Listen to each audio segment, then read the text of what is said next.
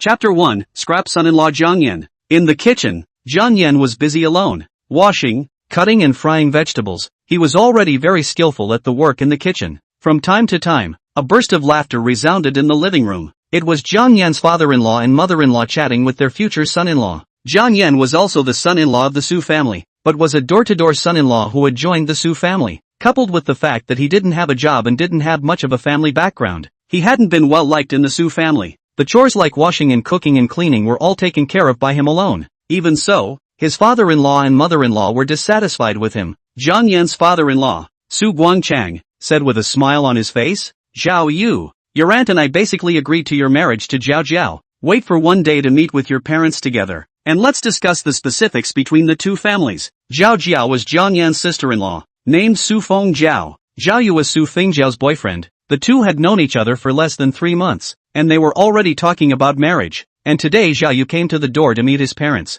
Zhao Yu replied back, "Okay, uncle, it depends on you and auntie's time. My parents' side is free anytime." At this time, Jiang Yan had prepared the last rice dish, sweet and sour carp, and he brought the rice dishes one by one to the dining room table. "Mom and Dad, the meal is all done. You can get ready to eat." Zhao Yu curiously asked, "Jia Jiao, who is this?" Su Fengjiao skimmed her mouth and said with a disdainful face, "Him, he's Jiang Yan, my sister's husband, a parasite who has no official job and relies on my sister to support him and parasitize our family." Hearing Su Fengjiao's introduction of himself, Jiang Yan frowned slightly. No matter what, he was Su Fengjiao's brother-in-law, and he even belittled himself like this. Jiang Yan had never had much say in this family, and his father-in-law and mother-in-law were very spoiled to Su Fengjiao, so he didn't dare to say much on weekdays. Plus today was the day Su Fengjiao's boyfriend came to the door. Jiang Yan even more did not want to make everyone unhappy because of a few words, so that his wife Su Fengjiao would not be embarrassed when she returned home. Su Fengjiao suddenly asked, "What time is it? Why isn't my sister back yet?"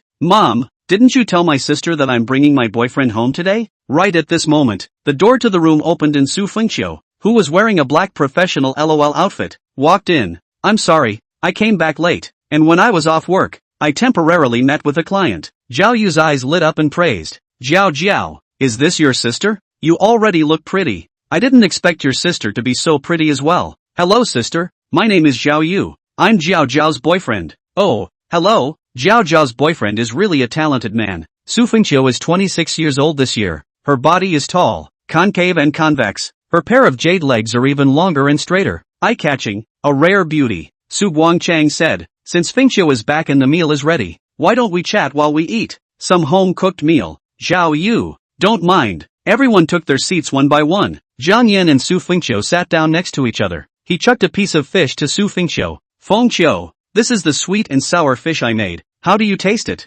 Su Fengjiao chucked a piece of fish herself. She put it in her mouth and spat it out before she could chew it. "Blah blah blah, tastes awful." "Jiang Yan, you didn't buy dead fish, did you? It's not fresh at all." Su Fengjiao tasted the fish and didn't taste any off flavors. "Jia Jiao, what are you babbling about? Where is this fish not fresh?" Su Fengjiao took another piece of celery, tasted it and spat it out. "This celery is all old. It can't be chewed at all." After saying that, Su Fengjiao said with a smug look on her face, "Dad, you've heard of the Dragon River Hotel, right? That's owned by Zhao Yu's family. Their family hotel is a 4-star hotel. The head chef is back from a Michelin restaurant abroad, and the cooking is delicious." Zhao Yu smiled and said, "Uncle, Auntie, why don't we go out to eat today? I'll have the hotel chef make a few specialty dishes for you to try." Jiang Yan's face became a bit unhappy. He sort of understood that Su Fengjiao was deliberately embarrassing him today. In the past, when he cooked, Su Fengjiao said that it was better than his mother-in-law's cooking, but today, she was nitpicking at every turn,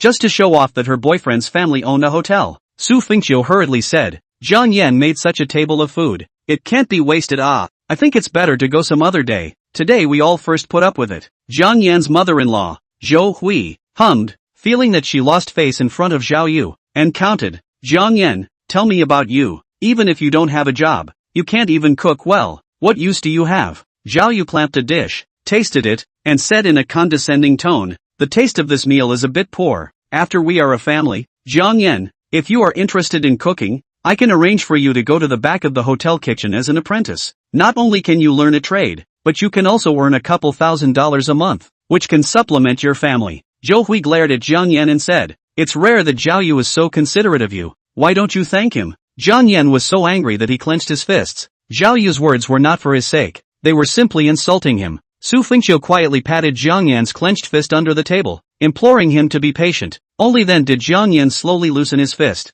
Thank you, no need, I'm not interested in being a chef. At this time, Su Fengqiu added fuel to the fire and said, what, you still don't like apprentices? Look at you, you're so poor, you want to save face and suffer. You and my sister go out shopping, are my sister to pay, right? Have you ever bought my sister a single piece of clothing or jewelry? Su Fengqiu took out a necklace from her neck, the gemstones inlaid on it sparkling. Open your eyes and see, this is the necklace that Zhao Yu bought me, 38,800,000. You can't afford it in your lifetime. When you first married my sister, you didn't even buy a diamond ring, and you even stayed at home after the wedding to dabble in food and drink. Jiao, that's enough. Su Fengqiu was so angry that her face turned a little white. No matter how useless Jiang Yan was, he was still her husband. Zhao Yu was not married to Su Fengqiu yet, and was still an outsider in terms of status. Mocking Jiang Yan like this in front of an outsider was not only embarrassing for Jiang Yan, it was also humiliating for Su Fengqiu. Your brother-in-law usually treats you well. Why do you keep talking nonsense today? Have you forgotten that on a rainy day? Who carried an umbrella to pick you up and take you home? Have you forgotten that when you were sick?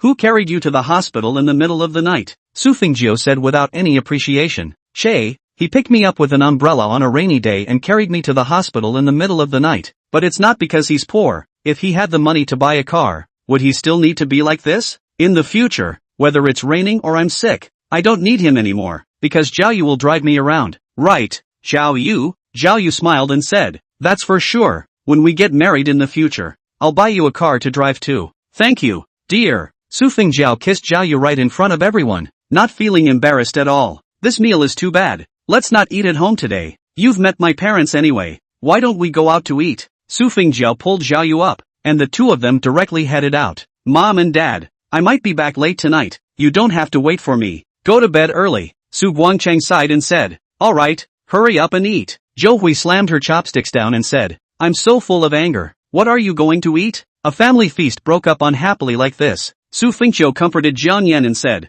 don't take it to heart. Jiao is not a bad person, but I don't know what's wrong with her today. She's full of nonsense. Jiang Yan smiled and said, it's okay, I won't hold a grudge against her. Su Fengqiu returned, then I'll go back to the company first. I still have a client to meet in the afternoon, and we'll go to the movies together in the evening. Good. Jiang Yan sent Su Fengqiu out the door and turned to clean up the dishes. At this time, his cell phone suddenly shook and received a text message. Young Master Jiang Yan, the 3-year period has expired, and the family's restrictions on you have been lifted. From now on, your Swiss bank account has been unfrozen. Your Centurion Black Gold card has been unfrozen. If you need any help, you can call the family's internal contact number at any time. Chapter 2, You Can't Look at a Person. Looking at the content of the text message, Jiang Yan couldn't help but reveal a smile at the corner of his mouth. Has the family restriction finally been lifted? Jiang Yan's original name was Jiang Yan, and he came from a super family called the Jiang family, and was originally a rich second generation who spent money like dirt. Jiang Yan wasn't sure how much money the Jiang family had.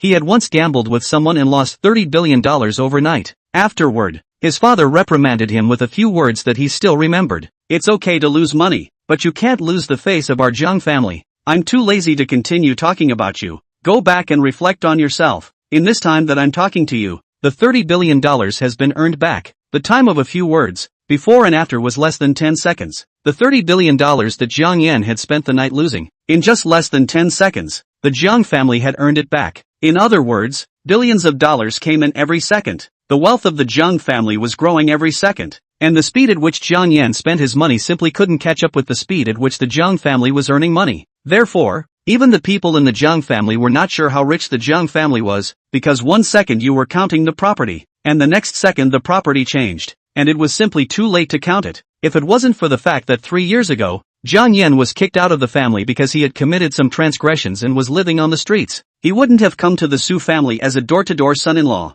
During these 3 years, he couldn't contact the people of the Jiang family, nor could he use a single penny of the Jiang family's money, which was considered as the Jiang family's punishment for him. Now that 3 years had passed, the Jiang family had finally lifted the restrictions on his punishment. Jiang Yan returned to his bedroom and found his wallet, which only contained one of his ID cards and a black credit card. This black credit card was the Centurion Black Gold card. The Centurion Black Gold card was the world's most recognized king of cards. the world's top premium credit card, and one of the most mysterious cards. This card is positioned in the top group, with no limit, and most cardholders are dignitaries, billionaires and celebrities. With this king of cards, cardholders can enjoy the top honor, customized exclusive services and unparalleled global rights and interests, including all-day on-demand concierge services, VIP seats at various events around the world and privileged access to top private clubs in major cities around the world. I've been married to Feng Qiu for 3 years, and in those 3 years, she suffered a lot because of me, so it's time to give her some compensation.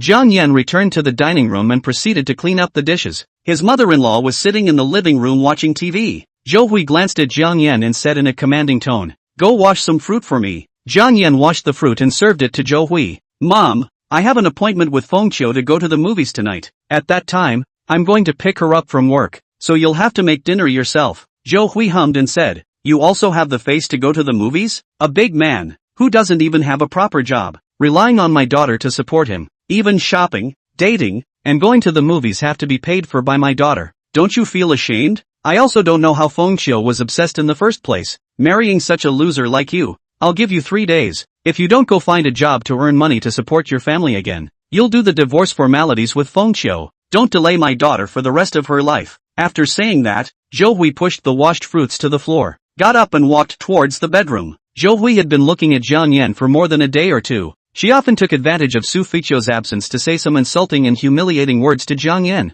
in order to stimulate Jiang Yan and Su Feiqiu to divorce. Zhou Hui also mentioned the divorce in front of Su Feiqiu, but was rejected by Su Feiqiu without hesitation. The reason for this was known only to Jiang Yan and Su Feiqiu. Jiang Yan picked up the fruit and then went out alone. He took a cab and headed to the biggest shopping mall in Yunzhou. He wanted to buy Su Feiqiu some small gifts as a surprise for tonight's date. As one of the most prosperous first-tier cities in southern China, Yunzhou had many international luxury brands in the mall. However, in Jiang Yan's eyes, these so-called luxury goods were no different from the stuff at roadside stalls. When he used to be in the Jiang family, no matter what he ate, used or wore, they were all the top of the world, and there were many things that could not be bought with money. He came to a Patek Philippe watch boutique because he remembered that the last time he and Su Feiqiu came to shop. At that time, Su Feiqiu liked a watch very much, but the cheapest piece of Patek Philippe's watch cost more than $100,000, which ordinary people could not afford to consume. Su Feiqiu, she is doing real estate sales,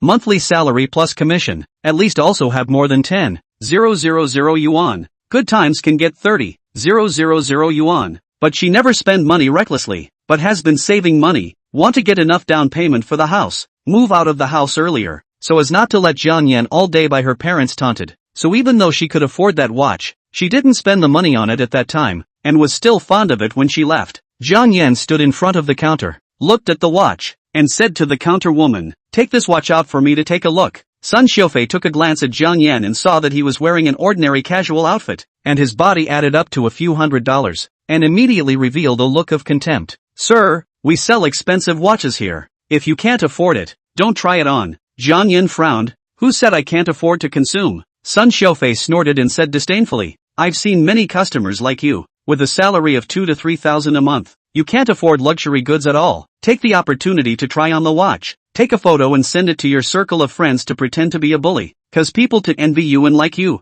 Cheat simple and ignorant little girls, and then finally say that you don't like the watch and turn around and leave." Jiang Yan couldn't help but laugh. He was too lazy to argue with a female teller in defense, and directly pulled out the Centurion black gold card. "Swipe the card and wrap the watch for me." Sun Xiufei froze for a moment, and then said, "Don't puff up your face. Don't you have to pay it back when you swipe your credit card to buy luxury goods? Pretending is fun for a while, but repayment is a worry." At this time, another woman with a manager name tag on her chest came over. She took a look at the card that Jiang Yan took out, and her face immediately changed. As the manager of this boutique, she had come into contact with many rich people and had received some professional training. Her vision and insights were far higher than ordinary tellers. "Hello sir, my name is Du Jiali. I am the manager of this boutique. May I ask what I can do for you?" Seeing her manager being so respectful and polite, Sun Xiufei was instantly stunned. Even when facing some rich people who were worth millions or tens of millions, she had never seen her manager being so respectful.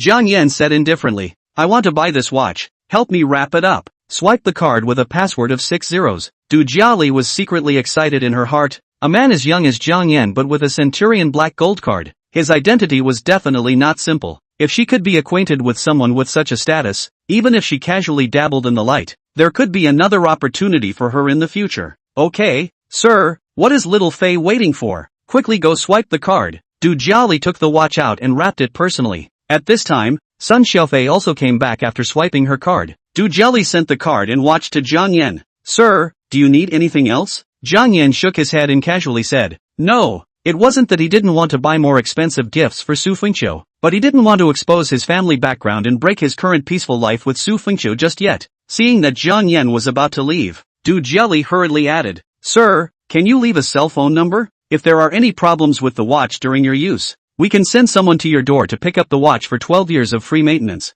Jiang Yan didn't think much about it and returned. Alright, he casually registered his name and cell phone number, then turned around and left. Sun Xiaofei couldn't help but ask, Sister Jiali, why are you being so respectful to him? What he bought was just one of the cheapest watches, and looking at the way he was dressed, he didn't look like a rich man. Du Jiali glared at Sun Xiaofei and said, what do you know? You can't judge a book by its cover. This person may be a big customer of ours here in the future. In the future, if he comes again, notify me at the first time. She didn't tell Sun Xiaofei about the Centurion Black Gold card, but also left a small thought of her own. Which of these little girls nowadays didn't want to climb to the top? In case Sun Xiaofei knew about Jiang Yan's identity, she might not know how to curry favor and pander in the future. Wouldn't this be adding a competitor to herself? Chapter 3 Small Gifts. Dahua Real Estate Sales Center. This was where Su Fengqiu worked. Fengqiu, your luck is also too good today. That Mr. Wang didn't even haggle and sold 3 houses in one breath. You are truly worthy of being the flower of our Dahua Real Estate's gold medal sales. Li Xiaoya,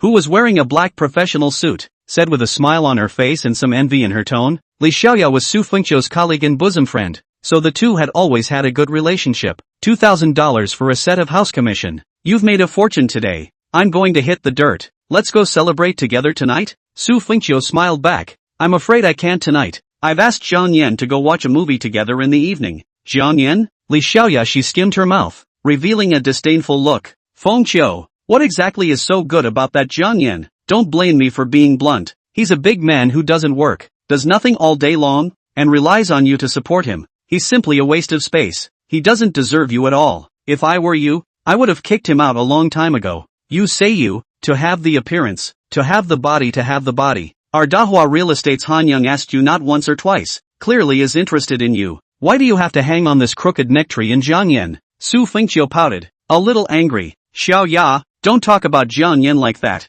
He loves me very much, and I love him too. Isn't that enough? Love? Fengqiu, this isn't when you just graduated from college. Why are you still so naive? Can love be a meal? This is a materialistic society. If there is no material foundation, the so-called love is a sadness. Let's not talk about anything else. Let's talk about the most realistic question. You and Jiang Yan have been married for 3 years. In case you suddenly get pregnant one day, and you can't work, who's going to support the family? Li Xiaoya continued. After the child is born, there will be another mouth to feed. Milk powder, diapers, which does not cost money. The child is a little older. You have to go to early childhood classes, and in the future you will have to go to school. The expenses will be more and more large. You alone to support a family. Is not it tired? Li Xiaoya's words, so that Su Fengqiu a little do not know how to refute. As a woman, who doesn't want their man to be able to shield them from the wind and rain, and carry the burden of the whole family on one shoulder? But Jiang Yan didn't want to go to work, and she didn't want to force him.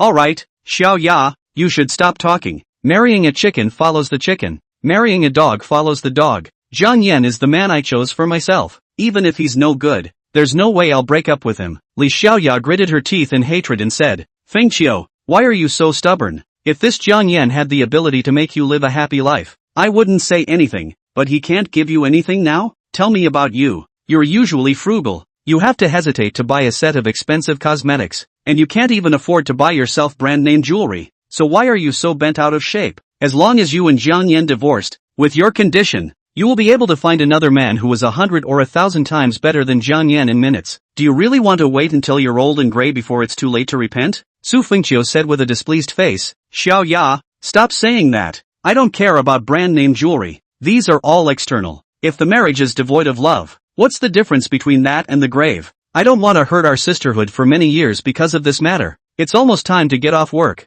I won't talk to you more. Seeing that Su Fengqiu seemed to be really a bit upset, Li Xiaoya sighed helplessly and didn't say any more. But in her heart, She was a bit annoyed with Jiang Yan for ruining her best friend's happiness for the rest of her life. Soon, the time to leave work arrived. Su Fengqiu packed up her things, put on her bag and headed out of the company. Jiang Yan arrived early and waited in front of Su Fengqiu's company, hoping to be the first to give her the surprise. Jiang Yan. Su Fengqiu saw Jiang Yan at a glance and happily ran towards him. When did you come? Have you been waiting for a long time? Jiang Yan smiled and shook his head. Returning, didn't wait long. I counted the time you got off work and came over. Fengqiu. A sudden shout rang out as Li Xiaoya ran over. Before she left work, she deliberately went to replenish her makeup, her pink face and red lips, a little more sexy. She shot a glance at Jiang Yan, looking at the less than a few $100s of ground floor clothes all over his body, revealing a contemptuous look. Where are you guys going? Su Fengqiu replied back. We're going to eat first, and then we're going to watch a movie.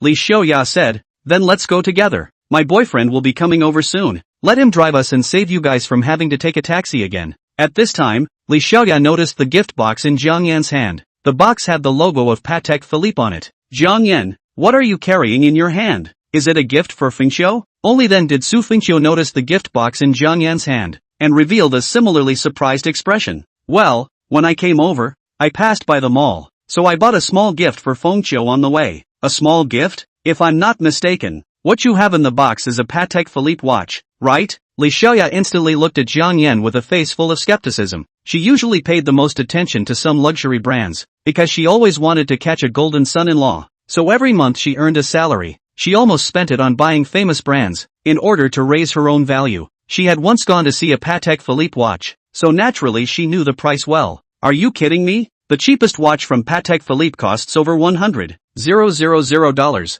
and you're actually saying it's a small gift? You're a home cook. Where did you get the money to buy such an expensive watch? It can't be a high imitation of a few $100s, right? Hearing Li Xiaoya's skepticism, Su Fengqiu's pretty face changed slightly. Her face was a bit unsightly. She didn't care what kind of small gift Jiang Yan had prepared for her, but if Jiang Yan really bought a high imitation watch and was shown by Li Xiaoya, then it would be too embarrassing. Without waiting for Jiang Yan to speak, Li Xiaoya reached out and grabbed the gift box. She was looking for an opportunity to mock Jiang Yan, but she didn't expect him to come to her door. If she could dismantle the high fake watch Jiang Yan bought in front of her, so that Su Fengqiu could see clearly what Jiang Yan was like, maybe the two of them would get divorced. Do you mind if I take a look? She snatched the gift box from Jiang Yan's hands, and couldn't wait before she took out the watch box and took out the watch inside. Su Fengqiu took a look and said in surprise, isn't this the same watch I saw last time? Jiang Yan smiled and said back, yes, I saw that you quite liked it, so I bought it in passing. By the way, do you think it's like going to the vegetable market to buy vegetables? Li Xiaoya secretly despised it in her heart, but after she looked at it for a while,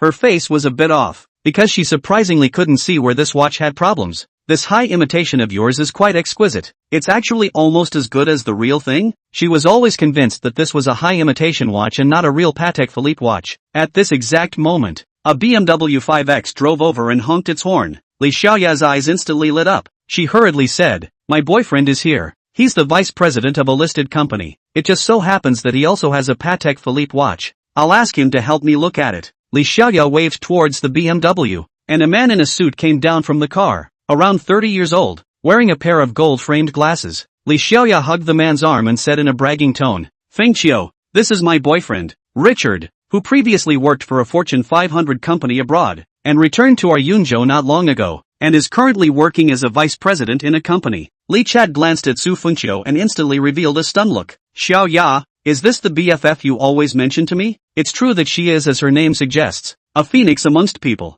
bright as autumn. Su Fengqiu nodded and smiled, politely returning, Mr. Li, hello, Li Xiaoya immediately said, Chad, you quickly help me see, is this watch a high imitation? Chapter 4 Limited Edition High Fashion. This Richard is wearing an Armani suit, wrist wearing a Patek Philippe watch, feet wearing Fendi shoes, glasses Arcadio, all exudes the successful people of the landlord atmosphere. He took the watch and carefully scrutinized it for a while. This should be a genuine Patek Philippe watch. Did you buy it, Xiaoya? I didn't buy it. It was Fengqiu's husband who bought it for her. As soon as Li Xiaoya heard that it might be real, her face became a little unsightly. Richard, did you look at it seriously? How could she not believe that Jiang Yan, a loser who stayed at home all day sweeping the floor and doing dishes, could afford such an expensive watch? Richard Li nodded again and said, it is indeed true. Patek Philippe watches all have a production number on the back. Unique. The most direct way to identify the real or fake is to call the local specialty store. Li Xiaoya had actually seen that this watch might be real, but she held a hint of fluke in her heart. She hoped that the watch was a fake, so that it would be more proof that Jiang Yan was a loser. Otherwise, what she had said to Su Fengqiu before was simply slapping her own face and destroying someone else's marital happiness.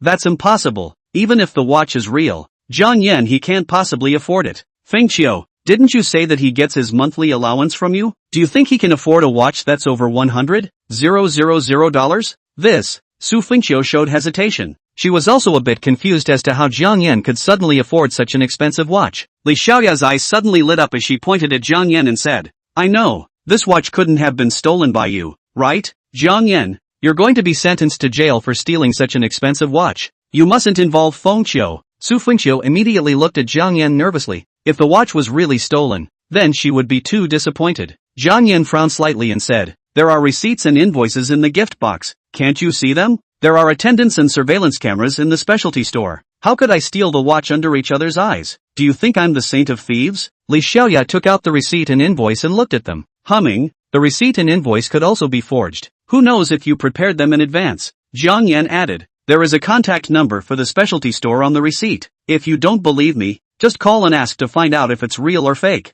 You think I don't dare to call? Li Xiaoya was convinced that Jiang Yan couldn't afford a Patek Philippe watch and thought he was just bluffing. She dialed the contact number on the receipt, and soon, the call was connected. She deliberately turned on the speakerphone, wanting Su Fengqiu to hear Jiang Yan's lies being broken down with her own ears. Hello, this is the Patek Philippe watch boutique. I'm the store manager Du Jelly. How can I help you? Li Xiaoya glanced at Jiang Yan, then asked, hello, I have a watch here from your boutique. I would like to inquire if this watch is authentic. Yes, ma'am. There is a production number on the back of the watch. Please? Li Xiaoya said the number again. After a while, Du Jiali said back, ma'am, this watch is indeed from our boutique, and was bought by a guest during this afternoon. Li Xiaoya's face couldn't help but change as she pursued. What is the name of the person who bought the watch? Du Jiali couldn't help but mutter in her heart. The watch was in the other party's hands. How come the other party still didn't know who bought it? Could it be that the other party picked up this watch? She was secretly excited when she thought of the Centurion black gold card in Jiang Yan's hand.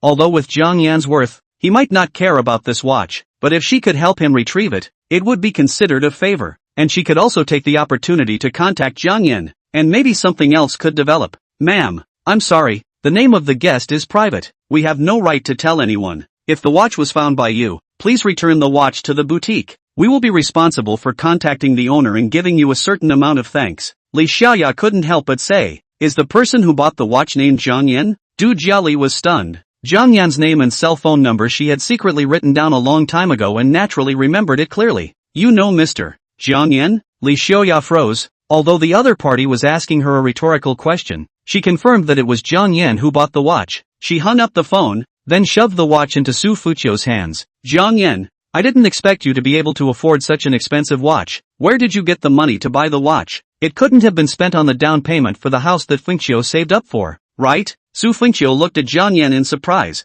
Her bank card number and password. Jiang Yan knew them all. Other than this possibility, she couldn't think of how Jiang Yan would have so much money to buy a watch. Being doubted again and again, Jiang Yan was a bit displeased. You're not my wife. I don't have to explain to you, right? Fengqiu, don't worry. I didn't touch your money. The watch was bought with my own money. I'll explain it to you when I get home. Good. Su Fengqiu nodded. She chose to believe Jiang Yan. After all, this was the man she had spent time with and shared a bed with for 3 years. In the beginning, if she didn't see Jiang Yan's character, she wouldn't have married Jiang Yan against the pressure of her family's opposition. Seeing that the atmosphere was a bit awkward, Richard smiled and said, oh, it seems to be a misunderstanding. We are all friends. Don't take it personally. Xiaoya, it's getting late. Let's go eat? Li Xiaoya looked at Richard. The blow she had just received in her heart immediately recovered. Even if Jiang Yan bought a Patek Philippe watch, so what? Could he be compared to his own boyfriend? One was a home cook. One was a company vice president who had returned from the sea. One was a loser who could only wear ground floor goods on his body.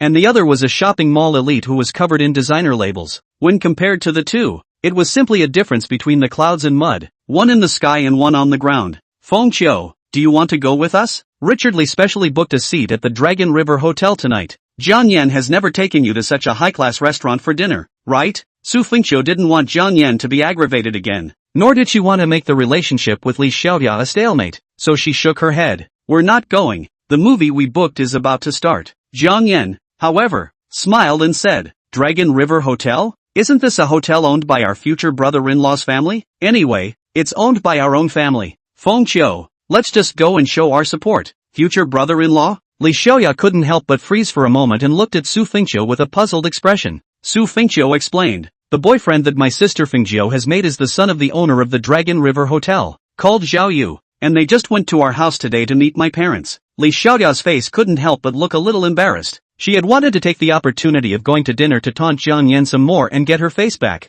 Unexpectedly, the hotel she was going to was actually owned by someone's future brother-in-law's family. If she went there, she was afraid that she would lose face even more. For a while, she was in a difficult position. Su Fengqiu relieved her. Xiao Ya, you guys go on your date. Jiang Yan and I won't be a light bulb for you. Su Fengqiu pulled Jiang Yan to leave. Jiang Yan stopped for a moment and asked, Richard, right? Your watch is nice. I'd like to ask, did you buy it from a specialty store as well? Richard Lee's waist stood up and smiled back. I bought my watch when I was working abroad. It cost me more than $100,000, but it's in dollars, not RMB, and it's a limited edition. You can't buy it domestically. Jiang Yan grinned, revealing a mouthful of white teeth. Is that so? I suggest you take it to a specialty store for an appraisal, because it seems to me that this watch of yours is a high imitation. You might have been cheated. Richard Lee's face suddenly changed, and a trace of undetectable panic flashed in his eyes. Li Xiaoya said angrily, Jiang Yan, what are you babbling about? You've seen such an expensive watch a few times and you dare to pretend to be some kind of appraisal expert here? Chapter 5, Is the body okay? The limited edition watch is a high imitation? Jiang Yan's words immediately annoyed Richard Lee and Li Xiaoya. Li Xiaoya was a vain woman, so she loved face. She had just misunderstood that Jiang Yan's watch was a high imitation, and suspected that Jiang Yan had stolen the watch. But the result was confirmed by the person from the boutique that it was indeed Jiang Yan who had bought it, which had already made her hit her own face. She had wanted to use the matter of going to the Dragon River Hotel for dinner to get her face and sense of superiority back again. But she didn't realize that the Dragon River Hotel was actually opened by Su Fengjiao's boyfriend's family. She simply wondered if she hadn't read the yellow calendar and had a bad year, and had actually stumbled upon something so coincidental. Originally, Su Fengqiu pulled Jiang Yan to leave. This matter also stopped, but Jiang Yan had a word to say, and it instantly provoked Li Xiaoya's fire. She was worried about finding an opportunity to get her face back, but Jiang Yan hit the bullseye on his own. A family cook who doesn't go out all day, who even relies on his wife's charity for his pocket money, dares to suspect that a listed company's vice president's watch is a high-fashion one, and I don't know where he got the courage from. This is just like, a beggar suspected that the landlord's home gold treasure is fake. Li Xiaoya said with a sneer, Richard's watch is a high-end limited edition that cost more than $100,000, and can't be bought domestically. A piece of his watch can top the 10 watches you bought, and you actually suspect that his watch is a high imitation? Jiang Yan, you shouldn't suspect that the ones bought by others are also fake if you can't afford them yourself. Take a good look with your eyes wide open. Is that BMW also fake? Richard Lee is wearing international brand names from head to toe. You probably haven't even heard of the name, right? I don't know where you got the confidence to open your mouth and talk nonsense. Richard touched his watch, puffed out his chest and looked up at Jiang Yan, and said with a condescending face, Xiao Ya, don't talk to him, a waste of space who doesn't even have a job. What does he know about name brand luxuries? That watch he bought, I'm afraid it's the only piece of luxury he has in his life. Jiang Yan was about to open his mouth when Su Fengqiu tugged at him, secretly giving him a wink to stop talking. Xiao Ya, Richard Lee, I'm sorry, Jiang Yan must have misread it. Please forgive him this time. I'll apologize for him. Seeing Su Fengqiu apologizing, Li Xiaoya waved her hand and said, That's just it. For Fengqiu's sake, I'm too lazy to bother with you. Richard grunted back and pulled Li Xiaoya's hand towards the BMW. Xiao Ya, stay away from this kind of person in the future. This is a typical red eye. Can't see others better than him, like a mad dog biting anyone he sees. After the two of them got into the car, Richard stepped on the gas pedal hard as if he was deliberately showing off. The BMW's engine let out a low growl and then sailed away. Only then did Su Fengqiu let out a sigh of relief, and then turned her head to comfort Jiang Yan. Hubby, Xiaoya's words are a bit hard to hear. Don't take it to heart. Don't worry, I won't. Jiang Yan laughed. He was too lazy to bother with two stupid people who didn't know what they were talking about. It wasn't for nothing that he said that Richard's piece of watch was a high imitation. To know, when he used to be in the Jiang family, what luxury goods hadn't he bought, used or seen before, and he had long practiced a pair of fiery eyes. It would be strange if he could even look away. Su Fengqiu frowned, but you shouldn't have said that just now. I know it's not right for Xiaoya to suspect you, But you can't just take it at face value and then turn around and suspect her boyfriend. Xiaoya and I are girlfriends and co-workers. If you make her angry, how will you let the two of us get along in the future? Jiang Yan did not mention the matter of the watch again, and hurriedly smiled and said, okay, it's my fault, wife, don't be angry. Su Fengqiu blankly glanced at Jiang Yan. She naturally wouldn't lose her temper and get upset with her husband because of such a small matter. Right, tell me honestly, where did you get the money to buy this watch? When he bought this watch, Jiang Yan had already thought of a good reason. This money is my lottery win. When I go to buy food every day, I will pass by a lottery store. Every time I spend $10 to buy a lottery ticket, continuously bought 3 years. I did not expect that a few days ago I really won. It is also a kind of the emperor's heaven is not responsible for the person who has a heart. You won a few days ago? Then why didn't you tell me?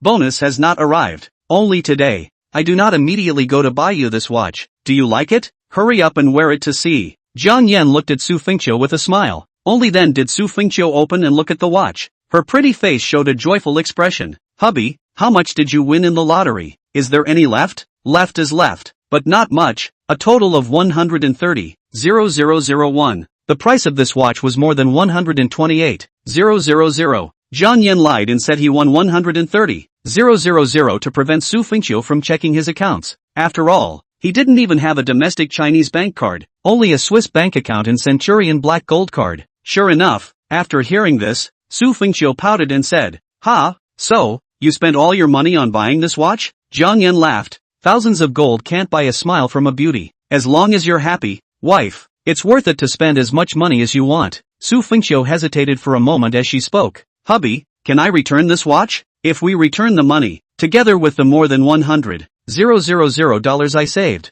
it's almost enough for the down payment of the house. By then, we can move out of the house and live in our two-person world. Hearing Su Fengqiu's words, Jiang Yan couldn't help but feel a little touched in his heart. He understood in his heart that Su Fengqiu's desire to move out was purely to take care of her own feelings, not wanting her parents to count herself out every day. Wife, the people at the other boutique said that once sold, there are no refunds or exchanges. Even if there is any problem with the watch, they just give free repairs. So, you just keep it and wear it. As for the down payment for the house, don't be in a hurry. When I get a job, I will work with you. You're looking for a job? Su Fengqiu's face revealed an expression of surprise as she pursued. Is this true? Hubby, why do you suddenly want to find a job? Jiang Yan smiled and said, it's been 3 years. My body has gotten better and it's time for me to come out and work. And our mom warned me today. Within 3 days, I must find a job or let me divorce you. But is your body really okay? Su Fengqiu revealed a worried expression. In the past 3 years, Jiang Yan has not come out to work. Su Fengqiu has not complained about him, because Jiang Yan has injuries on his body,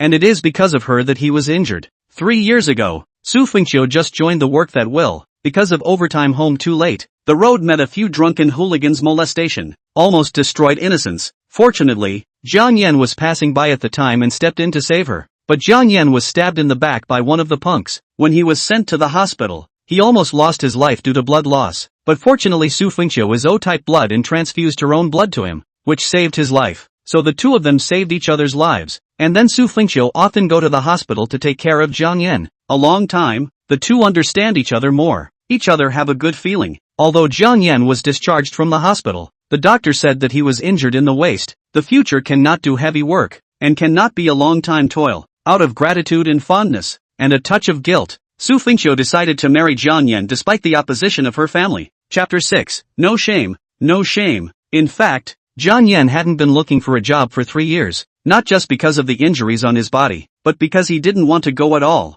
As the saying goes, it's easy to go from frugality to luxury, but hard to go from luxury to frugality. He was the young master of the Jiang family, and he was used to living a life of pampering and spending money like dirt. Suddenly, he was asked to work for someone else, to be lowly and smile, and to look at other people's faces. How could he bear it? Moreover, Jiang Yan was clear in his heart that sooner or later, the Jiang family would lift the restrictions on him, so he didn't worry about the future at all. Now that the Jiang family had lifted the restrictions, he had become a wealthy young master who could spend money like dirt again. The fact that he was now saying that he was going to find a job was purely to cope with his mother-in-law, and in the future, he wouldn't have to be stared at home every day. As long as I don't do manual labor, my body is fine, so don't worry. Then what kind of work have you thought of doing? I haven't really thought about it yet. There's no hurry. I'll look for a job in the next couple of days, and I'll do whatever job is available first. Let's not talk about this. I still have some money left here. Let's go eat and watch a movie. Jiang Yan put his arm around Su Fengqiu's willow waist,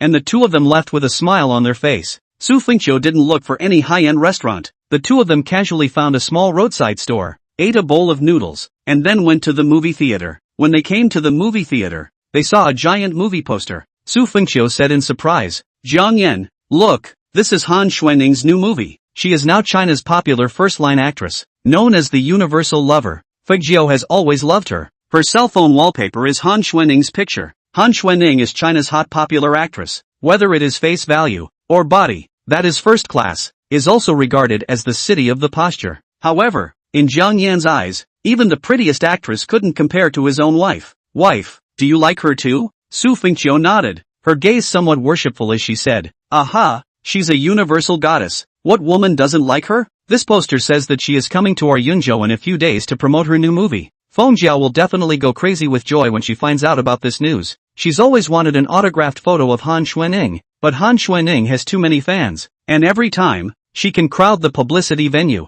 so ordinary fans can't see her at all. Wanting an autographed photo of her is even harder. At this time, a radio sound rang out. Attention for those who will be watching East Rainbow City's Richest at 1930. Ticket checking for admission will now begin. Please head to the ticket gate to check your tickets. Yikes, the movie is about to start. Hubby, let's hurry to check the tickets. Su Fengqiu pulled Jiang Yan's hand and the two rushed to the ticket gate. It was a comedy movie with many laughs. Su Fengqiu laughed almost from the beginning to the end. Tears of joy flowed out of her eyes. On the way home, Su Fengqiu kept discussing the movie with Jiang Yan, laughing out loud from time to time. Seeing Su Fengqiu so happy, Jiang Yan was also very happy in his heart. After arriving at the entrance of the neighborhood, the two got out of the car. There was a red Porsche sports car parked at the entrance of the neighborhood, which couldn't help but attract the attention of Jiang Yan and Su Fengqiu. The neighborhood they lived in was just a civilian neighborhood. There were no people who could afford to drive a luxury car like a Porsche. At this moment, inside the Porsche car, a man and a woman were making out. Honey, that girl in the car seems to be Feng Jiao? Su Fengqiu took a closer look and her face instantly became a bit ugly, especially when she saw Jiayu put his hand into Su Fengjiao's clothes. She couldn't help it. She walked directly to the front of the Porsche car and tapped on the window, startling the two people inside the car. Su Fengjiao saw that it was her sister and panicked, pushing Jiayu away and straightening her hair and clothes. Jiayu had a spoiled expression on his face as he pushed open the car door and walked out. Oh, so it's Sister Feng Jiao? I'm here to send Feng Jiao home. Su Fengjiao ignored Jiayu and said with a cold face, Feng Jiao, get out of the car. Su Fengjiao got out of the car. Her face still had a flushed color that hadn't subsided. She didn't dare to look into Su Fengjiao's eyes. Come home with me. Su Fengjiao pulled Su Fengjiao towards the neighborhood. Sis, what are you doing? I haven't said goodbye to Xiaoyu yet. Xiaoyu, I'm going home first. See you tomorrow. Xiaoyu smiled and waved his hand, shouting, okay, see you tomorrow. Jiang Yan and Xiaoyu exchanged a glance and said, go home early at night. Don't let your parents worry. At this time, Su Fengqiu realized that Jiang Yan didn't follow her and shouted, hubby, what are you doing? Going home. Xiaoyu wiped the lipstick marks on the corner of his mouth and said disdainfully, who are you to talk to me like that? If it wasn't for Feng Jiao's face, I wouldn't even bother to look at you. A big man with arms and legs, actually relying on a woman to support him. It's not too shameful. Do you have a bad stomach, so you can only eat soft food? After saying that, Xiaoyu gave a little thumbs up towards Jiang Yan and drove off. Su Fengjiao shook off Su Fengjiao's hand and turned her head to glare at Jiang Yan. Jiang Yan, what did you just say to Xiaoyu? Jiang Yan returned, nothing, told him to go home earlier for fear that his parents would worry. Su Fengjiao crossed her arms in front of her chest and bristled. It's none of your business if people go home or not. Can you stop worrying about salty carrots? Su Fengjiao raised her willow eyebrows and said unhappily, Jiao, how are you talking to your brother-in-law? Also, what were you and Xiaoyu doing in the car just now? Don't you feel ashamed? Su Fengjiao hummed and said with a twist of her head, what's there to be ashamed of? It's not like we did anything unseemly. Any couple would make out. Didn't you and Jiang Yan do it? Su Fengqiu said angrily, then you have to pick a place too? The two of you are right in front of the district. Still in the car. There are people coming and going. If the neighbors in the district see it, don't you mind losing face? It's nighttime. Where are the people? I'm too lazy to talk to you. Su Fengjiao turned around and ran towards the upstairs. Jiang Yan comforted, wife, don't be angry. Fengjiao has grown up. She will have her own measure. Su Fengjiao helplessly shook her head and said, Fengjiao is just spoiled from a young age. She only graduated from university not long ago. She's still like a child and doesn't know anything about the world. I'm afraid that she will suffer. Thinking back to Zhao Yu's respectful behavior in Su's house today, and then looking at his just now that conceited and disdainful look, is indeed a two-faced guy. However, Su Fengjiu, as well as his father-in-law and mother-in-law were very satisfied with Zhao Yu, and if Jiang Yan said anything wrong about Zhao Yu, he would definitely be scolded and suspected of sowing discord. Aren't they getting engaged? It's better for us to stay out of it too much,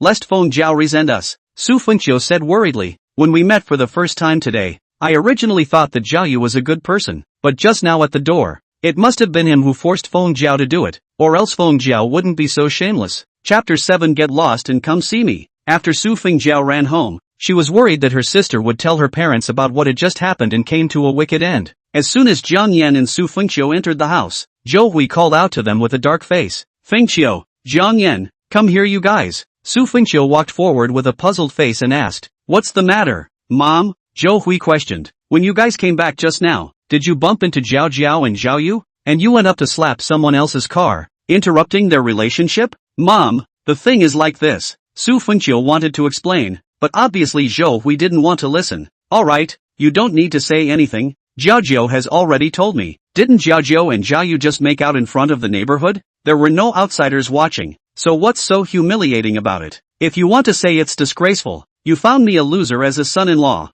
That's what really makes me and your father disgraceful. If we can't dabble in the light of you in this trash, we can only dabble in the light of Zhao Jiao and Zhao Yu. With a golden son-in-law like Zhao Yu, our Su family will be able to raise our eyebrows in the future. And in the future, I'm afraid that your father and I will have to rely on Zhao Jiao and Zhao Yu for our old age, so we can't count on you two anyway. Hearing these words, Su Fengjiu couldn't help but be filled with aggravation. Mom, I didn't want to stop Zhao Jiao and Zhao Yu from falling in love. I was afraid that she would suffer. Shay, Su Fengjiao's mouth skimmed and said with a disdainful face, what loss can I suffer? Zhao Yu treats me very well. Whatever I want, he buys it for me. I even told Zhao Yu tonight to introduce a job to Jiang Yan, and he immediately agreed. Zhou Hui immediately said, did you hear that? Zhao Yu is only interested in our family Jiao, so don't worry about it. And Jiang Yan, when Zhao Yu introduces you to a job, you'll go to work right away. Don't be an eyesore at home all day. Su Fengqiu's eyes reddened and she turned around aggressively and ran towards the bedroom.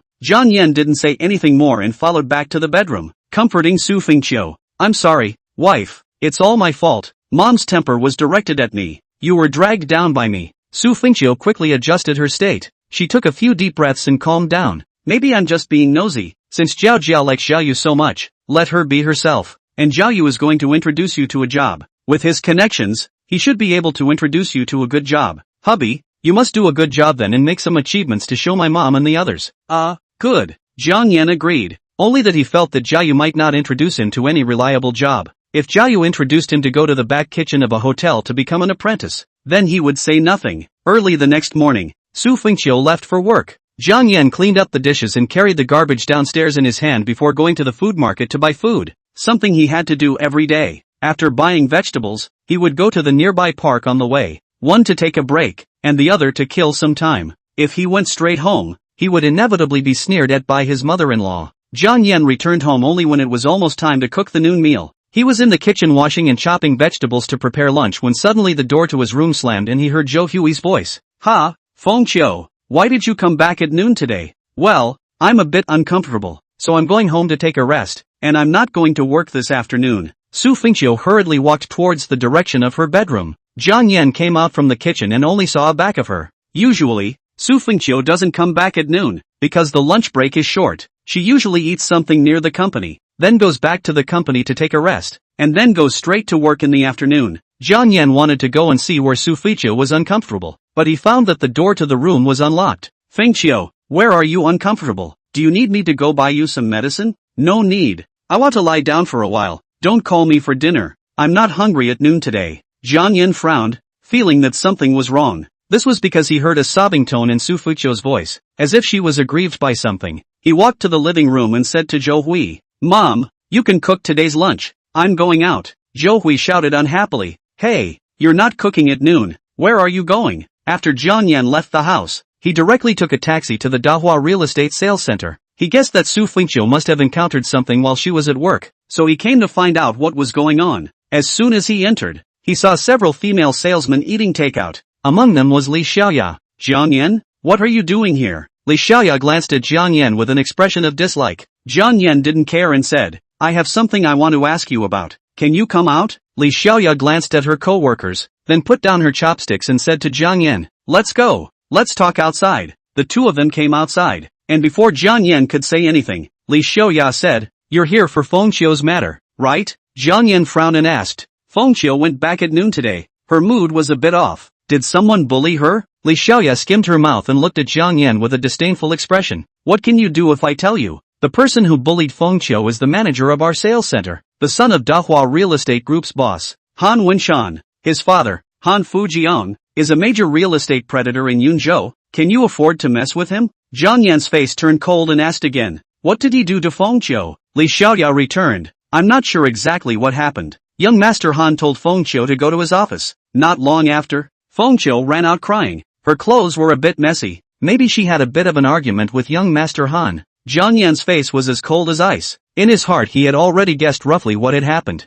Han Wenshan, where is he? After Fengqiu left, he also left. Li Xiaoya sneered and said, Jiang Yan, it's not that I'm looking down on you. You're not 100,000 miles away from Han Wenshan. You can't fight others. In fact, I think that if you and Fengqiu divorced, and Han Wenshan married Fengqiu, then Fengqiu will be the youngest grandmother of Dahua Real Estate Group, and she will be able to live a life of fine clothes and food, which is much better than with you. Jiang Yan turned around and left, not even bothering to listen to Li Xiaoya anymore. He took a taxi and headed directly to Dahua Real Estate Group. Is Han Fujiang here? Jiang Yan asked with a gloomy face. The receptionist sized up Jiang Yan, and seeing that he was wearing a few $100s of ground goods, he immediately revealed a look of contempt. Who are you? What's the matter with finding our general manager? It's off-duty time. Our general manager is not in. Jiang Yan asked again. Where is he now? Tell him that I want to see him. The receptionist couldn't help but snicker and said, who the hell are you? Do you think that our old boss is someone who can just see whoever wants to see him? Jiang Yan didn't talk any more nonsense. He took out his cell phone and dialed an odd string of numbers. Soon, the call was connected. Hello, this is Jiang Yan. Young Master Jiang Yan, is there something wrong with you dialing the family's internal line? Within half an hour. I don't care what method you use. Get Han Fujiang of Yunzhou Dahua Real Estate Group to roll over and meet me. I'll be waiting in front of his company. Chapter 8 Important Character. Han Fujiang was having dinner with several important customers at the Dragon River Hotel when he suddenly received a call from Gao Yuba, the director of the Yunzhou Housing Authority, asking him to come back to the company immediately, saying that there was a very important figure waiting for him and that he must receive him well. Han Fujiang asked what kind of important person it was, but Gao Yuba said he didn't know and only said that someone from above had informed him. Gao Yuba is already a hand of Yunzhou Housing Authority. His above that can only be the people in the province. Therefore, after receiving the call, Han Fujiang immediately dropped his clients and quickly rushed towards the company. As soon as he arrived at the company, he saw Jiang Yan standing at the door, but he saw that Jiang Yan was dressed in ordinary clothes and didn't look like an important person, so he thought he was looking for a job. Han Fujiang asked the receptionist, did someone just come to look for me? Where is he now? The receptionist was surprised and pointed her finger at Jiang Yan, who had made the call in front of her more than 20 minutes ago. She even laughed in her heart at that time, thinking that Jiang Yan was a psychopath, actually asking their old boss to roll over and meet him. If she didn't see that Jiang Yan didn't cause any trouble, she would have told the security guards to blow him out. But how could she not expect that her old boss really came? Mr. Han, he's the one looking for you. Him? Han Fujiang looked at Jiang Yan suspiciously, and he didn't dare to be slow, walking up and asking, may I ask who you are and what you're looking for me for? Jiang Yan returned with a cold look. You're Han Fujiang? It's me. I have something to talk to you about. Do you want to talk here or go to your office? Han Fujiang thought to himself that Jiang Yan was so calm, thinking that it must be that very important person. If it were an ordinary person who saw him, they would have been excited and skulking around. Where could they be so calm and collected? Go to my office, please. After arriving at the office, Han Fujiang asked his secretary to pour Jiang Yan a glass of water, then asked with a smile, dare I ask what is your relationship with Director Gao Yuba? Gao Yuba? Don't know. Don't know? Han Fujiang's face froze. Could it be that he had recognized the wrong person? This kid was not the very important person that Director Gao had said he was? Then what are you looking for me for? Jiang Yan spoke. Han Wenshan is your son, right? Han Fujiang nodded. It's my son. You know him? Jiang Yan returned. Don't know him. Not recognizing again. Han Fujiang's brows instantly furrowed as he asked unhappily. You don't know my son, so why are you asking him? Jiang Yan said in a cold voice. Your son did something wrong today, and I'm here to ask you for an explanation. Han Fujiang patiently asked. What did he do wrong? Your son bullied my wife, and he must be duly punished. And who is your wife? As soon as Han Fujiang heard Jiang Yan's words, he was instantly convinced in his heart that Jiang Yan was definitely not that very important person. After all, how could an important person who even greeted director Gao Yuba's above him come to him to seek justice for something like his wife being bullied? It was simply ridiculous. My wife's name is Su Feiqiu, an employee of your Dahua real estate sales center. Hearing Jiang Yan's introduction, Han Fujiang became even more certain of his inner thoughts. The husband of an ordinary employee under his own company. What kind of important person could he be? He must have recognized the wrong person. His face sank as he said in a condescending tone, "You said my son bullied your wife. Do you have any evidence? If you don't have evidence, then it's slander and false accusation. I can sue you." Jiang Yan snorted coldly and said, "Someone told me that your son called my wife to his office, and shortly afterward, my wife ran out in tears, unclothed, and that's evidence." Han Fujiang laughed, "Ha ha ha, what kind of evidence is that? It's not like anyone witnessed my son bullying your wife, not to mention that my son didn't do such a thing, even if he did. So what? I even said it was your wife who seduced my son. My son is the young master of Dahua Real Estate Group. Dahua Real Estate has billions of assets. I don't know how many women want to seduce my son, just wanting to step into the rich family with one foot, and from then on, have no worries about food and clothing. You can't control your own wife well, and you still have the face to come to me for an explanation. How ridiculous," Jiang Yan said with an icy face. "It's fine to insult me, but insulting my wife, this is the biggest mistake you've made. I gave you a chance, but you don't cherish it yourself, so don't blame me." Jiang Yan took out his phone and dialed the previous number again. "Within an hour, I want Yunzhou Dahua Real Estate Group to go bankrupt." After saying that, he hung up the phone and looked at Han Fujiang indifferently. Han Fujiang, however, laughed as if he had heard a heavenly joke and slapped the table. "Ha ha ha ha, scared me to death. Within an hour, you want my Dahua Real Estate Group to go bankrupt? Did you call the exterminator? Thinking that with a snap of your fingers, you can bring down my company that I've worked so hard to run for decades?" Jiang Yan smiled faintly, crossed his legs, and said, He, let's wait and see then." Han Fujiang laughed, "Good, then I'll wait with you. It's really been a long time since I've encountered something so happy." 10 minutes had just passed when suddenly Han Fujiang's secretary ran in anxiously. "Mr. Han, it's not good. I don't know what's going on. Suddenly someone made a big purchase of our company's shares, and then sold them off at a low price. Our company's stock market index is constantly falling, and it's currently down more than a dozen points, and we've lost several $100 million. "What?"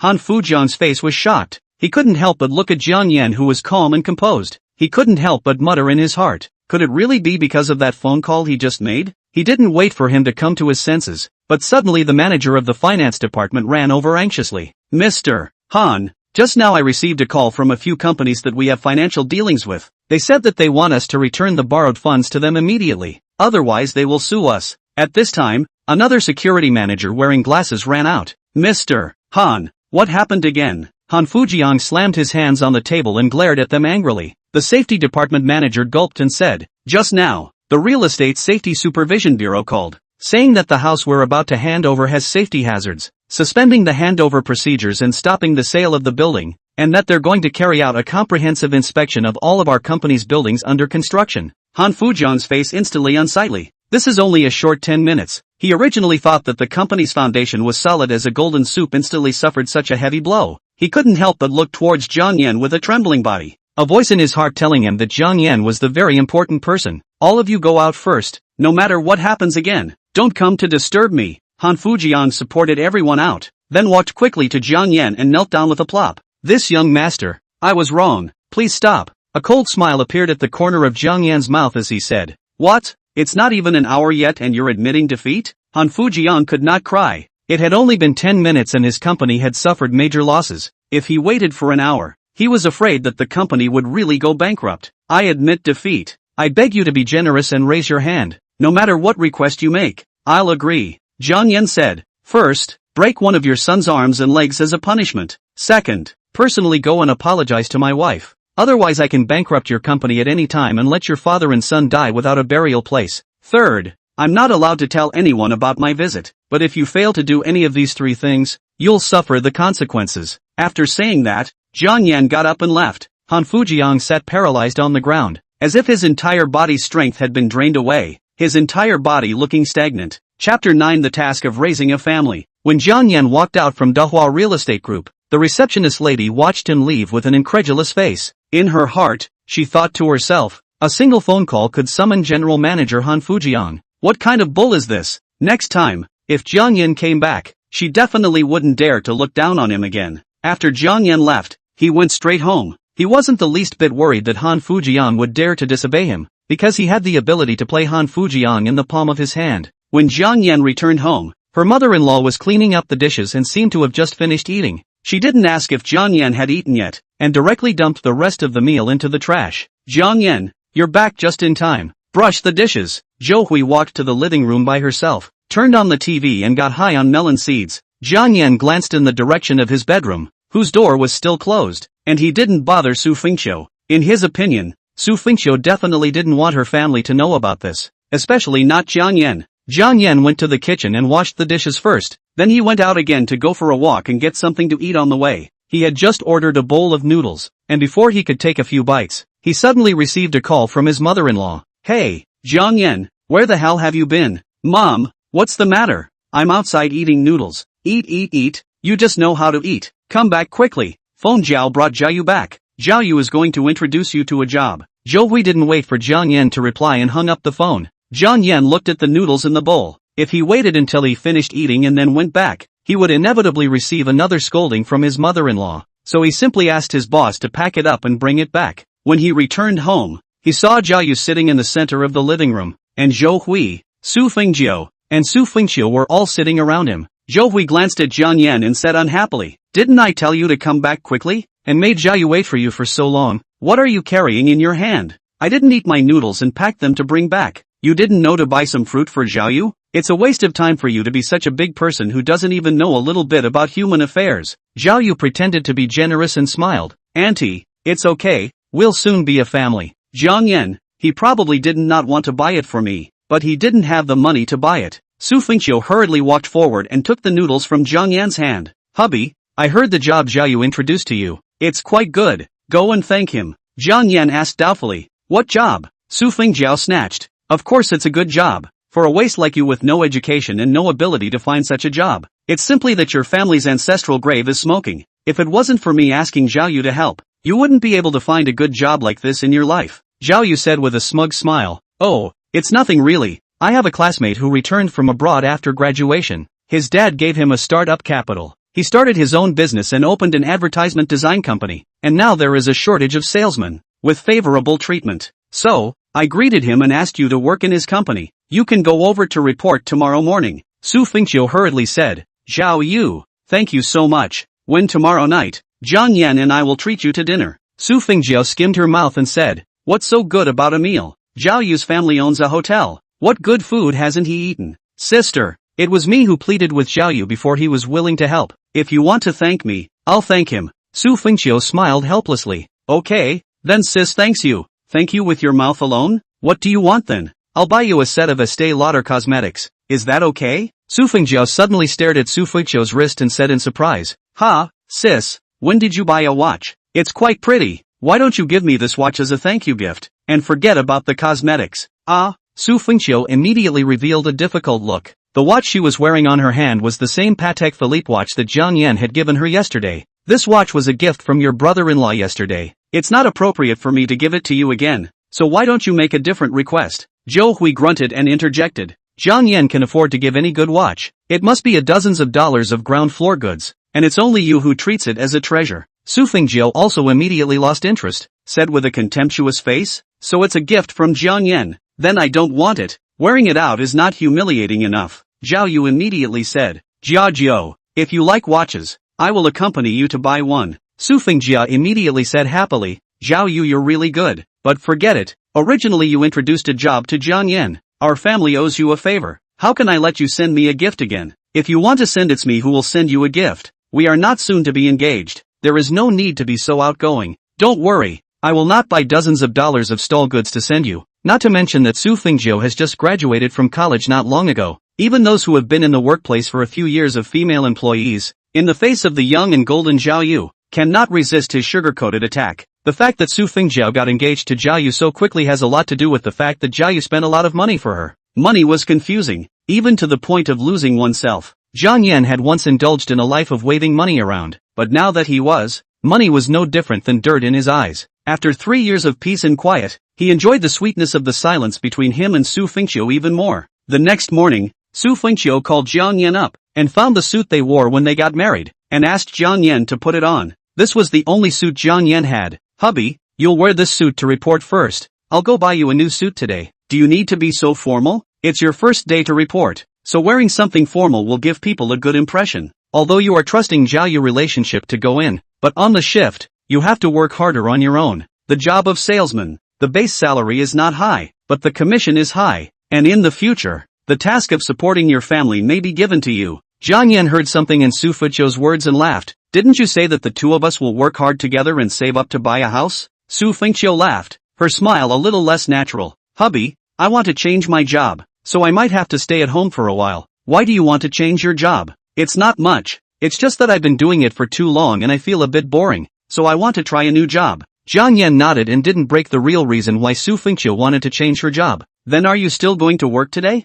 "I'm going to hand in my resignation letter today. Let's go out together. You send me to the company's entrance." "Good." Jiang Yan mounted the small electric stove. Su Fengqiu put her pretty face on Jiang Yan's back, her hands wrapped around his waist, and the two of them headed towards the Dahua Real Estate Sales Center. Chapter 10, I'm not quitting my job. Dahua Real Estate Sales Center. Early in the morning, Han Fujian came here, which startled all the employees of the sales center. Everyone thought that Han Fujian was suddenly visiting for an inspection, which, coupled with Han Fujian's sullen face, caused everyone to tremble with fear. Who is Su Fengqiu? Li Xiaoya's heart was suddenly startled. She couldn't help but remember that Jiang Yan had come to her yesterday and asked her about what had happened to Su Fengqiu. Could it be that Jiang Yan had gone to the old boss and ended up making the old boss angry by bumping him off, and that's why he came here early in the morning to ask for trouble? Li Xiaoya thought more and more afraid. In case the boss, if she knows, if she told Jiang Yan this matter, a rage and then implicated her, that would be bad. Han Fujian once again asked, "Why don't you say anything?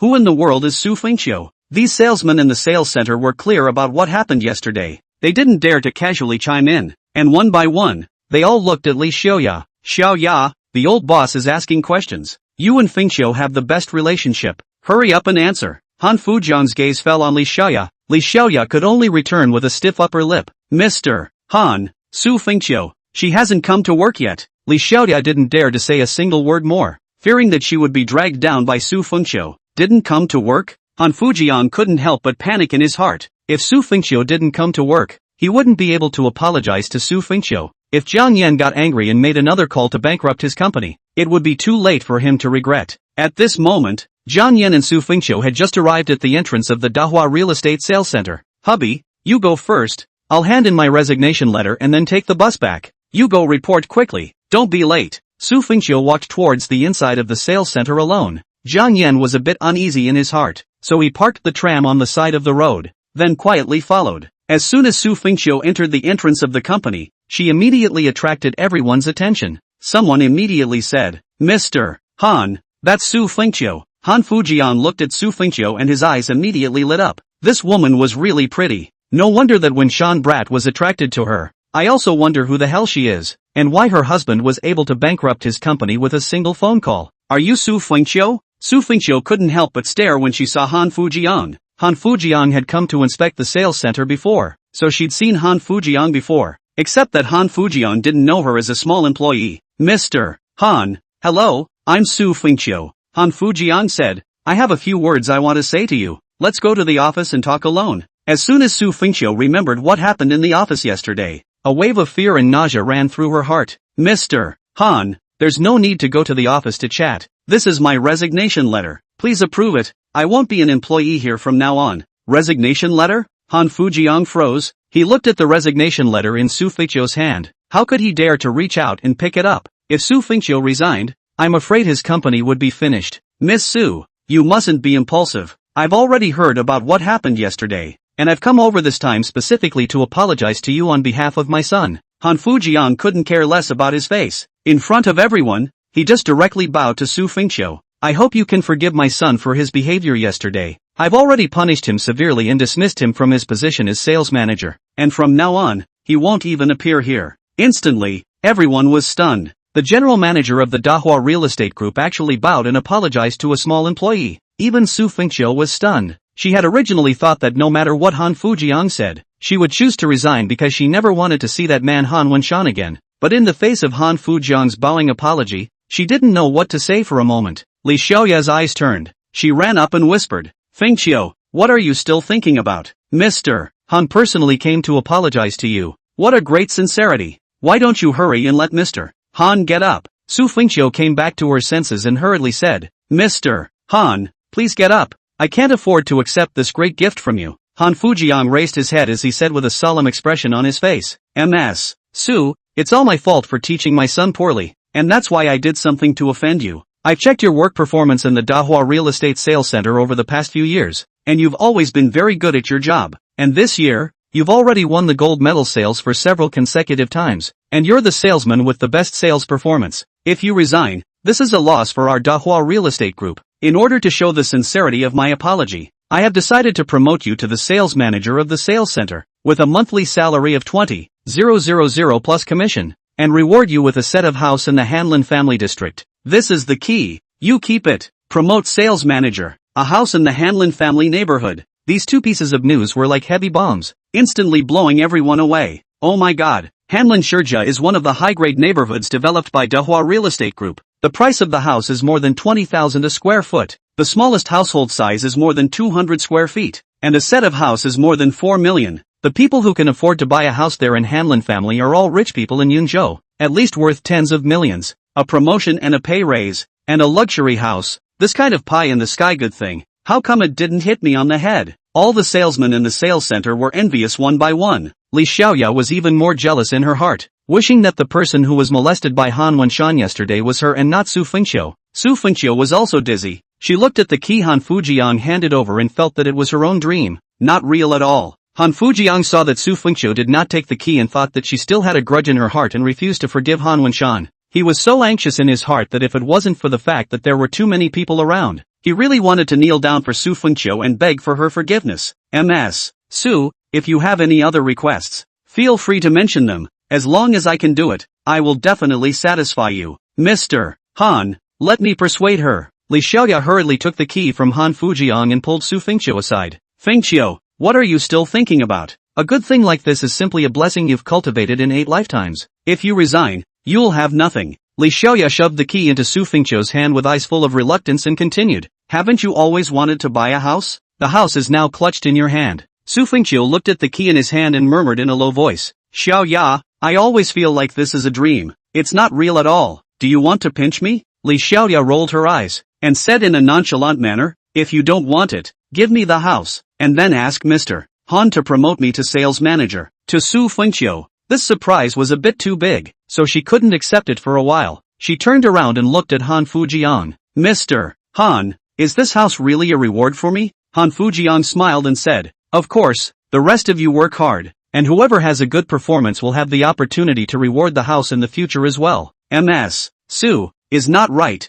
should be shouted Manager Su. You also continue to work hard. In the future may also have the opportunity to enter the head office position." Su Fengqiu's eyes could not help but be flooded with tears, feeling that her hard work for so many years had finally paid off. "Thank you Mr. Han, I won't resign. I will continue to work hard." Chapter 11 Anonymous Reporting. Hearing Su Fengqiu say that she will not resign, Han Fujiang has been hanging heart put down half, now that he apologized and gave Su Fengqiu a promotion and a pay raise, in addition to a set of houses. He thought that Jiang Yan should not pursue this matter. Han Fujiang hesitated for a moment, and he said to Su Fengqiu, "Manager Su, can I have a few words with you alone?" Li Xiaoya walked away sagely, and the others walked away as well, but they all stretched their ears one by one, wishing they were clairvoyant and could hear the conversation between the two. Han Fujiang asked in a low voice, "Manager Su, you look so pretty. Your husband is really lucky. I wonder what kind of work he does." Su Fengqiu was a bit embarrassed as she returned,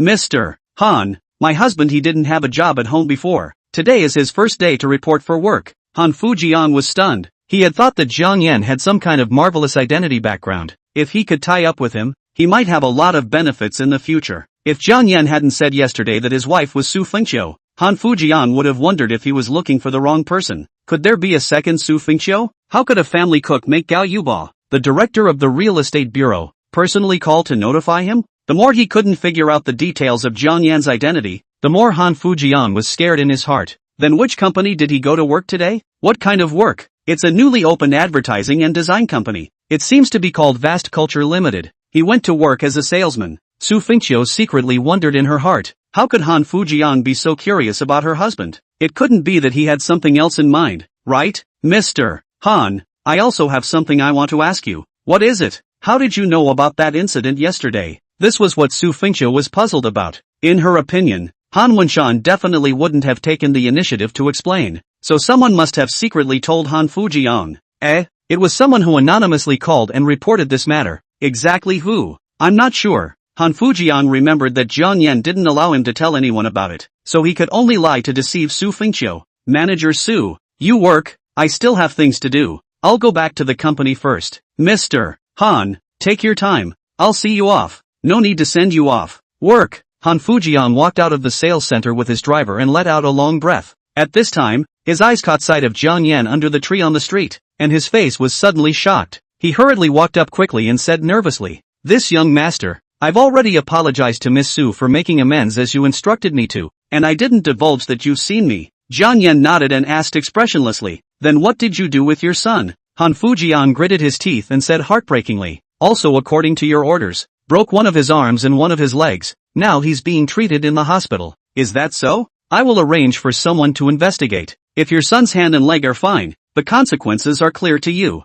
Jiang Yan glanced coldly at Han Fujian, then rode the tram and left slowly. Han Fujian's forehead suddenly broke out into a cold sweat. He had hesitated yesterday. After all, he was his own son. He just couldn't lay a finger on him. He wanted Han Wenshan to wear a plaster cast and go to the hospital for a few days, pretending to have broken his arms and legs. But once Han Fujian thought of Jiang Yan's ability to easily bankrupt his company, he immediately cut off the idea of faking. He himself personally called and hired someone to break one of his son's arms and legs. Han Wenshan was now lying in the hospital, still thinking that he had gotten into a conflict with someone else and that's why he got his arm and leg broken, not even realizing that his dad had arranged it. After Jiang Yan walked away, Han Fujian also followed in his car and left. Inside the sales center, all the salesmen surrounded Su Fengqiu. "Fengqiu, congratulations, you're a manager now. Shouldn't we treat you to dinner? We're all sisters. You can't look down on us after you've been promoted. Fengqiu, you are really blessed this time. Not only did you get a promotion and a pay raise, but you were also rewarded with a house. We can't afford to buy a house in Hanlin family even if we don't eat or drink for 10 years. Su Fengqiu saw that everyone was so enthusiastic about her and smiled back. "Didn't Mr.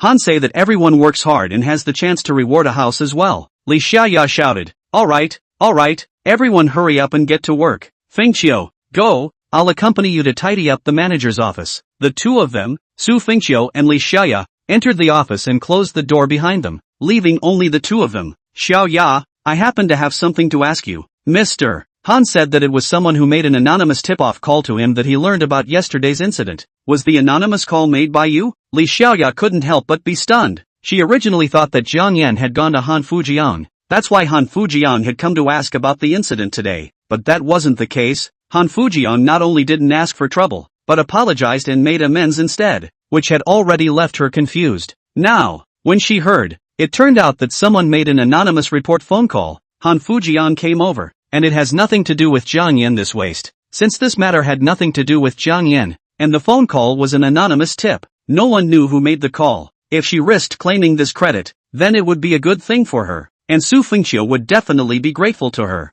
"I saw you running out of Han Wenshan's office in tears yesterday, so I knew he bullied you. I was furious and had no other way to help you out, so I made an anonymous tip-off call to Mr. Han, and I didn't realize that Mr. Han would take this matter so seriously." Su Fengqiu held Li Xiaoya's hand and said with emotion, "Xiaoya, thank you. You are really my good sister. I won't forget this friendship of yours." Li Xiaoya smiled and said, "This is all what I should do. In fact, if you want to thank, you should thank Mr. Han for his high moral character. If it wasn't for Mr. Han, his integrity and righteousness, even if I had made an anonymous phone call, that wouldn't have been of any use. But Fengqiu, you mustn't tell anyone about this matter. Han Wenshan is after all the son of General Manager Han. If he knows that I made the anonymous phone call to report it, he will definitely hold a grudge against me." Su Fengqiu nodded. "Well, don't worry, I won't betray you," Li Xiaoya added. "Actually, the other sisters also fought for you yesterday. I don't know if there is anyone like me who also made an anonymous phone call to report. If there is,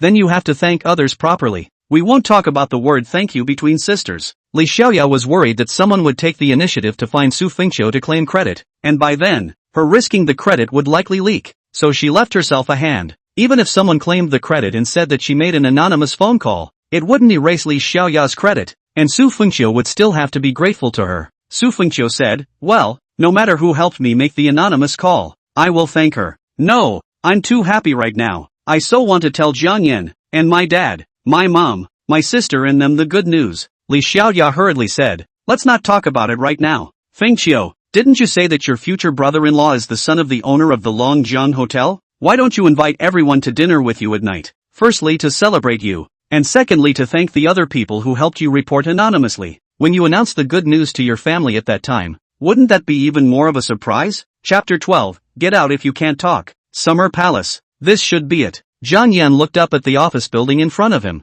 This was the location of the company that Zhao Yu had introduced to him. He entered the building and took the elevator to the 32nd floor, and as soon as he exited the elevator, he saw the 8 eye-catching characters of Vast Culture Limited. As soon as he walked in, he was stopped by the female receptionist. Hey, what are you doing? I'm here to work. Work? Lu Yuehong sized up Jiang Yan for a few moments, thinking that he was quite handsome, but he hadn't heard that the company was expecting a newcomer. Jiang Yan calmly replied, well, it was Zhao Yu who introduced me. He said that he is a classmate with your general manager. My name is Jiang Yan. As soon as Lu Yuehong heard that she was introduced by her manager's classmate, the relationship must be extraordinary, and she immediately smiled all over her face. Then you come with me. I will take you to see our general manager. Lu Yuehong twisted her small waist and walked in front, displaying her proud figure, thinking that if she tied up with Jiang Yan, she might be able to get some benefits in the company in the future. Arriving at the door of the manager's office, Lu Yuehong knocked on the door, and a man's voice came out from inside the door.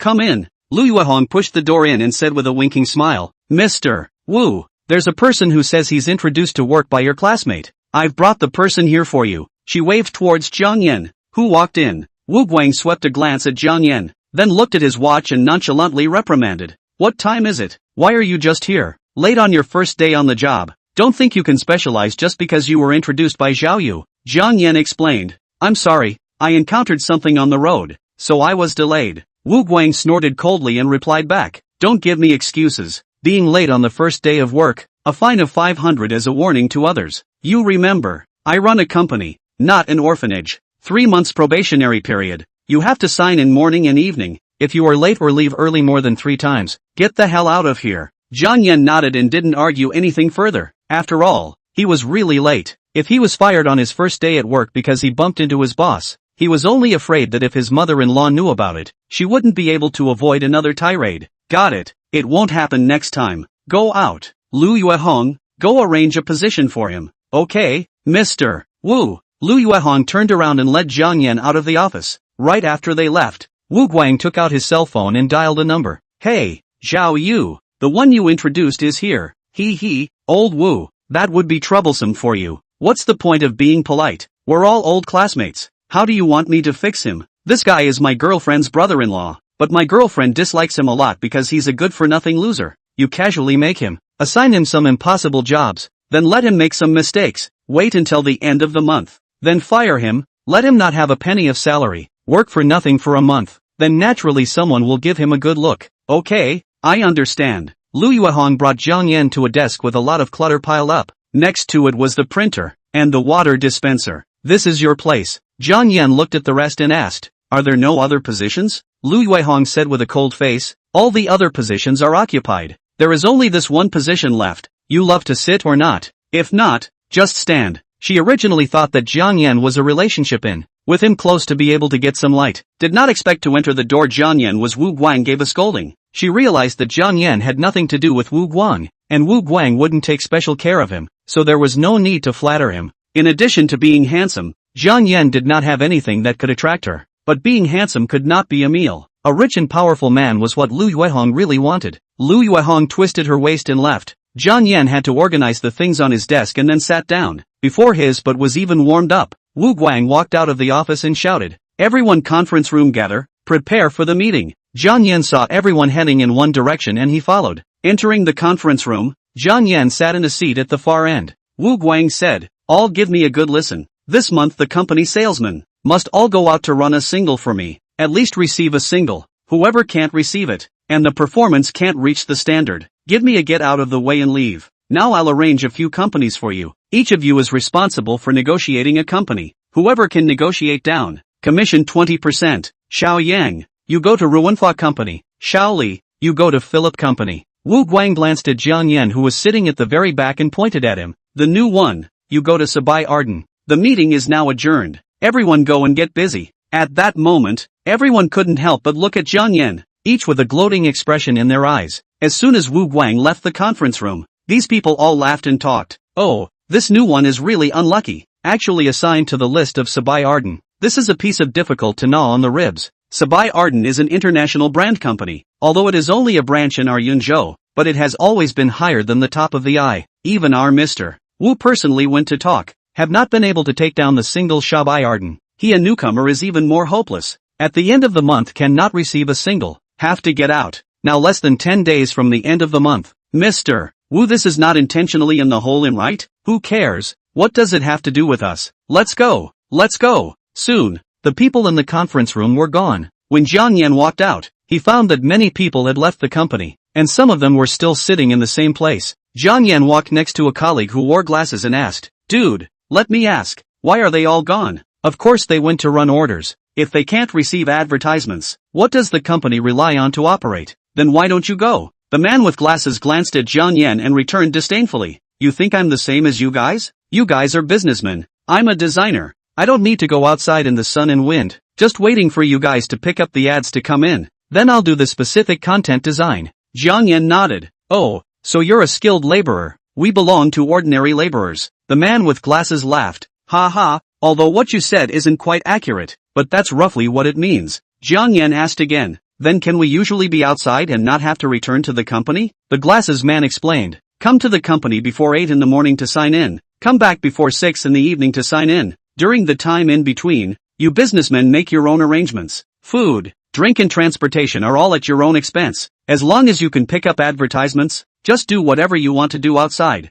Jiang Yan couldn't help but smile and said, "This job is good, quite suitable for me." The man with glasses snorted and said, "Then let's see if you can negotiate the list of Sabai Arden. If you can't, you'll have to get out next month." Chapter 13 Nandu Tianliang Star. Jiang Yan immediately left the company happily after learning that the salesman didn't have to stay in the company all the time during the day. He didn't like being constrained, and it would be a torture to really make him sit in the office for 8 hours. He rode on a small electric donkey and traveled to Sabai Arden according to the address and information given by Wu Guang. Compared to Vast Culture Limited, which was a small company that had just started out, Sabai Arden was much more high-end. This is a multinational cosmetic company, hundreds of employees. In the business district of the center of Yunzhou chartered an office building 3 floors as the office area. There were 5 reception ladies at the front desk of Sapphire Arden. Not only were they all outstanding in appearance, but they all wore very delicate makeup, making people feel bright and eye-catching as soon as they saw them. Jiang Yan walked up and said with a smile, "Hello, I would like to see Manager Zhaoya of the marketing department.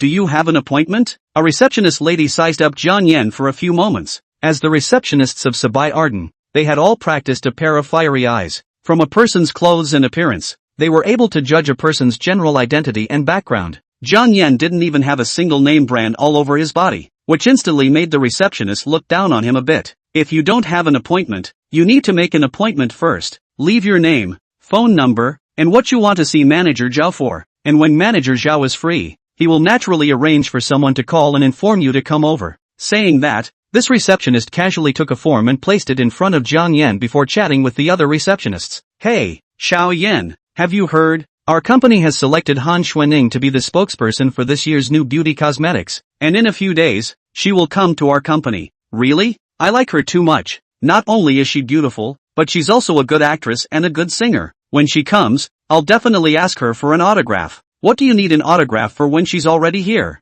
I want to take a picture with her. If I post it to my circle of friends, I won't envy my friends to death. Jiang Yan filled out the form while listening to the receptionist's conversation. He suddenly remembered that when he watched the movie earlier, Su Fengqiu had also said that she liked Han Xuening very much, and if he could let her meet Han Xuening, she would definitely be very happy. Jiang Yan finished filling out the form, then said, "I'm done with the form. About when will Manager Zhaoya be free to see me?" The receptionist waved her hand, not bothering to look at Jiang Yan. "Just put the form here and go back and wait for news." "Okay." Jiang Yan wasn't in a hurry. Anyway, Wu Guang said that before the end of the month, he could talk about the Sabai Arden advertisement on the line, and now there were still 10 days left before the end of the month. He went to work at Wu Guang's company purely to cope with his mother-in-law, and didn't really intend to act like an office worker, selling himself to run the business every day. After Jiang Yan left, that receptionist picked up the form and glanced at it, and couldn't help but snicker. Cut. I said how to wear so dirt. It turns out to be this small company of vast culture. Previously there was a man called Wu Guang, claiming to be the general manager of vast culture, and also wanted to invite me to dinner. He ran every day to make an appointment to see manager Xiaoya, wanting to take our company's advertising list for this year,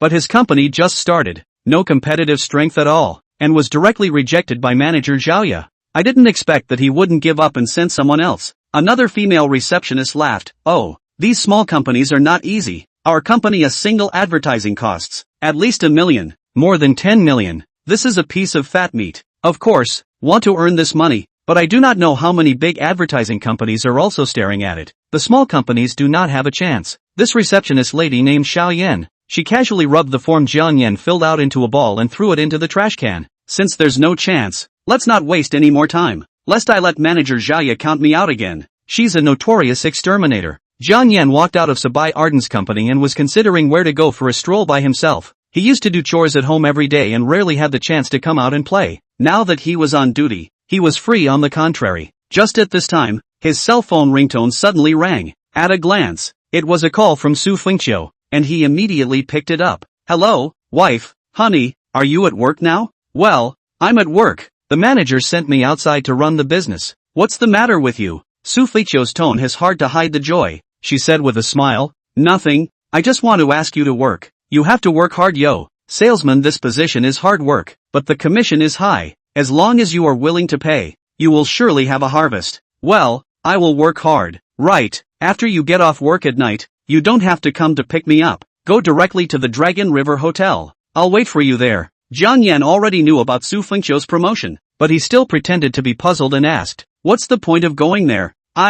Don't worry about it. Come over early from work. I'll have something happy to tell you then. Okay, I know. After talking to Su Fengqiu on the phone, Jiang Yan also became much happier. He suddenly remembered that his family had shares in many international companies, and this company, Sabai Arden, seemed to be one of the Jiang family's holding companies. Sapphire Arden is Jiang Yan's first business. Su Fengqiu again instructed him to work hard. If he could negotiate this business and get the commission, Su Fengqiu would definitely be happier. Thus, Jiang Yan dialed the Jiang family's internal phone number again. Hello, this is Jiang Yan. Young Master Jiang Yan. Hello, what are your orders? Which one are you? It sounds a bit rusty. My name is Wei Hai. I'm the family's newly appointed foreign affairs chief, and I've been in office for over a year. The previous foreign affairs governor, Elder Hong, has retired to recuperate due to his advanced age. Jiang Yan had been out on his own for 3 years and had never contacted the Jiang family. So naturally, he was not clear about the internal personnel movements within the family. However, being able to sit in the position of Foreign Affairs Chief Steward meant that Wei Hai's personal abilities were very strong.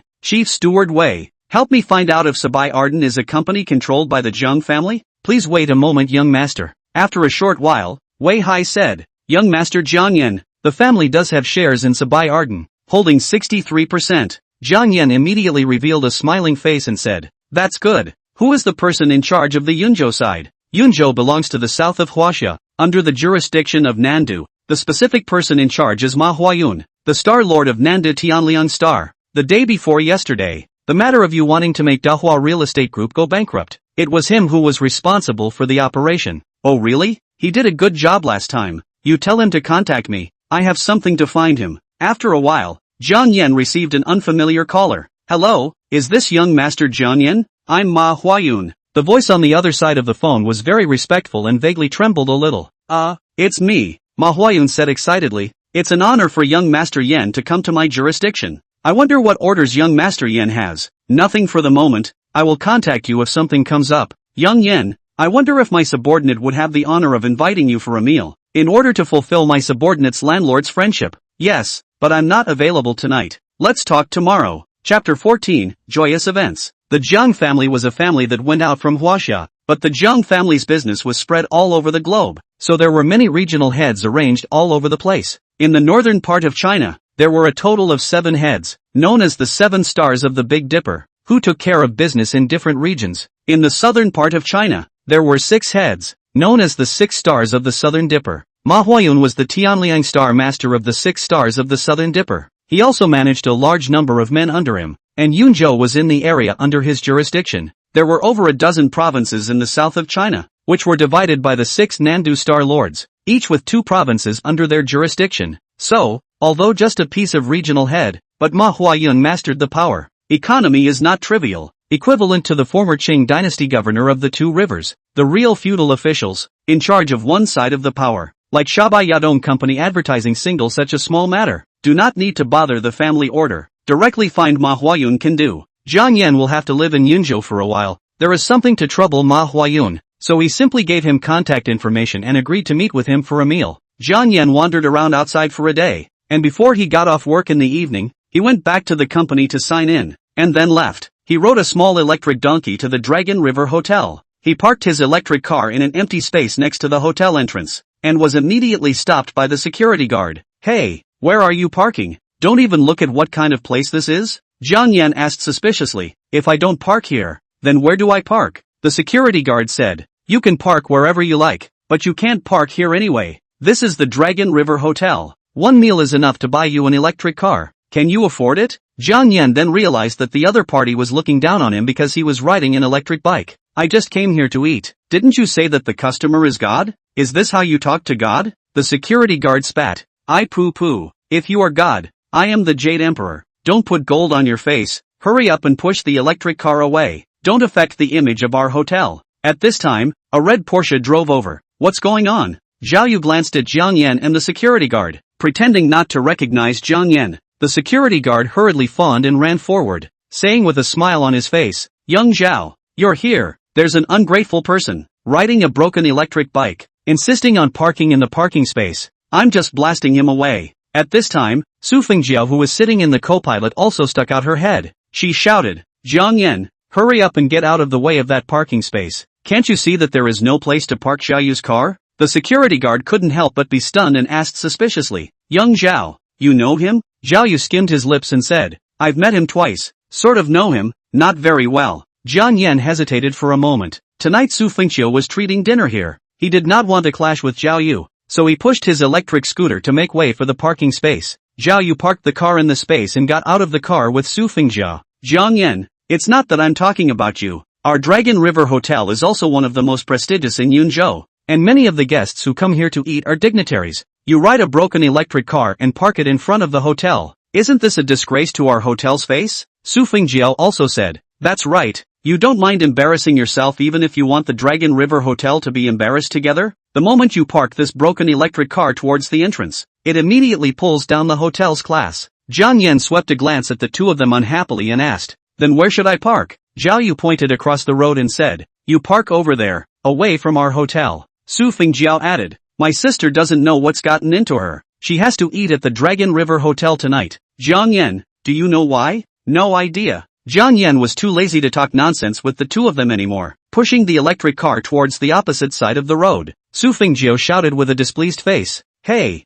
Jiang Yan, what's your attitude? Forget it, Jiao. Don't bother with people like him. A waste of a man who stays at home every day doing laundry and cooking. How long has it been since he came out to see the world? It's not worth it to get angry with him. Let's go in." Zhao Yu pulled Su Fengjiao's hand and walked inside the hotel. Jiang Yan parked his electric car and entered the hotel as well. The security guards didn't stop him but looked at him with disdain. Su Fengqiu had booked a seat in the lobby of the Dragon River Hotel, and she and Li Xiaoya and other colleagues had already arrived. A female colleague surveyed the surroundings and said with a little excitement, "Wow, this Dragon River Hotel is really grand. It's the first time I've come to eat in such a high-class hotel. This time I've really dipped into Fengqiu's light." Another female colleague said, "I heard that the chef of this hotel is from a foreign Michelin restaurant back. If you eat a table of food personally done by the chef, at least a few $1,000s, the average person simply cannot afford to eat." Li Xiaoya said, "Che, don't make such a fuss. It looks uneducated. My boyfriend and I just came here to eat 2 days ago, and it wasn't very expensive. We just ate more than $1,000. The chef is easily not to cook by himself. Only some rich and honorable people can afford to ask the chef to cook by himself." Li Xiaoya turned her head to look at Su Fengqiu and said with a smile,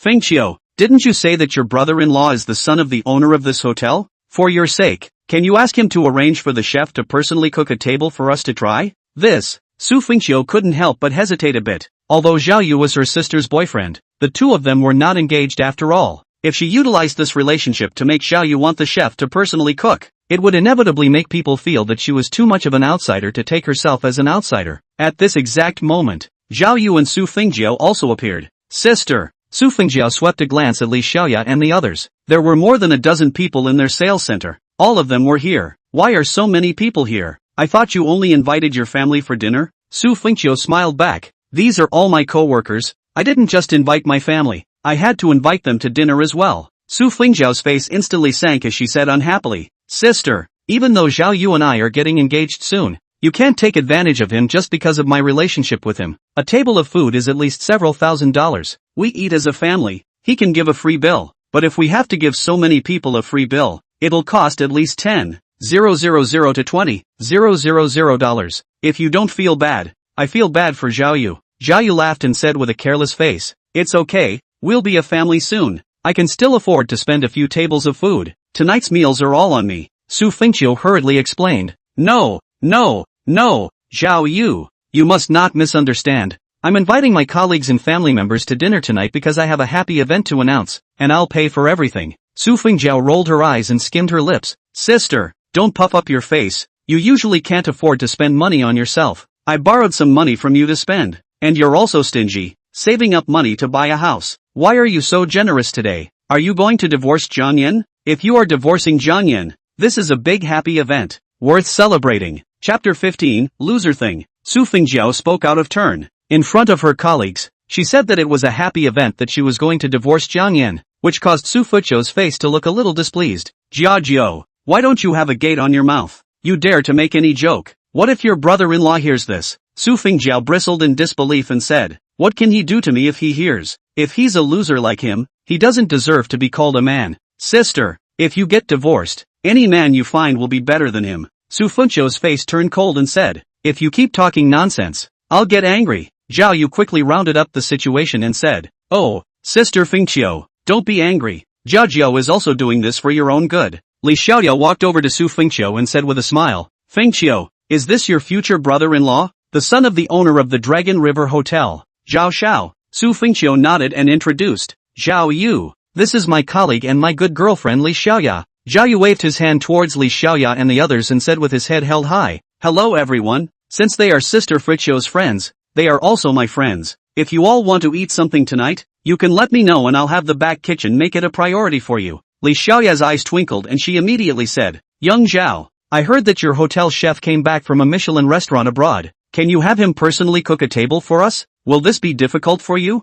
Su Fengqiu hurriedly said, Zhao Yu, if it's difficult, forget it, we don't have to eat the chef's cooking. Zhao Yu, however, smiled and said with a calm and confident face, It's a small matter, nothing to be embarrassed about. I'll make a trip to the back kitchen now to say hello to the chef. Everyone sit down first. Zhao Yu turned around and left, and Su Fengjiu said with a smug expression, Sister, see, Zhao Yu is doing this all for my face. He told me that the chef doesn't cook more than 5 times a month, and that the chef will only cook personally when a particularly dignified and prestigious guest comes. Su Fengqiu laughed and said, Fine, it's all about your face. Li Xiaoya and the others also praised Su Fengjiu. Jiao is really lucky to have found such a handsome and rich boyfriend like Zhao Yu. It's really enviable. The key is that Jiao is beautiful. As the saying goes, a family with a sycamore tree is the only way to have a phoenix roosting in it. And it's also a blessing for Zhao Yu to want to find a girlfriend as beautiful and smart as Jiao. Fengqiu, one of you sisters is prettier than the other. When Auntie was young, she must have been a great beauty as well. Hearing the praises from the crowd, Su Fengjiu was very springy and already a bit fluttery.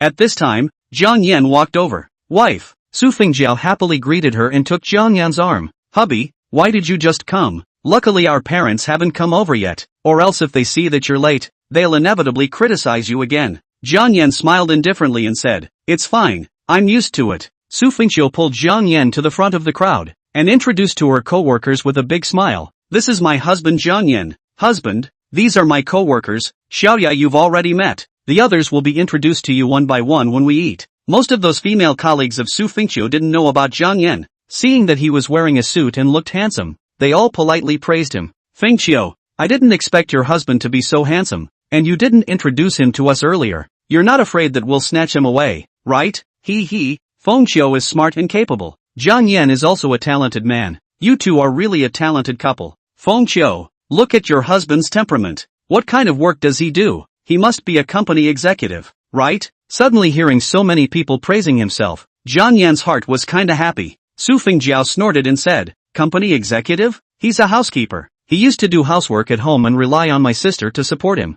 He only went to work at the company today, or I asked Xiao Yu to introduce him to the job. Hearing Su Fengjiao's words, those female co-workers who had just complimented Jiang Yan, looked at Jiang Yan with eyes that suddenly became disdainful. So it's in vain, I really looked away. How did Feng Qiu find such a worthless man? It's really a waste of a beauty like her. This is the first time I've heard of a man who relies on a woman to support him. This kind of man should be called a facehead in ancient times, right? Li Xiaoya took the opportunity to drop a stone and said, don't underestimate Jiang Yan. He's still very capable. The day before yesterday he even gave Rachel a Patek Philippe watch worth more than $100,000. Everyone couldn't help but show a surprised expression, especially Su Fengjiao. She stared at the watch that Su Fengqiu carried on her wrist and said incredulously, Sister, this watch that Jiang Yan gave you is really worth more than $100,000? Su Fengqiu nodded, glanced at Jiang Yan and said with a smile, well, this is a gift from Jiang Yan. Su Fengjiu was instantly dissatisfied and hummed. No wonder you didn't give me this watch when I wanted it, so you couldn't spare it. She glanced down at a lady's watch she was wearing on her wrist. It was bought by Xiao Yu to give to her today and was worth more than $8,000. When she first bought it, she felt that it had a special face, but now, compared to Su Fengjiu's watch, it was practically worthless. No, sis, where did Jiang Yan get the money to buy you such an expensive watch? Where did Jiang Yan get the money to buy a watch? This was something Li Xiaoya was also curious about. Jiang Yan himself said, I won more than $100,000 by buying a lottery ticket, so it's a lottery win. Su Fengjiao revealed a disdainful expression and sneered. No wonder you're so willing to spend money. It's easy to come and easy to go. My sister worked hard to save up for the down payment to buy a house, but you are spending money so generously. If you can give my sister the $100,000 or so you got from winning the lottery, it's much more useful than buying a piece of broken watch. At this time, Jiang Yan's father-in-law and mother-in-law both arrived at the hotel and happened to hear Su Fengjiao's words. What is it? Over $100,000? Su Fengjiao immediately found a backer. She hurriedly said, Mom, this Jiang Yan bought a lottery ticket and won more than $100,000. He didn't turn the money over to my sister but spent it on a watch. Zhou Hui's face changed. She turned her head to Jiang Yan, not caring that there were outsiders present. She opened her mouth and scolded. You loser. More than $100,000 is enough to buy a car.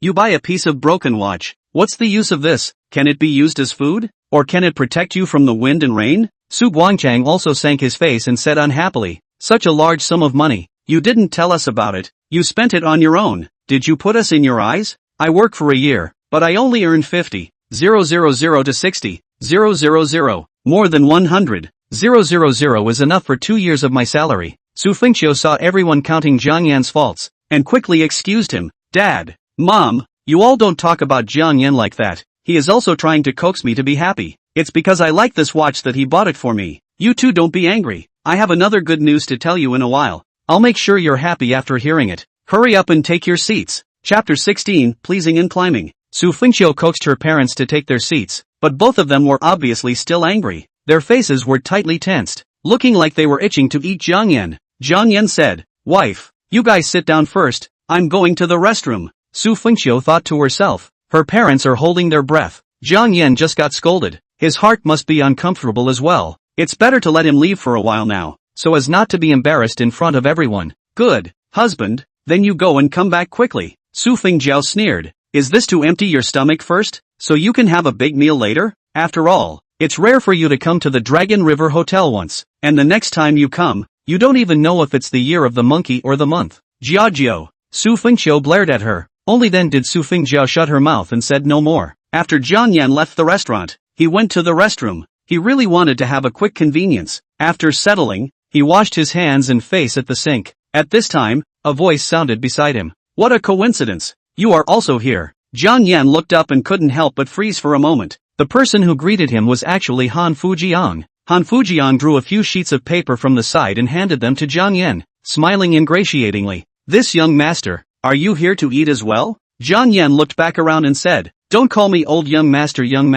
My name is Jiang Yan. If there are outsiders present, you can just call my name. Why are you here? Han Fujiang said respectfully. Then is it okay if I call you young Master Jiang when no one is around? Aha! Young Jiang, I've asked a guest to dine here tonight, and I didn't expect to run into you in the restroom. If it's convenient for you, why don't you come and have a seat in the box I booked? I've booked the chef of the Dragon River Hotel to personally cook tonight, and he has a few good specialty dishes. Jiang Yan returned. No need. I'm accompanying my wife for dinner tonight. Let's talk about it next time. After saying that, Jiang Yan turned around and left. Looking at Jiang Yan's back as he left, Han Fujiang hesitated for a moment. He even forgot to go to the restroom, turned around and hurriedly walked towards the direction of the private room. Hongbin Hall. This was the largest and most luxurious box in the Dragon River Hotel. But in the box at the moment, there was only a middle-aged fat man sitting inside. As soon as Han Fujiang came in, he said to the middle-aged fat man, Director Gao, do you know who I just ran into?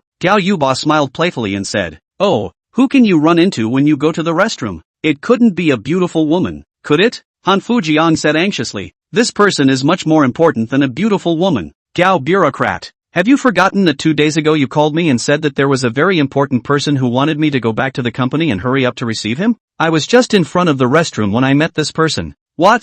Gao Yuba stood up. Tonight Han Fujiang asked him to come over, just to find out who this important person was. But in fact, he didn't know anything about it. The senior person who called him from above was a leader in the province. Usually he couldn't even flatter him if he wanted to. He was also very curious. What is the important person? Can let the provincial leaders personally call to inform. If he could climb up to such an important person, he would definitely have great official luck in the future. Where is that important person? Bureau Gao. Don't get excited first, listen to me slowly tell you. He also came here to eat, and won't be able to leave for a while. Just now, he told me that his name is Jiang Yan, but his wife is just a salesperson in the sales center under my company. Han Fujiang cupped his chin and said with a puzzled expression, I've never been able to figure out why an important person like him would marry an ordinary woman. Although this Su Fengqiu is considered to be a flowery-looking woman, her status is too mismatched with this young master, isn't it? Gao Yuba said. What do you care what kind of woman he married? The provincial leaders can personally call to inform the reception of the figure. How much weight?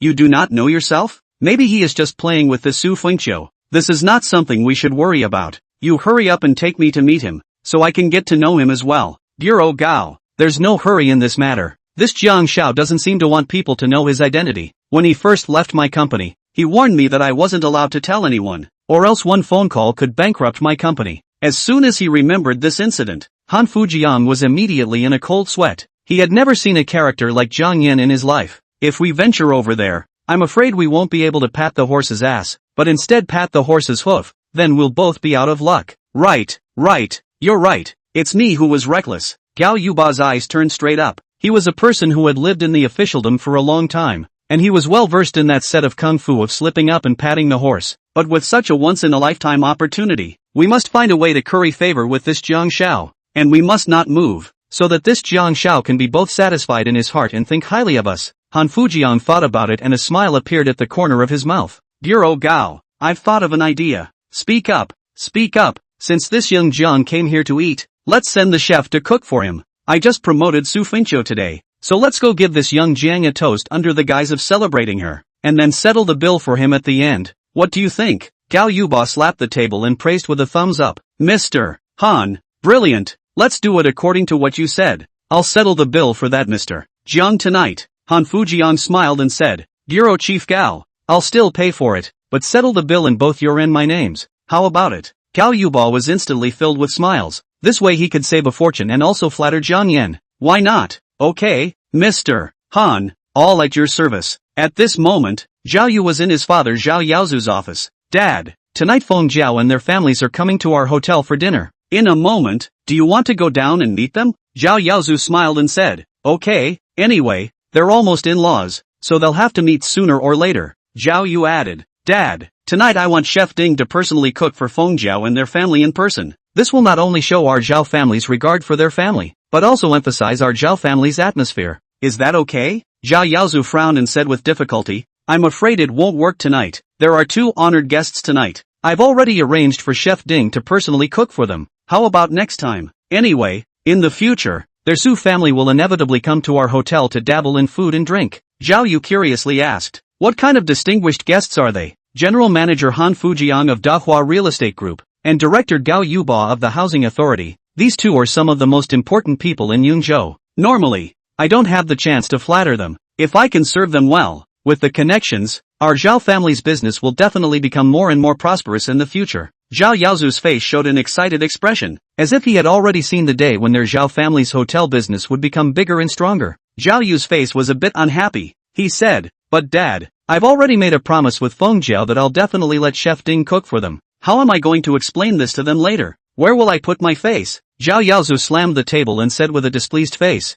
"Humph, say what you want, their Su family is a small family. It's already a high climb for them to be able to marry our Zhao family. Isn't it just a meal? Just find any chef to cook it for them. They won't be able to eat any difference." Chapter 17, A Home of One's Own. When Jiang Yan returned to the restaurant, everyone was already seated, and Su Fengqiu waved at him, letting him sit beside her. The Su family sat at a separate table, but because Li Xiaoya and her family were a bit too numerous to sit at one table, and it would be a waste to separate them into two tables, so Li Xiaoya and two other female co-workers also sat at this table. Su Fengjiao said to Jiang Yan, after going for so long, "Have you emptied your stomach? It's the chef of the Dragon River Hotel who will personally cook for us in a while. The food you make is worse than pig's food compared to other chefs." Jiang Yan casually replied back, "Then you didn't eat less. If what I cook is pig food, then what do you take Mom and Dad and them for? You." Su Fengjiao was immediately choked by Jiang Yan's words. Su Guangchang said with a sullen face, "Jia Jiao, this is outside. Speak less." Zhou Hui gouged out Jiang Yan. She now felt her heart ache when she remembered that she had bought a watch for more than $100,000. If this wasn't in the Dragon River Hotel, she would have already scolded Jiang Yan. Zhao Yu arrived at the restaurant and he hesitantly walked towards the Su family's table. As soon as Su Fengjiao saw Zhao Yu, she immediately waved towards him. "Zhao Yu, come over and sit." After Zhao Yu sat down, he smiled and said, "Uncle, Auntie, you're here." Facing Zhao Yu, the future golden son-in-law, Su Guangchang and Zhou Hui naturally wouldn't give him a look, and their faces, which were still as gloomy as dark clouds, instantly turned into bright smiles. "Well, we just came over not a moment ago. Zhao Yu, is your father here today?" Zhao Yu returned. "Oh, my father, he's in, but he has something to take care of right now and can't come over for the time being. However, he said that the meal will be free tonight, so everyone can eat and drink well. When he's done dealing with things,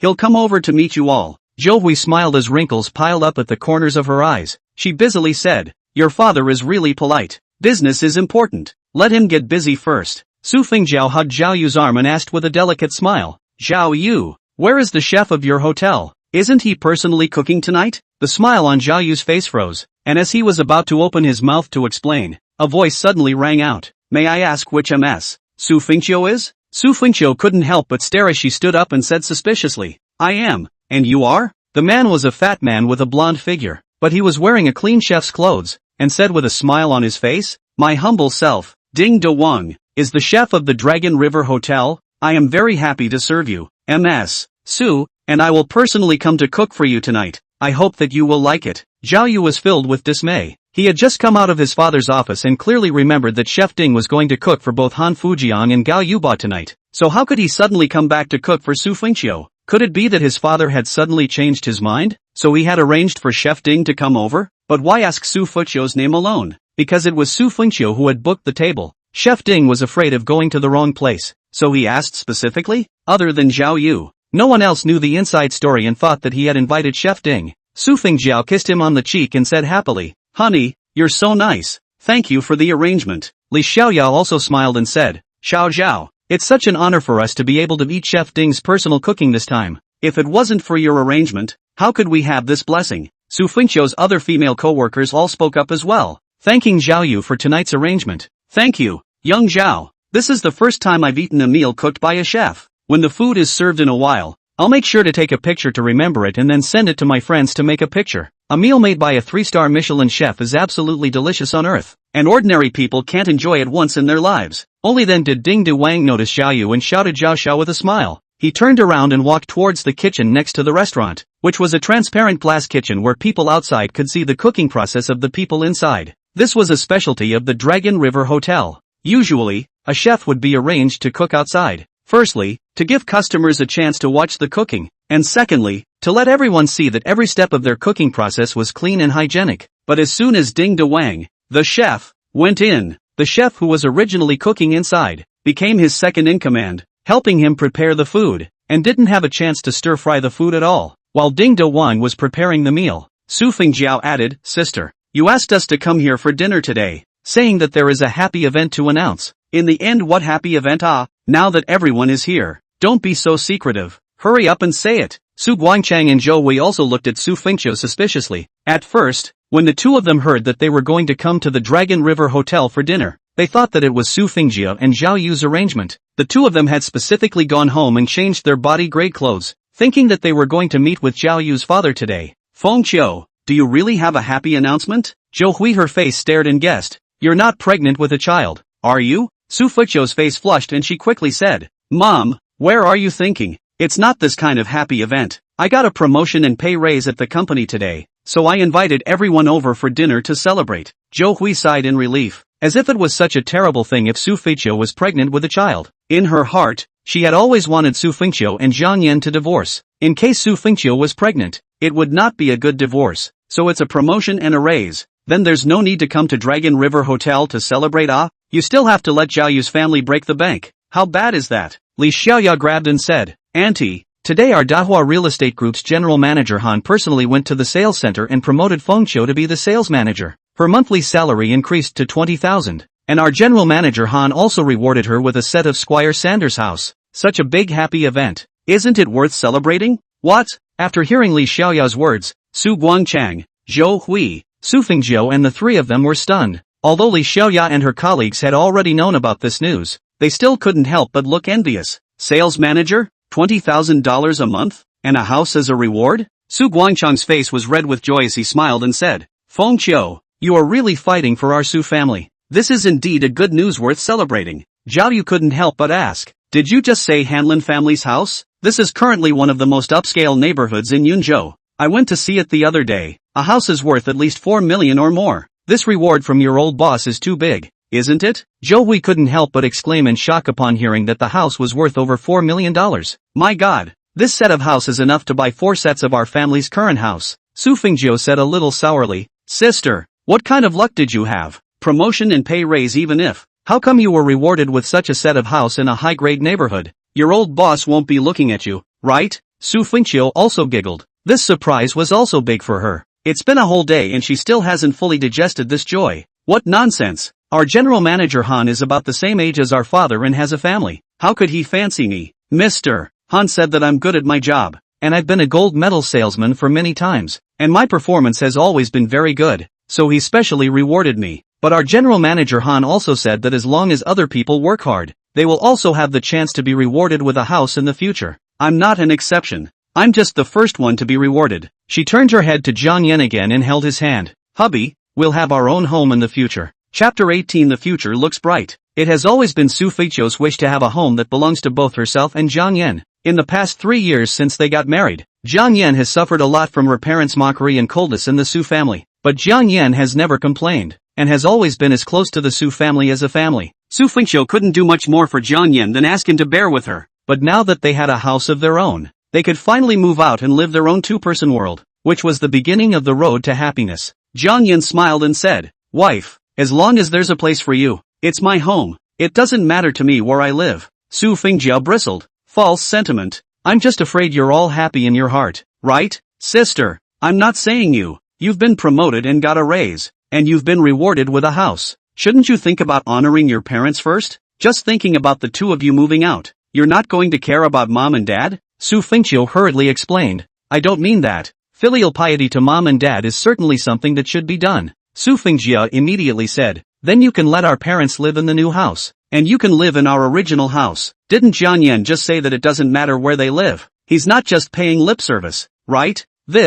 Su Fengqiu was a bit hesitant for a moment. This house was after all what she had worked so hard for, and she hadn't even gone to take a look at it yet. "Hubby, what do you think?" Jiang Yan smiled indifferently and said, "Wife, this is the house that your company rewarded you with. You can do whatever you want with it. I'll listen to you." Su Fengqiu nodded as she took out the key to her new house from her handbag and handed it to her mother. "Mom, this new house is considered as Jiang Yan and I's filial piety to you and my father. You two and Zhao Zhao move over there. The original house of our family is left for Jiang Yan and I to live in. Is that okay?" Zhou Hui was instantly filled with a surprised expression as she took the key with a slightly trembling hand. "Good, Fengqiu, You've been filial and understanding since you were a child. Then your father and I will take it. Su Guangchang's face was also full of red light, smiling excitedly. Good, Fengqiu. It's not in vain that your mom and I have been loving you for so many years. At this time, a waiter walked over with a dish. This is the first dish made by Chef Ding. It's called Mile High. Please enjoy. A good name. Just in time for this matter of my daughter's promotion and pay raise today.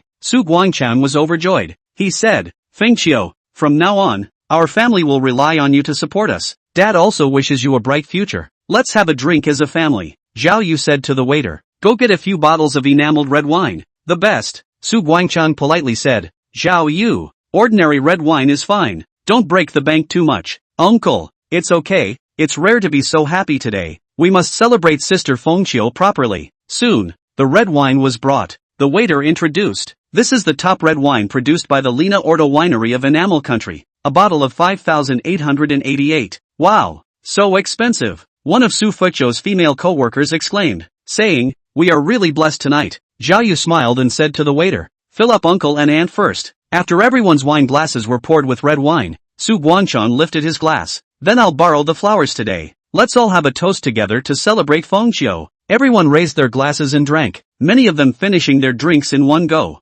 Jiang Yan shook his glass and slowly sipped it, not drinking at all. Seeing this scene, Su Fengqiu added, Jiang Yan, what do you mean? Everyone else drank it all, but you took a sip. Are you upset about my sister giving the house to my parents? Jiang Yan explained, this red wine is not white wine. You need to savor it. Although this red wine is quite ordinary, but one sip of it is astringent and unpleasant. It's not good for your stomach. Su Fengqiu laughed coldly and said, 5,888 bottle of red wine. You actually said it's quite ordinary? Also fine taste? What are you pretending? You know red wine? I really despise you for this kind of not pretending to understand. Jiang Yan secretly shook his head, too lazy to argue with Su Fengqiu. He used to drink red wine. The lowest grade are hundreds of thousands of euros a bottle of red wine. For red wine, how to taste, identification, but also know it like the back of his hand. Seeing a lot of knowledge. This is the basic qualities that people out of the big families have. Su Fengqiu rounded off the conversation by saying, how about you all try this dish? Chef Ding's cooking is definitely delicious. After Su Guangchang and Zhou Wei moved their chopsticks, Su Fengqiu gave Jiang Yan a dish and whispered, hubby, it's a rare occasion that my parents are happy tonight, so go along with them, okay? Jiang Yan nodded. He didn't want Su Fengqiu to be caught in the middle. As an exquisite dish was brought to the table, everyone was immersed in enjoying the food and wine, and no one paid any attention to Jiang Yan. At this time, Han Fujiang and Gao Yuba walked over with their wine glasses. Mr. Han, Su Fengqiu hurriedly stood up after seeing them. Li Xiaoya and the other employees of the Dahua Real Estate Sales Center also stood up. Han Fujiang waved his hand and said with a smile,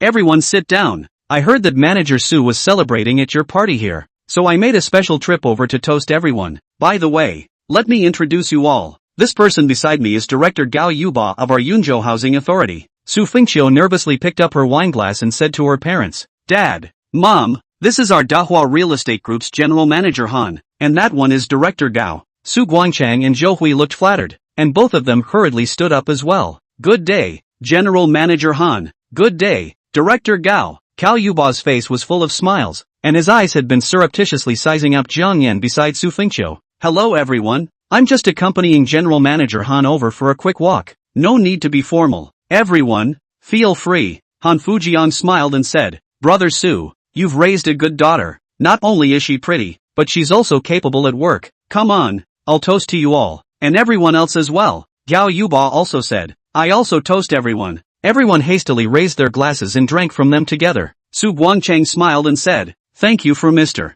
Han's cultivation. It's all because of your discerning eyes that you saw Fengqiu's talent that she was able to be promoted to manager. It should be our family that toasts you. Zhao Yu also smiled ingratiatingly and said, Mr. Han, Director Gao, I'm Zhao Yu, the son of the owner of the Dragon River Hotel. Why don't the two of you take a seat together and let's chat over a drink? Han Fujiang glanced at Jiang Yan and realized that Jiang Yan's face was smileless. He couldn't figure out Jiang Yan's likes and dislikes, so naturally he didn't dare to take a seat easily. No need. I brought Director Gao here to get to know Manager Su Fengqiu. Gao Yuba deliberately asked, Manager Su, the one beside you is? Su Fengqiu hurriedly pulled Jiang Yan up and introduced, this is my husband, Jiang Yan. Oh, so it's Mr. Jiang, what a talented man. Nice to meet you. Gao Yuba said to Han Fujiang again, Mr. Han, let's toast Manager Su and Mr. Jiang alone? Good. Zhao Yu hurriedly poured wine for the two of them personally, and the two of them, Han Fujiang and Gao Yuba, walked over to Su Fengqiu and Jiang Yan. The two of them clinked their glasses with Su Fengqiu and Jiang Yan respectively, but no one noticed that their glasses were deliberately placed much lower, not daring to go higher than Jiang Yan. Manager Su,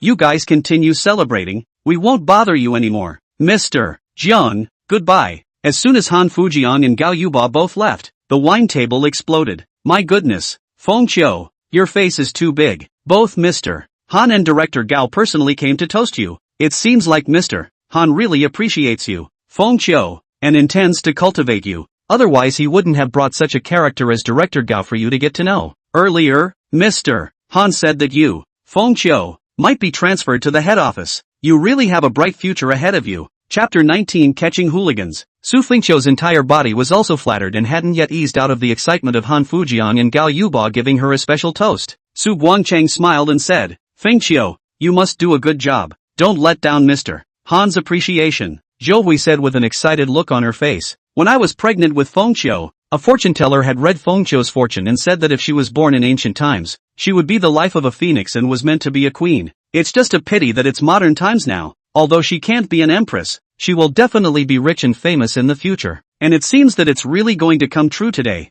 Su Fengqiu smiled embarrassedly and said, Mom, this is a feudal superstition that you can't believe. Besides, I didn't get rich and famous. I just got a promotion. Zhou Hui glanced at Jiang Yan and immediately hummed. You were originally a phoenix destiny of great wealth and prosperity, but you married such a loser. So that's why your destiny has changed and dragged you down. Su Fengqiu also added fuel to the fire and said, Jiang Yan, look at my sister who is now on the rise, appreciated by General Manager Han, and will definitely rise higher in the future. You're simply not good enough for her. If you know what you're doing, take the initiative to divorce my sister and stop holding her back. But if you don't divorce, I can also understand. After all, if you divorce, where can you find another meal ticket as good as my sister? Which woman would be willing to support a waste of a man? Are you still thinking that if you get divorced, you can get a share of our Su family's real estate? I advise you to stop dreaming. You can only go out with a clean slate. Jiang Yan's face couldn't help but sink as he dabbed his head and stood up. Su Fengqiu was startled and said with her head held high, Why are you glaring at me? Do you want to hit me? I'm going to the bathroom.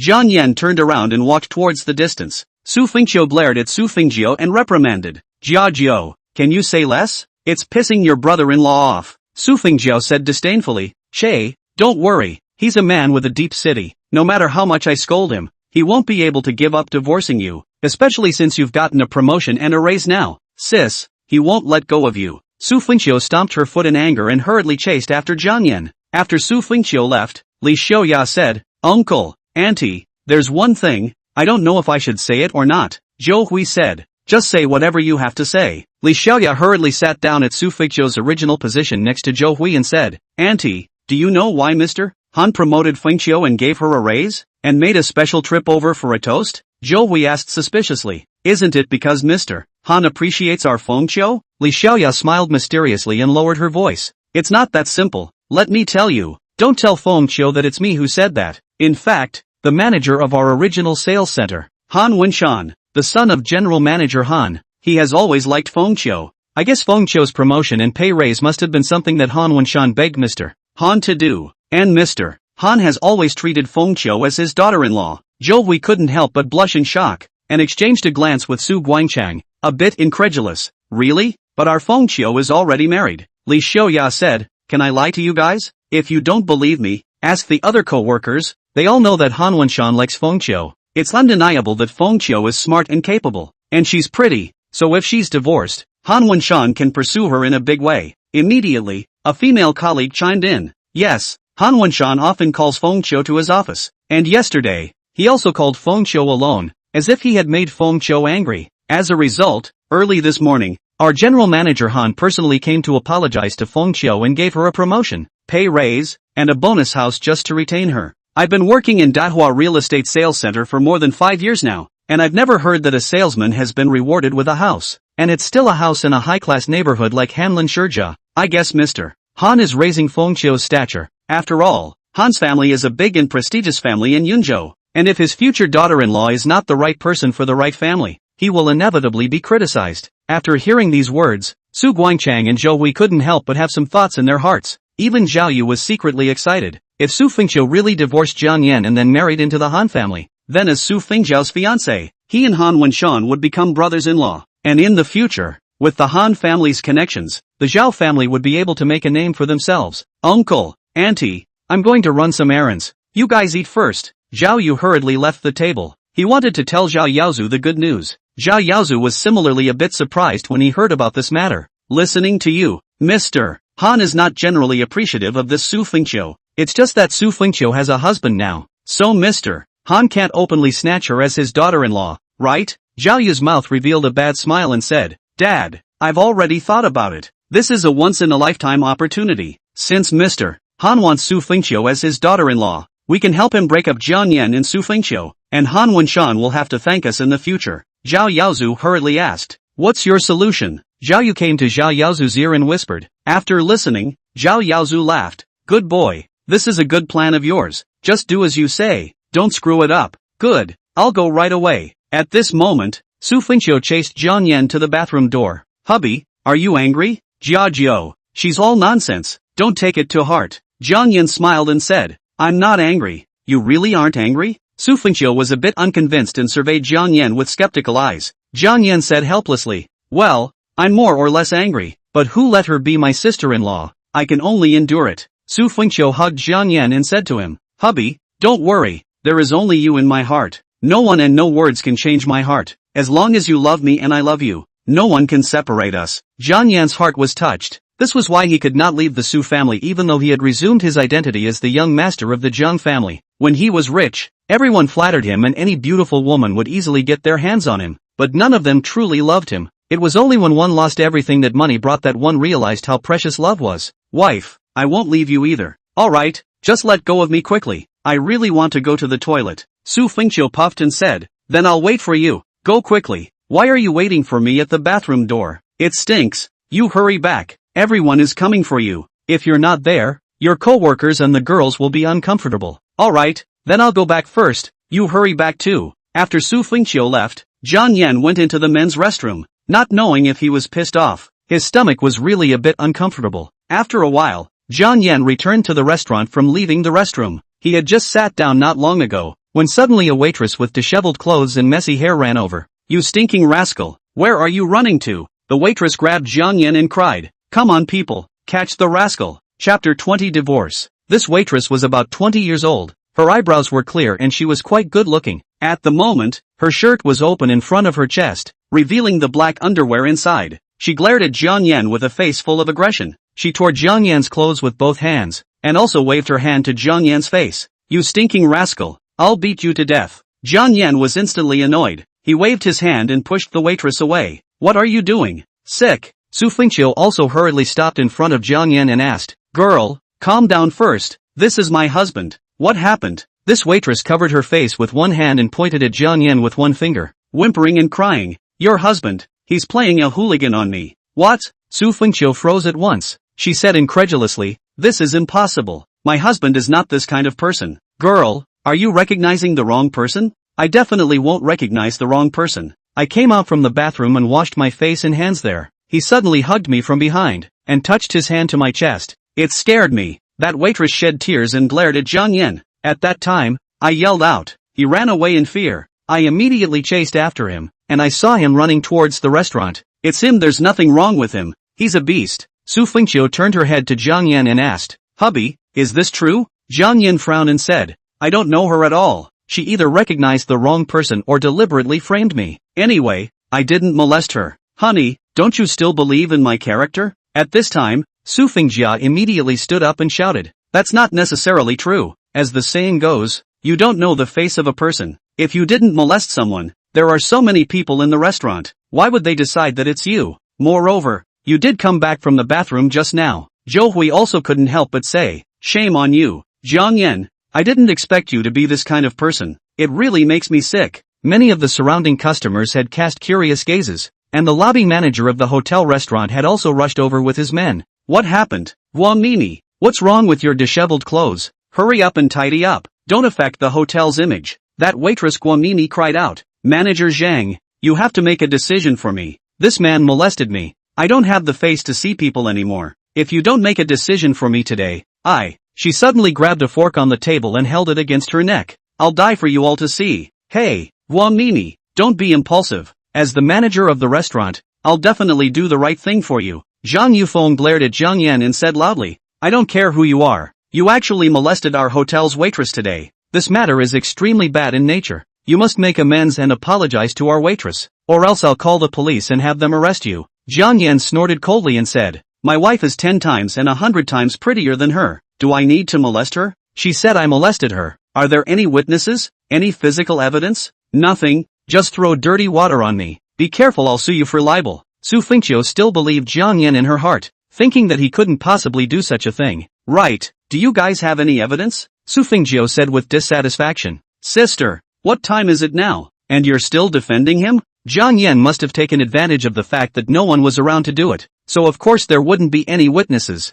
Guamini shouted. Of course I have evidence. When he molested me, I struggled desperately and yanked a button off his shirt. She stretched out a hand with a button clutched in it. For a moment, everyone looked at Jiang Yan's clothes. Su Fengqiu was the closest to Jiang Yan, and she saw at a glance that the top button of Jiang Yan's suit was gone. Her face instantly changed and she looked at Jiang Yan with incredulous eyes. Jiang Yan looked down before noticing that he was missing a button. The others naturally saw it as well, and without waiting for Jiang Yan to explain, Li Xiaoya grabbed the opportunity to speak first. Really, let Fengqiu said, right? Knowing people's faces is not knowing their hearts. Jiang Yan, the buttons on your clothes are in other people's hands. What else is there to argue about? Before you went to the restroom, you were spoken to by Auntie and Fengjiao, and your heart was resentful. But you didn't dare to contradict Auntie, nor did you dare to talk about Fengjiao. You had nowhere to vent your grievances, and you happened to see this waitress of others washing her face, so you were evil and vented your grievances on this innocent waitress of others. Surely that's what happened. After hearing Li Xiaoya's deduction,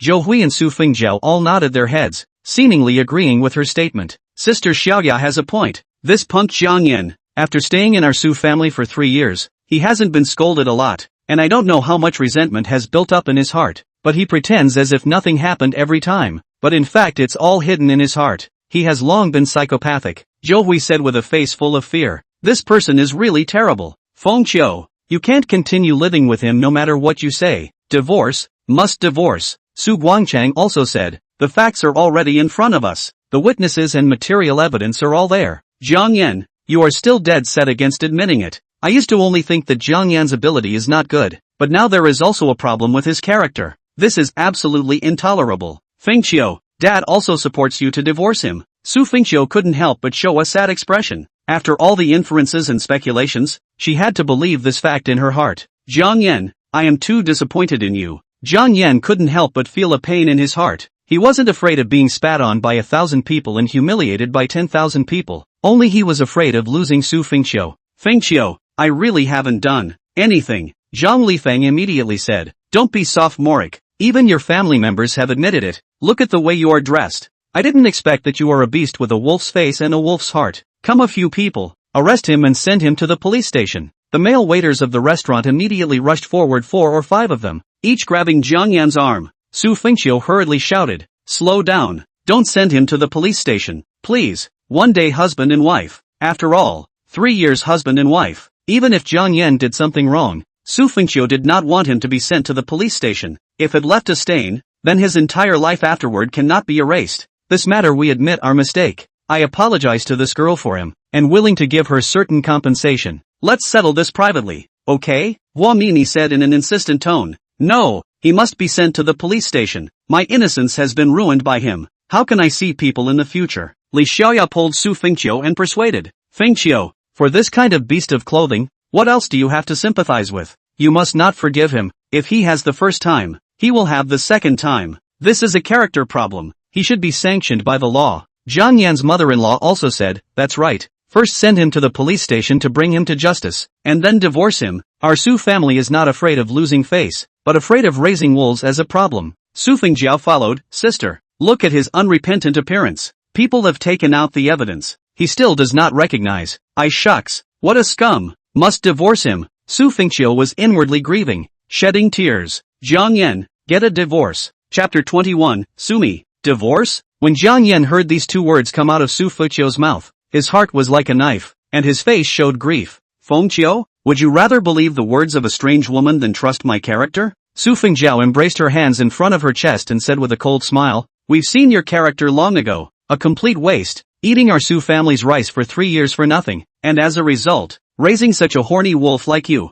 Zhou Hui also did not miss the old feelings in the slightest and said, you guys send him to the Public Security Bureau. Our Su family definitely does not harbor this kind of nasty villain. At this time, a voice suddenly rang out. What's going on here? The crowd turned around to see Zhao Yu slowly walking over. What are you guys doing here? Zhang Yufeng immediately replied back. Young Zhao. Guomini said that she was just molested when she was washing her face in front of the bathroom, and she testified that it was this person who did it. Jiang Yan? Zhao Yu glanced at Jiang Yan and deliberately put on a surprised expression. How can this be possible? He is my girlfriend's brother-in-law, someone who already has a wife. How could he do such a dirty and shameless thing? Could you guys be mistaken? Guomini hurriedly said. Xiao Zhao. It's him, I won't recognize him wrongly. When he molested me, I grabbed a button off of him. This is the proof. Zhao Yu couldn't help but show a difficult look. He turned his head to Su Guangchang and Zhou Hui and said, Uncle, Auntie, I didn't expect this to happen, but no matter what, Jiang Yan is a member of his own family.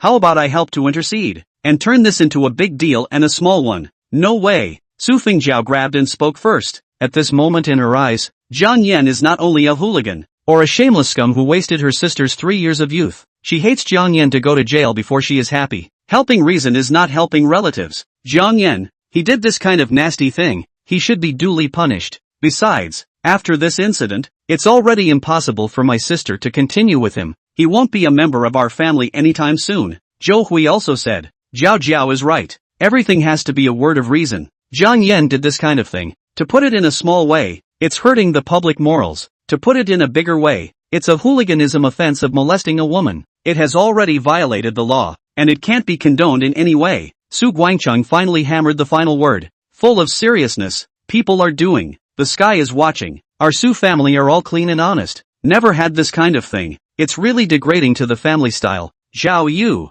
you don't have to look at our family's face. Deal with it as you should. Zhao Yu looked at Su Fengqiu and said hesitantly, Sister Fengqiu, you see. Su Fengqiu glanced at Jiang Yan and said with a sad expression, Jiang Yan, if you really did it, then admit it, right? You apologize to this girl and beg Zhao Yu for mercy, and this matter might still be salvageable. Jiang Yan swept a glance at everyone present, let out a cold smile and said, since you all think that I did it, then I have nothing to say. Send me to the Public Security Bureau. I believe that the police will clear my name. Finally, he added to Su Fengqiu, trust me, I didn't do it. Zhao Yu twisted his head and gave a wink to Zhang Yufeng and Guomini, and Zhang Yufeng instantly understood. You still refuse to admit it. You really don't see the coffin. Send him to the Public Security Bureau. Guomini also shouted, I'm going to sue you for being a hooligan and put you in jail. Jiang Yan didn't put up any resistance and let them send him to the Public Security Bureau. After the police inquired about the case, they put Jiang Yan into the interrogation room, and the 2 police officers responsible for interrogating him were a man and a woman.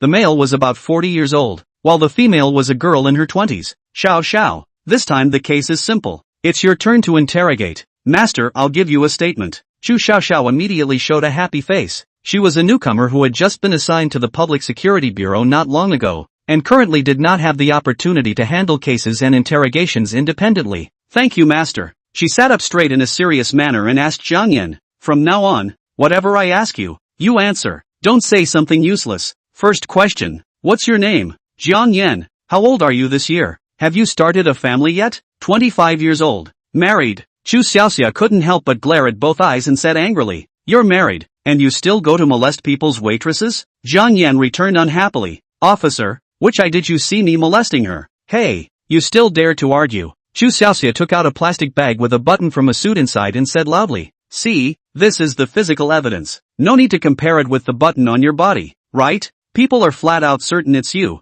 and now there's physical evidence. If you confess now, you can still be dealt with leniently. If you are stubborn to the end and refuse to give an account, you will be severely punished. Even if you die without admitting it, we will go through the legal procedures and directly file a lawsuit against you, letting the court sentence you. Is that clear? The corner of Jiang Yan's mouth curled up slightly as he said calmly, fine, then you guys prosecute me. Bang! Chu Xiaoxiao slapped the table in anger, pointing at Jiang Yan and said angrily, I've never seen such a stubborn prisoner like you. The evidence is right in front of your eyes, and you actually still refuse to admit it. Cough cough. The middle-aged policeman coughed twice and said in a low voice, "Pay attention to your attitude. This is an interrogation." Chu Xiaoxiao took a deep breath, collected her emotions and asked with a cold face, "Do you have anything else to explain now?" Jiang Yan smiled and said, "Officer, if you guys charge me, can't I get a lawyer to defend me?" The middle-aged male cop couldn't help but say, "You really want to be prosecuted? I can tell you clearly, the law is about evidence. In front of the human evidence and physical evidence, it's impossible for you to win the case. It's better not to waste the money on hiring a lawyer."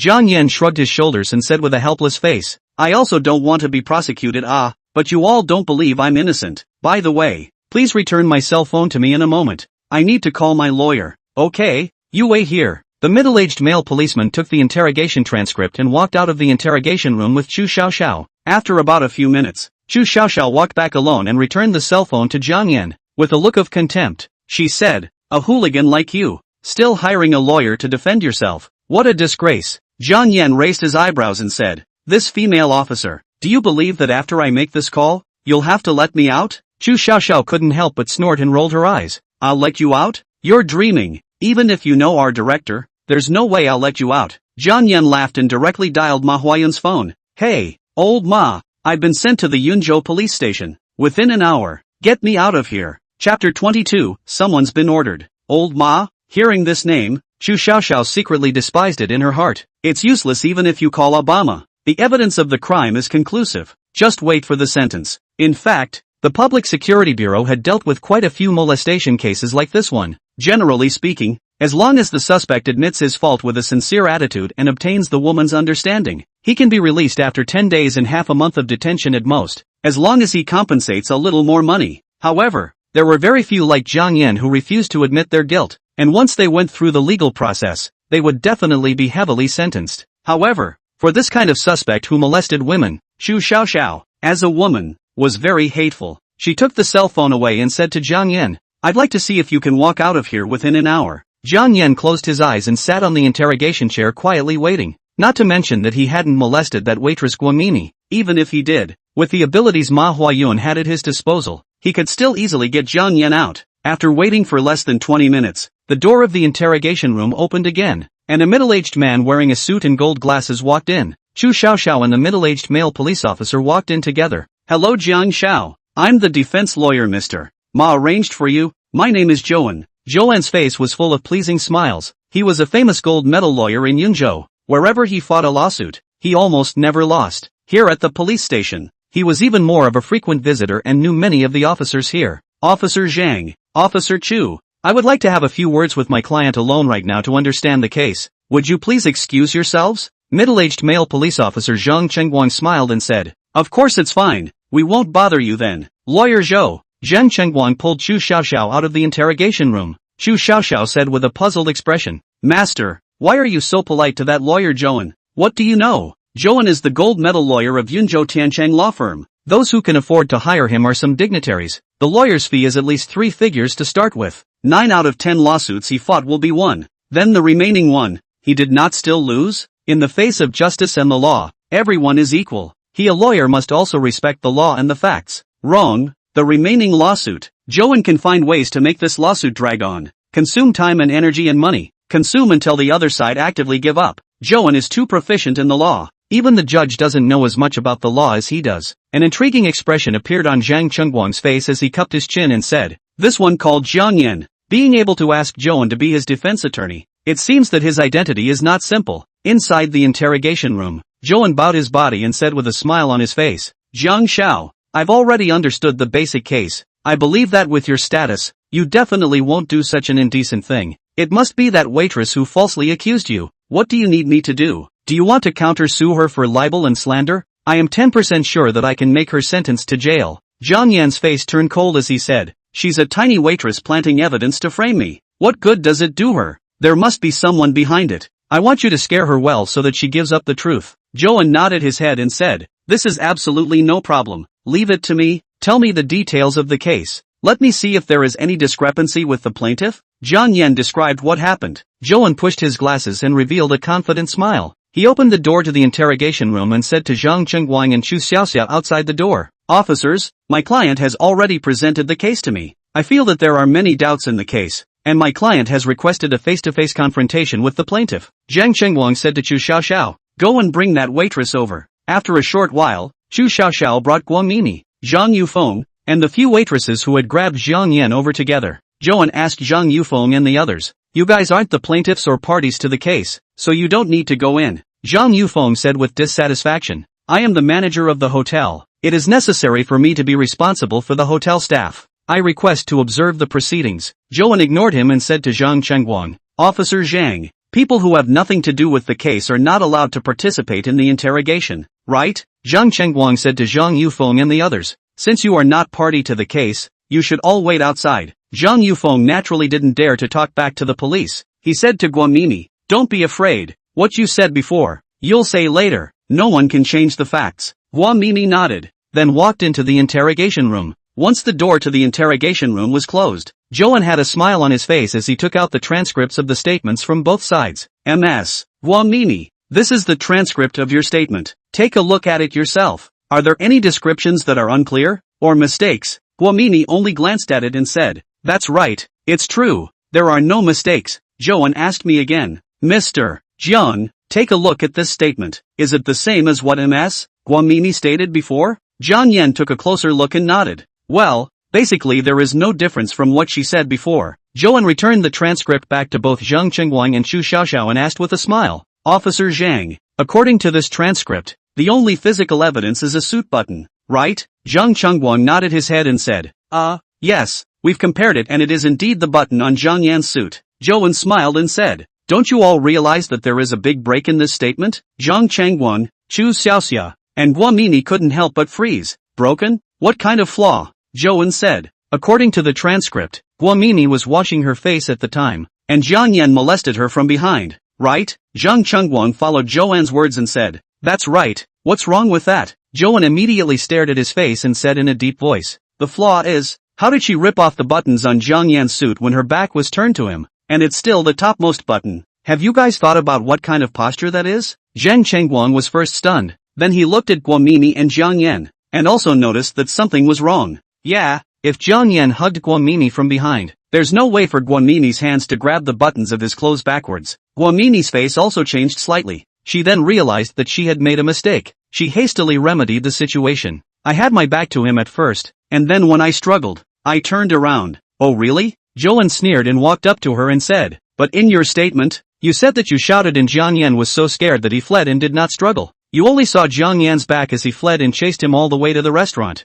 which means that you never came face to face with him at all. It's obvious that you're lying." Guomini said in a panicked tone. "No, I'm not lying. Everything I said is the truth." Zhou said to Zhang Chengguang, "Officer Zhang, the description made by this woman is completely inconsistent with the records of the statement, so it's obvious that she's perjuring herself. If Jiang Yan really molested her, then she must have Jiang Yan's fingerprints left on her. I request that you take her fingerprints." Ms. Guomini, once you can't collect Mr. Jiang Yan's fingerprints on your body, it means that you are making false accusations of slander, causing serious damage to Mr. Jiang's reputation. I will prosecute you according to the law, and according to the laws of our country, I'm absolutely certain that I can sue you for more than 3 years in prison, and you're going to spend your great youth in jail." Guomini's face changed greatly in fear, and she cried out in shock, "No, I don't want to go to jail. Someone instructed me to do this. It's none of my business." Chapter 23, Plot Reversal. Guomini was nothing more than an ordinary waitress at a hotel, and for the first time in her life, she came to the police station because she was falsely accused, and she was already weak-minded herself. Then Zhou discovered the flaws in the transcript, causing her to panic and be at a loss. Zhou finally backtracked and said he would sue her to jail, completely shattering her inner defenses and accidentally telling the truth. The quickness of the plot reversal was beyond the imagination of the two policemen, Zhang Chengguang and Chu Xiaoxia. Chu Xiaoxiao couldn't help but ask, "Who instructed you?" Guomini looked at Chu Xiaoxiao with some fear and said tremblingly, "If I confess, can you not arrest me and put me in jail?" Chu Xiaoxiao angrily slapped the table and said, "This is not a place for you to bargain. Honestly explain the problem." At this time, Jiang Yan slowly said, "Wait, comrade officer, I want to settle things privately with this Ms. Guomini, so I won't bother you with the interrogation." Chu Xiaoxiao said unhappily, "She is breaking the law. She must give a clear explanation." Zhou immediately said, "According to the law, my client, Mr. Jiang, has the right to have a private settlement with the other party, so please ask the two officers to recuse themselves. Zhang Chengguang hesitated for a moment and said to Chu Xiaoxiao, let's go out, since they want to go private. Let them talk amongst themselves. But, master, don't but, go. Chu Xiaoxiao was pulled away by Zhang Chengguang with a reluctant face. After all, the current case had not caused any substantial damage, and it was considered a civil dispute at best. A private settlement was completely legally permissible, which was why Zhang Chengguang took Chu Xiaoxiao away. Jiang Yan looked towards Guanmini, his face grim as he asked, tell me who ordered you, and I'll spare you. Guanmini's face showed a hesitant, tangled look, as if it was difficult to speak. Jiang Yan directly said, it's Zhao Yu, right? Guanmini was a waitress at the Dragon River Hotel, and other than Zhao Yu, Jiang Yan really couldn't think of anyone else who could make Guanmini sacrifice her reputation to plant false accusations against him. Zhouan continued to intimidate. Mr. Jiang is giving you a chance. If you don't want to grasp this opportunity, then I can only prosecute you and send you to jail. No, no, no, I'll say it. Guanmini nodded her head repeatedly and said, yes, it's Zhao Yu. He's the one who found me and asked me to deliberately go and plant evidence to frame you. Jiang Yan asked again, the buttons on my clothes, you yanked them off me when you were tearing me apart, right? Without any hesitation, Guanmini admitted, yes, this is also what Zhao Yu taught me. Jiang Yan's face couldn't help but turn cold as he continued to ask, last question, why did he do this? Guanmini shook her head and returned, I'm not sure about that, he didn't tell me. He only said that he wanted me to plant evidence of you molesting me, and after it was accomplished, promote me to be a restaurant foreman and give me a $3,000 salary increase. If I didn't listen to him, he fired me. I'm also a man under the roof. I have to bow my head. So please, Mr. Jiang, spare me this time. Zhouan looked at me and asked, Mr. Jiang, do you want me to sue Zhao Yu? Jiang Yan shook his head. Since he already knew that it was Zhao Yu who messed up, he had to find out why he did it. Zhao Yu was now Su Fengjiao's boyfriend. If he directly sent Zhouan out to prosecute, it would inevitably expose Jiang Yan's identity and cause Su Fengjiao and Zhou Hui's dissatisfaction. No need. I want to see what other tricks Zhao Yu can play.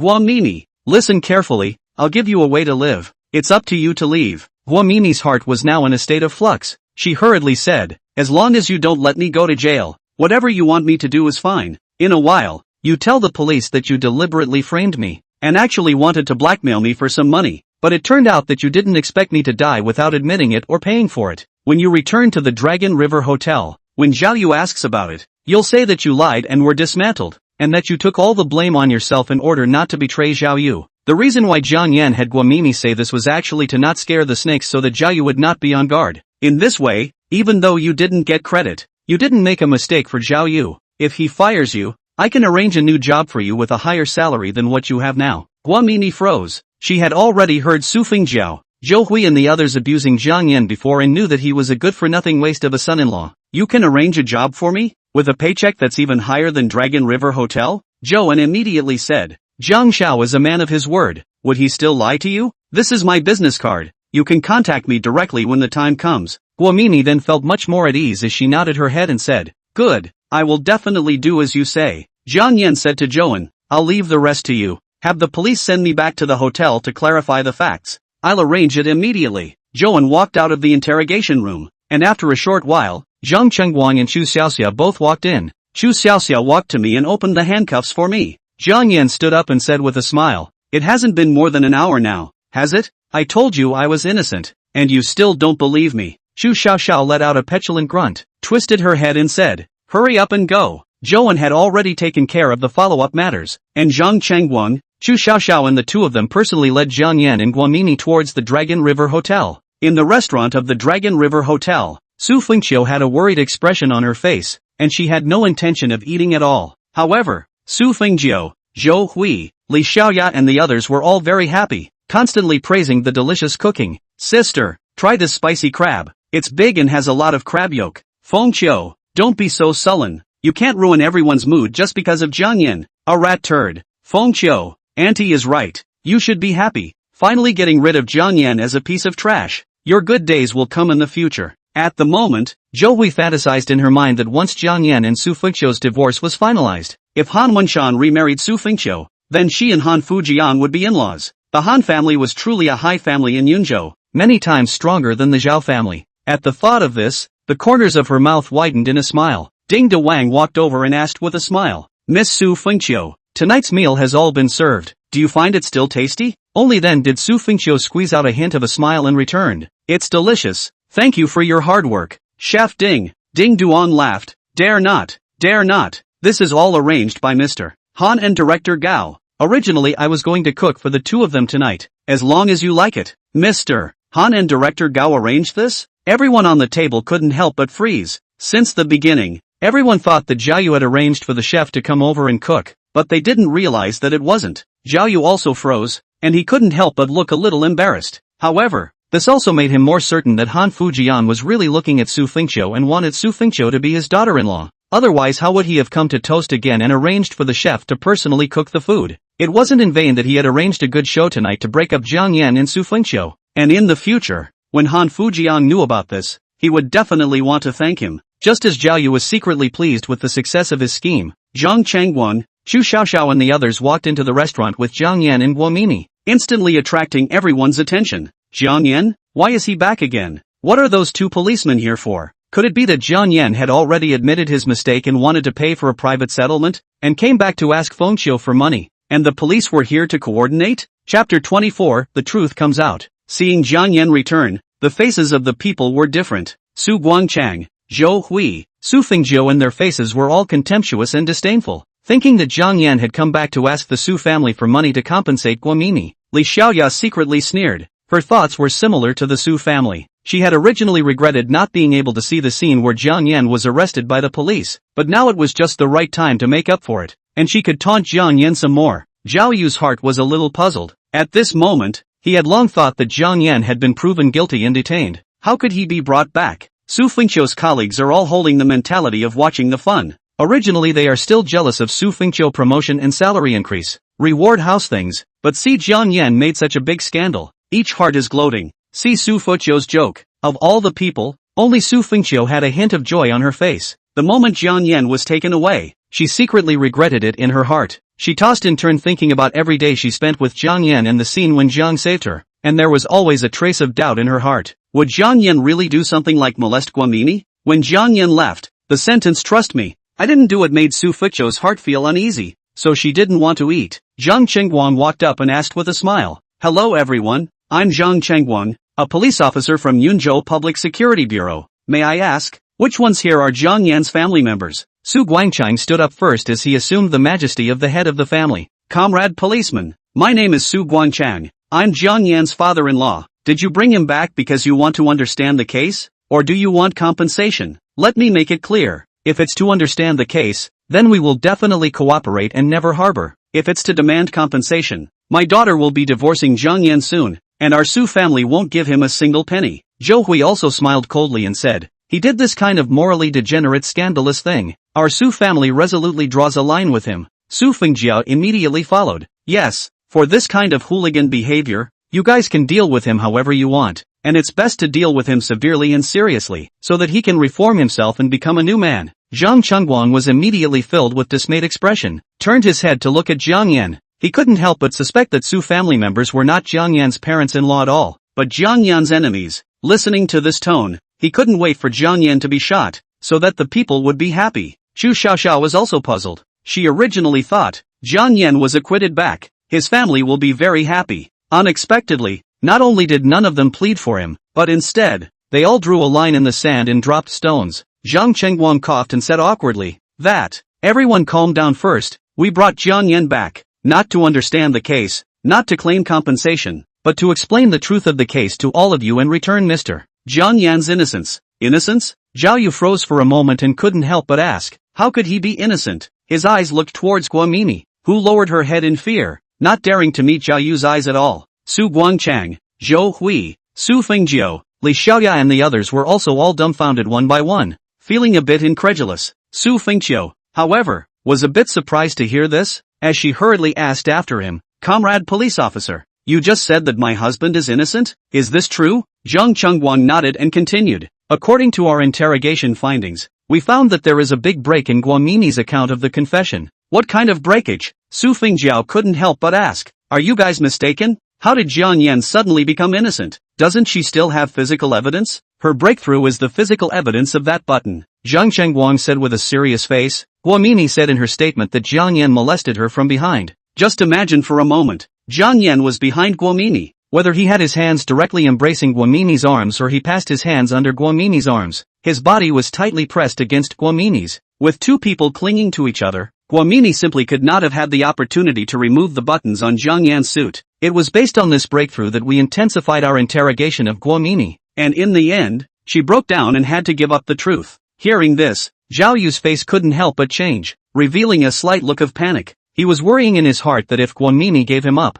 then the police came this time, just to arrest him. Su Fengjiao seemed to be undeterred and added, "How do you know that the two of them were physically close together? What if they weren't?" Zhang Chengguang could not help but smile helplessly and asked, "Girl, what is your relationship with Jiang Yan? Do you two have a grudge?" Even Guomini has explained herself that she planted the evidence to frame Jiang Yan. Why do you still decide that it was Jiang Yan who was a hooligan? Su Fengjiao was momentarily speechless. As Jiang Yan's sister-in-law, it was a bit unreasonable for her to splash dirty water on Jiang Yan so vigorously. Zhang Chengguang added, "Even according to your assumption, the two of their bodies weren't close together at that time. Guomini couldn't have taken off Jiang Yan's buttons from behind. If you don't believe me, try it yourself with your hands behind your back." Su Fengjiao hummed and said even if it was impossible for her to remove Jiang Yan's buttons from her back, then how could the buttons on Jiang Yan's clothes be in her hands? Zhang Chengguang turned his head to Guomini and said, "It's better for you to explain things clearly yourself, so that everyone will be more likely to believe it." Guomini took a step forward as she lowered her head and said, "Mr. John's buttons were yanked off his clothes when I intentionally tore into him at the restaurant when no one was looking." Su Fengjiao stepped forward and said angrily, "Then why did you falsely accuse my husband?" Zhao Yu gulped and quietly took a step back, already ready to slip away on his feet. Guomini followed the words Jiang Yan taught her and said, "I actually wanted to borrow molestation to blackmail him for some money, but I didn't expect him to die without admitting it." Snap! In her anger, Su Fengjiao threw her hand and slapped Guomini. "You asshole!" Zhang Chengguang hurriedly pulled Guomini behind him and said to Su Fengjiao, "This lady please calm down. It's illegal to assault others." Su Fengjiao's eyes flushed red as she gritted her teeth and said, "She deserved it. Who let her plant evidence against my husband?" She turned her head to Jiang Yan and said with apologies, "Husband, I'm sorry, I should have trusted you. Can you forgive me?" Jiang Yan reached out and gently wiped away the tears at the corner of Su Fengjiao's eyes, smiled and said, "I never blamed you. What's the point of talking about forgiveness? You've just been hoodwinked. Now that the truth is out, I am innocent. Do you still want to divorce me?" Su Fengjiao hammered Jiang Yan's chest with her pink fist and gasped, "You hate me?" At that time I was dizzy with anger, not really wanting a divorce at all. Chapter 25, Would a true dragon be afraid of a bedbug? After hearing the truth of the matter, the old faces of Su Guangchang and Zhou Hui were also filled with embarrassment. The two of them had seized Jiang Yan's faults before, with a look of righteousness, and spoke as harshly as they could, wishing to sentence Jiang Yan to death. Now, Jiang Yan was really innocent. He was framed by Guomini. When he thought back to the words he said when he just saw Zhang Chengguang, Su Guangchang felt that his face was a little hot. However, Zhou Hui didn't have much remorse in her heart, because she couldn't stand Jiang Yan since the beginning, and even if this incident didn't happen today, she still wanted to find a chance to force Jiang Yan to divorce Su Fengjiao. Seeing that the matter had been clarified, Zhang Chengguang cleared his throat and said, "Now that the matter has been made clear, given that Guomini has a good attitude in admitting her mistake and has already made a private settlement with Mr. Jiang Yan, we at the Public Security Bureau won't be punished separately for this matter. We'll leave you alone. Goodbye." Zhang Qingguan left the Dragon River Hotel with Chu Xiaoxiao. Zhao Yu silently sighed with relief in his heart. Although Guomini messed up this matter, at least she didn't betray herself, so it's considered that her merits and demerits have been offset. Su Fengqiu happily said to her parents, "Mom and Dad, you all heard it, right? Jiang Yan was framed. He didn't do anything to wrong me, so I won't divorce him." Zhou Hui snorted coldly and twisted her head away. She knew in her heart that if she couldn't find anything wrong with Jiang Yan, no matter what she said, Su Fengqiu wouldn't change her mind. Su Guangchang coughed and said, "Since it's a misunderstanding, let's forget about it." Su Fengqiu, however, said, "We can't just let it go. This woman framed Jiang Yan and caused him to almost go to jail. We can't just let her off the hook." Guomini covered her face and ran to Zhao Yu in a bit of fear. "Young Zhao, help me." Zhao Yu immediately pushed her away and said in a righteous manner, "Shut up. You did this kind of planted and framed thing. You are simply a bad character and have caused irreparable damage to the reputation of our Dragon River Hotel. From now on, you are fired. Go to the finance office yourself to settle your bill and leave. I don't want to see you again. Get lost." Zhao Yu secretly gave Guomini a wink. She immediately turned around and ran away. Zhao Yu immediately turned his head again and said to Jiang Yan, I really didn't expect that our hotel actually produced this one snake-hearted woman. Jiang Yan, I'm really sorry for tonight. I apologize on behalf of Dragon River Hotel.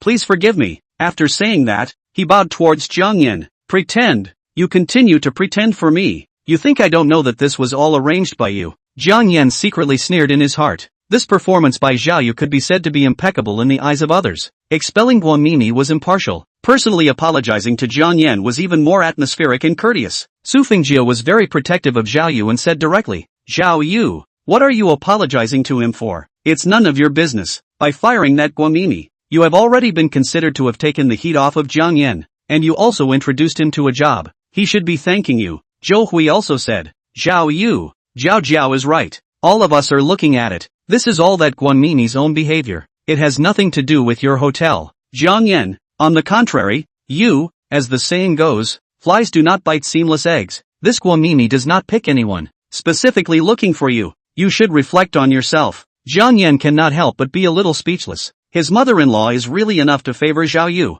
Hard to pull the fault back to himself, but in Jiang Yan's eyes, Zhao Yu was like a clown. Ridiculous. He wasn't in a hurry to break down Zhao Yu. He wanted to see, what other tricks would Zhao Yu have next? If Zhao Yu was honest from now on and no longer framed himself, then Jiang Yan would not pursue the matter with him. But if Zhao Yu still played tricks, Jiang Yan wouldn't mind playing with him. Would a true dragon be afraid of a stink bug? Zhao Yu, my mother-in-law is right. This matter is not your fault and has nothing to do with your hotel. If you want to blame it, you can only blame your own bad luck. Thank you for introducing me to the job. This job is very suitable for me. I like it very much. Zhao Yu quickly smiled and said, oh, it's good that you like it. I was worried that you wouldn't be able to adapt. Su Fengqiu saw that things were over and everyone had finished eating again, so she said, it's getting late. Since everyone has finished their meals, I'll go and settle the bill now. Zhao Yu added, Sister Fengqiu, didn't you say so? This meal is free tonight. It's a little token of my appreciation. Su Fengqiu shook her head and said,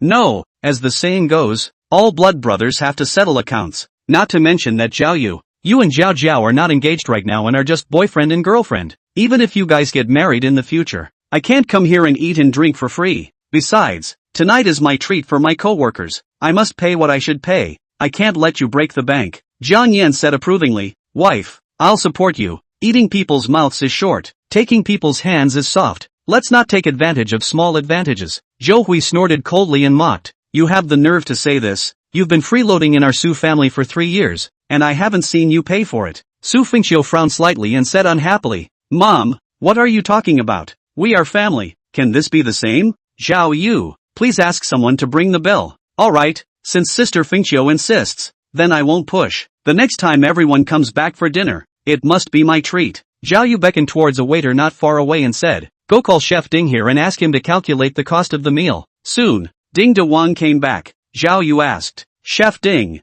you cooked both of these meals, so calculate how much it costs approximately? Ding De Wang smiled and said, I made 24 dishes each for each table, and a few of them are my specialty dishes. The price is a bit higher. On average, a table will cost at least about $5,000, and the 2 tables will add up to $10,000. The chef himself will add at least an additional $1,000 service charge per table. Hearing this offer from Ding De Wang, everyone in the audience couldn't help but let out a gasp. Wow, so expensive. We ate $12,000 for 2 tables. That's enough to pay my salary for a month. It's fortunate that Fengqiu treated us tonight. Otherwise I wouldn't be able to afford to come here to eat by myself. It's too extravagant. When Su Fengqiu heard this price, she also felt that it was a bit expensive. However, she had now been promoted to be called a manager, and with a monthly salary of over $20,000, she could completely afford to spend it. At this time, the waiter added, the money for the red wine hasn't been counted yet. Each bottle of red wine is $5,888.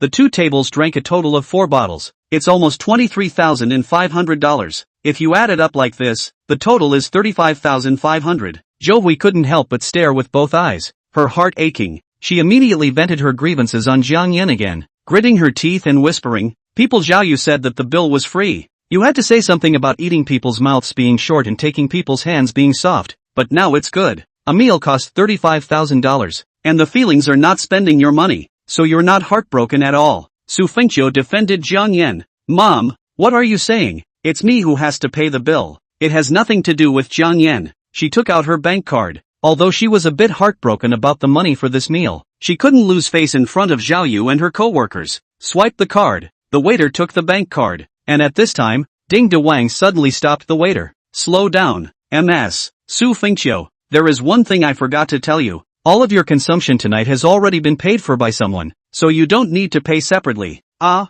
Su Fengqiu froze for a moment and asked in confusion. Who paid the bill for me? Chapter 26. Too anxious. Originally, when they heard that the bill was as high as $35,000, Li Xiaoya and the others were still a bit distressed for Su Fengqiu, thinking that she had spent a lot of money tonight, and they felt a bit sorry for her. But then they suddenly heard that someone had already paid the bill, which immediately caused everyone to speculate. Fengqiu today character outbreak. First a promotion and pay raise, reward house, and now dinner or someone to pay the bill for her. Who could it be who paid the bill? Could it be Mr. Han again? It's very likely. Chef Ding was specially arranged by Mr. Han. It must be Mr. Han who also paid the bill. Ding Dewang smiled and said, yes, it was Chief Han and Director Gao and the two of them together who bought the bill for Ms. Su Fengqiu.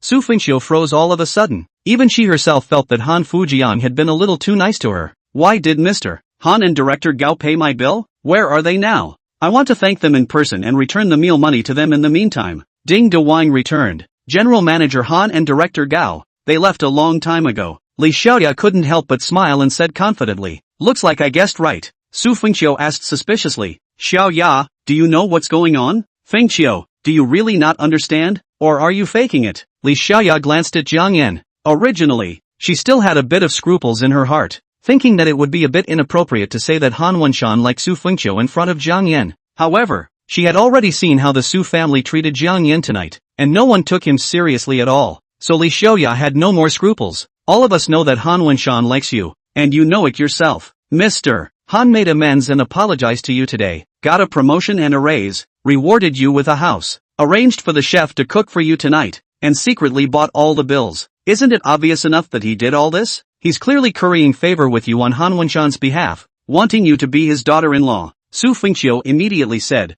that's impossible. I'm already married. How can I be his daughter-in-law? It's definitely not like that. She nervously held Jiang Yan's hand and explained, hubby, you have to believe me. Nothing happened between Han Wenshan and I. Jiang Yan smiled. He naturally believed Su Fengqiu. Even if he lent Han Fujian 10 bare hearts, he wouldn't dare hit on Su Fengqiu. If Han Fujian had this kind of guts, he wouldn't have sent someone to break his son's arms and legs. At this moment, Han Wenshan is lying in the hospital with a plaster cast. Wife, don't be nervous, I believe you. Su Fengqiu looked at Jiang Yan excitedly. Jiang Yan's unconditional trust in her made her very warm inside. Tomorrow, I'll go find Mr. Han and ask him about it. If he really has other ideas, then I'll resign. Zhou Hui couldn't help but stand up and said angrily, resign for what? You've just gotten a promotion and a raise and you're going to resign. Isn't that self-destructive? I don't agree with your resignation. If you dare to resign, don't recognize me as your mother. After saying that, she huffed and turned around and walked towards the outside of the hotel. The reason why Zhou Hui was so angry was not just because Su Fengqiu wanted to resign, but she was heartbroken about that high-end neighborhood house worth more than $4 million, which she hadn't had the chance to live in and enjoy. Su Guangchang also said, I don't agree with your resignation either. He followed closely after Zhou Hui who also left. Su Fengqiu said with a cold face, sister, look at how angry you've made mom and dad, just for the sake of this loser Jiang Yan. You want to quit your job and expect him to support you? Do you expect him to support you? Do you expect him to support our parents? She also left the table in anger. Zhao Yu hurriedly chased after her. Jiao, I'll send you back. Seeing this scene, those female co-workers naturally couldn't sit still and excused themselves to leave. Fengqiu, we'll leave first then. See you tomorrow. I'll leave first too. Bye. Li Xiaoya was the last to leave, and she said to Su Fengqiu, don't be impulsive about resigning. Think about it. On her way out, Li Xiaoya didn't forget to give Bai Jiang Yan a glance. Su Fengqiu's eyes were red and she looked like she was crying. It was the first time she had been criticized by her parents and sister like this, and it hurt her heart. Jiang Yan patted Su Fengqiu's back and comforted her. Wife, don't be sad. Mom and dad don't want you to give up your future, and I don't support you quitting your job. Su Fengqiu looked up at Jiang Yan. The corner of her mouth turned away and tears slipped down her face. Hubby, are you really not worried that we, Mr. Han, have another agenda? Jiang Yan secretly laughed bitterly in his heart. It seemed that he had scared Han Fujian so much that he would try so hard to please himself. As a result, Han Fujian had tried too hard to curry favor, which in turn caused others to make unwarranted speculations, causing a great deal of psychological pressure on Su Fengqiu. Wife, Even though I met that general manager Han for the first time tonight, I feel that he's quite an upright and atmospheric person. Definitely not the kind of person Li Xiaoyashi said. If this Mr. Han really hits on you, don't worry, I will definitely not let him off. Su Fengqiu asked again. If you don't let him go, what can you do with him? Jiang Yan said with a serious look on his face. Don't say he's just a Han Fujian. For your sake, even if the whole world is against me, I will trample them all under my feet. Looking at Jiang Yan in this serious manner, Su Fengqiu suddenly felt in her heart that Jiang Yan was not quite the same as usual. When he said these words, although his tone was flat, it was permeated with a trembling majesty. Put, Su Fengqiu suddenly laughed, easing the awkward atmosphere. I don't want you to be the enemy of the world. Before you conquer the world, conquer my parents and them first, right? Jiang Yan also had a smile on his face and said, no problem, give me some time. I'll let them know how much I really love you. Su Fengqiu wiped the tears from the corner of her eyes, took 2 deep breaths and regained her composure. Hubby, it's so good to have you around. Let's go home. Okay, go home. Jiang Yan held Su Fengqiu's hand, and the two of them left the hotel together. Jiang Yan rode on the small electric donkey, and Su Fengqiu sat on the back seat. She hugged Jiang Yan's waist with both hands and pressed her face against his back, quietly enjoying this moment of tranquility. When the two of them returned home, Su Guangchang and Su Fengqiu were both sitting in the living room. Both of them seemed to have negotiated. Both of them had a stern face without any half-smile. Su Fengqiu asked, Dad, where's my mom? Su Fengjiao grunted. Our mom got a headache from your anger and has gone back to the bedroom to rest. Our mom said that if you dare to resign, unless you divorce Jiang Yan first, she will go on hunger strike starting tomorrow. Su Fengqiu couldn't help but show a helpless expression. She glanced at Jiang Yan, then said, I won't resign. Why threaten me with hunger strike? Su Guangchang quickly asked, You really won't resign? Su Fengqiu returned, I didn't say that I will definitely resign tomorrow, but the money for the meal, I will definitely return it to Mr. Han. This is my principle. Su Guangchang sighed in relief and said, Since you're not resigning, then your mom and I will move to the new house tomorrow. Jiang Yan, take tomorrow off and help us move. Moving tomorrow? Su Fengqiu immediately widened her eyes and couldn't help but say, Dad, you're too eager, aren't you? Chapter 27, Wanting a Child. When he heard Su Guangchang say that he would move to the new house tomorrow, Jiang Yan understood in his heart. His father-in-law and mother-in-law were singing a double act, one singing red and the other white. The mother-in-law used a hunger strike to stop Su Fengqiu from resigning, and the father-in-law moved to create an established fact. Once really moved to a new house to live, Su Fengqiu cannot let his parents move out again, can only honestly continue to work in the Dahua real estate sales center. Dad, there's no problem with moving, but I just went to work and the manager wouldn't let me take a vacation. Being late on his first day at work, Jiang Yan had already been scolded by Wu Guang. If he took another leave on his second day at work, he might get himself fired. Without this job, Jiang Yan's in-laws would only despise him more. Thinking that Jiang Yan was deliberately putting it off, Su Guangchang embraced both hands in front of his chest and grunted. You're not heartbroken about the new house and looking for an excuse to not want us to move there, are you? Su Fengqiu hurriedly explained for Jiang Yan. Dad, Jiang Yan definitely didn't mean it. Otherwise, you can find a moving company and I'll pay for it. Su Fengjiao said conspiratorially, finding a moving company still costs money. Why not let Jiang Yan use such a labor force? What a waste. Jiang Yan could see that if he didn't help with the move, his parents-in-law would definitely be unhappy. Dad, do you think this will work? I'll go to the company to sign in first, then come back to help move. Su Guangchang glanced at Jiang Yan and said, Good, then do as you say. Don't forget tomorrow. After discussing the moving matter, Su Guangchang went back to his bedroom, and so did Su Fengjiao. Jiang Yan and Su Fengqiu both went back to the bedroom as well, and the two of them whispered, Hubby, do you really have no problem with Mom, Dad, Fengjiao and the others moving to the new house? That was originally supposed to be the new home that belongs to the two of us. Su Fengjiao's heart was still more or less a bit reluctant to let go, but at that time, Su Fengjiao was using filial piety to her parents as an excuse, so Su Fengjiao couldn't say anything more. Jiang Yan smiled faintly and replied, It's just a house, let them live there if they want to. For me, a place with you in it is home. Size doesn't matter. But wife, if you like to live in a big house, then I will definitely buy a villa for you to live in the future. Su Fengqiu cupped Jiang Yan's face with both hands and rubbed it twice, humming, Why is your mouth so sweet today? Good, then I'll wait to live in the big villa you bought for me. Jiang Yan knew in his heart that Su Fengqiu didn't believe his words, only that she didn't want to hit him, so she went along with his words. Now that he had regained his status as the young master of the Jiang family, not to mention buying a villa, even if he bought all the houses for sale in Yunzhou, it would only be a matter of a phone call. Su Fengqiu suddenly said again with an apologetic face, Hubby, I'm really sorry for today, causing you to be sent to the Public Security Bureau. In my heart, I actually don't believe that you would do something like that, but at that time, I didn't know what was going on with me, and when I heard what everyone said, my mind was so confused that I actually believed it. I apologize to you again. Jiang Yan immediately shook his head and said back, you don't need to apologize to me. At that time, in that situation, with all the human and physical evidence, and everyone not trusting me, it would inevitably affect your judgment. Su Fengqiu leaned in Jiang Yan's embrace, and said in a bird-like manner, hubby, you are so nice, thank you for understanding me. Jiang Yan smiled and said, wife, it's getting late, let's rest, I still have one more thing to say. Su Fengqiu's pretty face slightly reddened in a shy manner. Hubby, mom, dad, Feng Jiao and the others will all be moving out soon.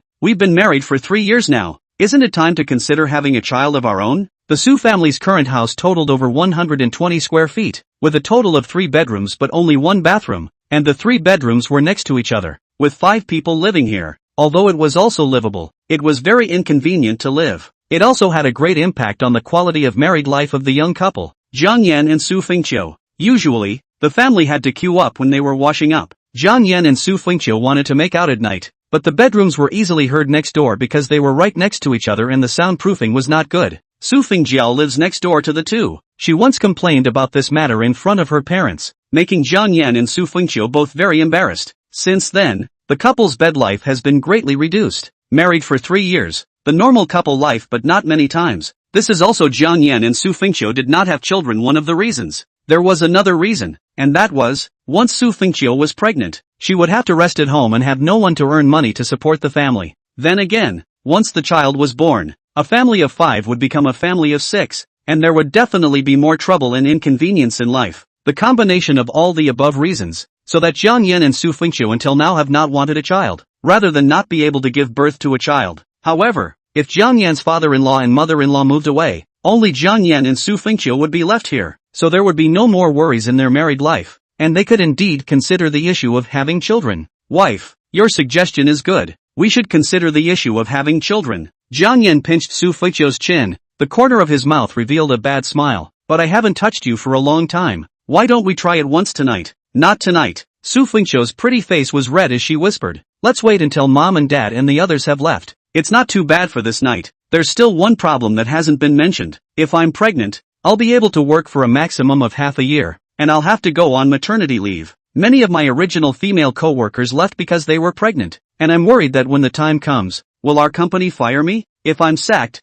I'll have to rely on you to support my family. Can you afford that responsibility? Jiang Yan patted his chest and said confidently, of course I can. Just rest assured that I can afford to give birth. Even if I give birth to 10 or 8, I can afford it. Su Fengqiu gave him a blank look, and said in a tone of voice, do you think I'm an old sow who can give birth to so many? Nowadays, the expenses of raising a child are huge. Not easier than the two of us having a world of our own. Jiang Yan sighed helplessly. He knew that even if he said it now, Su Fengqiu wouldn't believe what she said and think he was bragging. After all, he hadn't worked for 3 years and hadn't earned a penny, so Su Fengqiu felt that he couldn't appreciate the difficulty of making money to support a family. Wife, let's speak with facts. Our company has arranged a task for me to work on an advertisement order. As long as I can sign this advertisement, I will have a 20% commission on the advertisement fee, and I will earn no less than you. Just wait and see. Hearing Jiang Yan talk about work, Su Fengqiu revealed a happy smile, feeling that her man finally knew how to get ahead. She kissed Jiang Yan on the cheek and said with a smile,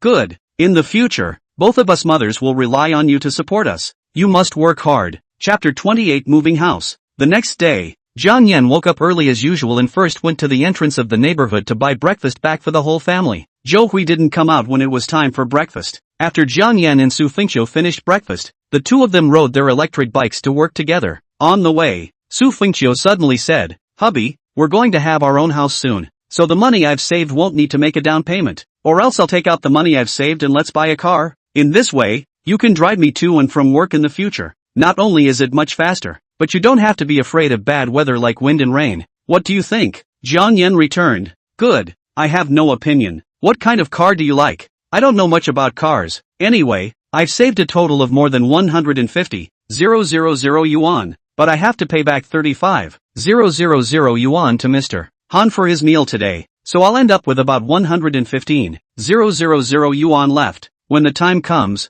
I'll give you the money and you go watch and buy it.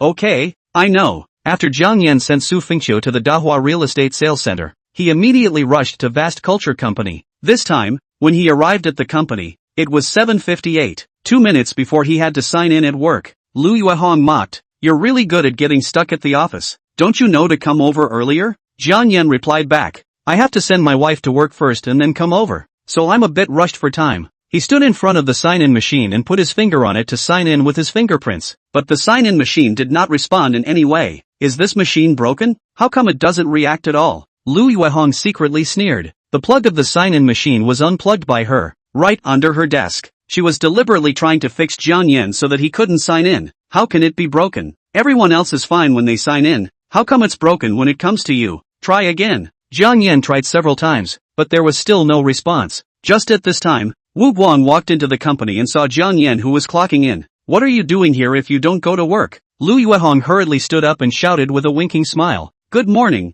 Mr. Wu." Jiang Yan explained. "Mr. Wu, this sign-in machine seems to be broken. I can't get my fingerprints in." Wu Guang glanced at his watch and said with a cold face, "It's 8:01 now. Of course you can't enter it. The company's sign-in machine must be signed in before 8 o'clock to work. But when I arrived at the company, it was clearly only 7:58. I wasn't late at all." Lu Yuehong quietly installed the sign-in machine plug and deliberately said, "You are looking at the time on your cell phone, right? It must be that you're not allowed to tell the time. You're late yourself, and you're looking for excuses." Wu Guang snorted coldly and glared at Jiang Yan. "You're really something. You were late yesterday. You're late today. Are you planning to be late tomorrow? If that's the case, don't come tomorrow." Jiang Yan didn't argue anything more. At times like this, the more you say, the more wrong you are. "Tomorrow I promise I won't be late again." Wu Guang grunted. If it wasn't for Zhao Yu greeting him, he wouldn't have recruited a waste like Jiang Yan with no education and no ability into the company. However, when he thought about it, he would be playing Jiang Yan for nothing for a few days anyway.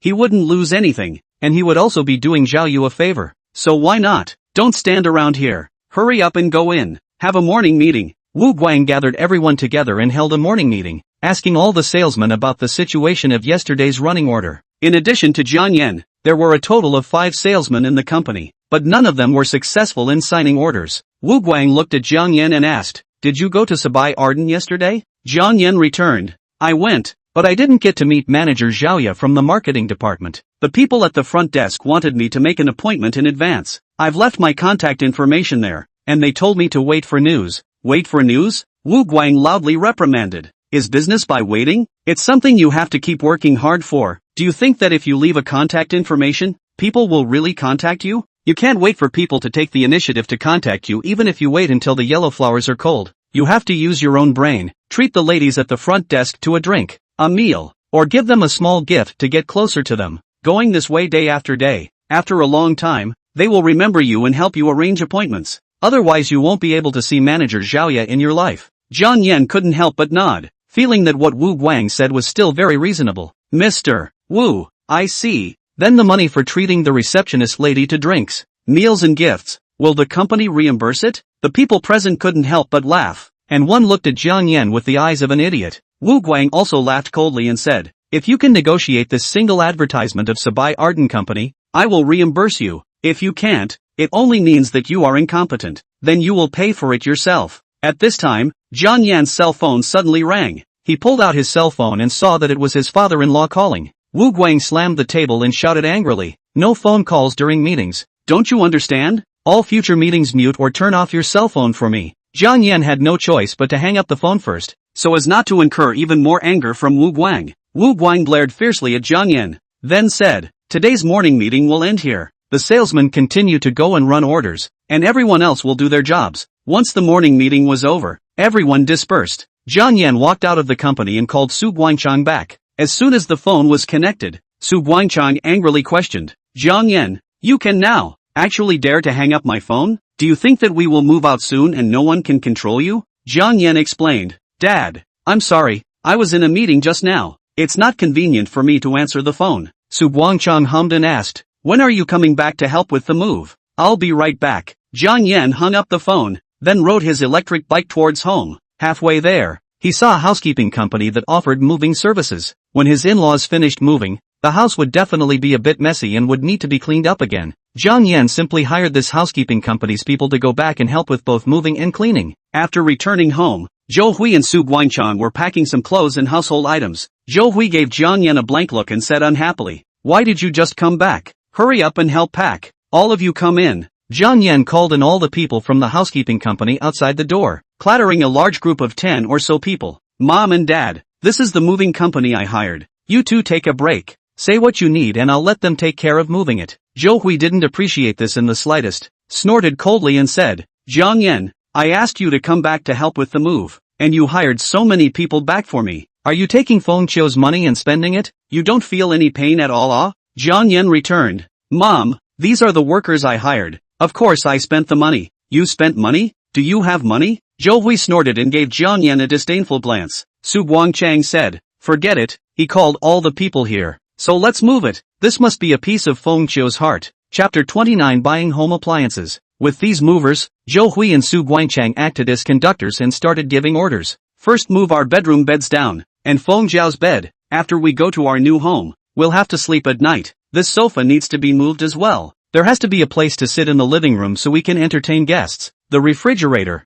TV, and washing machine are also moved. These appliances are a bit old, but they all still work." Jiang Yan stood on the side, watching the movers move away one piece of furniture and home appliances under the command of his in-laws, and the house suddenly became a bit empty. Where was this moving? It was simply a big sweep. Su Guangchang and Zhou Hui had moved away almost everything that could be used in the house, and it seemed that they did not intend to leave anything behind for Jiang Yan and Su Fengqiu. Zhou Hui coughed and said, "Jiang Yan, all these appliances and furniture are a bit old. Leaving them for you and Fengqiu. You two may not like them either, so we'll just move them all away so that you can buy new ones as well. Are you okay with that?" Jiang Yan smiled. At this moment he already somewhat understood why his father-in-law and mother-in-law named him to help move. The two of them, Zhou Hui and Su Guangchang, had moved everything away, and once Su Fengqiu returned home and saw the scene, she would definitely feel very sad in her heart. But if Jiang Yan was present, if Su Fengqiu pressed on about it, Zhou Hui could push that it was all agreed to be moved by Jiang Yan. "No problem, Mom, see what else you need, just move away," Zhou Hui immediately said. "The things we're moving away are things your father and I have purchased over the years. What we can't take with us will be left for you and Fengqiu." Su Guangchang also said, "In the future, this house will be for the two of you and Fengqiu. Don't bully her or I won't spare you." "Dad, what are you talking about? How would I bully Fengqiu? I can't even wait to love her. Since everything is almost moved, let's set off to the new house." Jiang Yan rode in the mover's car and followed his father-in-law and mother-in-law to the Hanlin family. Hanlin family was one of the high-end neighborhoods in Yunzhou, and the security guards at the entrance were all veterans, standing tall and very spirited. The green environment in the district is even better, with green grass, flowers, and many trees. It feels like entering a park. Zhou Hui is simply happy. Smiling mouth cannot close. This neighborhood is really good, 10 times better than the neighborhood we lived in before. Look at how good the environment is. The air is fresh, the streets are clean, and even the security guards at the entrance are extraordinarily polite. Su Guangchang said with a smile,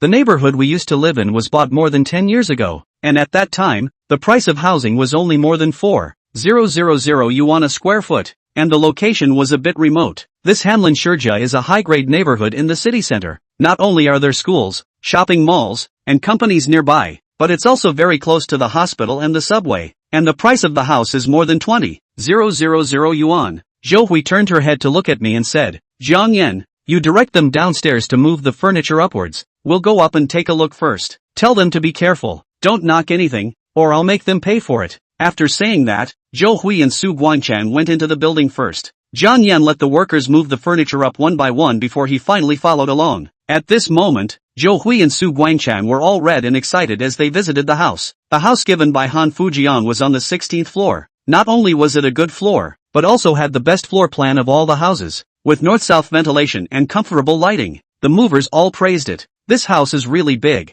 at least more than 240 square feet, right? Look at this decoration style. It's worthy of being a place where rich people live. The decoration alone must be hundreds of thousands of dollars at least, right? 3 bedrooms, each bedroom has an independent bathroom. How nice." When Zhou Hui and Su Guangchang heard these words, their hearts were even more beautiful. Before seeing this house, the two of them were still just a little bit expectant in their hearts, but after visiting this house, Zhou Hui had already made plans to end up here. She glanced at Jiang Yan, who was standing on the balcony of the living room, walked up and said, "Jiang Yan, are you regretting it in your heart right now? You're not scolding us, are you? Jiang Yan couldn't help but be stunned and said doubtfully. Mom, what do you mean by that? Zhou Hui laughed coldly and said, don't pretend. Such a big and luxurious house should have been yours, but now it's ours. Do you dare to say that you don't regret it in your heart? But it's useless for you to regret. This house is rewarded by Mr. Han to our daughter Fengqiu. It has nothing to do with you. In the future, on the real estate license of this house, you can only write my name and your father-in-law's name. You don't want to write your name on it, because you don't deserve it. Even if we are buried in the future, this house will still have the surname Su, not Jiang. Jiang Yan couldn't help but frown and said patiently, Mom, I never touched the idea of this house. If Fengqiu wants to live in a new house, I'll make my own efforts to buy it for her. You buy a new house for Fengqiu? Zhou Hui snorted, rolled her eyes and said with disdain, don't brag here. You just got a job and you think you're great, don't you? With the money you earn, you won't be able to afford a house like this one in this lifetime. Jiang Yan was too lazy to argue with his mother-in-law, otherwise he would only make the movers look at him funny. Mom, since everything has been moved, I'll leave first. You guys take your time to pack up. Jiang Yan left Hanlin home with the movers and went straight to the biggest shopping mall in Yunzhou. With all the home appliances and furniture moved out of the house, he had to buy some new ones to go back. Otherwise the two of them, he and Su Fengqiu, would have nothing that could be used except for a bed. He told the movers to take a break and went into the shopping mall by himself to have a look around. He came to the home appliances section, where a female shopper came up with a smile and asked, Sir, may I ask if you're looking to buy a TV set? Well, why don't you introduce me? Which TV set is the best? The female shopper took a glance at Jiang Yan's clothes. Seeing that he was dressed in ordinary clothes and didn't look like a rich man, she recommended a TV set with a lower middle price to him. How about you take a look at this one? Although it's last year's model, it's newly produced this year. We happen to be organizing an event. The original price is 5,888. The current price is only 5,000. Jiang Yan directly shook his head, did not fall in love with this TV set. I want the new model, not the old model. The female shopper added, then look at this as this year's new model. Curved screen. The size is big enough. The configuration is also good, but the price is slightly higher, to 7,560 yuan. Jiang Yan shook his head again and said, don't like it. The female shopper heart immediately a little contempt. To introduce you to the low price you dislike is the old model. Introduce you to the new models you said you don't like. I think it is simply can't afford it. She deliberately picked a cheap model. Want to hurry to send away Jiang Yan. Look at this one. 60-inch big screen. Thin body, that is. The brand is not famous brand, but the quality is absolutely no problem. Only need 3,800. Jiang Yan frowned. Miscellaneous brands do not want. At this time, a man and a woman walked over. The man was wearing a suit, at least more than 40 years old. His body was a bit fat, the top of his head was a bit bald, and his arm was holding a bulging purse. The woman was wearing a hip-hugging, low-cut one-piece dress, her face painted with heavy makeup. A sultry look. Honey, there's not a single piece of decent appliance or furniture in the new house you rented me, so you're going to have to pick me out some nice ones. The man smiled and pinched the woman's ass, saying, baby, as long as you serve me well, I'll buy you whatever you want. As soon as the waitress who was guiding Jiang Yan looked like she had seen a big deal, she immediately left Jiang Yan behind and walked over towards the pair of men and women. Look for yourself first, tell me if you have a favorite. Chapter 30, Buying Your Paralyzer. That female shopper didn't hesitate to leave Jiang Yan behind and ran directly to serve the pair. Miss,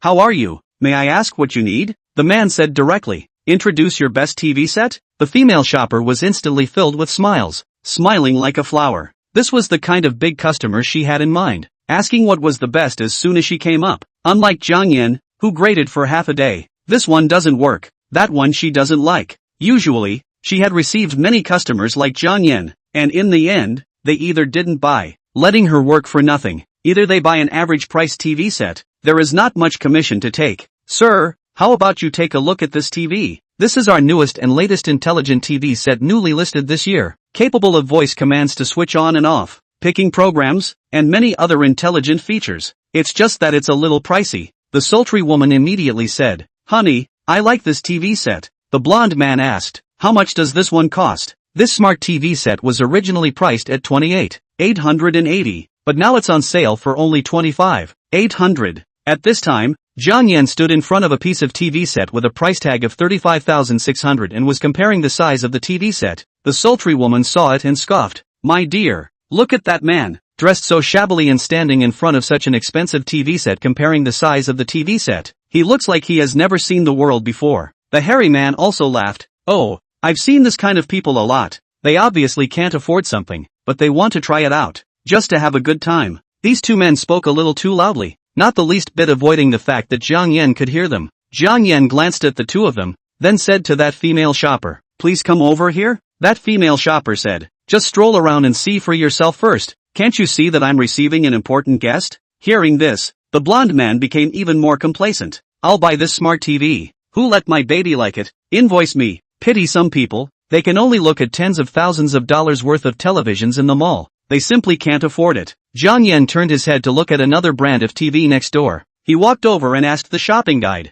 "How much is the most expensive one of your TVs here?" The female shopper couldn't help but be stunned. It was the first time she had encountered a customer who asked such a question. "We just came out with a smart voice TV set this year, which is able to network with various smart devices in the house, and can directly carry out voice commands, which is the current big trend in smart home appliances. But the price of this smart voice TV set is not low. It costs 198,800 renminbi. Jiang Yan said expressionlessly, "Okay, I'll take this one. Open the invoice." Hearing these words, the hairy man and the sultry woman both froze as well. A TV is close to $200,000. It's damn near enough to buy a low-end BMW. This kid is bluffing, right? Look at the clothes he's wearing. At most a few $100s of ground goods. How can he afford such an expensive TV set? I think he's just pretending to be a big-tailed wolf. He'll take the bill opened in a while and leave. He won't even bother to pay for it. The female shopper who had served Jiang Yan at the beginning also nodded her head and chimed in.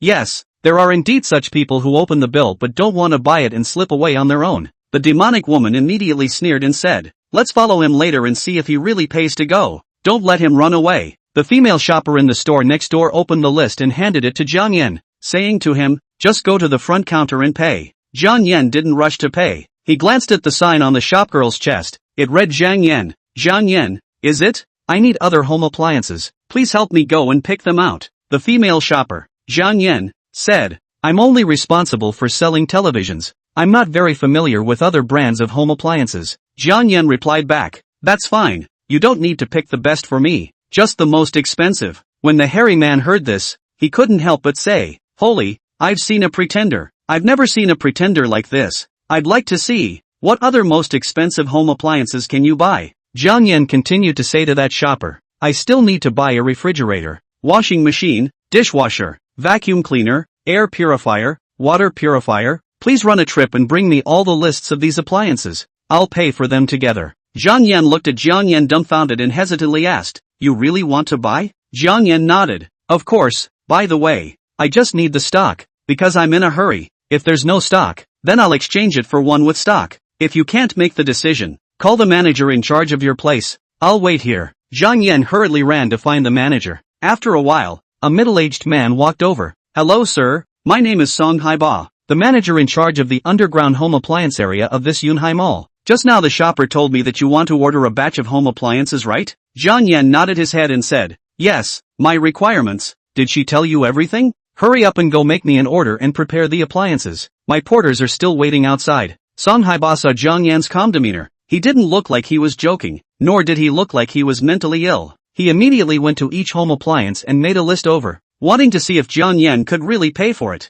"Sir, this is the list of appliances you need. Let me give you the price of each one. No need to be so troublesome, just the most expensive ones." Jiang Yan pulled out his black gold card from his wallet and handed it to Song Haiba. Swipe the card. Password 6 zeros. Song Haiba froze. It was the first time he had seen such a capricious buyer as Jiang Yan. "Sir, won't you listen to the total offer?" At this moment, the blonde man seemed to recognize Jiang Yan's black gold card and couldn't help but exclaim, "This is the Centurion black gold card?" He was actually the vice president of a company, and also had a few $1 million, and had usually come into contact with quite a few people with money and status, and had once seen a big shot use a black gold card. Centurion black gold card. This represented not only wealth, but also a symbol of status. In the entire Yunzhou, there were only a handful of people who could own a Centurion black gold card, but each one of them was an existence that could call the wind and the rain. Definitely not something that a small person like him could afford to offend. As soon as he thought of Jiang Yan's identity, he was sweating in fear and hurriedly stepped forward. "This gentleman, I'm sorry,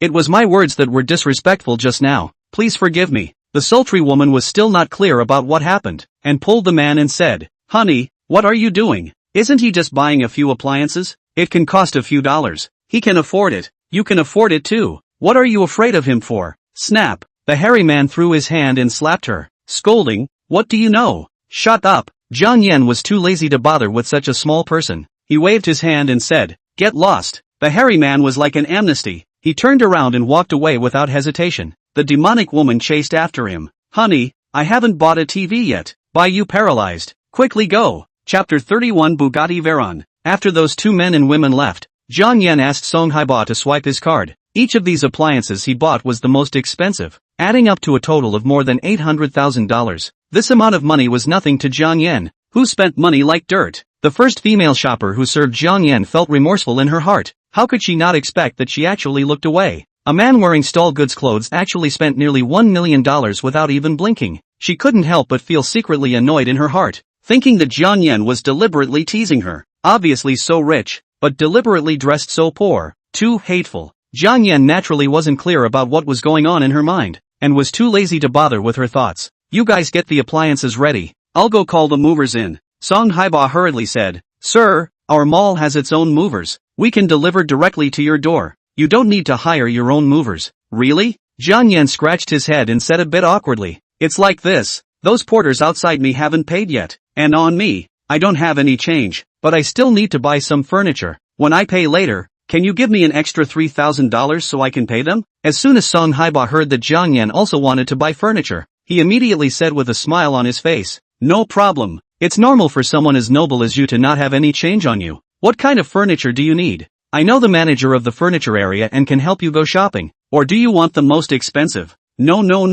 don't want the most expensive furniture. You pick some cozy furniture for me. Dining table, sofa, bed and all these furniture. But I don't want leather. I don't want mahogany. I want something low-key. Understand? Home appliances and these things. From the outside, it's not easy to see how expensive they are. But furniture is different. Some good furniture with materials can be seen at a glance. Just like the mahogany sofa. Little cute. All know that it is worth a lot. If you let Su Fengxiu know that Jiang Yan bought millions of home appliances and furniture home at once, it would not scare her. Song Haiba was also a shrewd person. He smiled and said, "I understand. People like you like low-key luxury style, so that people can't tell from the appearance. I will go to pick furniture for you now. Do you want to go to my office first to rest?" "Good." Jiang Yan went to his office and sat down to drink tea. Song Haiba ran to help him pick furniture. Half an hour later, Song Haiba ran back. He specially took photos for Jiang Yan's reference. After Jiang Yan looked at it, he felt satisfied and just swiped his card.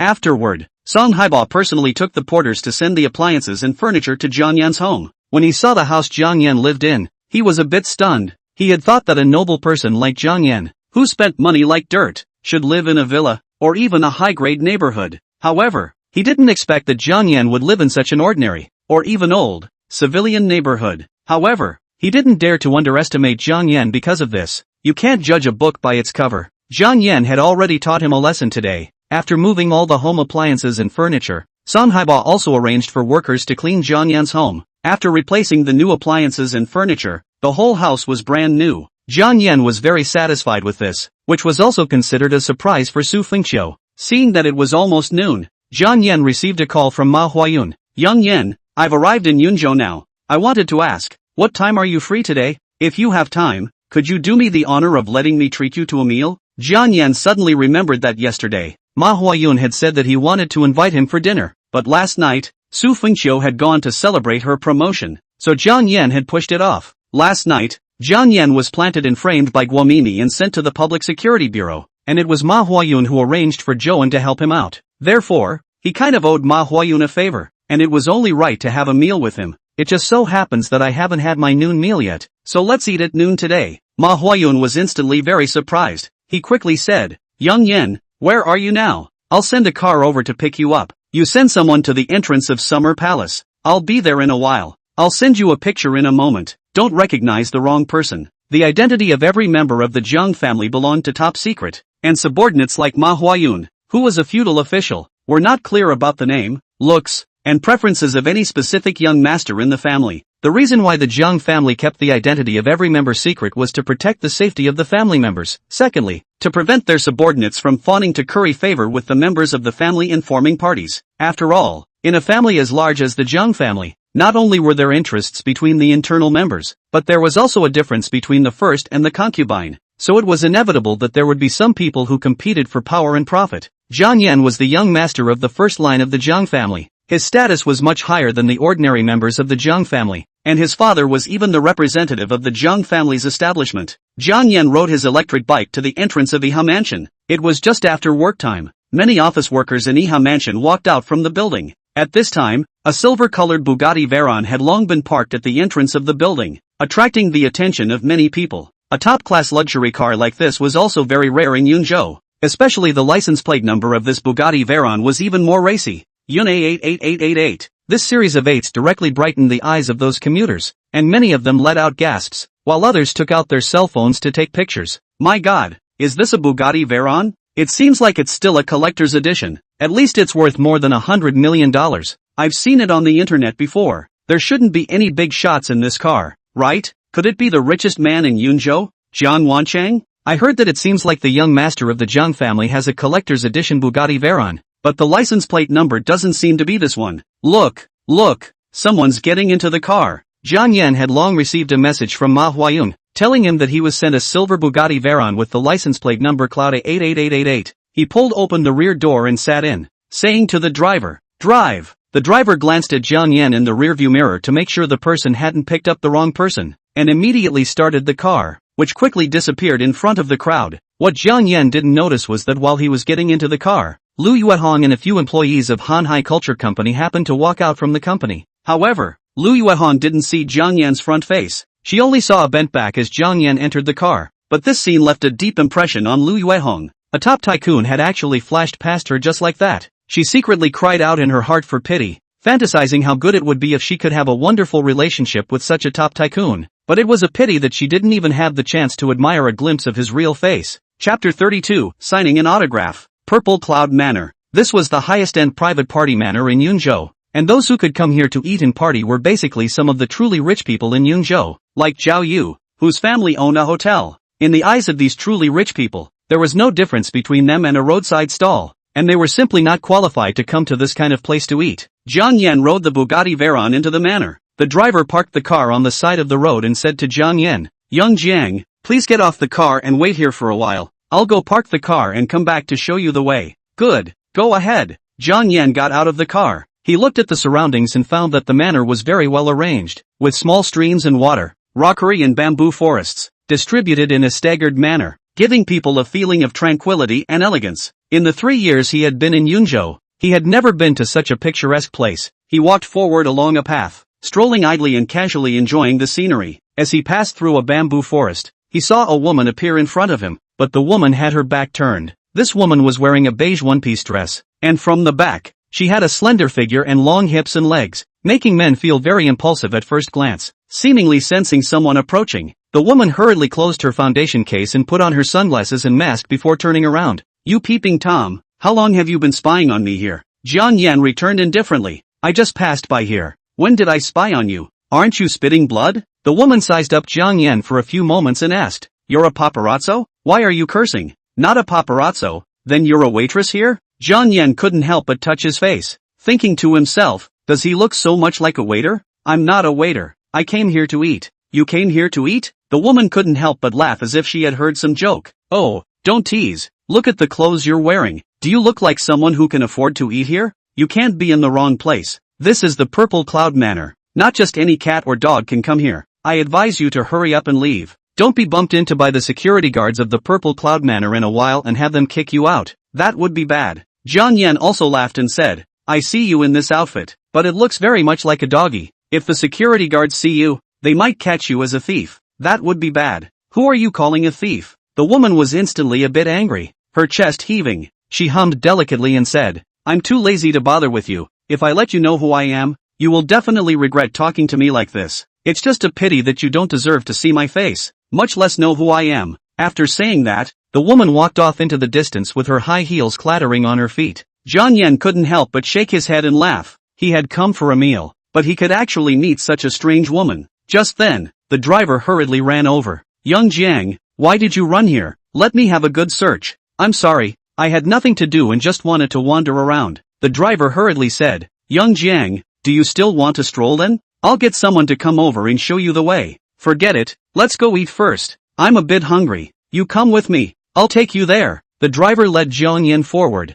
Jiang Yan realized that the direction the driver was taking him was the same direction as the woman who wore sunglasses and was masked before. This purple cloud manor covered a large area, and the buildings constructed inside were all antique buildings with ancient colors, as if he had traveled to ancient times. The driver brought Jiang Yan to a small building in front of the door hanging above the 3 words listening to the rain fast. At the entrance of the building stood 2 waitresses, both of them dressed in ancient costumes and wearing hair buns, with clear eyebrows. The 2 waitresses pushed open the door. Jiang Yan walked in. The first floor is the hall. Looks quite grand. All the tables, chairs and benches are yellow pearwood. Inside the hall sat a middle-aged man, and a woman with a stunningly beautiful face. As soon as that middle-aged man saw Jiang Yan, he immediately got up excitedly and walked forward quickly. Jiang Yan, how are you? I'm manhwa. It's truly the honor of my life to be able to meet you. That stunningly beautiful-looking woman, however, froze in place. She was the woman who wore sunglasses and a mask before. She looked at Jiang Yan dumbfounded. How could she not expect that the person she had just taunted was actually the big shot she had come to see? She panicked in her heart all of a sudden.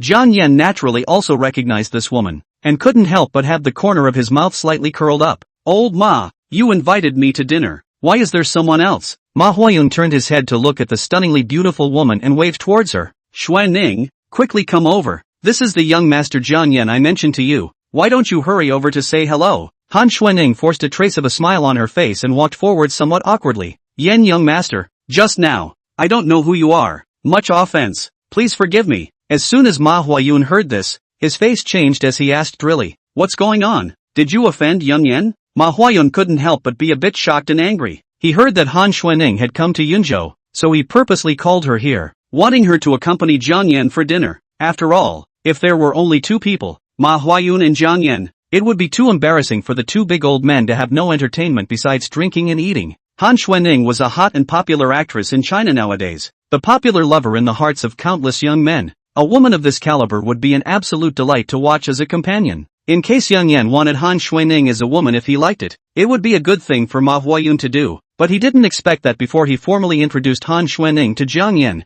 Han Xuanning offended Jiang Yan first. Isn't this finding trouble for himself? If he annoyed Jiang Yan, and he made a call back to the Jiang family, Ma Huayun, the Tianlian Star Lord of the South Dou of China, should be replaced. When Han Xuanning saw that Ma Huayun seemed a bit angry, she was even more frightened and her body trembled. Others didn't know Ma Huayun's background, but she knew a thing or two. Han Xuanning's signing company was an entertainment company controlled by Ma Huayun, and she was a signed artist of Ma Huayun's company. She was able to get to where she was today, becoming a starlet that was popular all over the country, thanks to Ma Huayun holding her up behind her back. By the same token, if Ma Huayun wanted to scrap her, it would be a matter of words. Mr. Ma, Jiang Yan waved his hand and said with a smile, forget it, it's just a little thing, no need to be so nervous. Seriously, I really didn't recognize you as Han Xuanning just now. If I did, I really wouldn't have talked to you like that. Han Xuanning became even more flustered. She couldn't hear whether Jiang Yan was blaming her or complimenting her with his words. Jiang Yan, I didn't know it was you either. If I knew your identity, I wouldn't have dared to talk to you like that. Jiang Yan laughed. Then we both are considered to not dislike each other. Can I ask you for a favor? What favor? My wife and sister-in-law both especially like you. Can you give me an autograph? Han Xuanning was instantly stunned. Chapter 33, A Promise is a Promise. Han Xuanning was originally still apprehensive, thinking about how to please Jiang Yan in a moment to make him forget about what happened before. Unexpectedly, Jiang Yan was not only not angry, but actually asked her for an autograph. This turn of events caught her a bit off guard, but she understood at least one thing in her heart, that Jiang Yan wasn't really angry with her. She quickly said with a smile on her face, no problem, Mr. Yan, then where can I sign for you? Jiang Yan felt his pockets and didn't have any paper on him. Ma Huayun said to the waitress, hurry up and get some paper. No need, just write it on my clothes. Jiang Yan unbuttoned his suit, revealing the white shirt inside. Write your name on my clothes, this shirt won't be washed in the future. I'll take it back and keep it. But I didn't bring a pen either? Han Xuanning's eyes twinkled and said with a smile, there, let's use my lipstick as a pen.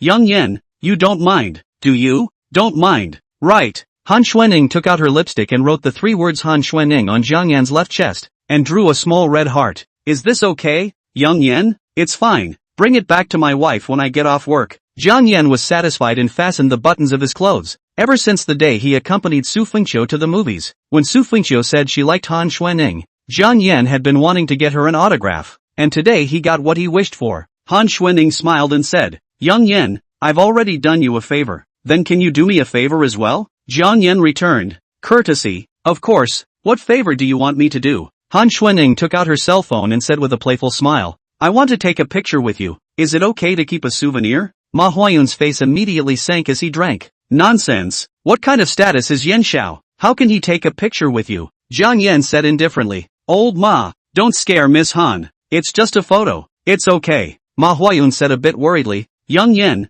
but the family side." The Jiang family kept the identity of every member of their direct lineage secret, and generally did not allow the photos to be leaked for fear that they would be targeted by their enemies. "You don't have to worry about the family side, and I'm sure Miss Han won't show our photo together to outsiders. In case a scandal breaks out, it won't have a good effect on her." Han Xuanning nodded her head and said, "Jiang Yan, don't worry, I won't show the photo to others. I'm just keeping it as a souvenir." "Good, then take the picture." Han Xuanning stood beside Jiang Yan and pressed herself against his arm to take a picture. "Thank you, Jiang Yan." Ma Huayun took in this scene and thought in his heart, Jiang Yan couldn't have fallen for Han Xuanning, could he? Otherwise, how could he have first forgiven Han Xuanning's rudeness and agreed to take a photo with her as a souvenir? He was secretly happy in his heart. This was originally one of his purposes for calling Han Xuanning here. If Jiang Yan and Han Xuanning really had something going on, Ma Huayun would be able to follow suit. "Jiang Yan, it's almost time. Why don't we chat while we eat?" "Good." Ma Huayun led Jiang Yan towards the inside, passing through the hall's inner sanctum to a separate courtyard with a gazebo. Water drops were constantly falling from above around the pavilion,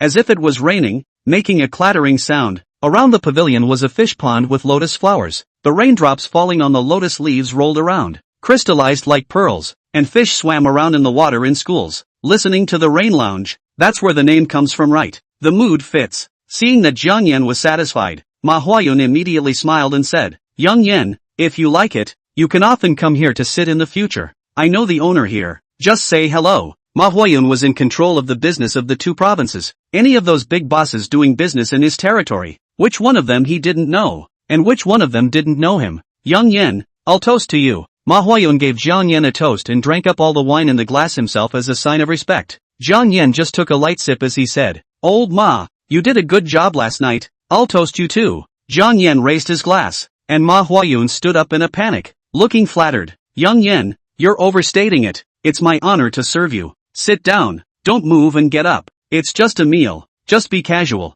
Jiang Yan took another sip of wine. His wineglass had just been put down when Han Xuanning immediately gave him a dish. "Jiang Yan, have a bite of food." "Ms. Han, I can do it myself. No need to be so polite." Han Xuanning let out a light laugh and said, "He, Jiang Yan, you said I'm polite. But I see that you're also polite. You call Mr. Ma as Old Ma, but address me as Miss Han. Why don't you just call me by my name?" Jiang Yan laughed. "Good, then let's all feel free to order and chat while eating." Jiang Yan was indeed a bit hungry and picked up chopsticks to eat himself. Han Xuanning also relaxed a bit when she saw this. She had seen quite a few rich young men from powerful families, but it was very rare to see one as approachable as Jiang Yan. Those rich young masters were all arrogant, thinking that they could get anything they wanted just because they had money. Although the young masters of those rich families seemed to be polite and courteous when they invited Han Xuanning to dinner, underneath their polite and courteous masks were all naked desires to possess her. Jiang Yan was eating his food while chatting with Ma Huayun. "Old Ma, I am now working in a company called Vast Culture Limited. The manager of this company is called Wu Guang. He has arranged a task for me to sign a single advertisement for Shabai Yaden.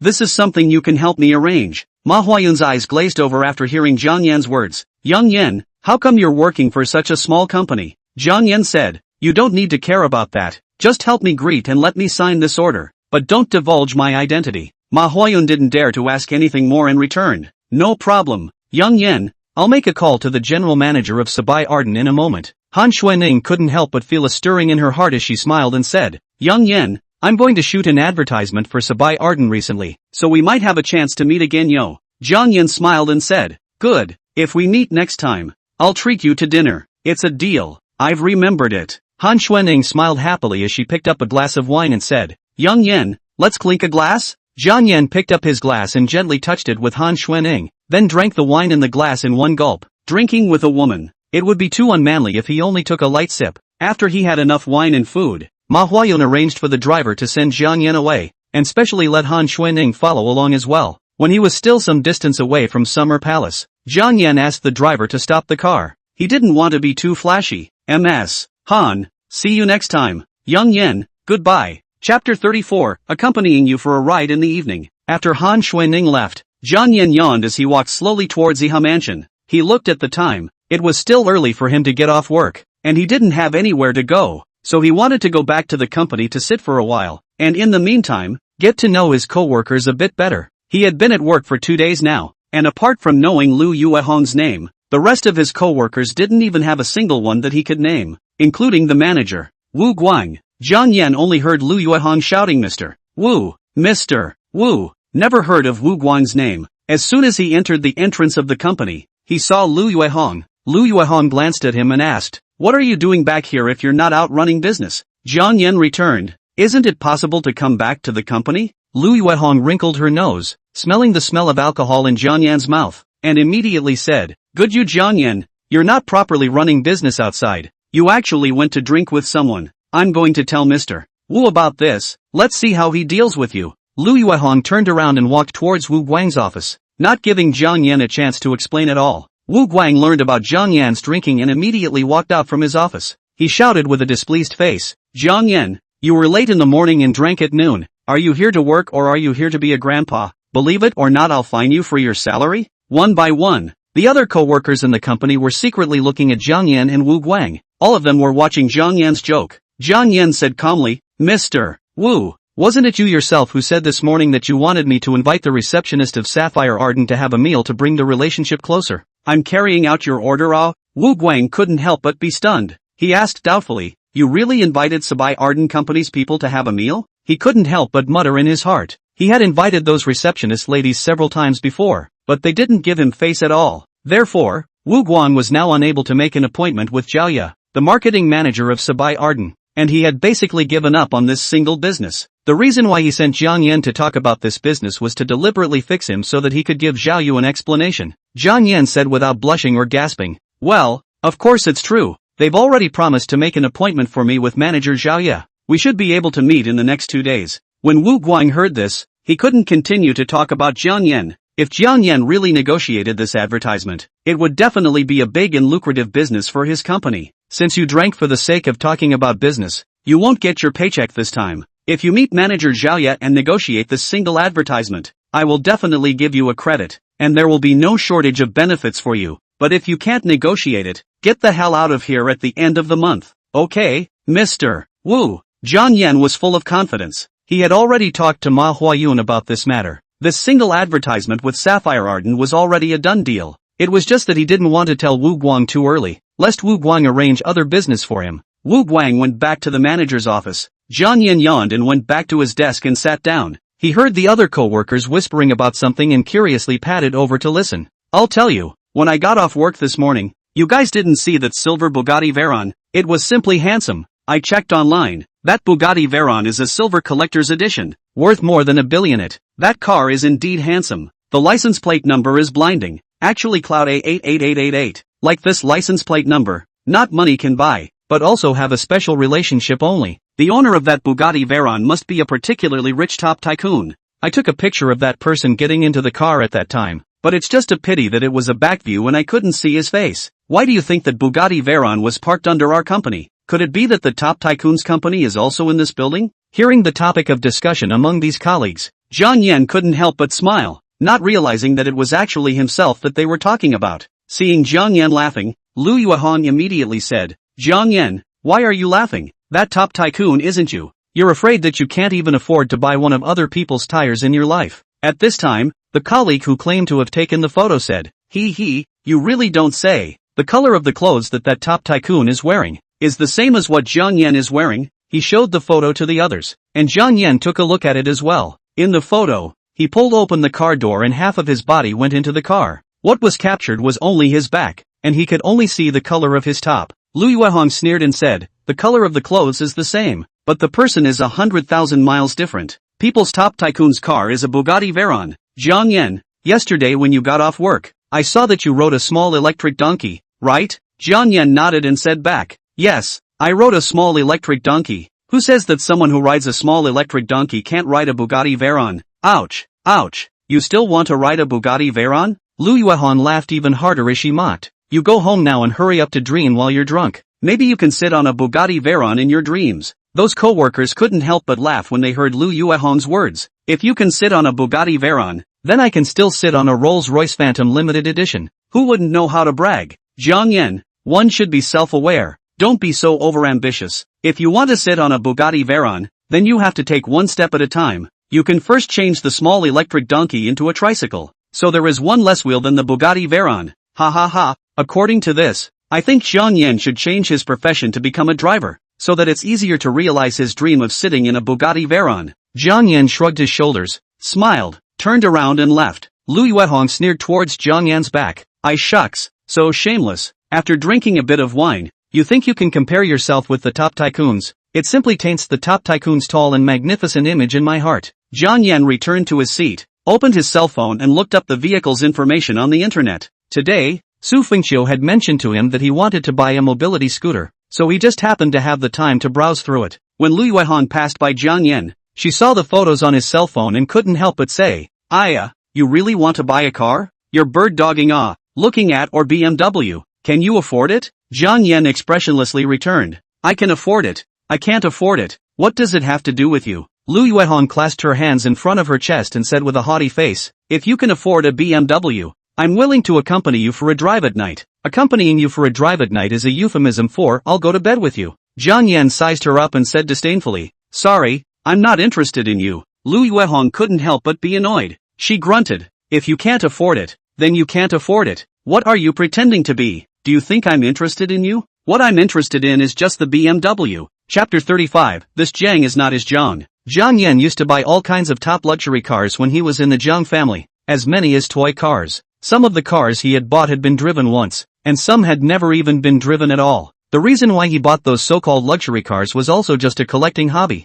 As a super rich family, the Jiang family had their own unique way of cultivating their offspring, and that way was to spend money. Don't think that spending money was easy. For the previous Jiang Yan, spending money every day was also very difficult. There were times when the clan even stipulated how much money they had to spend within a month, and there were even punishments if they couldn't spend it. In order to fulfill the family's task of spending money, Jiang Yan had once bought 100 luxury cars of the same model in one go and ended up putting them all in the garage. He had once bought villas all over the world and even bought an ancient castle in Europe. In fact, all this money was still equivalent to not spending it, amounting to a disguised investment that became nothing more than a fixed asset. The Jiang family was spending money in this way. Firstly, to exercise the ability and eyesight of their descendants to invest and spend money, and secondly, through spending money, to exercise the hearts of their descendants, to regard money as dirt, and not to be easily seduced by money. It was a pity that the luxury cars and villas that Jiang Yan had purchased were all owned by the family, and although he had the right to use them,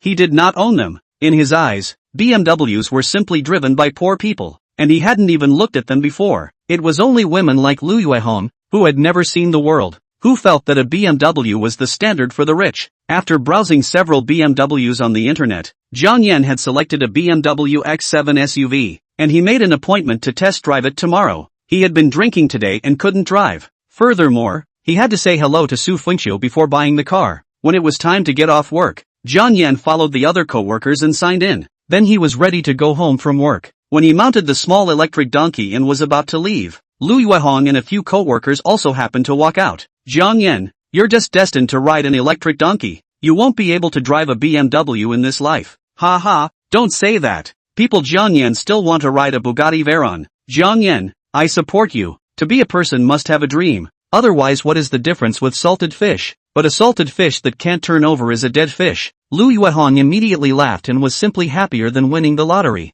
Jiang Yan ignored them and rushed off on his little electric donkey because he still had to pick up Su Fengqiu from work. When he arrived at the Dahua real estate sales center, Su Fengqiu and the others were already off work. Many of her colleagues had already left, leaving her and Li Xiaoya. When Li Xiaoya saw Jiang Yan coming, she immediately said in a mocking tone, "Gu, Jiang Yan, you came quite fast." Jiang Yan directly ignored her and said to Su Fengqiu, "Wife, let's go home." Su Fengqiu looked at Li Xiaoya and said, "But Xiaoya's boyfriend hasn't come to pick her up yet. Why don't we wait here with her for a while? Her boyfriend, Richard, should be arriving soon." Li Xiaoya deliberately said, "Fengqiu, why don't you guys go first? It's rush hour now." Richard will definitely be stuck in traffic when he drives over. Unlike Jiang Yan, who rides a trolley, which is so convenient, doesn't have to wait for traffic lights, can cross the road at will, and won't be caught in a traffic jam. Jiang Yan said unhappily, "Who said I ride a tram without waiting for traffic lights and just cross the road? I'm very much abiding by the traffic rules." Su Fengqiu rounded off the conversation. Jiang Yan, Xiao Ya, she's just joking. You're still taking it seriously. Right at this moment, a honking sound rang out. Li Xiaoya immediately showed a happy face and said happily, "Oops, my boyfriend is here. Xiao Ya, since Richard has come to pick you up, Jiang Yan and I will be leaving. Fengqiu, don't be in a hurry to leave. I still have good news to tell you." Li Xiaoya stopped Su Fengqiu, and after a while, Richard parked his car and walked over. Richard was still in a designer suit. His hair was combed meticulously. He walked up with a smile on his face. "Honey, I've kept you waiting." Li Xiaoya ran forward with a delighted face and wrapped her arms around Richard Li's arm, making a bird-like appearance. "Richard Li, didn't you say today that you have good news to tell me?" Richard organized his suit and said with a smile, "Didn't I already tell you? I went to look at houses today, looking at the Royal Lake Residence neighborhood. If you're free tomorrow, I'll take you along to take a look." Royal Lake Famous Residence neighborhood? Su Fengqiu was more or less a bit surprised. She was in real estate sales, and she was aware of many of the neighborhoods for sale in Yunzhou. Royal Lake Residence was also a high-grade community, and the price of the house was not at all lower than that of Hanlin family,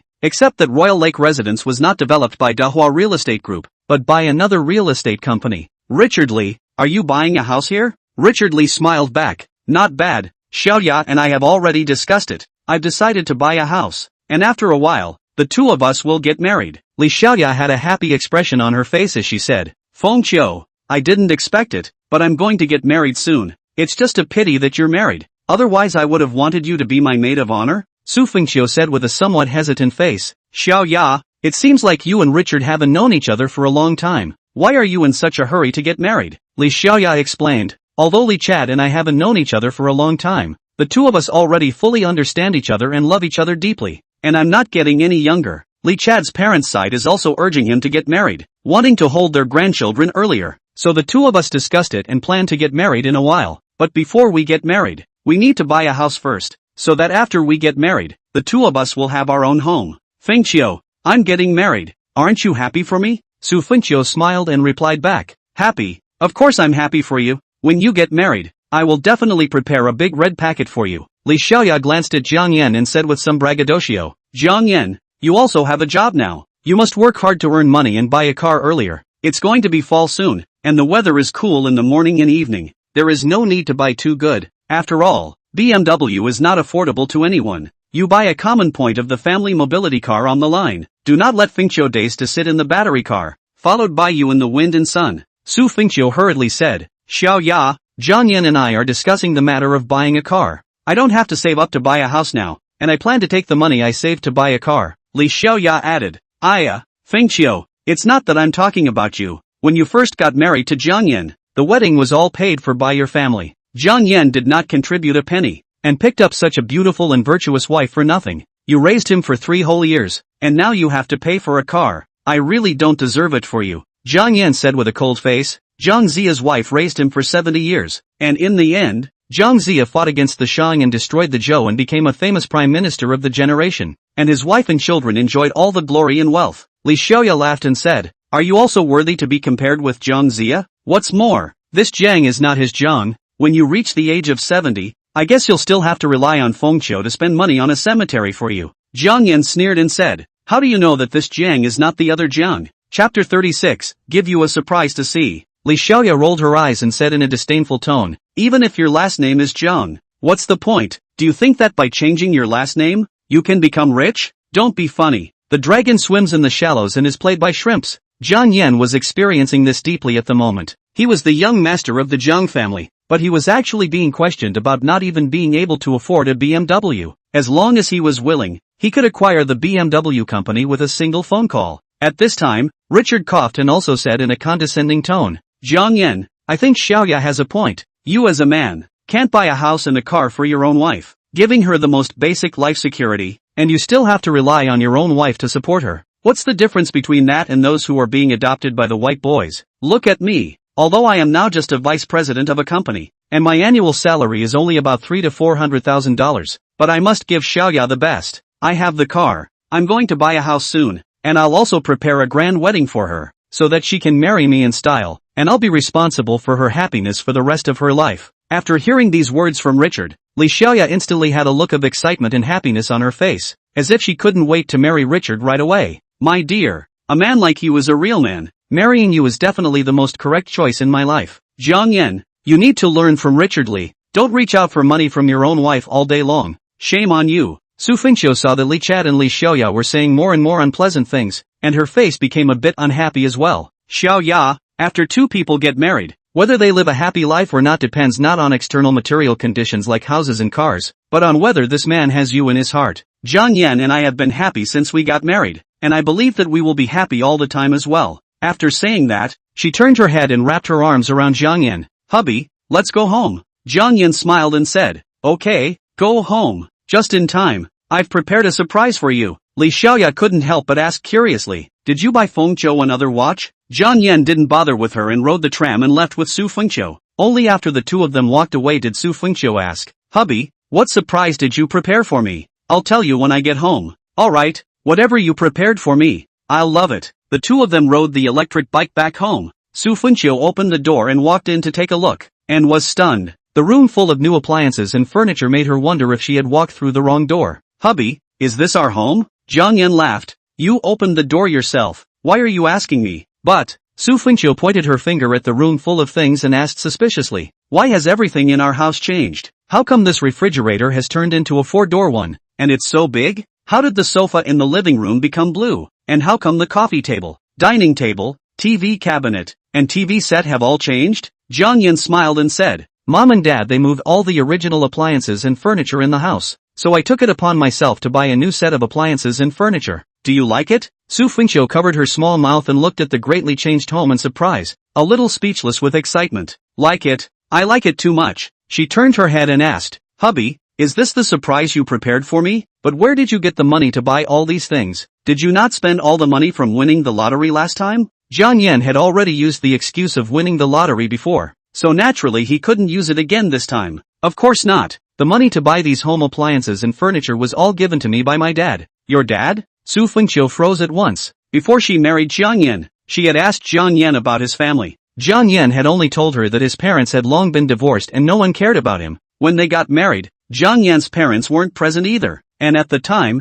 Su Fengqiu's parents were still a bit upset by this. Didn't you say that uncle he doesn't care about you anymore? How come he suddenly gave you money? Jiang Yan smiled and said, maybe it's my dad's conscience. No matter what, I'm his son. He heard that I got married, and out of the guilt in his heart, he felt that he hadn't taken care of me for so many years, and he didn't attend the wedding, so he gave me a sum of money. Oh, so that's how it is. Su Fengqiu nodded, seemingly relieved. I thought uncle had come. If I see him, shouldn't I call out to dad as well? Jiang Yan explained. He didn't come. He just called the money over. When I have the chance to meet him later, I'll introduce you to him. This matter of Jiang Yan's marriage. In fact, the Jiang family did not know about it at the moment, and he did not dare to let his family know about it. As a super rich family, the Jiang family also placed great importance on door-to-door relationships, in order to ensure the development of the family. Many of the direct descendants of the Jiang family were married to women from some other families, which was one of the reasons why the Jiang family was able to thrive. Su Fengqiu happily looked through all the rooms in the house, completely ignoring the sadness and loss that her parents had felt when they emptied their entire home. Hubby, how much did you spend in total to buy all these appliances and furniture? It wasn't much. It just happened to be a discount sale at the mall. It cost a few tens of thousands of dollars only. Then did you have any money left over this time? Jiang Yan hesitated for a moment and nodded. There's some left. Why? Su Fengqiu took out a bank card from her handbag and handed it to Jiang Yan. I went to the head office today and already returned the meal money to Mr. Han. The money left in this card is all my savings. Hubby, you take it all, plus the rest of your money. Take it together to buy a car. Oh, okay. Jiang Yan took the bank card over, but he had no intention of spending the money. This was Su Fengqiu's savings from working for 3 years. How could he afford to spend it all? Right, wife. I still have a surprise to show you. There's a surprise? Su Fengqiu looked at Jiang Yan a bit incredulously. Just in these 2 or 3 days, Jiang Yan had given her more surprises than in these 3 years. Where is it? What did you buy again? It's not something you can buy with money. Look here. Jiang Yan unbuttoned his shirt and pulled it to the sides with both hands, revealing the shirt inside. On the white shirt, the words written in red lipstick were very bright. Su Fengqiu froze as she took a closer look and read, Han Xuening? What is this? Jiang Yan said happily. This is Han Xuening's autograph. Didn't you say you liked her a lot? I happened to run into her today, so I let her sign it for me. Is it really Han Xuening's signature? Su Fengqiu had a surprised expression on her face and couldn't help but ask, Hubby, where did you run into her? Just then, a sudden knock sounded on the door. Sister, open the door. It's Feng Jiao who's back. Hubby, wait for a moment. I'll go open the door for her. Su Fengqiu ran to open the door for Su Fengjiu and asked, Fengjiu, didn't you move down to the new house with your parents? How come you're back again? Oh, Mom and Dad don't worry about you and asked me to come over to take a look. Feng Jiao, come in. I'll give you a surprise to see. Chapter 37 A Wonderful Sound. Su Fengjiao came over this time. In fact, her parents sent over their eyes to see if Su Fengqiu would be sad when she came home from work and saw her home being emptied. Although both Su Guangchang and Zhou Hui didn't treat Jiang Yan well, Su Fengqiu was after all the biological daughter of both of them, and her heart still ached. The two of them moved all the home appliances and furniture, so naturally they were too embarrassed to come to the door in person. So they sent Su Fengjiao over. If Su Fengjiu is really sad, let Su Fengjiao comfort her sister. But as soon as Su Fengjiu entered the door and saw all kinds of brand new appliances and furniture in the room, she was also stunned. Sister, are these all the new appliances and furniture you bought today? Su Fengqiu looked at Jiang Yan with a smile on her face and said happily, these were all bought by your brother-in-law, and I just got home from work as well. When Su Fengjiu heard that it was Jiang Yan who bought the new appliances and furniture, a look of disdain appeared on her face. In her opinion, these appliances and furniture bought by Jiang Yan must have cost her sister's savings. Sis, is this the surprise you wanted to show me? No, the surprise is on your brother-in-law. Su Fengjiu pulled Su Fengjiu over to Jiang Yan and said to him, Jiang Yan, show Fengjiu. Jiang Yan pulled his shirt away, revealing Han Xuening's signature inside. Su Fengjiu smiled and said, Fengjiu, see, this is Han Xuening's autograph. Haven't you always liked her? Han Xuening's autograph? Su Fengjiu shot a glance at Jiang Yan and immediately said angrily, Jiang Yan, you're treating my sister like a cutie. What about fooling around? Su Fengjiu couldn't help but be stunned and asked suspiciously, Fengjiu, what are you babbling about? Sister, are you really stupid or are you just pretending? Su Fengjiu had a hateful expression on her face as she pointed at the signature on Jiang Yan's chest and said, do you think that with Han Xuening's status, she would use lipstick to give a man a signature on her shirt? If you ask me, it must be that Jiang Yan was fooling around with some wild woman outside and accidentally got lipstick marks on his shirt. Lipstick is very hard to wash away. Jiang Yan wanted to cover up this matter, so he designed such a play and wrote his own signature of Han Xuening to fool you. My silly sister, do you understand now? Su Fengqiu hurriedly said, don't be ridiculous. Jiang Yan, he's not this kind of person. Besides, he doesn't know any other women. Su Fengjiu inserted her hands in front of her chest and said with a cold smile, that's not necessarily true. He's not that housewife who stays at home every day and cooks and sweeps the floors anymore. Who knows if he's hooked up with any woman in the company? Jiang Yan frowned. Fengjiu, the only woman in our company is the receptionist. If you don't believe me, you can ask Xiaoyu to call our company and ask me if I've hooked up with that receptionist. Su Fengjiu hummed and continued, even if you didn't hook up with that receptionist, there's no guarantee that you won't hook up with another woman. You said that this signature was written for you by Han Xuening personally, so let me ask you, where did you meet Han Xuening? Jiang Yan thought for a moment. He naturally couldn't say that he saw it over dinner at Purple Cloud Manor. He could only lie and say, at Sabai Arden. I heard that Han Xuening went to their company to do a product endorsement, and I just happened to go to that company to run business, and it just so happened that I ran into it. Such a coincidence? Su Fengjiu still didn't believe it. She continued to ask, why did Han Xuening use lipstick to give you an autograph? Or sign on the chest of the shirt? When I asked her for an autograph, and I didn't have any paper or pen on me, I let her write it on my shirt for me, and she didn't have a pen either, so she took the lipstick and signed it for me by hand. That's how it happened. Jiang Yan said to Su Fengjiu with a serious face, wife, it doesn't matter if others don't believe me, you must believe me. Su Fengjiu nodded. She said to Su Fengjiu, Fengjiu, I believe Jiang Yan, so don't doubt him. Su Fengjiu still had a look of disbelief on her face as she said, sister, I'm doing this for your sake. If Jiang Yan really has a woman outside, you're the one who will suffer. By the way, in a few days, Han Xuening is going to hold a movie promotional meeting. Xiaoyu knows that I like Han Xuening, and he said that he will ask his connections to help me get a few admission tickets. At that time, we'll go to the movie promotion meeting together and we'll be able to meet Han Xuening in person. We'll ask for another signature from her, and compare the handwriting with the signature on Jiang Yan's body. Then we'll know if what Jiang Yan said is true or not. Jiang Yan couldn't help but say, where's the need for such trouble? When we see Han Xuening, just ask her face to face. She definitely remembers me. Su Fengjiao rolled her eyes and said, "Who do you think you are? People Han Xuanning is a popular actress. How would she remember you? A passerby?" Jiang Yan returned. "She doesn't recognize me. She always recognizes this signature. On that day, I'll wear this dress." Su Fengjiao immediately said, "Good, sis. You mustn't let him wash the shirt. I was worried that he would destroy the evidence." Su Fengjiao looked at both Jiang Yan and Su Fengjiao, and couldn't help but shake her head helplessly. One is her husband. One is her own sister. They used to get along quite well. How come they are now like enemies, quarreling when they meet? Alright, Fengjiao, stop it. You go sit down and rest for a while. Let your brother-in-law make you something delicious to eat here tonight. I'm not going to eat his cooking. It's awful. Su Fengjiao revealed a disgusted expression and added, "Right, sis. Mom and Dad asked me to come over. There's one more thing they want to inform you about. Didn't our parents move to a new home? They want to hold a family banquet to celebrate the housewarming. Tomorrow night, when it's time, our second uncle, our little aunt, and our great aunt, all of their family members will go over. Our mom said that she wants you to go there early after work. And as for Jiang Yan, it doesn't matter whether you go or not, so as not to embarrass yourself. Okay, I've brought my words. Let's go." Su Fengjiao turned around and left. Su Fengjiao's face was a bit unsightly. She looked at Jiang Yan with a bit of worry. These few relatives in her family, none of them were oil lamps, especially her great-aunt. She was even more disliking the poor and loving the rich. Every time she came, she could not help but criticize Jiang Yan. The reason why Zhou Hui hated Jiang Yan was because he made her unable to raise her head in front of her relatives. "Hubby, are you going tomorrow?" Jiang Yan smiled and returned. "Of course I'm going. I'm also a member of the Su family. If I don't go, people won't think that there's a problem in the relationship between the two of us." Su Fengjiao hugged Jiang Yan, a little heartbroken. "Hubby, if my great-aunt says anything unpleasant tomorrow, you mustn't take it to heart. Let's eat and leave immediately." "Good, I'll listen to you."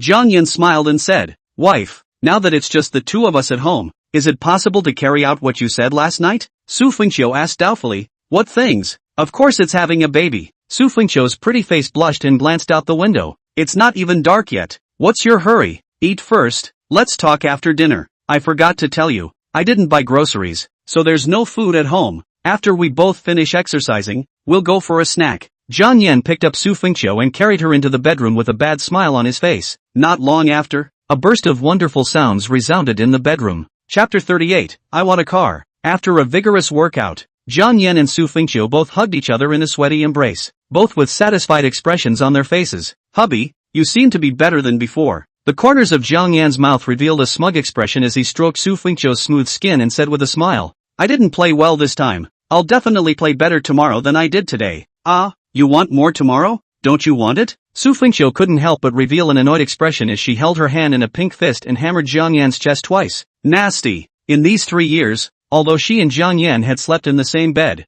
they hadn't had conjugal relations a few times, so her needs in this area had never been satisfied. At this moment, she was happy in her heart, no longer needing to be concerned about others. She could live her own life of conjugal love. Early the next morning, Jiang Yan and Su Fengjiao woke up and looked at the home that completely belonged to them. Their moods were both very pleasant. Both of them washed up together, went out to eat breakfast together, and finally went to work together. After Jiang Yan sent Su Fengjiao to the company, he rushed to Vast Culture Company, as fast as he could. This time, he arrived at the company 15 minutes earlier and finally signed in smoothly. In the morning, as usual, a morning meeting was held, and Wu Guang inquired about the progress of all the businessmen. Then the meeting was adjourned. After the meeting was adjourned, Jiang Yan left the company. He had made an appointment to go for a test drive today and rode his electric bike to the BMW 4S store. "Sir, do you want to buy a car?"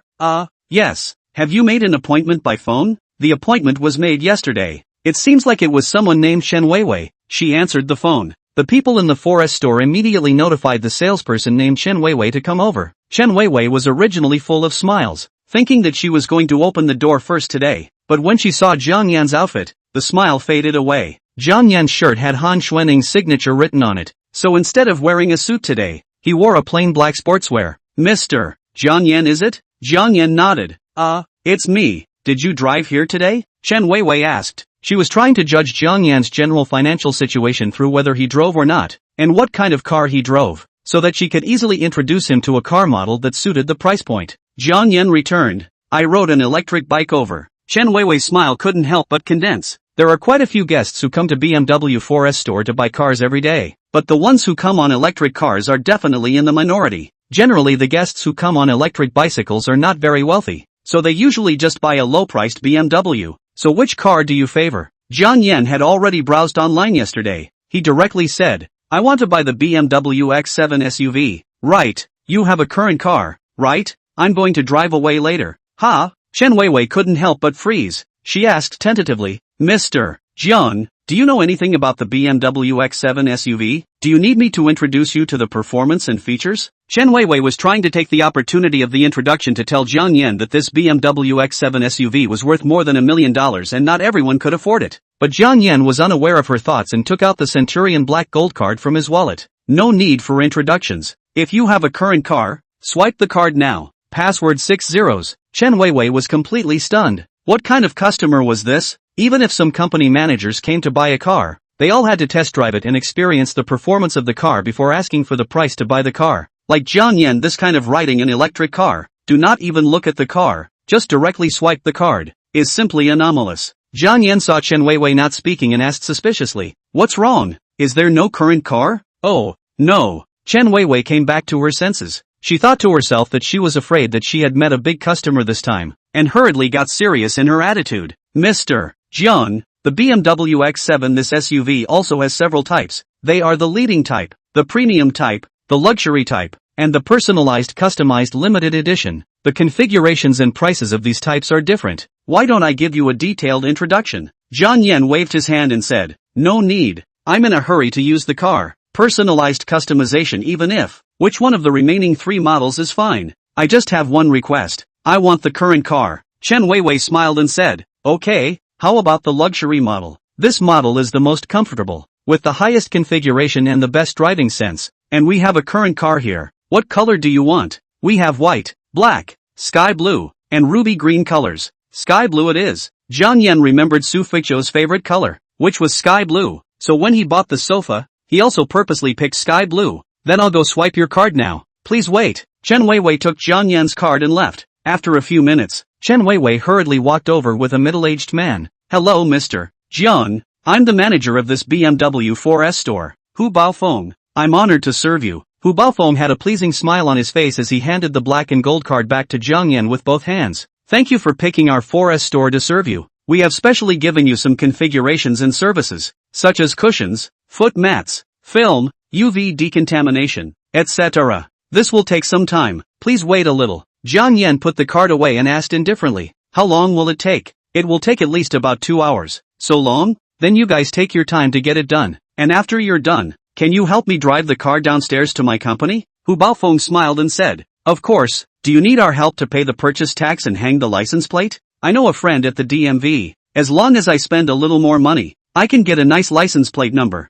Okay, you see to it. How much money is short by then? I'll make it up to you. Remember to bring a credit card swiper. I'll leave first. Jiang Yan told Hu Baofeng the address of the company, then walked out. Hu Baofeng, Chen Weiwei and the others sent Jiang Yan out of the doorway and watched as he rode a small electric donkey and left leisurely. Chen Weiwei couldn't help but ask, Manager Hu, are you sure he's really a multi-millionaire? Hu Baofeng said with a serious look on his face. I may be wrong about the person, but the card is absolutely right. The person who can own the Centurion Black Gold card is definitely not an ordinary person, and a multi-millionaire may not be able to own it. It has to be at least in the hundreds of millions to be able to do so. Chen Weiwei couldn't help but open her mouth wide in surprise, her face full of disbelief. A billionaire who was worth hundreds of millions of dollars even rode an electric bike to their store to buy a BMW. Even if they said it, no one would believe it. After Jiang Yan left the BMW 4S store, he suddenly received an unfamiliar phone call. Hello, who is it? Jiang Yan, don't you recognize someone so soon?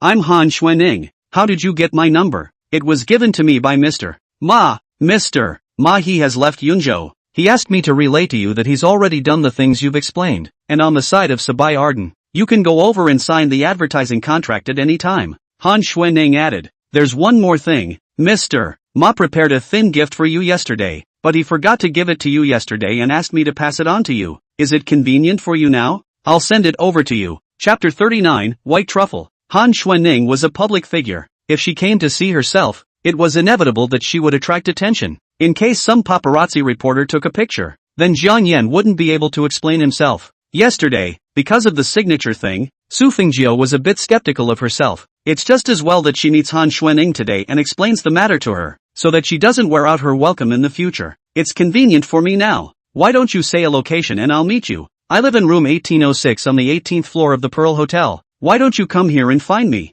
Good. I'll go over in a while. Jiang Yan took out his cell phone, searched for the address of the Pearl Hotel, drove the navigation and rode the tram over. After arriving at the Pearl Hotel, he was about to go to take the elevator to the upper floors when he was stopped by the security guard. Sir, guests who are not staying at our hotel cannot take the elevator upstairs. Jiang Yan said back, I'm here to find someone? The security guard said with a serious face, if you are looking for someone, please go to the front desk to contact the guest. You can only go upstairs after the guest confirms it. Jiang Yan couldn't help but frown, and was about to make a call to Han Xuanning to come down and pick himself up. Suddenly a woman with short hair and glasses walked over and hesitantly asked, May I ask if it's Mr. Jiang? Jiang Yan glanced at her and asked, And you are? Oh, I'm Ms. Han's assistant. She sent me to pick you up downstairs. The woman with glasses took out her room card and swiped it at the sensor of the button on the elevator, and the elevator door opened. Mr. Jiang, please. Jiang Yan smiled towards the security guard and followed the female assistant into the elevator.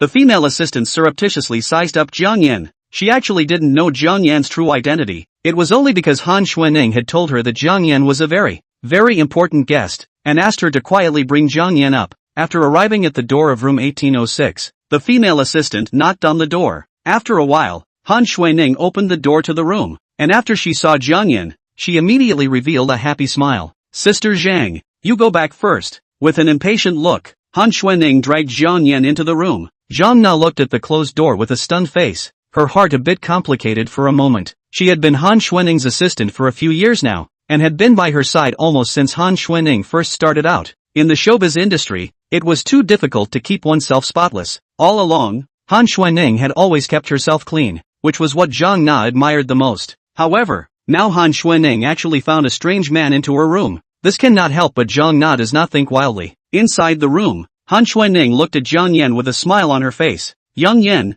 I didn't expect us to meet again so soon, right? Jiang Yan smiled and said, Indeed, I didn't expect it. I thought it would take a few days before we could meet. Han Xuanning blinked her eyes towards Jiang Yan, biting her lips lightly and making a seductive expression. In that case, Young Yan, you also want to see me in particular? Jiang Yan coughed, turned his head away, and said, That's not true. My sister-in-law said that there's a publicity meeting for your movie in a few days, and she wants to go see it. Han Xuanning couldn't help but show a disappointed expression on her face and pouted. So that's it, then will you go too? Mr. Yan, if my wife goes, then I'll definitely go. I didn't realize that you listen to your wife so much. Young Yan, is she a very pretty woman? Prettier than me? Han Xuanning stared at Jiang Yan with some curiosity. In terms of looks, women would always care if someone was prettier than them? Jiang Yan smiled and said my wife is the most beautiful woman in the world in my eyes. You can only rank second if you compare with her. Han Xuanning said with a bit of defiance. Listening to you, I would love to meet her. On the day of the movie promotion meeting, I'll reserve VIP seats for you. Young Yan, so you must come. If I have time, I will definitely go over. There's one more thing I need to bug you about. If my sister-in-law sees you and asks about the autograph you gave me, just say that we bumped into each other at Sabai Arden. Oh, why? Didn't we meet at Purple Cloud Manor? Jiang Yan said with a serious look on his face. Don't ask about that. Just do as I say. Han Xuanning naturally didn't dare to go against Jiang Yan's words, so she could only nod obediently. Alright, I'll remember. What gift did he prepare for me? Old Ma? Han Xuanning turned in the direction of the bedroom, and after a while, she walked out holding 2 boxes. This is the gift that Mr. Ma prepared for you. Jiang Yan opened the first box and looked at it. Inside lay a pair of white jade bracelets. The bracelets were crystal clear and white. To Jiang Yan's eyes, this pair of bracelets was made from the finest sheep's fat white jade, and was worth at least a few $1,000,000. If this gift was given to an ordinary person, it would be considered precious, but for the young master of the Jiang family, it could only be considered a thin gift. Han Xuanning said, Mr. Ma said that this pair of bracelets is for your wife, wishing you and your wife a happy life. Jiang Yan smiled and said, count him as thoughtful. It was difficult to please a well-informed young master of a powerful family like Jiang Yan, but if one could please Jiang Yan's wife, it was much easier. For Ma Huayun to think of pleasing Jiang Yan's wife, this was considered him being smart. Jiang Yan opened the second box, which contained 5 light golden objects of varying sizes and irregular shapes, and from the looks of it, it looked like a few pieces of earth. Han Xuanning asked curiously. Jiang Yan, what is this? Don't you recognize it? Jiang Yan picked up a piece, placed it under his nose and sniffed it, smiling. This is a white truffle produced in Italy. White truffles as large as this are still rare. White truffles are one of the most expensive foods in the world. Like diamonds, white truffles are rough and bulky on the outside before being processed, but once carved, the inside it reveals is as brilliant as a beautiful diamond. The marble-like veins, the ivory-colored patterns and the intoxicating aroma of the white truffle are a powerful stimulus to the senses.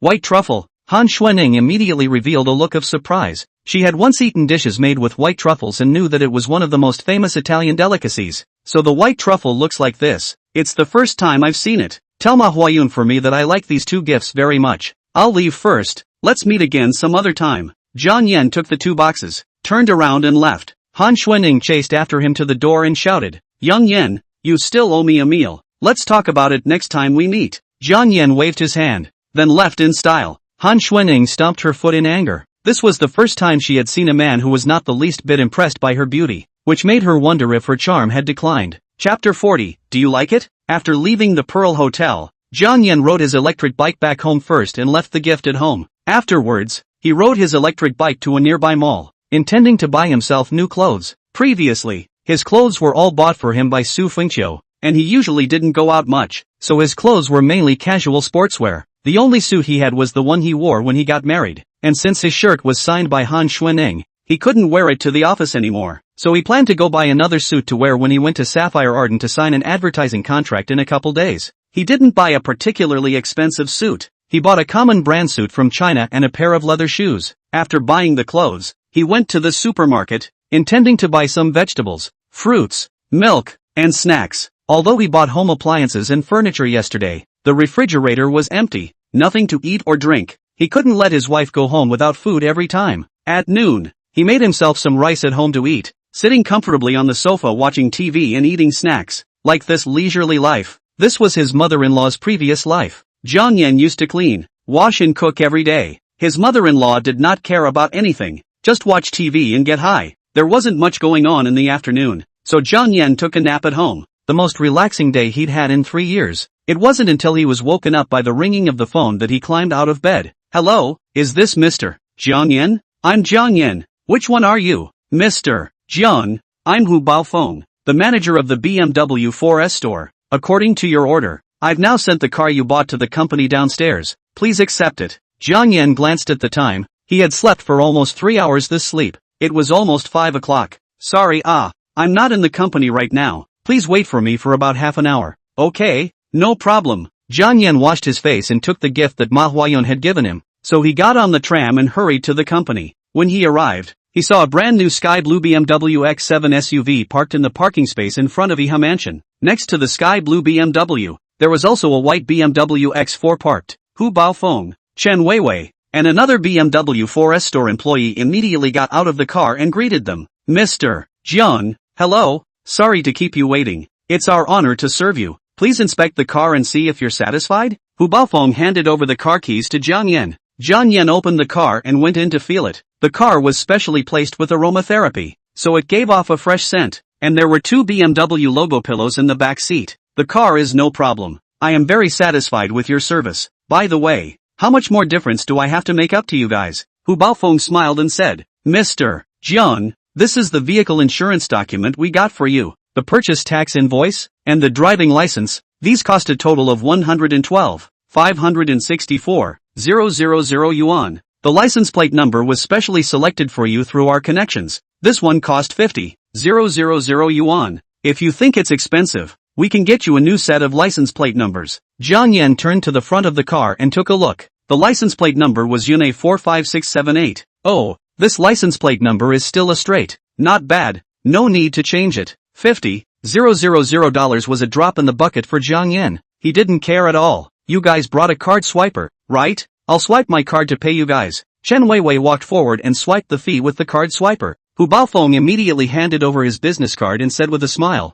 Mr. Jiang, this is my business card. If there are any problems with the vehicle, you can contact me at any time and I'll deal with it personally. Jiang Yan took the business card over and said, I happen to have something I want to find someone to help me with right now. I don't know if it would be inconvenient. Hu Baofeng was worried about not having a chance to please Jiang Yan. He quickly said, You are our customer. Customer is God. What do you need help with? Just order. Jiang Yan looked at his own small electric donkey and said, I'm going to drive somewhere else in a while. Can I trouble you to help me ride the electric car back? Of course. Hu Baofeng immediately agreed. You leave us the address and I'll send someone to ride it back for you. Jiang Yan told Hu Baofeng the address and gave him the keys to the electric car. Took out the 2 gifts and put them in the BMW. I'll trouble you then. I have to sign in at the company, so I'll leave first. Jiang Yan turned around and walked towards the inside of a mansion. When he entered the company, there were still about 10 minutes before the closing time. The other salesmen had all returned to the company by now and were all waiting to get off work. Wu Guan walked out of the office. He saw Jiang Yan and walked up to him and asked, Jiang Yan, has the appointment been made over at Sabai Arden? Jiang Yan replied back, oh, the appointment is done. Let me go over to see that manager Zhao tomorrow. Wu Guang couldn't help but show a surprised expression. He just casually asked. He didn't expect Jiang Yan to make an appointment to meet so soon. Okay, then you go there tomorrow and have a good talk. Strive to take this order. I'll give you a celebration then. Okay, Mr. Wu. Soon, the closing time arrived. Everyone packed up their things and signed in to leave. Jiang Yan followed along and left. After arriving downstairs, Lu Yuehong glanced in the direction where Jiang Yan usually parked his electric car and realized that the electric car was not there. Lu Yuehong smiled and said, Yo, Jiang Yan, why aren't you riding your little electric donkey today? Is it hidden somewhere? A male colleague said. Lu Yuehong, almost got it. Give people Jiang Yan to save face. After all, he will be the man who wants to sit on the Bugatti Veyron in the future. Someone laughed. Ha ha, I can laugh about this stunt for a year. Jiang Yan ignored them. In his eyes, these people were no different from clowns. He walked straight towards the BMW. Seeing the direction he went, Lu Yuehong couldn't help but feel suspicious. Jiang Yan, are you going in the wrong direction? Jiang Yan pressed the car key and the BMW unlocked. He opened the car door and glanced at Lu Yuehong and the others before sitting in. Lu Yuehong and the others were stunned as Jiang Yan drove past them without any stops. This Jiang Yan really bought a BMW? He's driving a BMW X7. This car is over $1 million. How could he afford it? Did he rent it? Just to show off in front of us? Jiang Yan naturally wasn't aware of these people's thoughts. If he couldn't afford it himself, he suspected that others couldn't afford it either. This was perhaps the sadness of poverty. He drove to the Dahua real estate sales center, and along the way, because it was the off-work rush hour, he also had a rare experience of a big traffic jam. By the time he arrived, it was more than 10 minutes slower than his usual tram ride. There was a BMW X5 parked in front of the sales center, and Richard Li had also come to pick up Li Xiaoya from work, and the two of them were talking with Su Fengqiu. Fengqiu, why did Jiang Yan come late today? He didn't get a flat tire halfway through the tram, did he? I don't think so, right? Su Fengqiu was also a bit worried in her heart. She was about to call and ask when a brand new sky blue BMW drove over. Wife, sorry, I'm late. Jiang Yan lowered the car window and looked at Su Fengqiu with a smile on his face. This is the new car I brought today. Do you like it? Chapter 41, Poor People Get Rich at First. Looking at the brand new sky blue BMW X7 in front of her, Su Fengqiu didn't have too much of a reaction, but Li Xiaoya and the two of them had a look of having seen a ghost. Jiang Yan, is this the new car you bought? Li Xiaoya walked forward and took a few close looks, seemingly suspecting that the BMW label was fake. This is the BMW X7, right? Jiang Yan opened the car door and stepped down, smiling. Didn't see it, you kinda know cars. Li Xiaoya couldn't help but turn her head to look at Su Fengqiu and asked, Fengqiu, just how much money did you give Jiang Yan to buy a car? Su Fengqiu replied suspiciously, I gave him all my savings, more than $110,000. Why? Is there a problem with this car? Is there a problem? Li Xiaoya couldn't help but roll her eyes as she said to Richard, Honey, tell Fengqiu how much is the BMW X7 worth? Richard pushed up his gold-rimmed glasses and said without a smile on his face, the cheapest BMW X7 costs more than $1 million.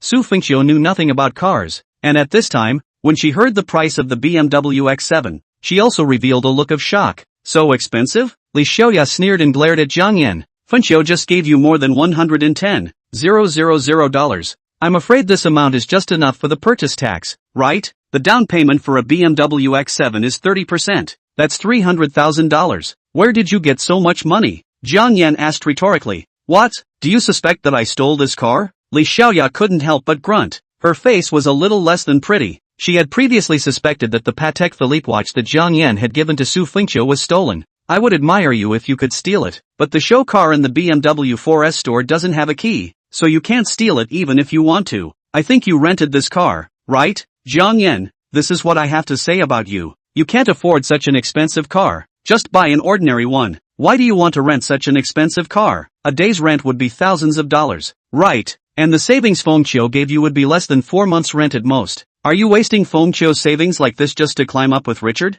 You're such a vain person. Richard Lee also laughed coldly and said, He, Jiang Yan, all people have vanity, I can understand that, but for the sake of your own face, you waste your wife's money like this, don't you have a guilty conscience? Xiaoya is Fengqiu's friend. What do you have to pretend in front of her and me? Who doesn't know who? If you continue like this, sooner or later you will ruin your marriage and your current life. Turn back to the shore earlier. Jiang Yan he opened the car door and took out a file bag from the car. Open both of your eyes and take a good look. This is the car's insurance policy, driving license, purchase tax invoice, all the formalities are complete. The license plate numbers are all new today. Li Xiaoya took the document bag. She took everything out and looked through it. Her face gradually changed. If she rented a car, she would at most give Jiang Yan the driving license, but she would never give him the insurance policy and purchase tax invoice as well. Jiang Yan added, have you seen the date on it clearly? I have the manager of the BMW 4S store's phone number here. Do you want to call to confirm? He pulled out Hu Baofeng's business card and handed it to Li Xiaoya.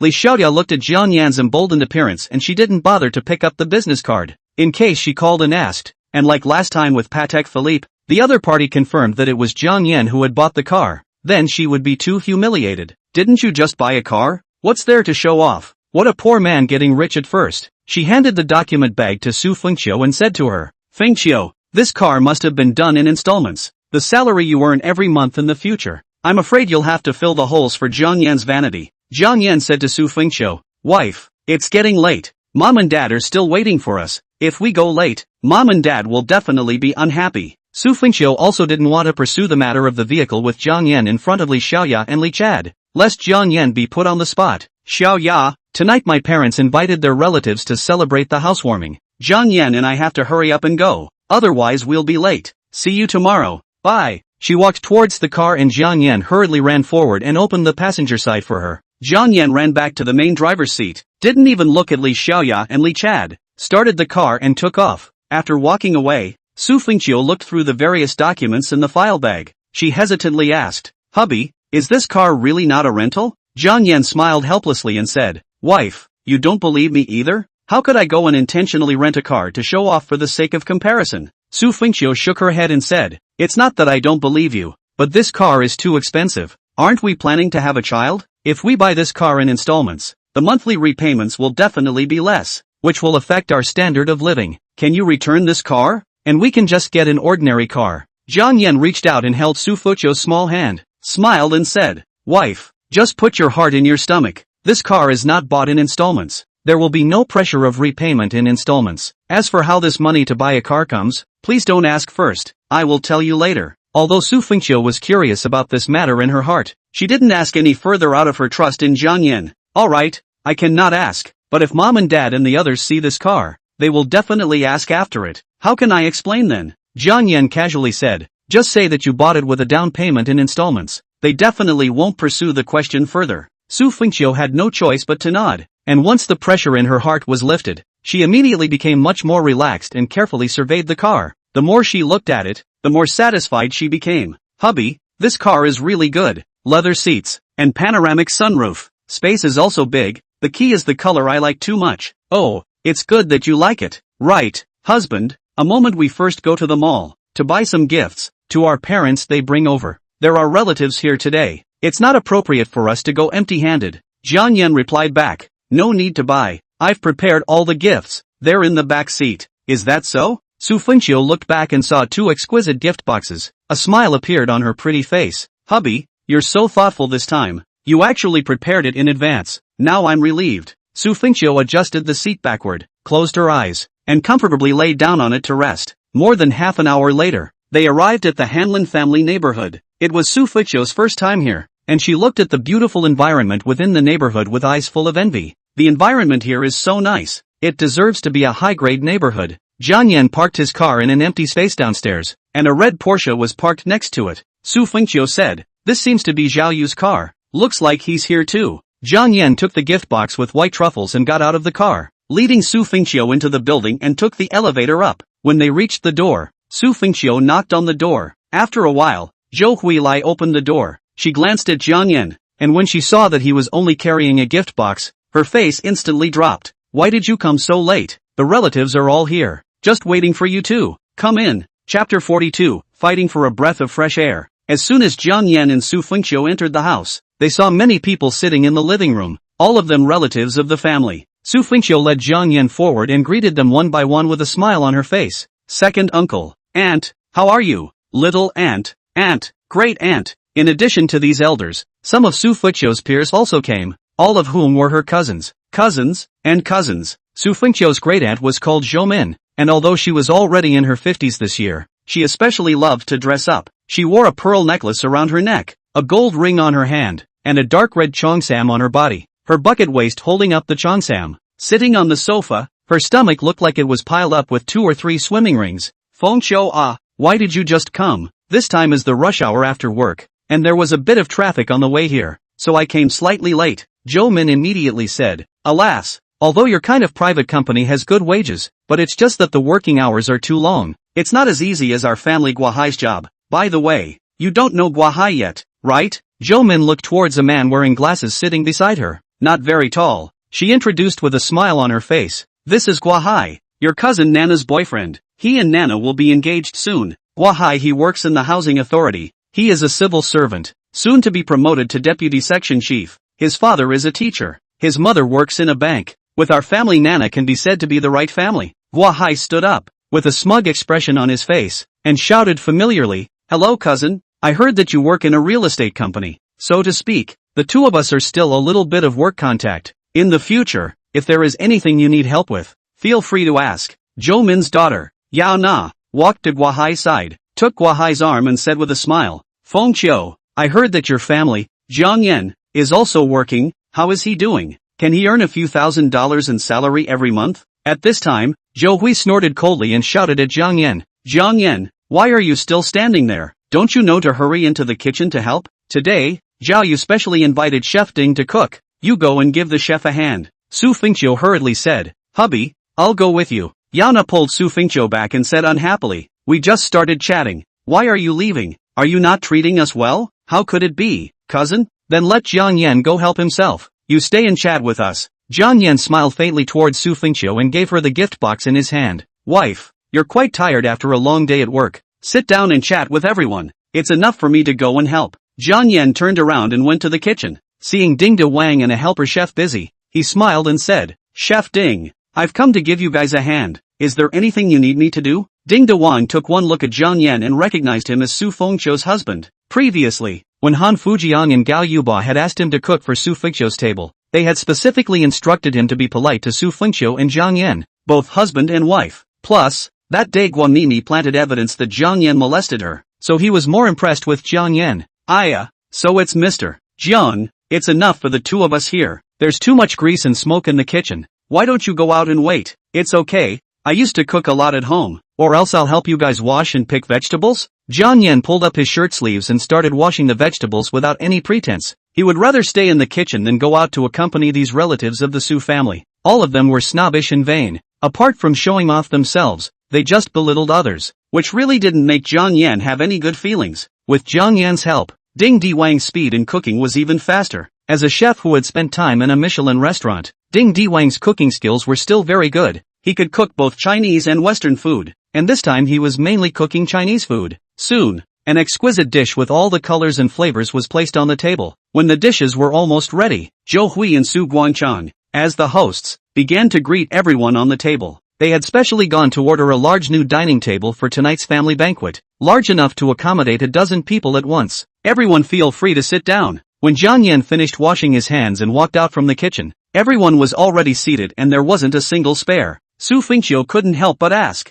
Mom, are there no more extra chairs in the house? Jiang Yan, he doesn't have a seat yet? Zhou Hui expressionlessly pointed to the distant coffee table and said, this table can't accommodate any more people. Give him some food and let him sit over the coffee table to eat. Everyone was eating at the table, but Jiang Yan, the son-in-law who was helping the cook, was driven to the side to eat. Su Fengqiu felt aggrieved in her heart for Jiang Yan. Then I'll eat over there with Jiang Yan. Zhou Min hurriedly said, Fengqiu, I just finished talking to you. If you leave, how can we talk? Su Wanrong, Su Fengqiu's youngest aunt, also said, Fengqiu, you're a manager now. Our Su family will rely on you to support us in the future. If you leave this table, is it because you don't want to take care of us elders? Su Fengqiu couldn't help but show a difficult expression on her face. She didn't want Jiang Yan to be left alone and didn't want to offend these elders. Jiang Yan smiled indifferently and said, "Wife, just sit there and eat. I'm fine here alone." Su Guangchang said loudly, "Alright, today is to celebrate our Su family's housewarming. The meal is ready, so I'll say a few words. First of all, I have to thank Xiaoyu. He was the one who invited Chef Ding of the Dragon River Hotel to come and cook this sumptuous meal for us." Zhou Hui immediately added, "Chef Ding came back from a Michelin restaurant abroad and has seen the world. He casually cooks a table worth tens of thousands of dollars, and the service charge is several thousand." Su Guangliang, Su Fengqiu's second uncle, said with a smile, "Big brother, you're so lucky to have a son-in-law like Xiaoyu. Much better than Jiang Yan." Su Guangliang's wife also said, "Do you know how to speak? Can Jiang Yan be compared to Xiaoyu?" Xiaoyu is the young proprietor of Dragon River Hotel. He drives a Porsche and wears famous brands. If you ask me, it's our Jiajiao's good fortune that she should find a promising boyfriend like Xiaoyu. Of course, our Fengqiu is not bad either, although the husband she found is not good, but she has accomplished something on her own, and has become a manager with a bright future. Xiaoyu heard so many people praising him and smiled with the corners of his mouth grinning to the back of his head. He glanced at Jiang Yan, who was sitting alone at the sofa, and secretly despised him. A trashy door-to-door son-in-law. What qualifications does he have to be compared to me? Uncle, auntie, and second uncle, second auntie. All of you don't praise me so much. This is all what I should do as a junior. Who let us become a family soon? Xiaoyu stood up. He picked up a red wine gift box and placed it on the wine table. "This is a gift I brought especially for the Su family's housewarming. 2 bottles of Leonardo red wine. You can open it in a while and everyone can taste it." Su Fengjiao deliberately asked, "Xiaoyu, last time we were in your hotel, was it this kind of red wine we drank? I remember it seems to be 5,888 a bottle, right?" Zhoumin couldn't help but say in surprise after hearing this. "So expensive? Wouldn't 2 bottles be tens of thousands of dollars?" Seeing her sister's surprised expression, Zhou Hui was more than happy in her heart. In the past few years, because of Jiang Yan's wasteful son-in-law, she had not suffered much from her sister's mockery and jokes, but today Xiaoyu had given her a chance to fight for her, and in the future, who would dare to look down on her? Chapter 43, Desecration of Deliciousness. Not only was Zhoumin surprised by the price of these 2 bottles of red wine, even Su Guangliang, Su Wanrong and their 2 families were surprised. The most expensive red wine they had ever drank was only a few $100s a bottle. Where could they afford to drink 5,888 bottles of red wine? If these 2 bottles of red wine were to be drunk, it would be 2 months' salary. Who would be willing to do that? Xiaoyu, today in your honor, we are all blessed. Xiaoyu is worthy of being a young master from a big family. This is extraordinary. Alas, it's the same son-in-law. Why is there such a big difference? People, Xiaoyu gave away 2 bottles of red wine. Jiang Yan, what celebratory gift did you prepare for your in-laws? For a while, all eyes looked at Jiang Yan. Their gazes were filled with contempt and mockery. They didn't expect Jiang Yan to bring any expensive gifts. Su Fengqiu hurriedly took out the gift box and said, "Dad, Mom, this is the gift Jiang Yan prepared for you. Although it may not be as expensive as Xiaoyu's gift, it's something Jiang Yan prepared carefully, so I hope you guys will like it." Zhou Hui rolled her eyes, not even bothering to look at it. In case after opening it, it was some cheap item inside, these relatives would inevitably have another round of cynicism. Forget it, what decent gift can he prepare? Hurry up and take it aside, don't be a disgrace. Yana sat beside Su Fengqiu. She suddenly snatched the gift box and said with a smile, "Auntie, since Jiang Yan has brought the gift, then let's show it to everyone. Let's all open our eyes." As soon as the gift box was opened, Yana froze. "What the hell is this? It's rustic and yellow?" Everyone else also stretched their necks to look over, and when they saw the 5 pieces of what looked like clods of dirt laid out inside, all of them had a mocking expression on their faces. Gua Hai took a look and said with a smile, He, this can't be something picked up from the side of the road, right? This is too perfunctory." Zhoumin followed suit and said, "Jiang Yan, you can't afford to give expensive gifts, but you can't fool around like this? Do you think that all of us won't open it and look at it, so you're just trying to muddle through?" Zhou Hui's face directly blackened, and she huffed, "Jiang Yan, are you deliberately embarrassing me? Get the hell out of here. There's no place for you in this house." Su Fengqiu hurriedly stood up and looked at Jiang Yan with an anxious face.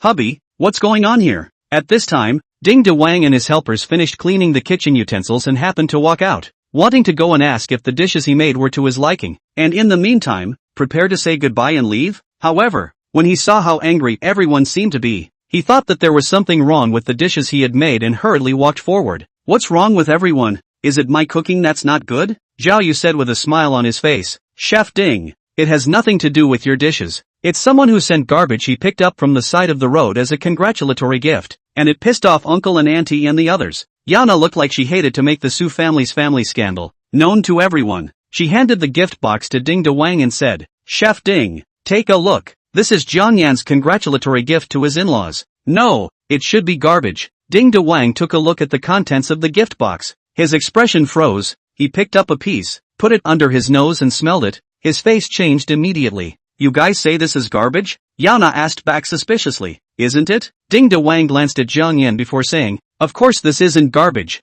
This is something more expensive than gold. What?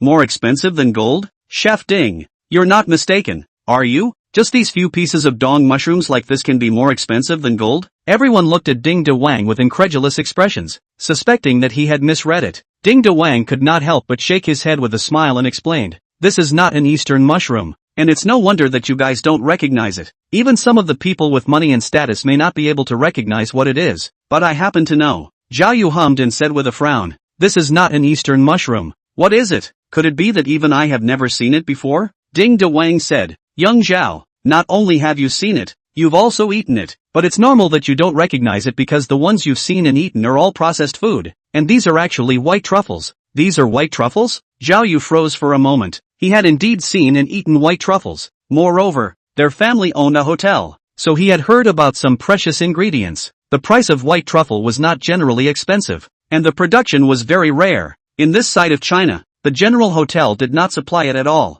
How is this possible? Where did he get so many white truffles from? Hua Hai said with unconcern. Isn't it just a few mushrooms? What's all the fuss about? I don't believe this thing can be more expensive than gold. Yao Na also said, This thing just looks rustic, and it definitely doesn't taste good. Ding Dewang's face immediately sank. As a Michelin restaurant chef, he had great respect for ingredients. For such a rare and top-notch ingredient like white truffle, for someone to say that it was dirt cheap and didn't taste good, it was almost as if they were doubting his culinary skills. Both of you. Ignorance is not scary. What's scary is self-righteousness. Among Western cuisine, white truffle, foie gras, and caviar are known as the world's three most precious delicacies. As far as I know, white truffles are of the highest quality and most flavorful in Italic Alba, and once sold for $35,000 a kilogram. Zhou Hui was stunned when she heard this price. Su Guangchang was also incredulous. He had never thought that just a few pieces could be worth tens of thousands of dollars. Hua Hai and Yao Na were even more so.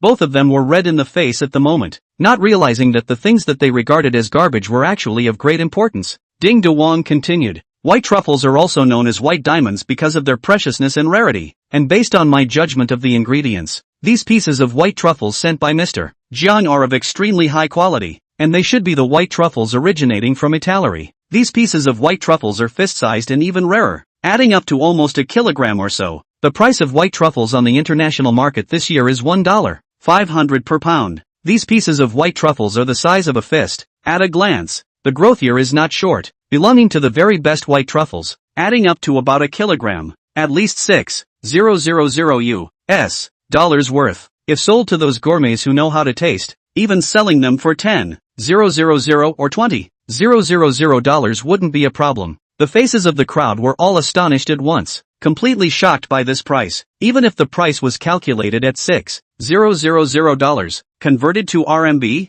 it was almost $48,000. The 2 bottles of red wine that Jiayu had given away couldn't even be compared. Ding Dewang looked at Jiang Yan and asked with a bit of excitement, Mr. Jiang, it's rare to come across such a top-notch ingredient. I don't know if I have the honor to personally make this white truffle dish for you? For a moment, all eyes looked at Jiang Yan again. Jiang Yan still had an indifferent look on his face and said indifferently, Ask my wife. She has the final say. Ding Dewang turned his head to look at Su Fengqiu again and asked again, Miss Su Fengqiu, I wonder if I have the honor of cooking for you again? Su Fengqiu was a bit confused for a moment, and she hadn't regained her senses from the high price of the white truffles even now. She swept a glance at the relatives present and realized that everyone's eyes were fixed on the white truffle, as if they all wanted to have a taste of it. Then it would be hard on you, Chef Ding. Such a precious ingredient. If you leave it to us, it would be a blasphemy to the delicacy. Chapter 44, Promise. As soon as Ding Dewang heard that Su Fengqiu had agreed, he was overjoyed. He took the gift box from Yao Na and happily walked towards the kitchen.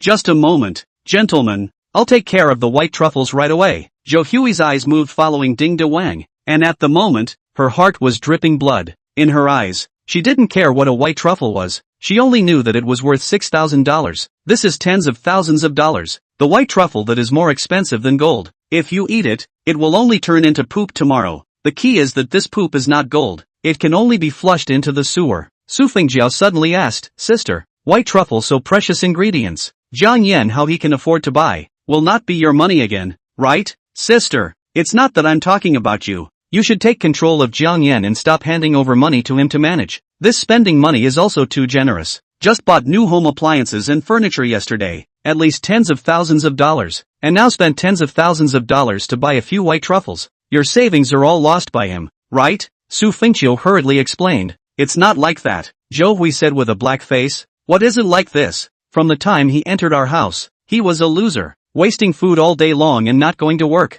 Now just working for a few days, he spends money so generously. Sooner or later our family will be lost by him. Fengqiu, in the future, your monthly salary will be handed over to Mom. Don't worry, I won't spend a penny of your money. Mom will just help you keep it. In the future, when you want to have any use for it, tell me again. Anyway, this money can't be touched by Jiang Yan. Su Fengqiu immediately had a hard time speaking. She didn't even dare to mention the matter of buying a car now. Otherwise she might not know how people would speculate. Mom, I've been married for 3 years now. The salary belongs to both Jiang Yan and I as a couple. No matter which one of us spends it, it's all due. If I give all my salary to you, then how will the two of us live in the future? Su Fengjiao hummed and said, Sister, that's not right. You let our second uncle, sister-in-law, and great-aunt comment. Our father and mother brought you up with hard work before you got to where you are today. You are now a family, but our parents are also getting older. You now have a monthly salary of 20,000. Even if you do not give all the money to our mom, then you give our mom 10,000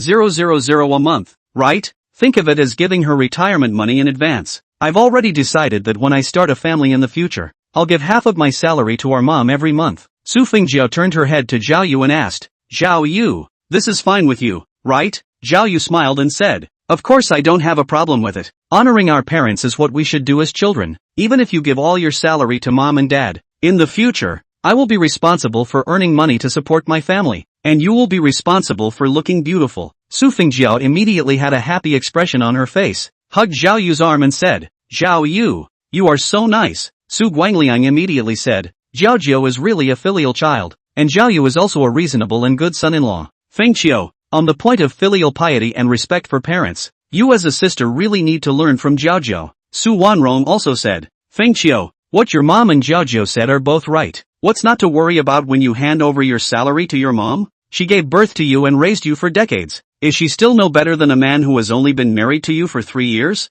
Zhou Min sneered, glanced at Jiang Yan, and said, Men like him who are incapable know how to eat their wife's capital. Fengqiu, I really don't know. What did you see in him in the first place? Why did you pick him as your husband? Even if you can't find a man as good as our Guahai, at least find a man with a formal job. There is a young man in our neighborhood is quite good, is a dry courier, although not much culture, but hard-working. I heard that he can earn 1 or 2 million a month. He is divorced, but also with a daughter. But if you and Jiang Yan divorced, you two are divorced, is also considered to be the right family. Su Fengqiu heart aggrieved at the moment. This 240 square foot house, she herself did not come to see once, gave her parents to live, actually still think she is not filial. She and Jiang Yan have just started living in a two-person world, and both of them are full of beautiful visions for the future. She had originally thought that she would work hard this year and save up a sum of money to prepare for the birth of a child, but now she was forced by her relatives to give the money to her mom. And when the time came, the family's expenses were so big that she couldn't reach out and ask Zhou Hui for it every day.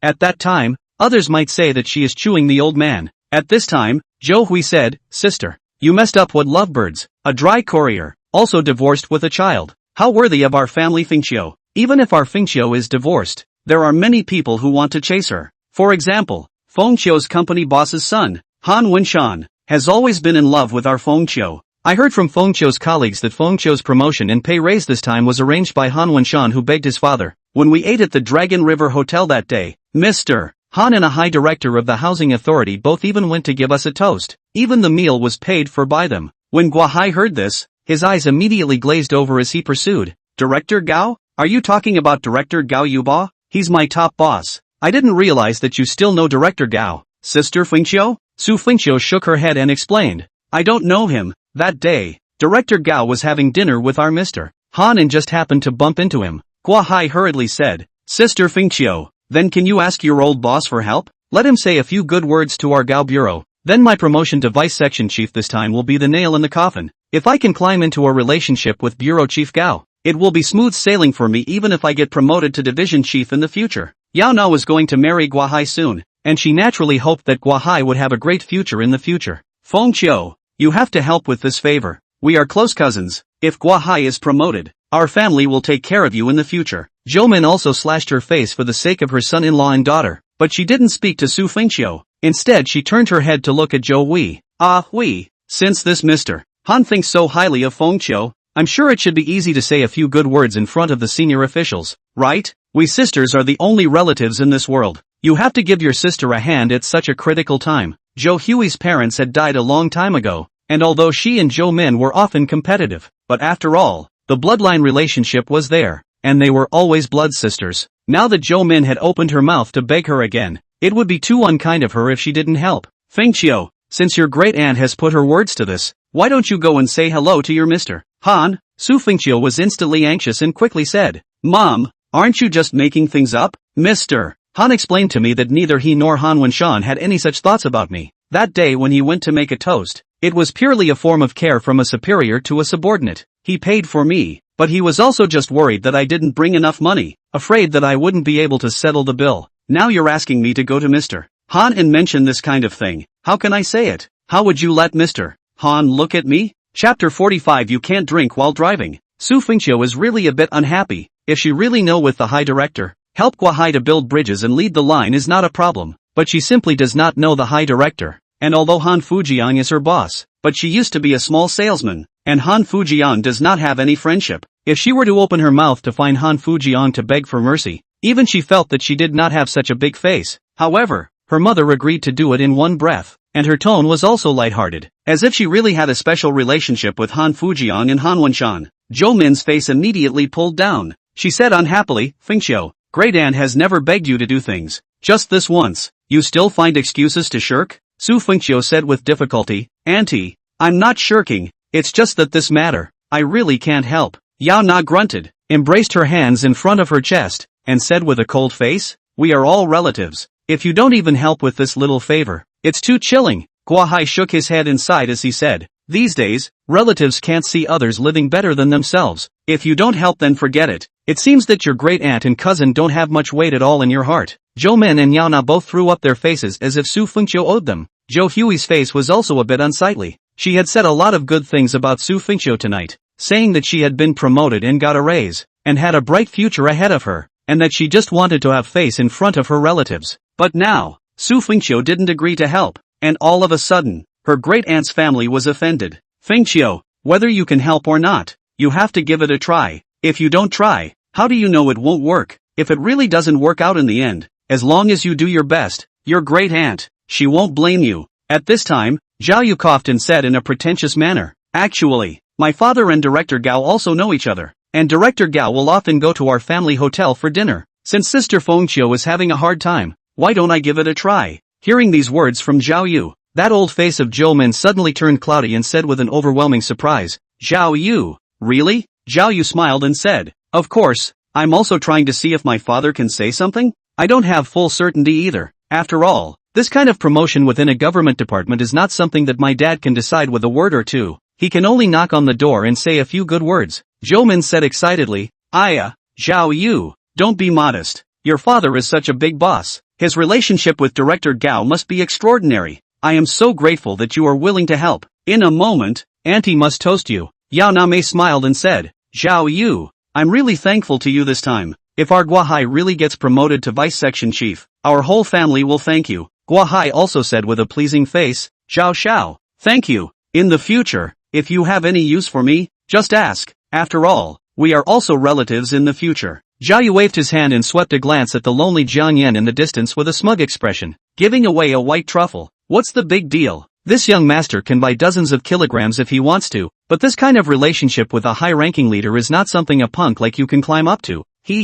No need to be polite. It's just a show of hands. Su Fengjiao saw Zhao Yu save face for her family. Her heart was even more grateful and in love with him, and decided that he was the good man she wanted to marry. Zhao Yu, I've troubled you again this time. Su Guangchang had a smile on his face and said loudly, I propose that we all toast Zhao Yu together to show our gratitude. What do you all think? He got up and picked up a bottle of red wine. Wanting to open it, Zhao Yu hurriedly stood up and grabbed to help. Uncle, let me open it. You can just sit down. Zhao Yu opened both bottles of red wine. Then he joined Su Fengjiao and poured a glass of red wine for everyone present. This kind of humble, understanding demeanor instantly gained everyone's goodwill. In their hearts, the people compared Zhao Yu to Jiang Yan, and felt even more that Jiang Yan was a mess, and threw the matter of the white truffle congratulatory gift just now out of the window. Zhao Yu deliberately rushed to Jiang Yan sitting at the sofa and asked, Jiang Yan, do you want to have a drink together? Jiang Yan returned indifferently, no need, I still have to drive in a while. You can't drink while driving.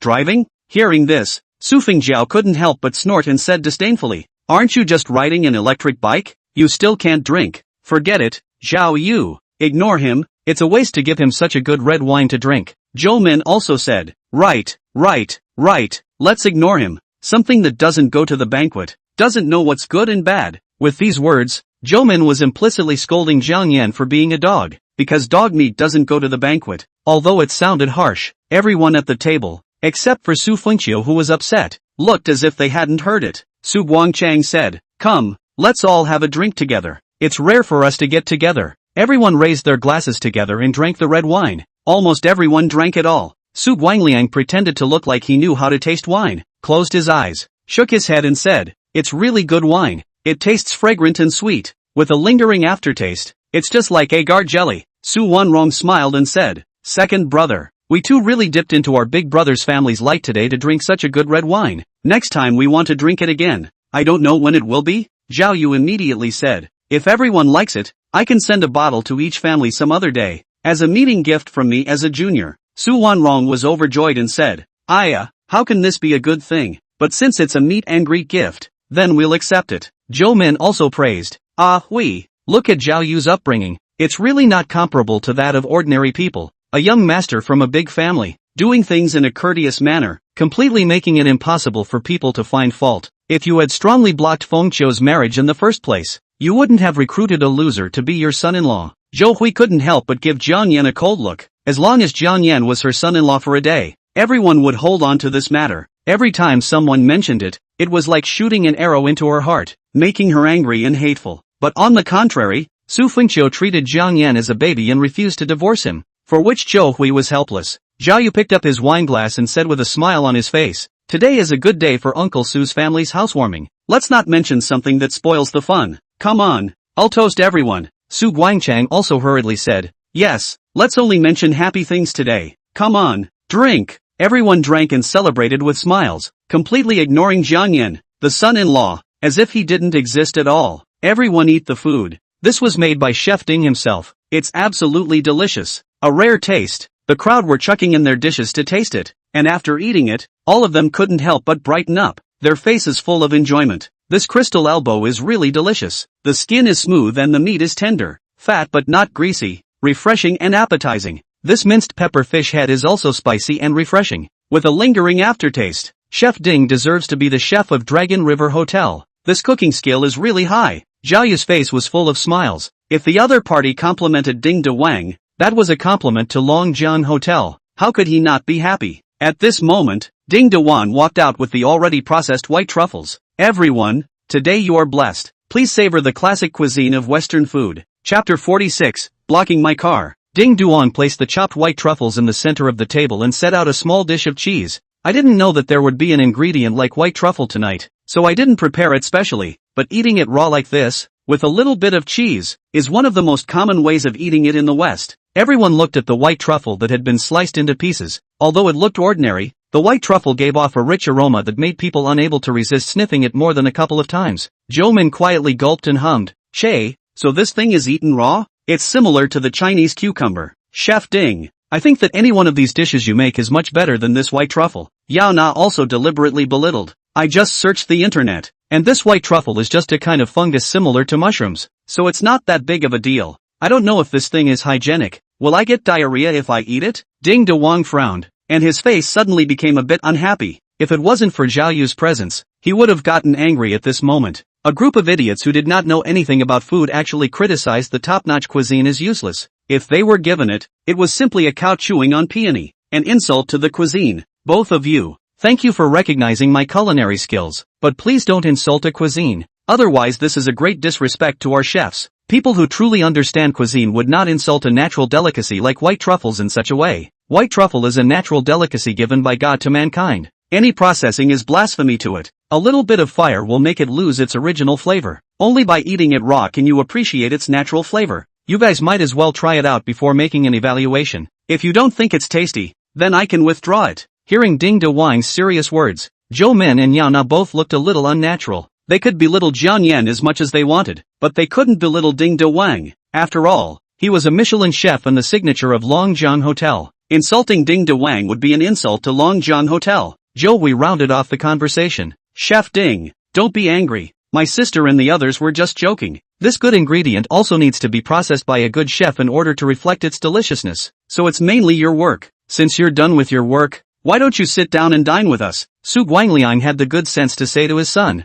Su Lei, give Chef Ding a seat. Ding De Wang waved his hand and said, no need. Thank you all for your kindness. You are a family gathering. It's not suitable for me to be seated. I'd rather accompany Mr. Jiang Yan to sit a piece. Zhou Hui still wanted to retain Ding De Wang, but Ding De Wang directly walked towards Jiang Yan. Mr. Jiang, I wonder if you mind if I sit with you. Jiang Yan smiled and said, not at all. Please sit. Ding De Wang turned his head to that helper chef of his and said, Shao Kai, go and bring out the dishes I prepared for Mr. Jiang. After a while, that helper chef walked out with a plate of chopped white truffles, and brought out 3 more plates of dishes. When Ding De Wang came out earlier, he found Jiang Yan sitting alone on one side, so he specially fried a few dishes for him. Ding De Wang said to that helper chef, Shao Kai, come and sit down too. That helper chef moved a small matza and sat across the coffee table. He diligently poured a cup of plain water for Ding De Wang and Jiang Yan. Ding De Wang smiled and said, Mr. Jiang, I, for one, never drink when I'm working, so today I'll toast you with water instead of wine. It's fate that we can eat at the same table. Jiang Yan smiled and said, Chef Ding is polite. I'll drink up then. Su Fingjiao glanced at Jiang Yan and bristled. Che, a cup of plain water and still dry. Chef Ding is really giving him face. Zhao Yu also did not expect that Ding De Wang would actually be so polite to Jiang Yan, but he had always treated Ding De Wang as if he was an underling of their family hotel. In his eyes, Ding De Wang was simply not worthy of eating with him at the same table. Therefore, Ding De Wang and Jiang Yan eating together, Zhao Yu felt that it was nothing. Inferior people should be with inferior people. Let's all continue. The food is getting cold. Only then did a large table of them continue to drink and eat the food, with some compliments and praises for Zhao Yu in between their words. When they tasted the deliciousness of the white truffle, everyone had an expression of incomparable surprise on their faces. The aroma was definitely the best thing they had ever tasted in their lives, and even though they had already swallowed it, their mouths still smelled good. They even felt that the taste of red wine was a blasphemy to the scent. However, they didn't express their deliciousness towards the white truffle. They just all went to clip the white truffle without saying a word. Su Fengqiu only ate a slice of the white truffle, and the rest was all divided up. Jiang Yan, Ding De Wang and Shao Kai ate and chatted while enjoying themselves. The meal lasted until around 10 p.m., when it was finally over and everyone was ready to leave. After arriving downstairs, Zhao Yu got into the car first, and as soon as he drove the Porsche out, he made everyone present envious. This car is so beautiful. Is this a Porsche? I heard that this car is worth several $100,000. Ordinary people can't afford to drive it. For Zhao Yu, a Porsche is just an ordinary mobility car. No big deal. After we become relatives with the Zhao family, he will definitely take care of our relatives. Zhao Yu lowered the car window, glanced at everyone and said with a smile, there is just one thing bad about my car. The space is a bit small. It can only sit 2 people, so I can't piggyback on everyone. Zhou Min glanced at the others somewhat smugly and said with a smile, our family Guahai also drove here, although it's not as good as Zhao Yu's car, but it has a lot of space. It's a Honda CR-V that cost nearly $200,000 to buy. Guahai proudly pressed the remote car key. Not far away a white SUV lights flashed and made 2 drops. Mom, Nana, you guys wait for me here for a while. I'll go drive the car over. Guahai drove his car over as well and parked behind Zhao Yu's car. Su Guanliang's son, Su Lei, said, Dad, I'll go drive our car over as well. Su Guangliang smiled and said, this kid in my family has always wanted to buy a car. Last month, he made the down payment himself and bought a walker. He pays the car loan himself and doesn't have to heart. Su Lei drove a black Shanghai Volkswagen over and parked behind Gua Hai's car. Su Wanrong came over with her daughter. She said, "Second brother, Xiaoxin and I came here by taxi. You piggyback us both back?" Su Guangliang returned. "No problem. You and your sister-in-law squeeze in the back seat. The car sits open." Everyone got into the car, leaving only Jiang Yan and Su Fingqiu. Zhao Yu said towards Su Fingqiu, "Sister Fingqiu, it's cold at night. You're wearing thin clothes. There's still an empty seat in my car. Why don't I drive you?" Su Fingqiu waved her hand and said back, "No need. We have a car." Su Fingjiao couldn't help but say, "Sister, Zhao Yu is kindly giving you a ride. Why are you still ungrateful? Do you have to ride back with Jiang Yan?" Su Fingqiu helplessly returned, "I'm not ungrateful. We really drove here." Zhao Yu looked around. Although he saw the sky blue BMW X7, he didn't think that it would be driven by Jiang Yan and the others. "Sister Fengqiu, where is your car? Since you guys have a car, then hurry up and get in and go." Zhao Yu thought that Su Fingqiu was trying to protect Jiang Yan's face. That's why she deliberately said that she drove here. He wanted to expose this lie so that all the relatives of the Su family would look at Jiang Yan's jokes. Jiang Yan said expressionlessly, "You're blocking my car. How can I drive out?" Zhao Yu couldn't help but stare. He glanced at the sky blue BMW X7 next to his car and looked at Jiang Yan with a puzzled expression. "You're not telling me that this BMW is your car, right?" Jiang Yan nodded his head and replied, "Well, yes, this is my car." Gua Hai immediately sneered and said, "This is a BMW X7. It sells for more than $1 million. Jiang Yan, you haven't been drinking either. Why did you start talking drunk?" Zhou Hui even rolled her eyes and said disdainfully, "Jiang Yan, don't embarrass me here. It would be nice if you could afford a tire." Jiang Yan took out the car key and pressed the remote unlock towards the car. At that moment, the BMW's lights flashed and made a dripping horn sound. Chapter 47 A Word to the Wise. Looking at the flashing lights of the BMW, as well as the sound of the horn, everyone was instantly stunned. They all looked at Jiang Yan with unbelievable eyes, as if "this is impossible" was written on their faces. Jiang Yan glanced at Zhao Yu and said indifferently, "I can't reverse out of the car because you're blocking the back. Please make way." Zhao Yu's face felt like it had been slapped hard and felt fiery. The Porsche he drove only cost more than $500,000 to buy, while Jiang Yan's BMW X7 could buy him 2 Porsches. He even wanted to piggyback on someone's wife to go home. Wasn't this asking for embarrassment? He started the car and was ready to leave. Jiang Yan suddenly added, "Zhao Yu, it's not safe to drink and drive. You've been drinking. It's better not to drive. In case something happens on the way, that's not good. Why don't you park your car here? I'll give you a ride home. My car has a lot of space and more seats." Jiang Yan's words made Zhao Yu's face burn like fire even more, and his heart became even more angry. "No need. This bit of alcohol doesn't affect my driving." He fiercely stepped on the gas. The Porsche's engine let out a roar and immediately leapt out. Jiang Yan looked at Gua Hai again and asked, "Are you leaving now, or waiting for me to back the car out?" Gua Hai had just laughed at Jiang Yan, so he didn't have the heart to stay any longer and hurriedly drove off as well. Su Lei drove up in his car. Su Guangliang sat in the passenger seat. He smiled and said, "Fengqiu, you are really getting more and more capable. You can afford such an expensive car. Second uncle is happy for you. In the future, when you are developed, don't forget to give your family a hand." Su Fengqiu was about to explain that this car was bought by Jiang Yan, but she suddenly remembered Jiang Yan's instructions on the road. She couldn't tell anyone about it, so she had to default to buying it herself. "Second uncle, you're being too formal. As long as my niece can do something to help, you can just open your mouth." Su Wanrong lowered the window from the back seat and grabbed it. "Fengqiu, your little aunt is also a family member. Don't forget me." Su Fengqiu smiled and said, "How dare I?" Su Guangliang added, "Okay, not much more to say. We also go first." Su Lei drove his car and pulled his family away with Su Wanrong's mother and daughter. It was only after they all left that Ding De Wang walked up. He smiled and said, "Mr. Jiang, Miss Su, then we're leaving too. When you're free to go to the Dragon River Hotel again someday, let me know, and I'll personally cook a few more of my specialties for you." Jiang Yan's impression of Ding De Wang was not bad. He nodded with a smile and said, "Chef Ding, take care." The two of them, Ding De Wang and his helper chef, took some cooking utensils and ingredients with them, got into a van, and left. Until this moment, Su Guangchang and Zhou Hui, husband and wife, were still dumbfounded and hadn't slowed down. Su Fengjiao couldn't help but ask, "Sister, is this really the car you bought?" Su Fengqiu nodded and returned, "Well, I just bought it today. I haven't had time to tell you and mom and dad about it." Su Fengjiao couldn't help but ask skeptically, "Gua Hai said this car is worth more than $1 million.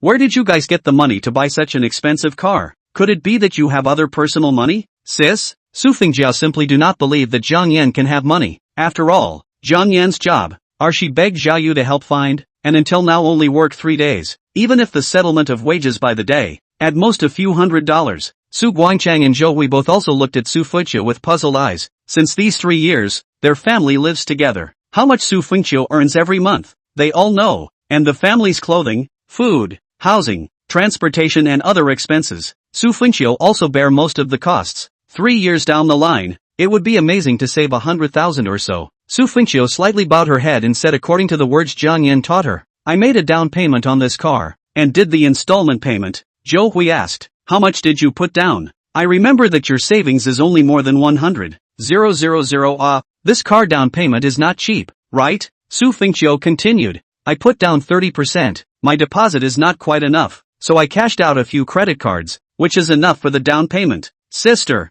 according to you, you are now carrying a loan of at least around $900,000, can you afford to pay it back? Su Fengjiao glanced at Jiang Yan, and said in a tone of voice, Jiang Yan doesn't make much money, so if you only rely on yourself to pay it back, how many years will you have to pay it back? Why did you buy such an expensive car, just to satisfy your vanity and face? Su Guangchang said with a serious face, Fengqiu, your sister is right, if you don't have that diamond, don't take that porcelain work. Our family is just an ordinary family. Buy a 100,000 to 200,000 car to drive is good. Why do you want to buy a so expensive, backed by a debt? Live more tired off. If I say, you tomorrow hurry to return the car. Our family does not do this kind of donkey dung egg surface-like thing. Your second uncle, sister-in-law, they think you have a lot of ability in the future will not be able to come to trouble our family. At that time, you are asking for trouble. Jiang Yan coughed and interjected, Dad, you don't have to worry about the debt repayment. I recently negotiated a single advertisement business. The manager said that there is a 20% commission as a bonus.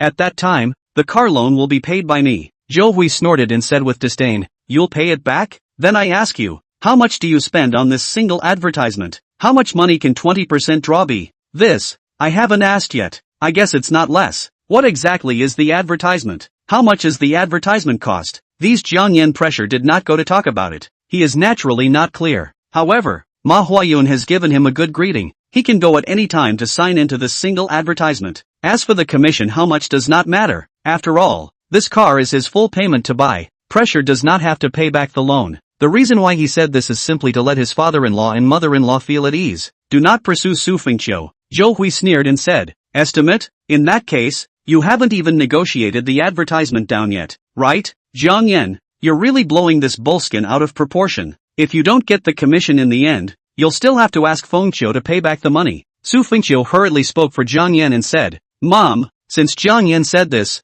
he must be sure, so you don't have to worry for us. Zhou Hui hummed and said, fine, then I'll give him a chance. If he really negotiates an advertisement this time and gets the commission, I'll stay out of you two's business in the future. But if he doesn't negotiate the advertisement, he must divorce you and get out of our Su family. Mom, what are you doing? Su Fengqiu looked at Zhou Hui with an anxious face. She was trying to persuade Zhou Hui when Jiang Yan confidently said, no problem, I promise you. Both Su Fengqiu and Zhou Hui froze for a moment. Su Fengqiu didn't expect Jiang Yan to agree to such a ridiculous thing. In case Jiang Yan didn't make the deal, wouldn't they really have to divorce? Zhou Hui was also surprised. She had privately forced Jiang Yan to divorce Su Fengqiu many times, but Jiang Yan had never agreed. This time actually agreed so quickly? She was worried that Jiang Yan hurriedly said, good, this is what you said. Everyone heard, you cannot play a rogue regret. Jiang Yan returned indifferently. Jiang Yan, speak with one word. Chapter 48, arrested for drinking and driving.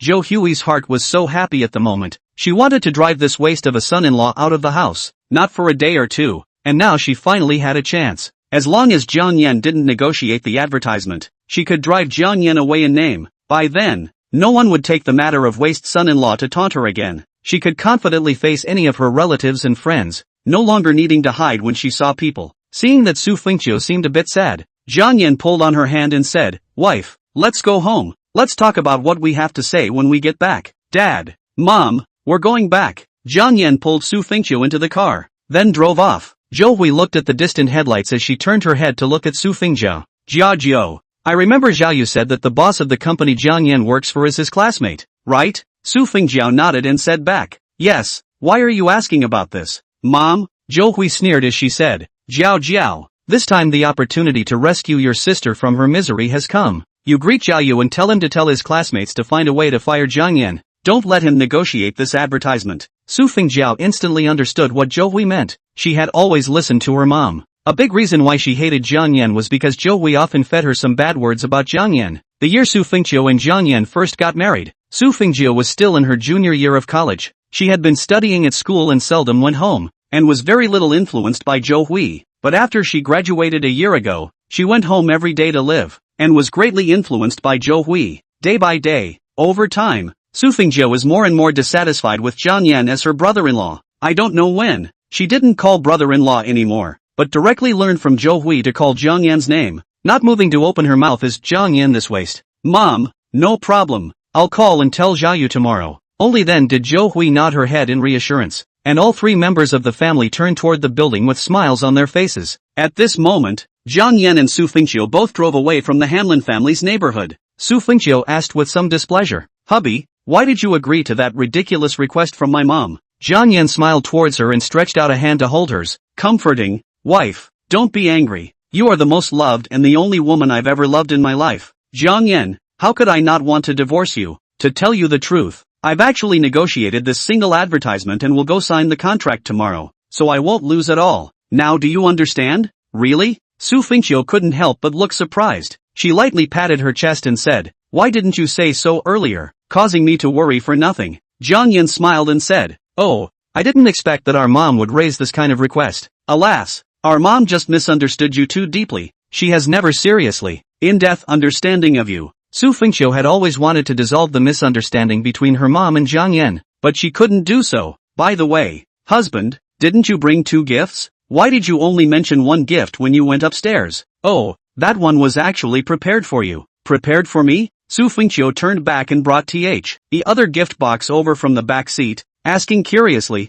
"What's in it? Is it something to eat as well? That white truffle is so delicious. I only ate 1 slice before the others ate it all." Su Fengjiao licked her lips with a gluttonous look of lingering aftertaste and unfulfilled desire. Jiang Yan laughed, "If you like it, I'll go buy you some white truffles tomorrow and cook them for you myself. Or forget it. White truffles are too expensive. Eating this is too extravagant. It's simply more extravagant than eating gold." At this time, Su Fengjiao opened another gift box, and when she saw that inside was a pair of white jade bracelets, she was astonished. "Wow, this bracelet is so beautiful." She took out the bracelet and wore it on her left hand to look at it. The snow-white jade bracelet and her white tender arm reflected each other, adding a bit of splendor to her. "Hubby, did you buy this too?" Jiang Yan casually said. "I didn't buy it. It's a gift from a friend. And the white truffle is also a gift from a friend." Su Fengjiao couldn't help but ask skeptically, "What kind of friend? Why did he send you something so expensive? Although I don't know much about jade, but this jade bracelet is worth at least tens of thousands of dollars,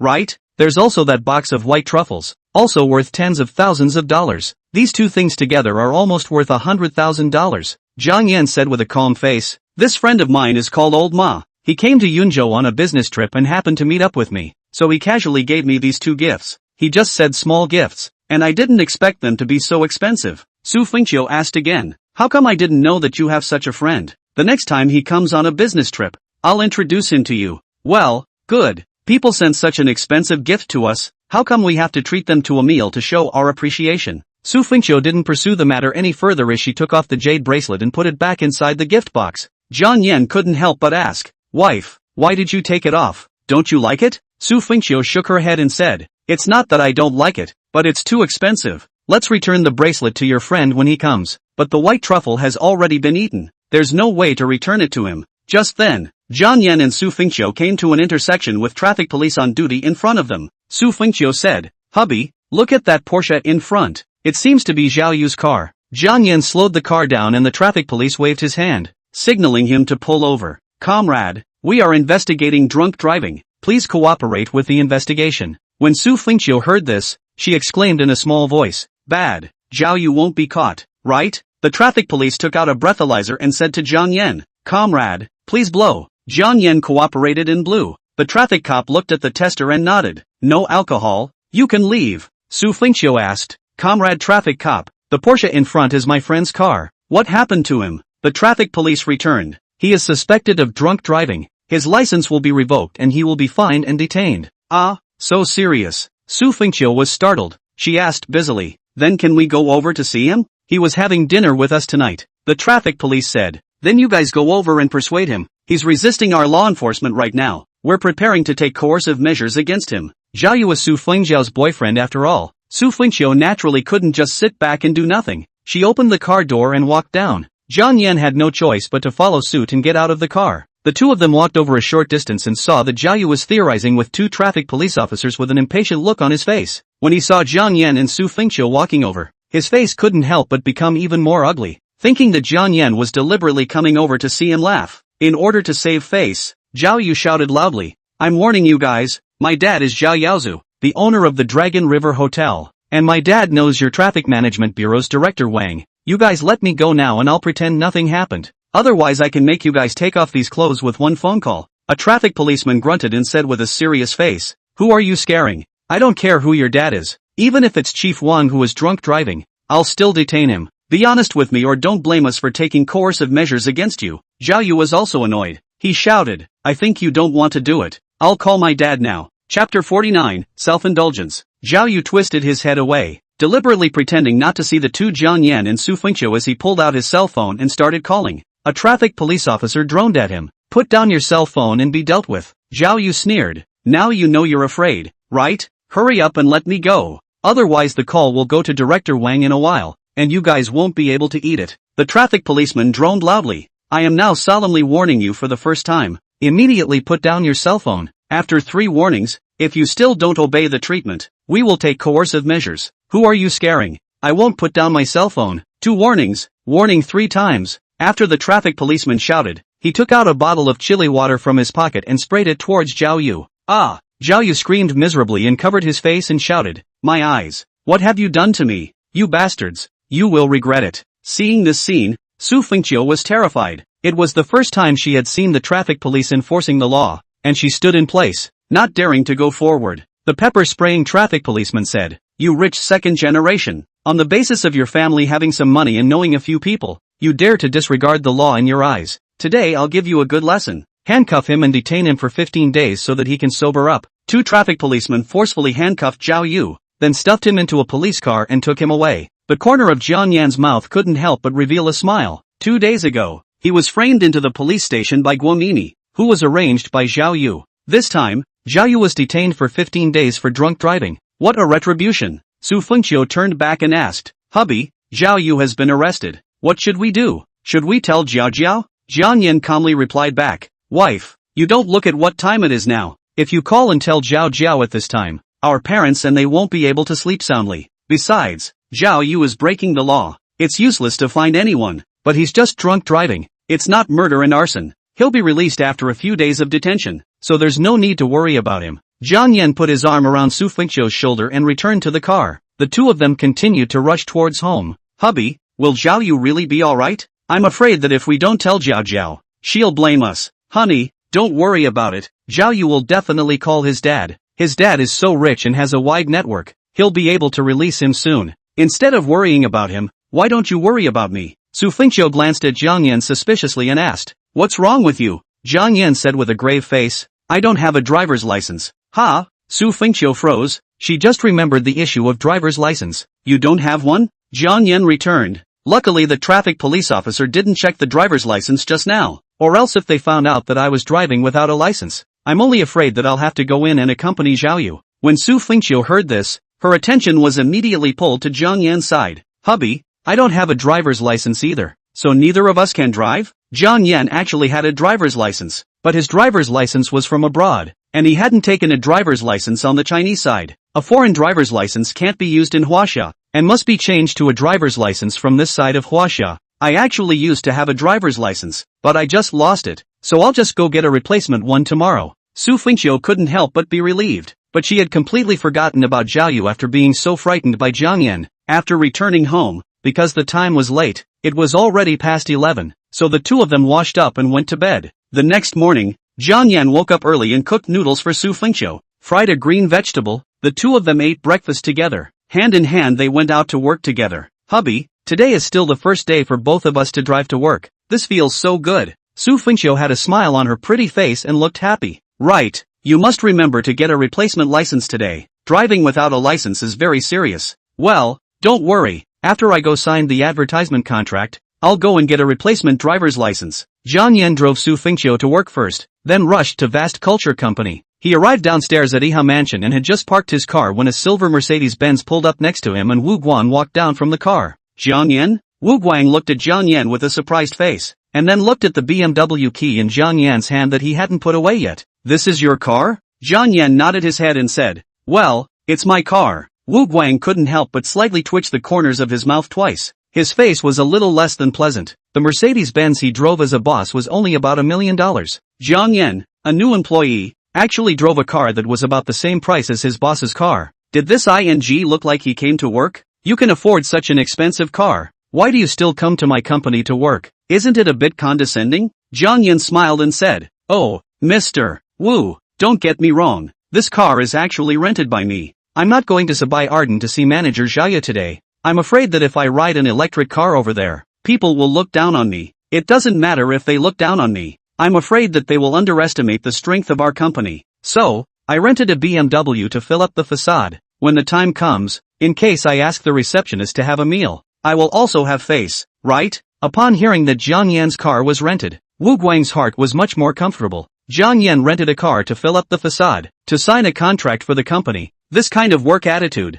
Wu Guang's heart is quite pleased. But Wu Guang is not optimistic about Jiang Yan. If just a BMW X7 can sign an advertising contract, he would not be before the wall. The Mercedes-Benz that Wu Guang drove was also a luxury car worth millions of dollars, and he had invited Xiaoya to dinner a few times, but Xiaoya had refused. Therefore, Wu Guang had long since given up on the advertisement of Sabai Arden. When he first arranged the single advertisement for Jiang Yan for Sabai Arden Company, it was just to let him go and hit the wall as well, and find an excuse to quit him at that time. He didn't expect him to negotiate at all. Very good. You're quite thoughtful. If all the company employees were as dedicated as you are, our company would definitely grow bigger and stronger. Wu Guang symbolically praised Jiang Yan twice, then turned around and walked towards the inside of Iha Mansion. Hurry up and go. Don't delay signing in. Jiang Yan and Wu Guang entered the company together, and Lu Yuehong was a little surprised to see the two of them appear together. Wu Guang went directly inside the company, while Jiang Yan walked to the front desk to enter his fingerprints to sign in. Lu Yuehong looked like she had dressed up on purpose today, with red eyes and lips, and her shirt was unbuttoned in front of her chest. She reached out to block Jiang Yan from signing in and bent over, deliberately revealing the snow-white skin inside her shirt. Jiang Yan, that BMW yesterday, is it really yours? Jiang Yan glanced at her and said, if it's not mine, whose can it be? Please take your hand away. I want to sign in. Lu Yuehong squeezed her eyes towards Jiang Yan, her teeth biting her red lips, making a seductive expression. What's the hurry? If you're free from work tonight, let's have dinner together. Then I'll accompany you for a drive. Jiang Yan expressionless back, I said, I'm not interested in you. You do not make yourself emotional. Lu Yuehong's face changed, and she said in irritation, I poo. You really think I'm interested in you? Only the rich man who rides the Bugatti Veyron is the man that I, Lu Yuehong, can look at. Chapter 50, could it be the little cutie? Jiang Yan did not think that Lu Yuehong actually on that Bugatti Veyron still cannot forget. If let her know. That day sat in the car of the top tycoon, is his own words? I am afraid that Lu Yuehong is not crazy. However, if Jiang Yan said it himself, Lu Yuehong will not believe it, and will only think that he is bragging. At this time, there are other colleagues came to the company. Lu Yuehong immediately sat back to their own position, fastened the buttons of the clothes, put out a picture of noble appearance. Jiang Yan entered the company after signing in, waited for Wu Guang to finish the morning meeting, and then left. He drove to Sabai Arden, where a few receptionist ladies from Sabai Arden were chatting. Jiang Yan walked up with a smile on his face and said to the receptionist lady he filled out the reservation information for last time. Hello, I'm here to see manager Xiaoya. Xiao Yan looked up at Jiang Yan. She seemed to have forgotten that Jiang Yan had been here last time. Seeing manager Xiaoya, have you made an appointment? I came a few days ago to fill out the reservation information. I'm from Vast Culture Limited. My name is Jiang Yan. When Jiang Yan reminded him of this, Xiao Yan instantly remembered. Oh, so it's you? But it seems like I didn't call you to inform you to come over, right? Your reservation application didn't go through.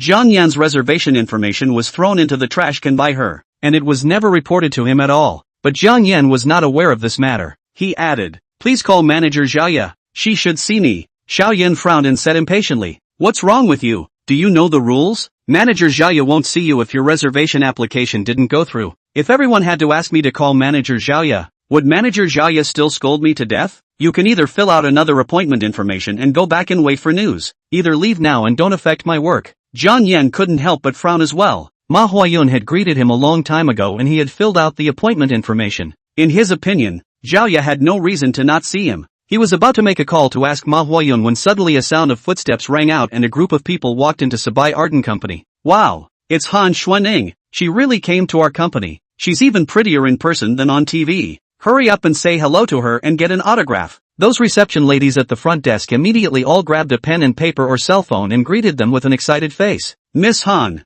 hello, we're all your fans. Can you give us an autograph? I want to take a picture with you. Is that okay? Han Xuanning was wearing a pair of black sunglasses, and as soon as she came in, she saw that the back of the man standing at the front desk looked a bit familiar. When Jiang Yan turned back to her, an expression of surprise appeared in her eyes. She ignored the receptionists and walked straight towards Jiang Yan. What a coincidence. Why are you here? Jiang Yan smiled and said, I came here to look for manager Jiang Yan to sign an advertising contract, but the receptionist said that my appointment didn't go through and manager Jiang Yan wasn't available to see me. So that's how it is. Why don't I take you in then? It just so happens that I'm going to see manager Jiang Yan later on as well. Let's go. Han Xuanning smoothly pulled Jiang Yan's arm and walked side by side with him towards the company. This scene instantly stunned Xiao Yan and the other front desk ladies. Who is this person? How does he know Miss Han? It looks like he's quite familiar. Xiao Yan, isn't this person someone who came to make an appointment to see manager Jiang Yan a few days ago? Seeing how familiar he is with Ms. Han, the relationship between the two must be extraordinary. Xiao Yan was like a pot of cold water poured down from her head at the moment. She couldn't help but shiver and felt cold all over. She originally thought that Jiang Yan was just an ordinary salesman of a small advertising company, without any special background. Now it seemed that Jiang Yan's identity was not simple. If the fact that she had thrown away Jiang Yan's booking information sheet was found out, she would be in deep trouble and might be fired. After Han Xuanning and Jiang Yan entered the company, they immediately attracted the attention of more Sabai Ardent employees, and many of them took out their cell phones to take pictures or videos. Han Xuanning wore a smile and calmly waved hello to everyone. Soon, a beautiful woman in a black professional suit walked over, with long wavy hair, outstanding looks, and a fairly good figure. Ms. Han, welcome, I'm Jiang Yan, the manager of the marketing department of the Sabai Ardent Company. Jiang Yan shook hands with Han Xuanning, then looked at Jiang Yan with some curiosity. And this one is? Han Xuanning grabbed her hand and said, he's a friend of mine who's here to sign an advertising contract with you. Jiang Yan introduced himself. Manager Jiang Yan, how are you? My name is Jiang Yan. I'm from Vast Culture Company. Upon hearing the words Vast Culture, Jiang Yan's pretty face suddenly changed color slightly. The day before yesterday, she was suddenly called by the general manager, specifically informing her that in the next few days, there would be a company from Vast Culture Ltd. to talk about advertising cooperation. Not only did she have to sign all the advertisements for the second half of the year to this company, but also had to be polite and entertain the people who came to talk about business cooperation. If things go wrong, then she can be replaced as the market manager. At that time, after listening to the general manager's explanation, she was very surprised. She did not expect that such a small advertising company could make the general manager of the company pay so much attention. Therefore, she had been waiting for the people from Vast Culture Limited to come to her door for the past 2 days, and today she finally waited. Mr. Jiang Yan, hello. Jiang Yan shook Jiang Yan's hand and said, Mr. Jiang, why don't you please go sit in my office for a while, and I'll entertain Miss Han first, and then I'll go and talk to you about the advertisement cooperation later? Han Xuanning, however, said, no, I'm not in a hurry. Manager Zhao, you deal with the matter with Jiang Yan first. Can I sit in? Han Xuanning was the most popular actress in China today. In order to be able to hire her to be the spokesperson for the advertisements, the Sapphire Ardent Company gave her a yearly endorsement fee as high as $50 million.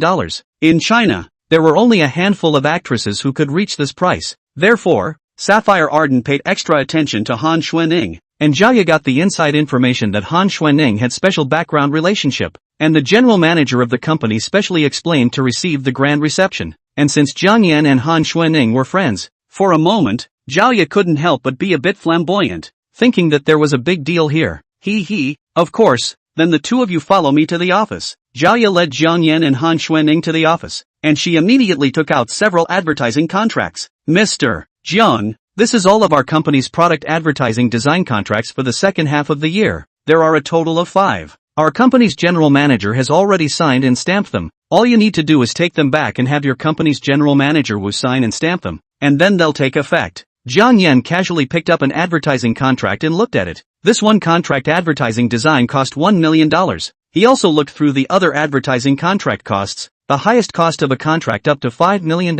He took the first $1 million advertising design contract, said to Jiang Yan, "This one." Jiang Yan couldn't help but be stunned and glanced at the remaining contracts suspiciously. She had thought that Jiang Yan would take all of them. After all, the signatures and stamps on the contracts were all done. It was simply fat meat in the mouth. Surprisingly, there was still someone who didn't eat it. Could it be the little cutie? "Mr. Jiang, these remaining few contracts, aren't you going to sign them?" Chapter 51, Kill the Donkey by Removing the Grinders. Jiang Yan to work in Wu Guang's company. This is completely forced to do nothing. It is his mother-in-law forced too tight. Limit him within 3 days. Must find a serious job. At this time, Zhao Yu took the initiative to introduce the job. Jiang Yan also had to go. Originally in the Wu Guang company, working time is free. Work is easy. Jiang Yan quite liked this job, but after Guamini planted that thing on him, he knew that Zhao Yu, this guy, did not hold what good intentions. He has always wanted to see. Zhao Yu will not play any tricks behind? Wu Guang was Zhao Yu's classmate, and Jiang Yan had to keep a hand on him as well.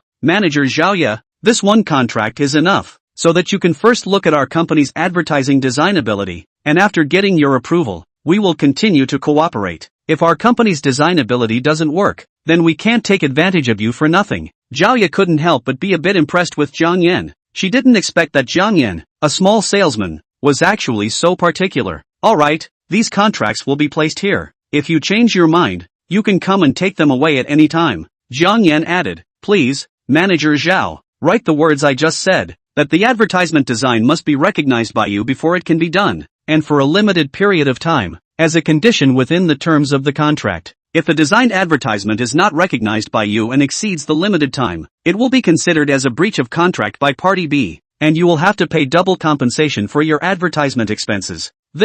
It was the first time Zhao Yu met someone like Jiang Yan who came to sign a contract. Wasn't this digging a hole for his company? "Mr. Jiang, are you sure? Don't you need to communicate with your general manager Wu?" "No need. Our Mr. Wu said that this matter will be handled solely by me." "Alright then, please wait a moment." Zhao Yu called her assistant and reworked the contract, then took it to be signed and stamped, and finally handed it over to Jiang Yan. Jiang Yan turned his head to Han Xuanning and said, "I've finished my business. I'll leave first, so I won't bother you guys talking about work." Han Xuanning grabbed Jiang Yan's arm and asked after him, "Hey, Jiang Yan, what about the meal you owe me?" Jiang Yan smiled helplessly and returned, "I'll treat you to dinner after I get the draw bonus for this contract. Is that okay?" The corner of Han Xuanning's mouth curled up slightly as she took off her sunglasses downwards and squeezed her eyes towards Jiang Yan. "Then I'll be waiting for you. Don't let me off the hook." "Won't happen. Don't worry, Manager Zhao. Bye." Jiang Yan took the contract and left Zhao Yu's office. After he left,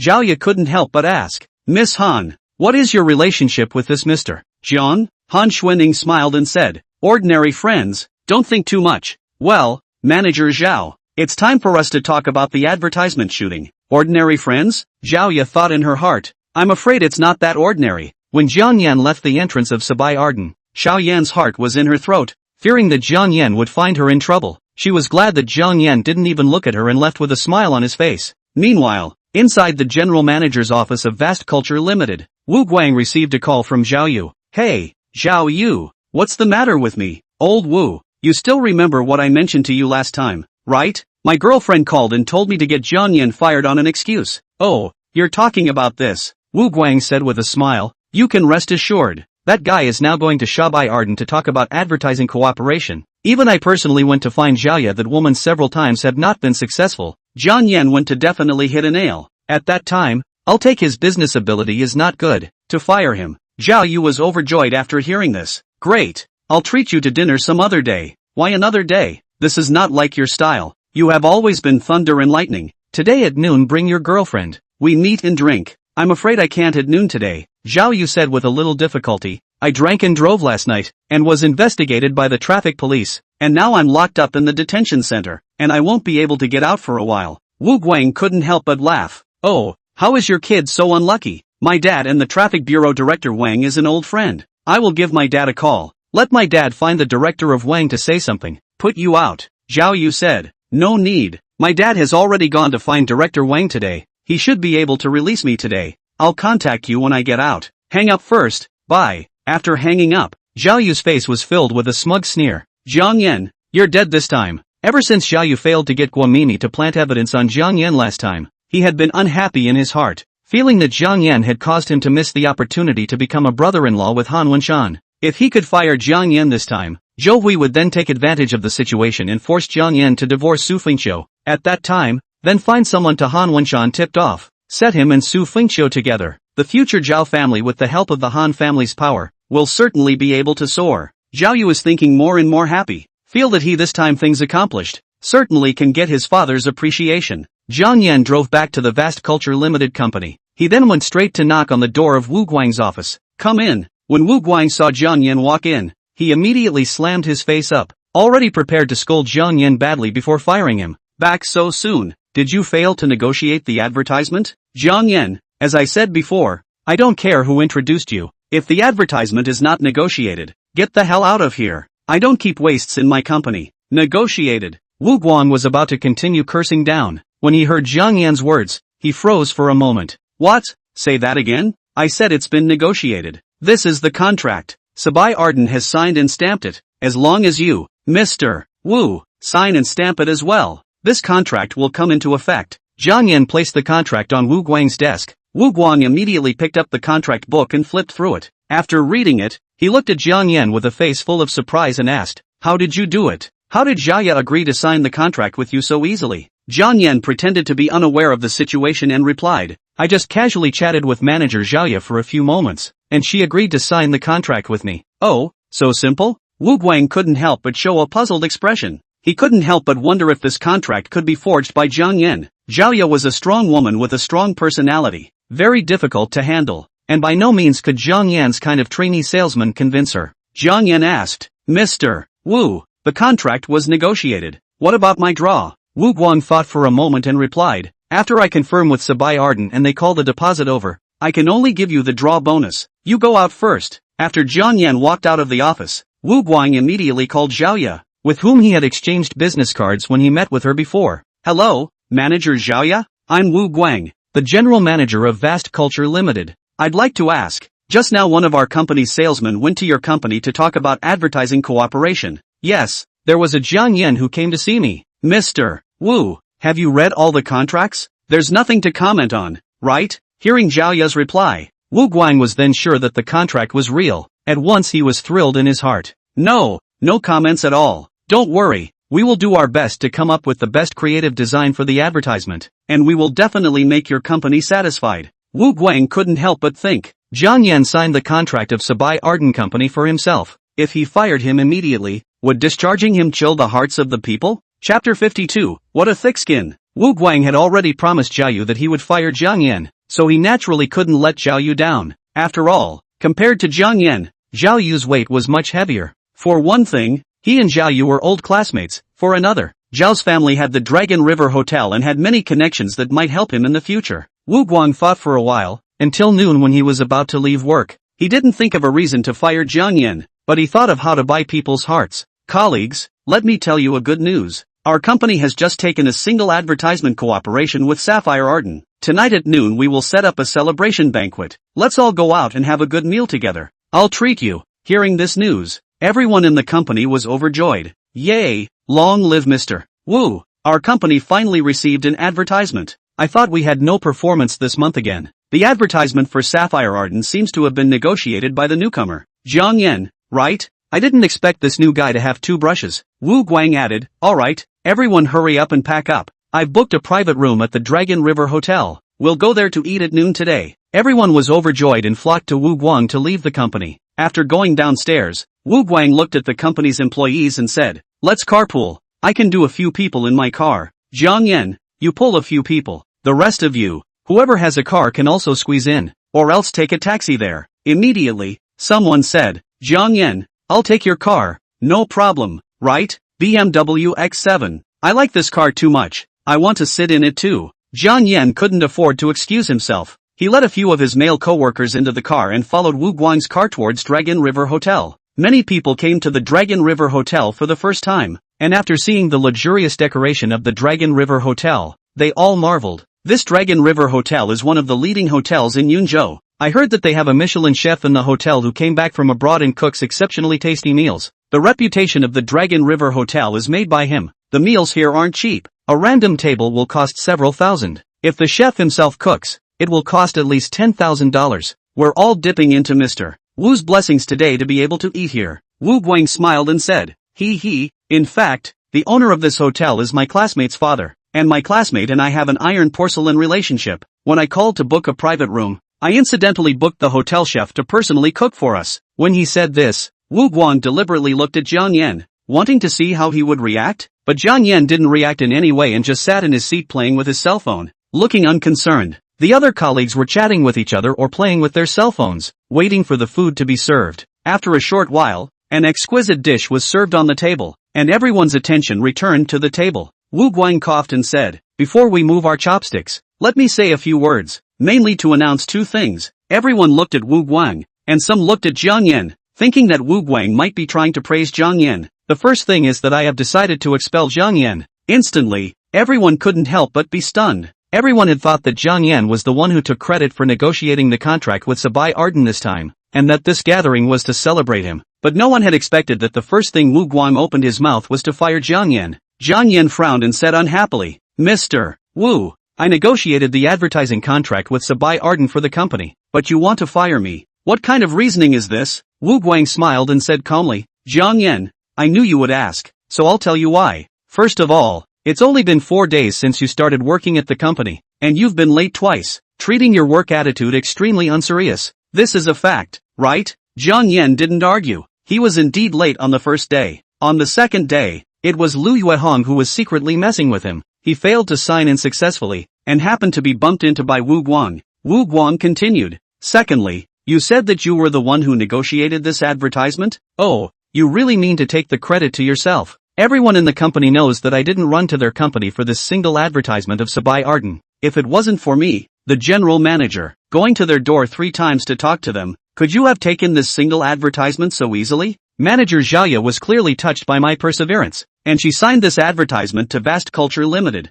not to you, so you don't get much credit. Lu Yuehong had long been annoyed by Jiang Yan, and now that Wu Guang was going to fire him, Lu Yuehong was the happiest one. Mr. Wu was right. He didn't run a lot before and after for this single advertisement. He also asked for connections and gifts. The main credit is all his. Jiang Yan, you just picked up the slack. Wu Guang glanced at Lu Yuehong and gave her an appreciative look. Now I'm announcing the second thing. This single advertisement fee is $1 million. I decided to take 20% of the draw from this single advertisement and divide it equally among all of you. Everyone has a share. You all are the ones who really contributed to the company. You should be rewarded. At that moment, all the people present revealed a look of surprise. A 20% draw on this single advertisement fee. That would be $200,000. And with less than 20 of them present, each of them could at least share about 10,000. Who wouldn't like something like this pie in the sky? Immediately, someone flattered and said, "Mr. Wu, you're really too good to us. I'm willing to bow and scrape for our Vast Culture Company." "Thank you, Mr. Wu. It's simply our honor to follow you and work in your venture." In order to thank Mr. Wu for his love, from now on, we must work even harder and never let Mr. Wu down. Wu Guang's face was full of smug smiles. He took the bonus that Jiang Yan was supposed to have and distributed it to all of them. Not only did he reap a wave of praise, but he also won the hearts of the people. Not a single person would hold a grudge for Jiang Yan, unless they didn't want to share the bonus equally. Lu Yuehong glanced at Jiang Yan and said with a cold smile, "Jiang Yan, what are you still sitting here for? Why don't you get lost? You've already been dismissed from the company." Wu Guang said, "Jiang Yan, although I dismissed you, but after all, you have worked in the company for a few days. I still have to give you the salary that I should give you." He took out his wallet and took out $400 from it, throwing it towards Jiang Yan. $100 a day. Today is not over yet, but I'll count you 100 as well. A total of 400. Take it to pay for your car rental, right? Lu Yuehong couldn't help but ask, "Mr. Wu, what rental car?" Wu Guang swept a glance at everyone and deliberately said loudly, "Don't you all know? That BMW was rented by Jiang Yan for window dressing." After Lu Yuehong heard this, a mocking smile appeared on her face. "So it's a rented BMW. I told you. How can he afford a BMW when he's a stinking beggar who's been riding a donkey all his life? I was almost cheated by him. Still want me to accompany you for a ride?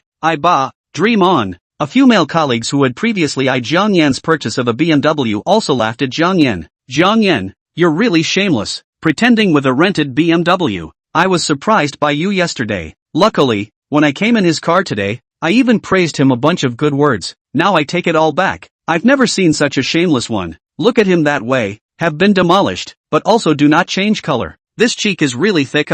Chapter 53, Order whatever you want. Hearing that Wu Guang was going to fire himself, Jiang Yan wasn't surprised at all. Ever since the first day he went to work at Wu Guang's company, he was prepared to be fired at any time. Only, he didn't expect it to be so soon. Jiang Yan glanced at the $400 that Wu Guang threw over. This was Wu Guang's insult to him, actually wanting to use a few $100s to get rid of him. Mr. Wu, are you sure you want to dismiss me? Wu Guang smiled and said, I'm not just sure, I'm sure as well as certain. Keeping someone like you in the company, sooner or later you will become a black sheep. Jiang Yan also smiled and asked, aren't you afraid of regret? Regret? Wu Guang asked with a playful face. Why would I regret? Do you really think you're a 1,000-mile horse that my company can't operate without you? Jiang Yan deliberately said. Originally, I had all the talks with manager Zhao and planned to take over all the advertising designs of her company in the second half of the year. And since I've been sacked, this matter is also null and void. What did you say? Wu Guang immediately froze. He said with a skeptical face,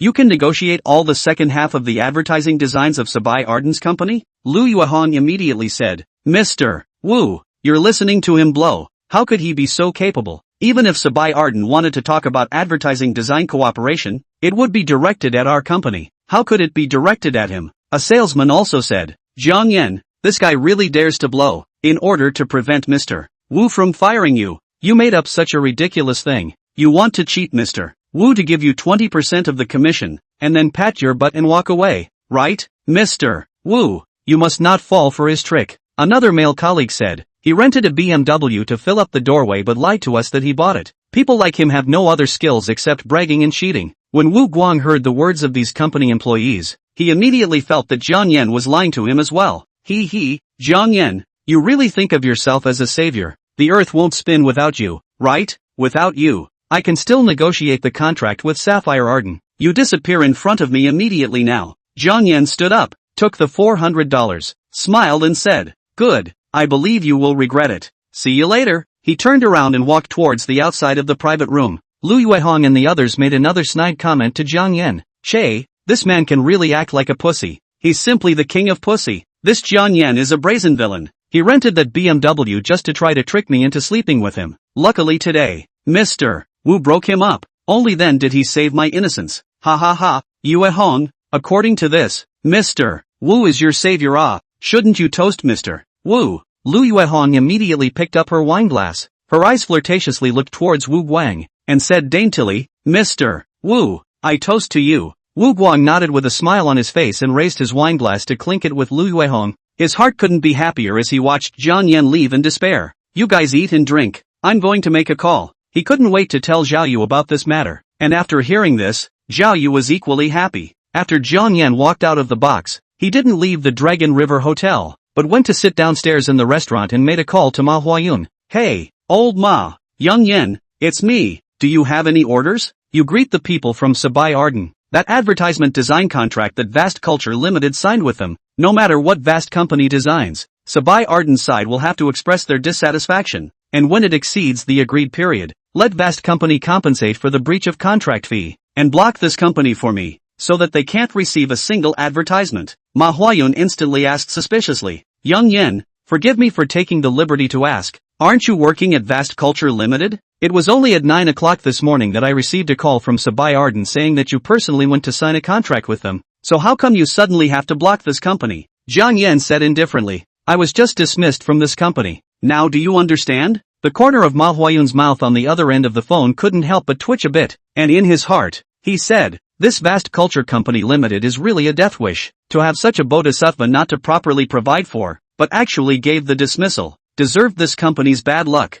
Young Yan, don't worry, I will ensure that this company closes down. Do you have anything else to order? You arrange another big company that does advertising design for me. Let me hang a name in it, the kind that doesn't need to go to work to report. Send me the name and address of the company later. I'll go sign a few more advertising contracts in the name of this company in the afternoon. Okay, I'll do this matter in a moment. By the way, Young Yan, are you still satisfied with the thin gift I prepared for you earlier? It was rushed and I didn't have time to prepare it in particular. Please forgive me. Ma Huayun was more or less a little apprehensive in his heart. He was afraid that the little gift he had sent would not even make it to Jiang Yan's eyes. If Jiang Yan was not satisfied, he would search for some more expensive gifts to send over. Jiang Yan replied lightly, "The gifts you prepared are not bad. My wife quite likes them, especially the white truffles. If you still have some on hand, send me some more. Also, I need a domestic Chinese driver's license. Find someone to do it for me." Manhwa was pleasantly surprised and quickly said, "No problem. As long as Jiang Yan, you and madam like it,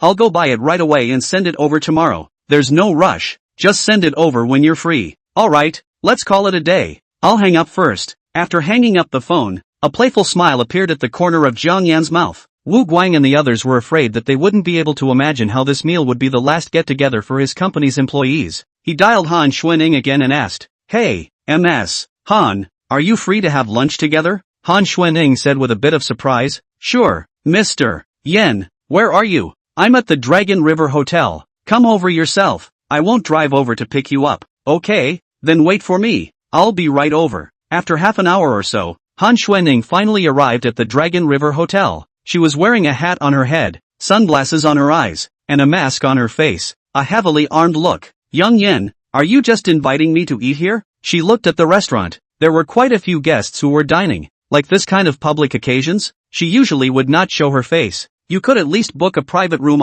in case if I'm recognized. Isn't this a trouble for you?" Jiang Yan laughed and said, "You and I are alone in a room. If someone bumps into us, won't it be more trouble? There's no need to be nervous. The two of us are just having a normal meal. It doesn't matter if we're recognized." Hearing Jiang Yan say this, Han Xuanning also relaxed a bit. Eating with a strange man in public was indeed much better than eating in a box. Even if someone found out, it would be easy to explain clearly, but if it was in a private room, it would inevitably make people think about it. And even if a press conference was held to explain it, I'm afraid that many people would still not believe it. "Then what are you going to treat me to? As long as this hotel has it, feel free to order whatever you want." Chapter 54, It's not a rental, is it? Not to mention inviting Han Xuanning to a meal. Even if he bought this hotel and gave it to her, Jiang Yan wouldn't even blink an eye. For people like Han Xuanning who knew more or less about her identity, Jiang Yan didn't need to disguise himself in front of her. If he were to disguise himself in front of everyone, he would be too tired. Han Xuanning took off her mask and sunglasses as she said with a delicate smile, "Just order for me? Then I'll be polite." She beckoned the waiter over. When the waiter saw Han Xuanning's appearance, he couldn't help but stare, seeming a bit incredulous. "You are Shu." Han Xuanning smiled faintly towards her and whispered, "I'm here to accompany my friend for dinner. Don't tell anyone. When I leave, I can give you a signature. Okay?" The waitress immediately covered her mouth and nodded repeatedly in excitement. Han Xuanning took the menu, then ordered a few dishes and handed the menu to Jiang Yan again. "Jiang Yan, see what you want to eat?" Jiang Yan smiled and said, "I thought you were going to eat me out of house and home. Just ordering a few dishes like this?" Han Xuanning smiled and said, "These few dishes are enough. I need to restrain my food intake. I can't take in too many calories or I'll get fat." Jiang Yan ordered 2 more dishes, then handed the menu to the waiter. Han Xuanning couldn't help but ask, "Jiang Yan, aren't you going to order a bottle of red wine? Are the two of us just going to eat the dishes dry?" "I drove here. I can't drink." "That's fine. I came in Mr. Ma's car. There's a full-time driver. When we leave, we can sit in a car. Have a drink?" Han Xuanning winked towards Jiang Yan, deliberately putting on a pouty and cute look. Jiang Yan said helplessly, "Fine, then I'll drink with you." The waiter took the menu and immediately left. Jiang Yan and Han Xuanning chatted for a while. Han Xuanning said something about the hard work of being a star, and Jiang Yan felt a bit sorry for her after hearing that. Like Han Xuanning, this kind of red-hot starlet is simply a gold-sucking goddess. Every day there are all kinds of notices, either advertising endorsements, or movie shooting, but also to see all kinds of investors' bosses. Even if it was something they didn't like, they could only pretend to like it. Han Xuanning said, "Many people think that stars are very beautiful and scenic, but who can appreciate the difficulties we have in being a star?" Jiang Yan, secretly tell you a secret. There are so many big bosses as well as rich and powerful people who want to subvert me. Han Xuanning sized up Jiang Yan's complexion, but Jiang Yan's face didn't change in any way. She couldn't even see a trace of the possessiveness in the eyes of those big bosses and rich young men in Jiang Yan's eyes. "Jiang Yan, why are you so biased? As if you are not interested in me at all?" Jiang Yan smiled and returned, "Didn't I tell you? I'm a man with a family. I have a wife. Do you want me to cheat on you, or do you want me to subvert you?" Han Xuanning couldn't help but giggle and said, "If you subvert me, isn't that cheating? I didn't expect that a young master of a powerful family like you would be so devoted. Truly a clear stream among the powerful families." At this time, the waiter came over with the meal, and Jiang Yan and Han Xuanning stopped talking. It didn't take long for the meal to be served, and the two enjoyed their lunch. Jiang Yan, I'll toast to you. Cheers. The two drank red wine while casually talking. Han Xuanning didn't have a large meal, and after eating for a while, she was full. Jiang Yan, I'm going to the restroom. I'll be back in a while. Well, you go. Han Xuanning put on her sunglasses and mask, grabbed her handbag and left. She specifically signed for the waiter and didn't forget about it. Jiang Yan called the waitress over and handed her the black and gold card, telling her to go swipe it to settle the bill. Jiang Yan continued to eat his meal alone, and just then, someone suddenly walked over and surrounded him. Ouch, hey, isn't this Jiang Yan? Jiang Yan looked up and saw that it was Wu Guang, Lu Yuehong and the others. They had just finished their meal and were about to leave, only to find Jiang Yan eating here, so they came over and wanted to troll him a few times. Lu Yuehong swept a glance at the meal on the table and realized that the other portion had already been moved. She smiled and said, Jiang Yan, we thought you had left long ago, but we didn't expect you to have left. What you're eating here wouldn't be someone else's leftover rice, right? Jiang Yan put down his knife and fork, wiped the corners of his mouth, looked at Lu Yuehong and them and said, is there something wrong? If nothing, please go away. Don't affect my appetite. Wu Guang snorted and said, Jiang Yan, I gave you a $400 salary to pay for the rental car, but you're here enjoying a big meal. But you seem to have more than 400 at this table. Do you have enough money with you? Jiang Yan smiled and said, the money I brought on me is not really enough. Mr. Wu, are you going to pay for me? Wu Guang leaned down and came to Jiang Yan and said, I heard that you are Zhao Yu's girlfriend's brother-in-law.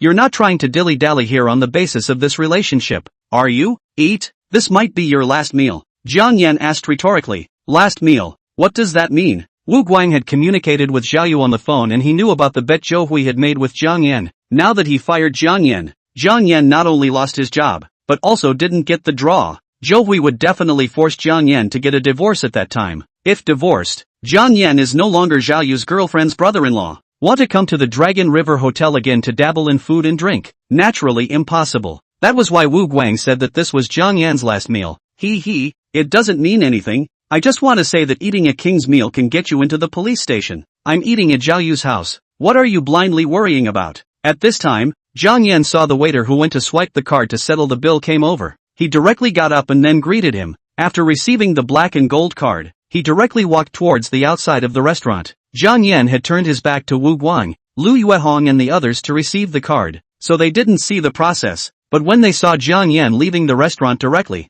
Lu Yuehong couldn't help but shout, someone is skipping orders. Quickly stop him. Jiang Yan continued to walk forward without looking back. Lu Yuehong quickly ran to the waiter and pointed at Jiang Yan and shouted, that person skipped the bill. Why don't you chase after him? The waiter replied, that gentleman has already settled the bill. He didn't skip the bill. Please don't shout. If it causes dissatisfaction among our hotel guests, you are responsible for it. Lu Yuehong was immediately filled with embarrassment, itching to find a crack in the ground to drill into. After Jiang Yan walked out of the restaurant, he saw Han Xuanning, who had returned from the restroom, and the two of them walked together towards the outside of the hotel. The car Han Xuanning took this time was still the silver Bugatti Veyron, which was Ma Huayun's special car in Yunzhou. Because he knew that Jiang Yan was here, Ma Huayun specifically left the car for Han Xuanning to drive when she met Jiang Yan. Just as Han Xuanning and Jiang Yan got into the car, Wu Guang, Lu Yuehong and the others also happened to walk out of the hotel, and they were all instantly stunned. Look, it's that silver Bugatti Veyron from Cloud 88888. Am I blind?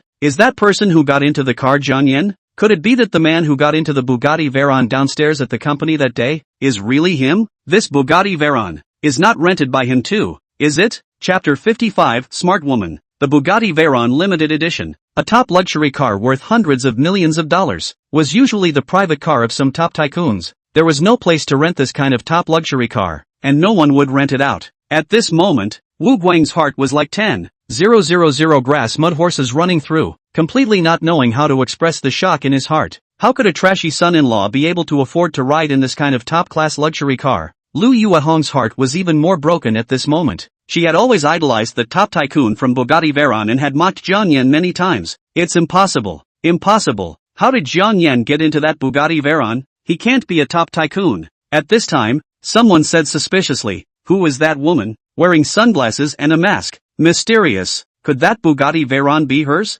Lu Yuehong came back to her senses and quickly said, yes, that luxury car is definitely that woman's. She sits in the driver's seat. Jiang Yan sits in the co-driver's seat. Jiang Yan might have been adopted by her. Hearing Lu Yuehong's speculation, even Wu Guang couldn't help but nod his head, because he really didn't want to believe that Jiang Yan would be the owner of the Bugatti Veyron. If Jiang Yan was the owner, then he would be offending a billionaire. That rich woman's unattractive appearance. It looks like she's out to cheat. I really didn't see that this Jiang Yan is actually a soft-eating white boy. That rich woman may have 60 years old. Jiang Yan's that BMW must be his girlfriend over the 60th birthday to him to buy. No matter what, Jiang Yan has realized his ideal and successfully sat on a Bugatti Veyron. Do you think that he can negotiate that single business of Sabai Arden Company? Will it be the help of this rich woman? Hearing this last speculation, Wu Guang couldn't help but tremble and felt that it wasn't impossible. Sabai Arden suddenly signed the contract so painfully. To say that he was really touched by his own perseverance, Wu Guang did not believe it himself. The reason why he said so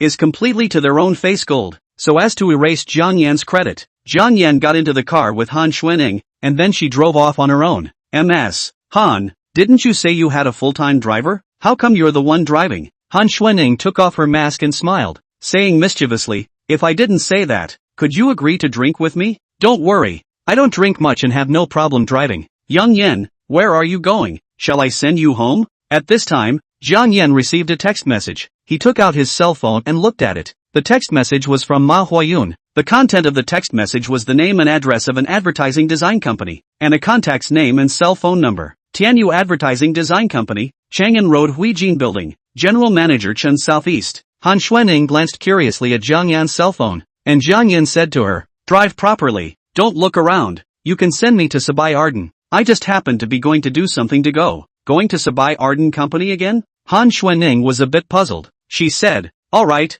then I'll send you there, but I won't be going up. Han Xuanning sent Jiang Yan to the downstairs of Sabai Arden Company, and after Jiang Yan got out of the car, he said to her, you've been drinking, so drive safely. Han Xuanning looked at Jiang Yan with a smile on her face. Because of the wine she drank, both of her cheeks had a reddish color, looking a bit cute. Jiang Yan, are you concerned about me, or are you just being polite? Whatever you think it is, let's go. Jiang Yan turned around and walked towards the Sabai Arden Company building. Han Xuanning watched his figure disappear before driving away. As soon as Jiang Yan entered the Sabai Arden Company, he immediately caught Xiao Yan's attention. Hello, has manager Xiaoya come to work yet? Xiao Yan already knew that Jiang Yan was not simple in the morning. She politely returned this time. Sir, manager Xiaoya is at the company. If you want to see her, I'll make an appointment for you? Jiang Yan said. There's no need to make an appointment. I've already made an appointment with her. I'll just go see her directly. He turned around and walked towards the company. Xiao Yan didn't dare to stop him. When he arrived at Xiaoya's office door, Jiang Yan knocked on the door and heard a shout from inside. Come in. When Xiaoya saw Jiang Yan walk in, she couldn't help but stare. Why is it you again? Her face was a bit less than pretty this time because at noon, she suddenly received a call from the general manager asking her not to have any further contact or cooperation with Vast Culture Limited. Jiang Yan smiled and said, Manager Xiaoya, I'm here to get the advertising design contract. Xiaoya's face stared and she said in a cold tone, Get what contract? Our company won't have any more cooperation with your company, and you can forget about the remaining contracts from the morning. Jiang Yan smiled and said, Manager Xiaoya, you might have misunderstood. I'm here this time, representing Tianyu Advertising and Design Company. Sky Feather Company? Xiaoya was dumbfounded and sized up Jiang Yan with an odd look. It was because when the general manager had told her to break off the cooperation with Vast Culture Limited, he had clearly told her about the new cooperation with Tianyu Advertising and Design Company, and that someone might come over to sign the contract in the afternoon. Only she didn't expect that the person who came to sign the contract was actually Jiang Yan again. How did you become someone from Tianyu Company again? Oh, at noon today, Vast Culture Limited had already fired me. Then I joined Sky Feather Advertising and Design Company. Can you give me the contract now? Xiaoya was an extremely shrewd woman. Otherwise she wouldn't have been able to become a marketing manager in a Fortune 500 company like Sabai Arden. Just by virtue of what happened in the morning, versus what was happening now, she immediately sensed the problem. The company's real target for her to sign the contract didn't seem to be any company, but rather Jiang Yan as a person. Jiang Yan was no longer at Vast Culture Limited, and immediately stopped working with this company. Jiang Yan in which company? The company let the contract sign to which company? When she thought about Jiang Yan's intimate attitude with Han Xuanning, Xiaoya was even more certain that Jiang Yan's identity was not ordinary, or else she wouldn't have let the general manager personally give the order. It suddenly occurred to her that the controlling director of Sabai Arden's head office was surnamed Jiang. Could there be any connection between the two? Xiaoya couldn't help but ask curiously, Mr. Jiang Yan, can I take the liberty of asking? Is your surname Jiang as in river, or Ginger as in ginger? Jiang Yan couldn't help but reveal a smirk at the corner of his mouth as he asked rhetorically. How did you come up with that? Zhao Ye was instantly startled. Although Jiang Yan did not answer her question positively, Jiang Yan's rhetorical question undoubtedly confirmed her guess. Are you really surnamed Jiang? The controlling director of the head office is the Jiang family. You are a member of the Jiang family, right? Jiang Yan didn't deny it, but just said, you're a smart woman. It's good that you know about this matter. Don't tell anyone else, understand? Zhao Ye hurriedly nodded, her heart excited. She was a career-oriented strong woman and had always wanted to make some achievements at work. Being able to get acquainted with the young master of the Jiang family, the controlling director of the head office, would greatly benefit Zhao Ye's future in the company. I understand. Young Master Jiang, these are the contracts you need. She took out the remaining 4 contracts from the morning. Jiang Yan still only took 1. 1 is enough. I'll leave first. Young Jiang, I'll see you off. Zhao Ye sent Jiang Yan all the way out of the company. This scene was seen by Xiao Yan, and she was even more shocked. She was secretly glad that she didn't stop Jiang Yan, or else she would definitely not be able to eat. Chapter 56 Impressed. Not long after Jiang Yan left Sabai Arden, Wu Guang hurried over with the contract. He wanted to come and test Zhao Ye's attitude to see if he could take more advertising design contracts. Miss, hello, is manager Zhao Ye working now? Xiao Yan looked up and glanced at Wu Guang, because Wu Guang had come several times before, and every time he had accosted their receptionist for a long time, and wanted to ask her out for dinner to come, so she had a deep impression of Wu Guang. Ha, aren't you that Mr. Wu from Vast Culture Limited? Wu Guang said with a smile on his face. That's right, I'm here to see manager Zhao Ye. Is she in? Xiao Yan couldn't help but mutter in her heart. Jiang Yan had just left. How come Wu Guang came to the door again? However, she saw that Zhao Ye was very polite when she sent Jiang Yan away, and felt that this Vast Culture Ltd. Was definitely not ordinary. To an ordinary salesman, she could be so polite. To the company's president, it must be even more polite. So Xiao Yan directly said, Manager Zhao Ye, she is in the office. You can go in directly. Wu Guang couldn't help but be stunned. Every time he used to come here, he always had to make an appointment. Either he couldn't make an appointment or had to wait for a long time before he could go and see Zhao Ye. This time, he actually even saved an appointment. He couldn't help but think, could it be because the front desk lady knew that his company had an advertisement design cooperation with Sabai Arden, so she was so accommodating? He didn't think much about it and happily walked in. When he arrived at Zhao Ye's office door, he knocked on the door, and only after hearing come in did he walk in. Manager Zhao Ye, hello, you still remember me, right? Wu Guang nodded his head and looked fawning. Zhao Ye naturally recognized Wu Guang as well. Before she didn't agree to cooperate with Vast Culture Limited because this company was too small and had just started out. There was simply nothing to show for its performance. She had now realized that the reason why the general manager had arranged to cooperate with this company was entirely because of Jiang Yan's relationship. Now that Jiang Yan had been fired by Vast Culture Limited and joined Tianyu Advertising and Design Company, then she had no need to be polite to Wu Guang.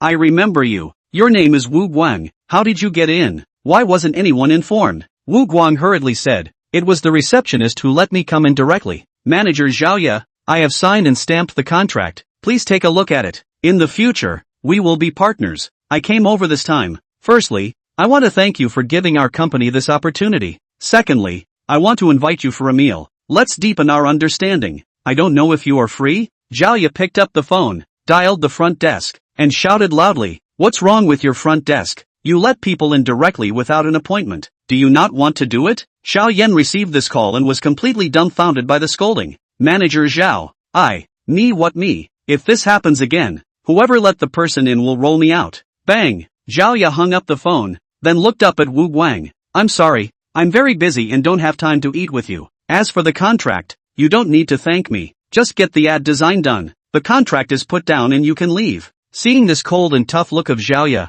all the words Wu Guang had prepared were held back. Okay, Manager Zhao, then I'll leave first. He smiled awkwardly, put the contract down, and then left in a depressed mood. Wu Guang couldn't help but curse in his heart. When he called Zhao Ye earlier to inquire about the contract, Zhao Ye's tone was very gentle. How come now it had turned into this condescending and unapproachable look? When he walked to the front desk of the company, he glanced at Xiao Yan, walked up and asked with a smile, Miss, are you free tonight? I'll invite you to dinner? Xiao Yan had just been scolded by Zhao Ye. She now hated Wu Guang in her heart and glared at him. No time. Wu Guang made a fool of himself. He grunted, turned around and also huffed and puffed away. After Jiang Yan left Sabai Arden, He went to Tianyu Advertising and Design Company and met Chen Dongbei, the general manager of this company. Ma Huayun seemed to have leaked a bit of Jiang Yan's identity to Chen Dongbei, so Chen Dongbei was very respectful and polite when he met Jiang Yan. Jiang Xiao, Mr. Ma has explained, I have already done the entry formalities for you, and also left you a desk position.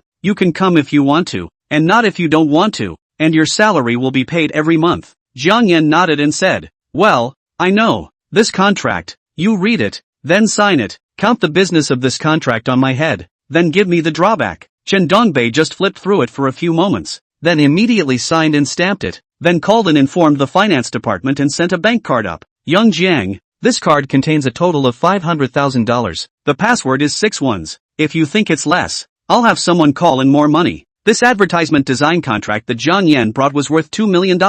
If it was according to Wu Guang Company's draw, it would only get $400,000. Chen Dongbei gave Jiang Yan $500,000, which was $100,000 higher than Wu Guang Company's draw. No need. This is enough. I'll leave first. Jiang Yan took the bank card and left the Tianyu Advertising and Design Company, then took a taxi to the Longjian Hotel and took his BMW. When it was time to get off work, he rushed to the Dahua Real Estate Sales Center early to pick up Su Fingqiu. As soon as the two of them met, Su Fingqiu had a sad face and seemed to be worried about something. Hubby, my mom called me. She wants us to go over again tonight. It seems like she wants to ask you about your business. Did you talk it down? Jiang Yan took out his bank card and said with a smile, look, the draw bonuses are all in this card. Su Fingqiu was instantly filled with surprise. She couldn't help but ask, hubby, how much is this bonus of yours? Jiang Yan stretched out 5 fingers. Su Fingqiu guessed, 50,000. So much? Jiang Yan shook his head and said, no,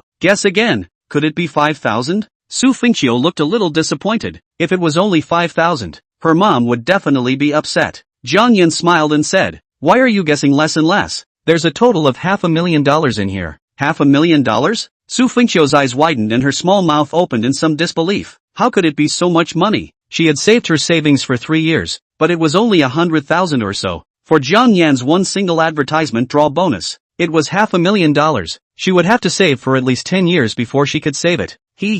I'm more lucky. The single advertisement design fee I talked about has more than $2 million, and the drawback is 20%, so there's $500,000. Hubby, you're simply fantastic. Su Fingqiu hugged Jiang Yan and then kissed him hard, tears streaming out of her eyes in excitement. I knew you would be able to do it. This time, my mom and the others will definitely have nothing to say and will be impressed with you. Jiang Yan smiled and said I hope so. Chapter 57 Seeing is Believing. Jiang Yan and Su Fingqiu drove to the Hanlin family, and when the two of them arrived, they saw a red Porsche parked downstairs. Su Fingqiu couldn't help but say in surprise, isn't this Zhao Yu's car? Didn't he say he would be detained for half a month, and he was released so quickly? Jiang Yan said, it must be that his father found him a relationship through the back door, so he was released early. Su Fingqiu smiled and said, it's good that he's around. He introduced you to your job, and this time you took so much drawback. We have to thank Zhao Yu as well. Jiang Yan did not tell Su Fingqiu about his dismissal because he felt that someone must have already tipped him off about this matter. The two of them went upstairs together, and this time,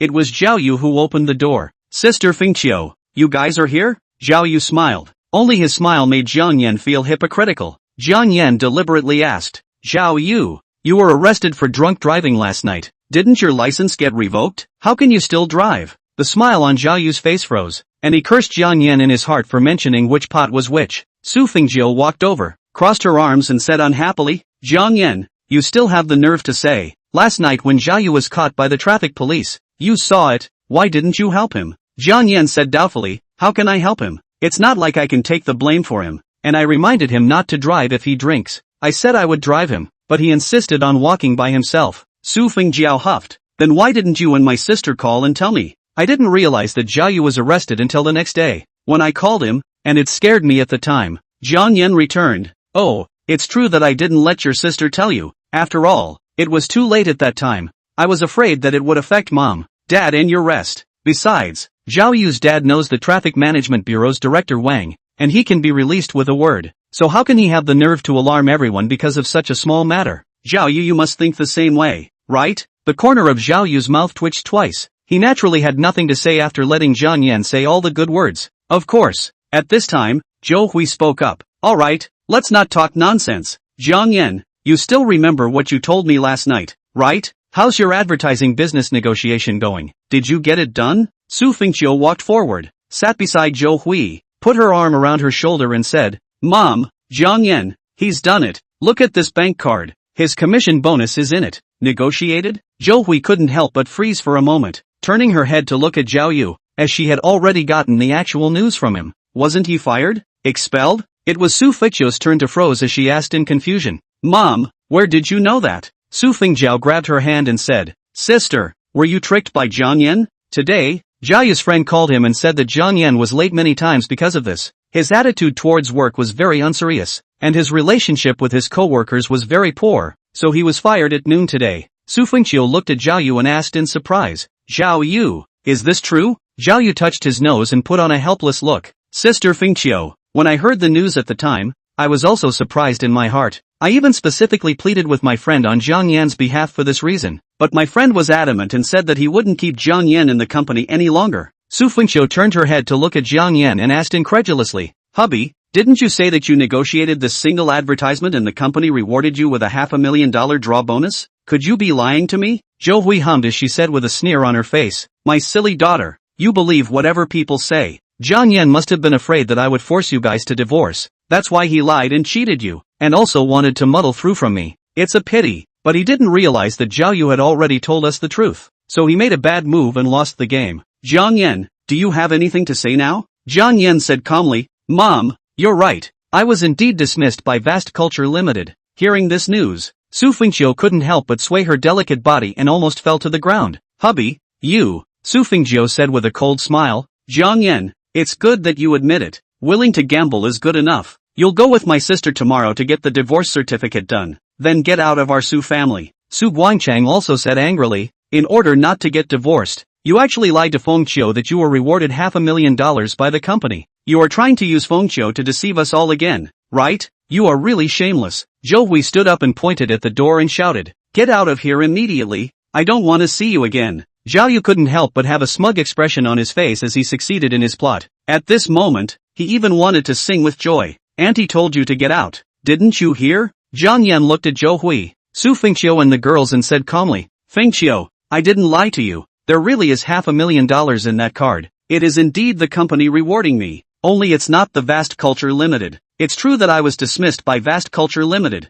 but another company called Tianyu Advertising and Design Company recruited me in. I helped Skyfeather negotiate a single advertisement this afternoon, and the $500,000 bonus was rewarded to me by this company. Zhao Yu snorted and said disdainfully, Jiang Yan, you're still making up lies here? Tianyu Advertising and Design Company is one of the best advertising companies in Yunzhou. You were just dismissed at noon and then recruited by this company in the afternoon, and then negotiated a single advertising business with a bonus of $500,000. Do you think anyone would believe that? Su Fengjiu also chimed in. I've also heard of this company. Our company has also cooperated with them. It said that their company recruits graduates from key prestigious universities. How can a three-less person like you, who has no qualifications, no ability, and it doesn't matter, get in? Jiang Yan said calmly, You guys can take your bank cards and go to any bank ATM in the neighborhood to check it out. If the card doesn't have $500,000 on it, then I'll leave right away. If you guys still don't believe me, you can follow me to work at Tianyu Advertising and Design Company tomorrow and ask the company's boss face to face.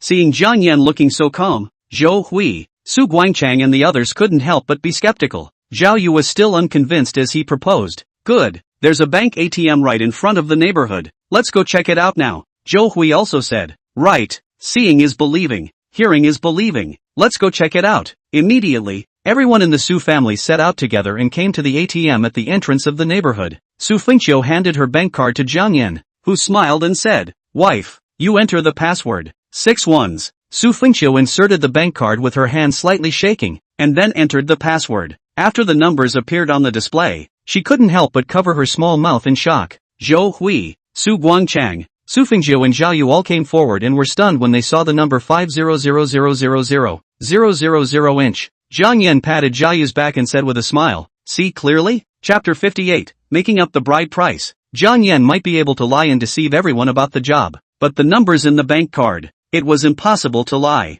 Zhao Yu's mood at this moment was complicated and his face was ugly. After he received Wu Guang's call to fire Jiang Yan, he felt that Jiang Yan was dead this time, and it was absolutely impossible to turn over a new leaf. That's why he dared to propose to check if there was money in the bank card. but when he saw the 500,000,000 string of numbers on the ATM display, Zhao Yu felt incomparably blinding, and even felt that he was hallucinating. How did this happen? Su Fengjiu also slapped her face, incredulously counting the zeros behind the 5. Then said, "It's really 500,000. Su Fengjiu glanced at Jiang Yan excitedly, her eyes filled with the anticipation of expecting her husband to become a dragon. At this moment, she was deeply proud of Jiang Yan. Dad, Mom, look, Jiang Yan didn't lie. It seems that there is indeed a misunderstanding here, so you two should believe his words, right?" Su Guangchang coughed. In order to break the current awkward atmosphere, he said, "Alright, let's talk about it at home." Su Fengjiu took out the bank card, and then the family returned home again. Zhao Yu said with a smile on his face, "Jiang Yan, congratulations. I didn't expect you to leave my friend's company and immediately climb to the top, and even negotiated such a large single-commission advertising business. It seems that you're in my friend's company is a talent." Jiang Yan said, "Zhao Yu, that friend of yours is indeed not good. I just negotiated a single advertisement for the company in the morning, but as a result, he not only didn't give me a bonus, instead, he dismissed me." "What?" After hearing this, Su Fengqiu said with a pretty face of displeasure, "Isn't he crossing the river and unloading the donkey?" "Zhao Yu, has your friend mentioned this matter to you?" Zhao Yu shook his head and immediately brushed the relationship aside. "This I really don't know. In fact, this friend of mine and I aren't very familiar. We used to study together. We haven't seen each other for several years after graduation. I didn't expect that he would turn out to be this kind of person." Su Fengjiu also excused Zhao Yu. "Sister, it might be Zhao Yu's friend who cheated him too. This matter has nothing to do with Zhao Yu." Jiang Yan smiled and said, "I also think it has nothing to do with Zhao Yu, but Zhao Yu, you should still make fewer friends with this kind of brazen person in the future. As the saying goes, those who are close to ink are black and those who are close to Zhu are red, so be careful of him coloring you black." Zhao Yu smiled. Only the smile was a bit far-fetched. Su Fengjiu hummed and said, "Jiang Yan, aren't you just stepping on luck and negotiating such a single advertisement? What's there to be proud of? If Zhao Yu hadn't introduced you to his friend's company, you wouldn't be able to have this opportunity today. If you ask me, you still have to thank Zhao Yu." Su Fengjiu is now completely caught up in her sweet passionate love with Zhao Yu. Girls in passionate love are blind and lack reason. In her eyes, everything about Zhao Yu was perfect and without mistakes. Su Fengjiu said to Zhou Hui, "Mom, no matter what, Jiang Yan has kind of fulfilled his promise to you, right? Please don't bring up the matter of letting the two of us get divorced again in the future, because the two of us can make our days work and we've already decided to have a child." Zhou Hui couldn't help but say somewhat angrily, "I'm not doing this for your sake." He negotiated an advertisement this time and got quite a bit of bonus commission. "But your sister is right. Jiang Yan, he stepped on this time, he may not be so lucky next time. Do you dare to guarantee that he, every month, can negotiate such a single advertisement business? You two are carrying a car loan of $800,000 to $900,000. Even if you pay back all of this $500,000, you're still a few $100,000 short. I won't allow you two to have a child until you've paid off the loan." Su Fengqiu was furious. "Mom, having a child is something between us as a couple. How can you even interfere with such things?" Jiang Yan put his arm around Su Fengqiu's shoulder and said with a smile, "Wife, don't be anxious. Mom is also doing it for the good of both of us. She is afraid that once we have a child, we will have no protection in our lives. Let's do it this way. Next month I'll work hard to get another advertisement business, pay back the loan, and then we'll consider the issue of having a child." Su Guangchang very rare praise. "Jiang Yan, you this sentence is still like a man said. A man must first set up a career. You two are still young. When you work on the achievement, can give Fengqiu and child life security, to that time, then consider to have a child is not too late." Jiang Yan obediently returned, "Dad, you're right, I'll remember. If there's nothing else, Fengqiu and I will go back first." "Wait," Zhou Hui suddenly shouted, then said, "Fengqiu, you leave that bank card behind. I'll keep it for you, lest someone spends it lavishly." Su Fengqiu couldn't help but say, "Mom, but this money was earned by Jiang Yan, so what if he earned it? When he married you, he had no house, no car, no bride price. He was a son-in-law, and he lived in our Su family for 3 years for nothing. Not to mention that I kept this money for you guys. Even if I had asked for it, Jiang Yan would have had no reason not to give it." Zhou Hui glared at Jiang Yan with an aggressive look. Over the past 3 years, she had gotten used to Jiang Yan's condescending and bossy attitude. Jiang Yan didn't care at all about this measly $500,000. "Wife, what our mom said is right. Let's take this money as my bride price for the wedding." Hearing Jiang Yan say this, Su Fengqiu didn't want to fight with her mom over this, so she gave the bank card to Zhou Hui. Zhou Hui took the bank card and looked as if she deserved it, not the least bit impressed by Jiang Yan. Jiang Yan, this is what you said. This money is you make up the bride price money. You will not back out, right? Jiang Yan said with chest puffed out and head held high. Words spoken, water spilled. I'm a man. Naturally I won't back out of what I said. Zhou Hui and Su Guangchang glanced at each other, and the two old men couldn't help but show joy on their faces. After all, this wasn't $50,000, but a whole $500,000. With such a large sum of money, they could do a lot of things. According to you, we can do whatever we want with this money, and neither you nor Feng Qiu will interfere? Jiang Yan nodded. Well, you two can spend it however you want. Feng Qiu and I have no problem with it. It's getting late now, Mom and Dad. If there's nothing else, Fei Qiu and I will go back first. Su Guangchang coughed and said, it's meal time, stay and eat before going back. Jiang Yan, do you think it's you who will cook, or should your mom cook? This was not staying for dinner. It was clearly staying to cook. Tonight, Zhou Hui, Su Guangchang and the others were specifically trying to raise hell against Jiang Yan, so they hadn't prepared dinner at all. Jiang Yan naturally couldn't say that he would let Zhou Hui cook, so he had to say, of course I'll cook. Dad, Mom, just wait. Chapter 59, A Long Day Ahead. Jiang Yan went down to the kitchen to cook. Su Fengqiu also followed into the kitchen to give him a helping hand. The two of them quickly made a sumptuous meal. The four of them, Su Guangchang, Zhou Hui, Su Fengqiu, and Zhao Yu, were all sitting in the living room watching TV, waiting to sit back and enjoy the meal. Dad, Mom, the meal is ready. You can come and eat. Su Fengqiu shouted and everyone walked towards the dining table. Su Guangchang and Zhou Hui sat at the main seat. Jiang Yan and Su Fengqiu sat to the left of the two of them. Zhao Yu and Su Fengjiao sat to the right. Zhao Yu suddenly said, Uncle, Auntie, my father and I have discussed this. We plan to have Fengjiao and I get engaged at the end of this month. I wonder if you two have any opinions. Su Guangchang was slightly stunned, and said with some surprise, there are only a few days left until the end of the month. Would it be too hasty?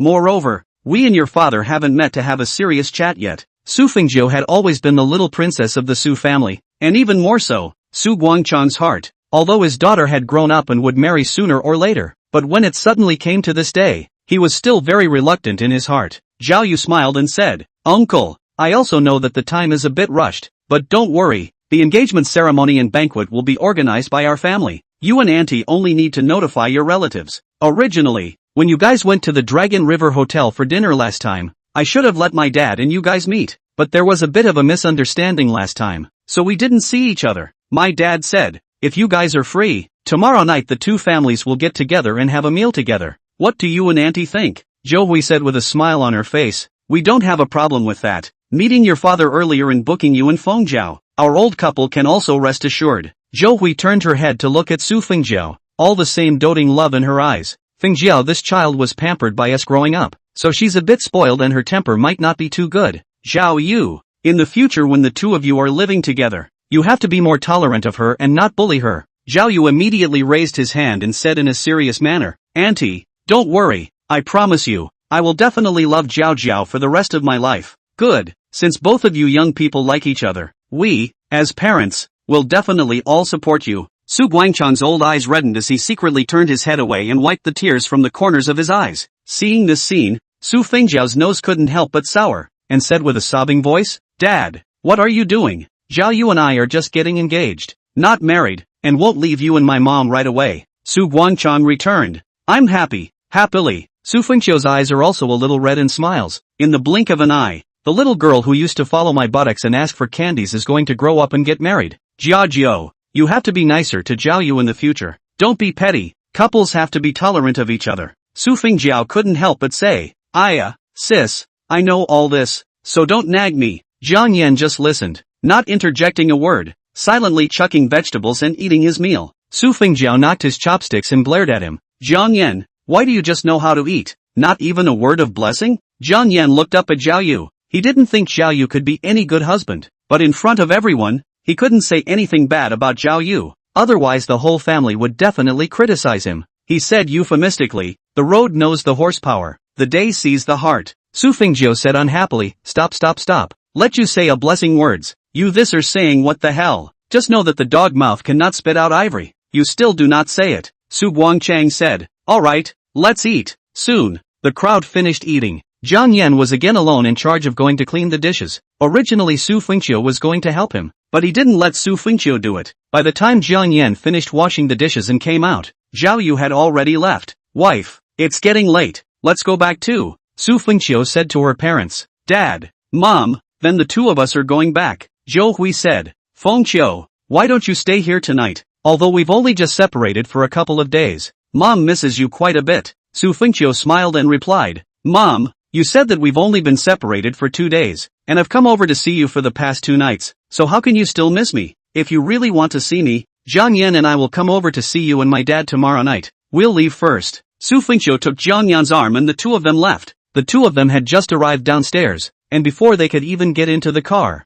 Su Fengqiu chased after them. Sister, you guys wait for me. Fengqiu, what are you doing down here? Su Fengqiu ran up and hugged Su Fengqiu's arm, saying as if she was pampered. Sister, I want to go back to live with you for a few days. Suddenly leaving the house where we've lived for more than 10 years, I'm quite reluctant to leave. Su Fengqiu could not help but look at Jiang Yan. Su Fengqiu immediately said, why are you looking at him? Although the house for the two of you to live, but it is not his, the owner is still our parents. I want to go back to live. Is it sister you do not welcome me? Jiang Yan smiled and said, wife, since Fengqiu wants to go, then let her go. She will be engaged soon, and is not far from getting married, so the chances of you sisters living together in the future will become fewer and fewer. Hearing these reasonable words from Jiang Yan, Su Fengqiu's heart was also somewhat touched. Good, then you'll go back with us. The three of them went back home together, and after watching TV for a while, Su Fengqiu said that she was tired and wanted to go to bed to rest. Jiang Yan and Su Fengqiu were both about to go back to their rooms when Su Fengqiu ran up again and said, Sister, I want to sleep with you tonight, is that okay? Su Fengqiu couldn't help but ask, Jiao, what's wrong with you tonight? You're a grown-up and you still want to sleep with me. What about your brother-in-law? Su Fengqiu glanced at Jiang Yan and pointed to the other bedroom. Jiang Yan, go sleep in that room yourself. Su Fengqiu frowned and said, Jiao, don't fool around. You obediently go sleep by yourself. I want to sleep with you tonight. Su Fengqiu hugged Su Fengqiu and didn't let go of her hand. Looking like a small child being pampered, Su Fengqiu had no way to deal with her like this. Jiang Yan, however, vaguely tasted a little flavor. Su Fengqiu must follow back to live tonight, and must sleep with Su Fengqiu, which is simply in the split between the couple. When Su Fengqiu said she wanted to have a child with Jiang Yan, his mother-in-law was very unhappy and said she strongly disagreed. Zhou Hui was unsuccessful in keeping Su Fengqiu, so she sent Su Fengqiu over to cause trouble. Jiao, you can sleep with your sister tonight, but tomorrow night, you won't sleep with your sister again, right? A trace of surprise flashed across Su Fengqiu's pretty face. She didn't expect Jiang Yan to ask this. What happens tomorrow night? We'll talk about it tomorrow night. Su Fengqiu also noticed something wrong. She guessed, Jiao, tell me the truth. Did our mom send you here? Su Fengqiu couldn't help but feel a bit flustered. She quickly said, this is none of our mom's business. I just miss you.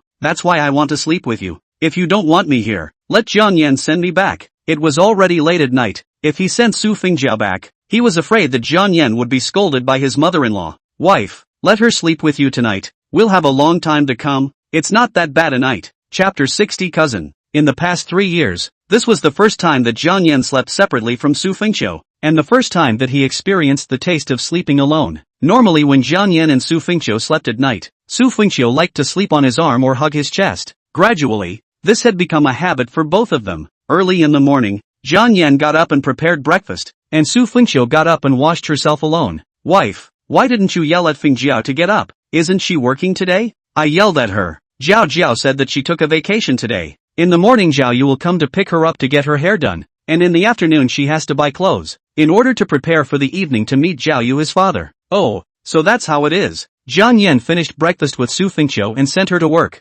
As for him, he had already been resigned from Vast Culture Limited and didn't have to sign in and clock out. The Tianyu advertising and design company that he was attached to, it didn't even matter if he went there or not. There wouldn't be anyone checking up on him anyway. Su Fengqiu at home may not have left. Jiang Yan cannot go directly home, so he drove around, looking for a cafe to go in and sit down to kill time. He was sipping his coffee when he suddenly saw a familiar figure walk in. Richard walked in with his arm around a fashionably dressed girl. Jiang Yan hurriedly picked up a magazine and blocked it in front of him. Richard didn't notice him and walked past him. Jiang Yan surreptitiously surveyed the behavior of Richard and the girl. The two of them found a corner position. Not only talk and laugh, but also move their hands and feet. It seems that the two people are very close. Jiang Yan's mouth couldn't help but show a hint of smile. When he first met with Richard Lee, He felt that this Richard Lee was a bit of a poser, not like a good bird. Unexpectedly, it actually made him bump into such a scene. Jiang Yan took out his cell phone and secretly took a video of Richard making out with that girl.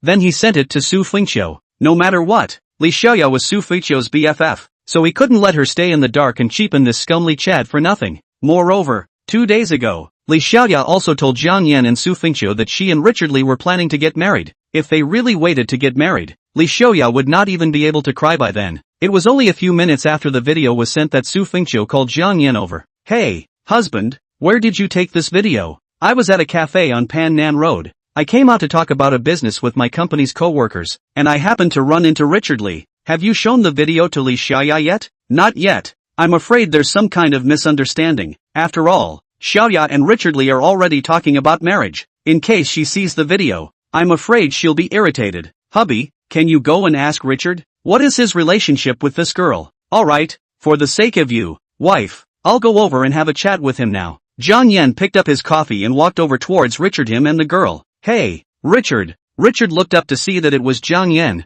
His face couldn't help but change and he looked flustered as he withdrew his hand on the girl's shoulder. Why are you here? Richard looked around sheepishly, seemingly worried that Su Fengqiu and Li Xiaoya were also nearby. Jiang Yan sat down directly and smiled towards the girl. Hi, beautiful girl. I'm Richard Lee's friend. First time meeting, I don't know what's your name. That girl was just about to open her mouth. Richard immediately said, who is friends with you? I don't even know you. Don't get close here. Nana, let's go. Don't pay attention to this person. He's a psychopath. Jiang Yan deliberately said. MS. Nana, do you know that Richard is getting married soon? The girl asked suspiciously. Who is Richard Lee? Did you recognize the wrong person? Richard pulled her and said. I told you that this person is psychotic. He comes up to get close to people when he sees them. Go, I'll accompany you to buy a bag. Richard put his arm around the girl and left the coffee shop in a hurry. It looks like he has a ghost in his heart and is a thief. Jiang Yan didn't go after them. When they drove away, he called Su Fengqiu. Hey,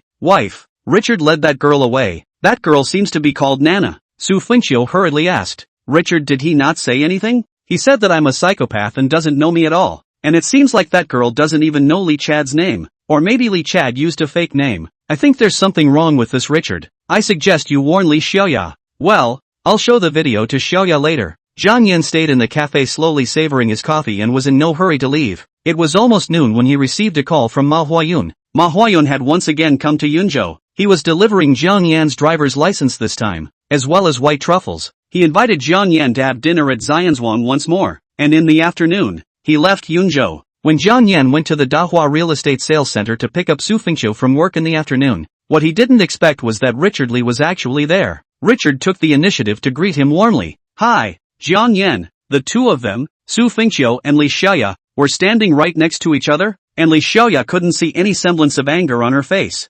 Jiang Yan couldn't help but say, you recognize me now? Richard Lee pretended to be confused and asked, what do you mean by that? Didn't we know each other a long time ago? At this time, Su Fengqiu walked up and explained, Jiang Yan, that incident in the morning was a misunderstanding. Richard Lee has already explained it clearly to Xiaoya. Li Xiaoya glared at Jiang Yan and said, Jiang Yan, before you figure out the truth of the matter, don't take things out of context and slander others at will. That girl is nothing more than Richard Lee's cousin. She heard that we're getting married so she came over to give a congratulations. Cousin? Jiang Yan's face looked oddly at Richard, thinking that this guy really dared to open his eyes. If it was really a cousin, why would Richard pretend he didn't know him? Li Xiaoya said unhappily, of course it's a cousin. Her cousin personally sent me a video explaining. Don't believe me. Look for yourself. She took out her cell phone and played a WeChat video of the very same girl Jiang Yan had seen this morning. Hi, sister-in-law. Hello, my name is Nana. I heard that you're going to get married to your cousin soon. It's really congratulatory.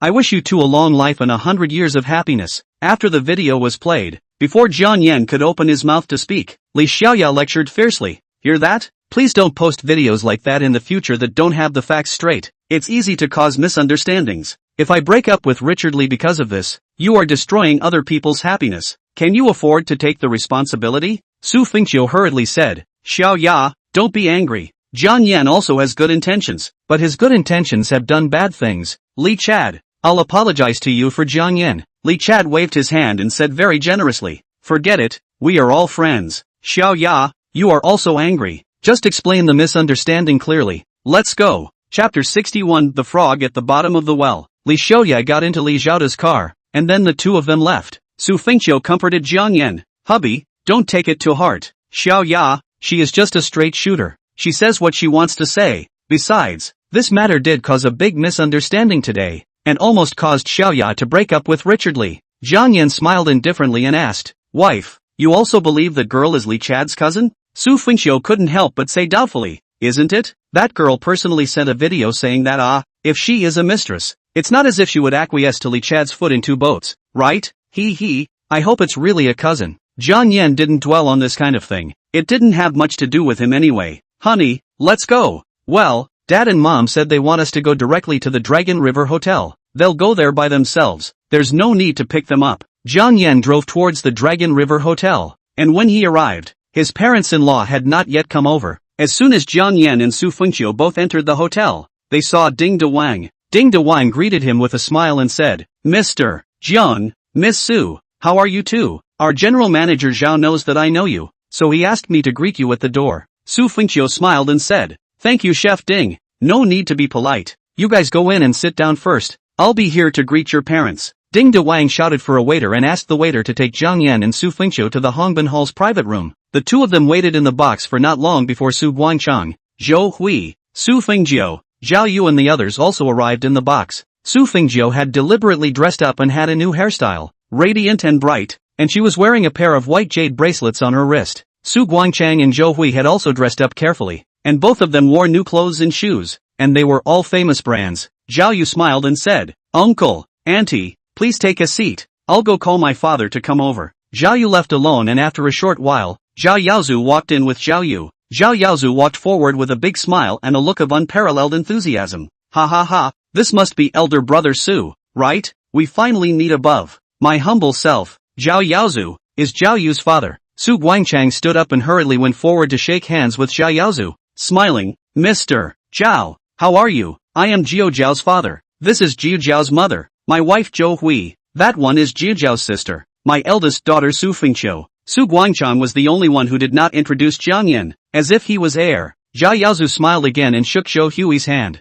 saying, I knew at a glance that when my sister-in-law was young, she was also a beauty, and the two daughters she gave birth to are each more beautiful than the other, just like heavenly fairies. Zhou Hui loved to hear other people's compliments the most and said happily, Mr. Zhao, thank you for your compliments. I'm most proud of giving birth to these two daughters as well. Su Fengqiu nodded slightly towards Zhao Yaozu and said with a smile, Hello Uncle Zhao, this is my husband Jiang Yan. Jiang Yan just nodded towards Zhao Yaozu and didn't address him. Zhao Yaozu smiled and said back, I've long heard Xiaoyu talk about you Fengqiu. I heard that you're working as a sales manager in the Dahua Real Estate Sales Center and are quite appreciated by General Manager Han. You must have a great future in the future. Zhao Yu said from the side, Dad, let's just sit down and chat slowly. Good, let's all take our seats. Zhao Yaozu himself then walked to the main seat and sat down. Su Guangchang and Zhou Hui sat on his left-hand side, while Zhao Yu and Su Fengqiu sat on his right-hand side. Jiang Yan and Su Fengqiu sat next to his in-laws, and he sat at the very edge. Zhao Yaozu spoke, Tonight I've instructed Chef Ding to personally cook.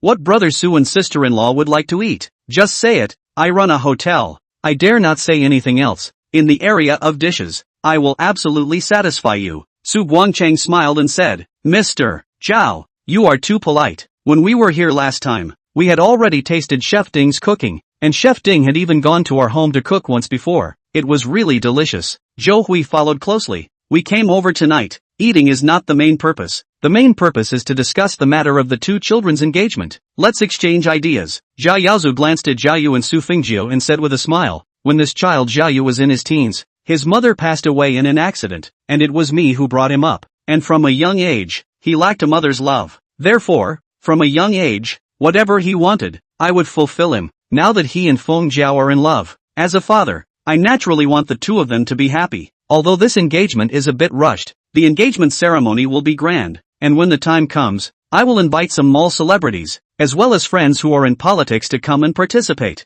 and I will definitely not treat Feng Jiao poorly. Su Guangchang and Zhou Hui glanced at each other. To be able to climb up to this relative of the Zhao family, the two of them were happy from the bottom of their hearts, and felt that their daughter's life would be worry-free in the future. Mr. Zhao, both of us have also discussed this. As long as Feng Jiao can be happy, we both don't care about anything. Our side of the family doesn't want a dowry, nor do we have any other conditions. We just hope that the two children will be well in the future. Zhao Yaozu smiled and said, elder brother Su, sister-in-law, since you two have come to this point, I'll be frank. I've already decided to buy Zhao Yu and Zhao Zhao a house in Hanlin family, so that they can live closer to you and can meet often in the future. This is great. Su Guangchang and Zhou Hui were both extremely satisfied, feeling that the Zhao family had already taken care of their family by doing this. Zhao Yaozu added, when Zhao Yu and Zhao Zhao's engagement is over, I've also prepared a 7-day trip to Hong Kong Island and Macau for your whole family. All the spending will be paid for by our Zhao family, so you guys just go and have a good time. Zhou Hui couldn't help but say in surprise, how can this be good?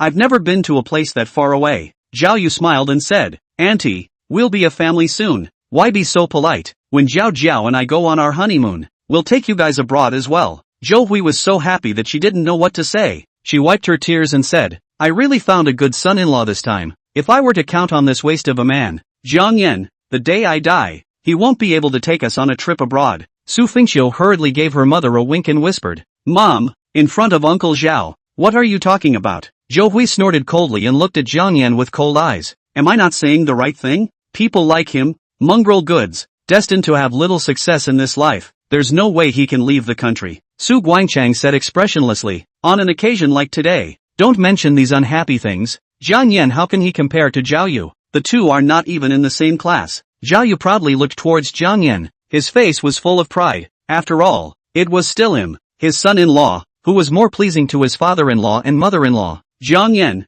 when the engagement is over, you also follow us out to see the world. Don't become a frog in the well. Chapter 62, Surface Glory. Jiang Yan glanced at Zhao Yu with disdain, actually saying that he was a frog at the bottom of the well. He had been to at least 30 countries, and all of them were the more economically and culturally developed countries in the world today. In terms of knowledge, not to mention Zhao Yu, even his old man Zhao Yaozu was not as good as Jiang Yan. Of course, Jiang Yan is too lazy to say these words, otherwise his parents-in-law will be upset, and will make them feel that they are bragging. Su Fingqiu, in order to maintain Jiang Yan's dignity, smiled and said, Zhao Yu, you guys go then. Jiang Yan and I both have jobs. I'm afraid we can't spare the time. When we have time later, the two of us will go out and travel around. Su Fingjiao couldn't help but say, Sister, your sister is getting engaged. Such a happy event. Why don't you take a few days off and accompany us out to have some fun? If Jiang Yan is too busy, then you don't have to go. She actually didn't even want Jiang Yan to follow her. She just wanted Su Fingqiu to follow her. But Su Fingqiu definitely wouldn't leave Jiang Yan alone. That's why she said that the whole family would go together. Zhao Yaozu smiled and said, Fingqiu, your sister is right. It's rare that your whole family has a chance to go out and have some fun. So consider it as giving your uncle a face and take a few days off when the time comes for you and your couple to follow along. Su Fingqiu and Jiang Yan glanced at each other. She was a bit worried about Jiang Yan. After all, Jiang Yan had just changed companies yesterday. If he took a leave before a few days, he was afraid that he would not be able to take it. Jiang Yan smiled faintly and said, Wife, since the hospitality is too much to pass up, let's go together. This new company I'm working for usually has a very free schedule. As long as I can take a single advertisement business every month, taking a few days off every month is nothing. Really? Su Fingqiu was a bit surprised. She couldn't help but say, hearing you say that, I want to work in your company. Not only is the commission high, but the time is so free. Su Fingjiao rolled her eyes and bristled. Sister, don't listen to him blowing there. If he can't get any business next month,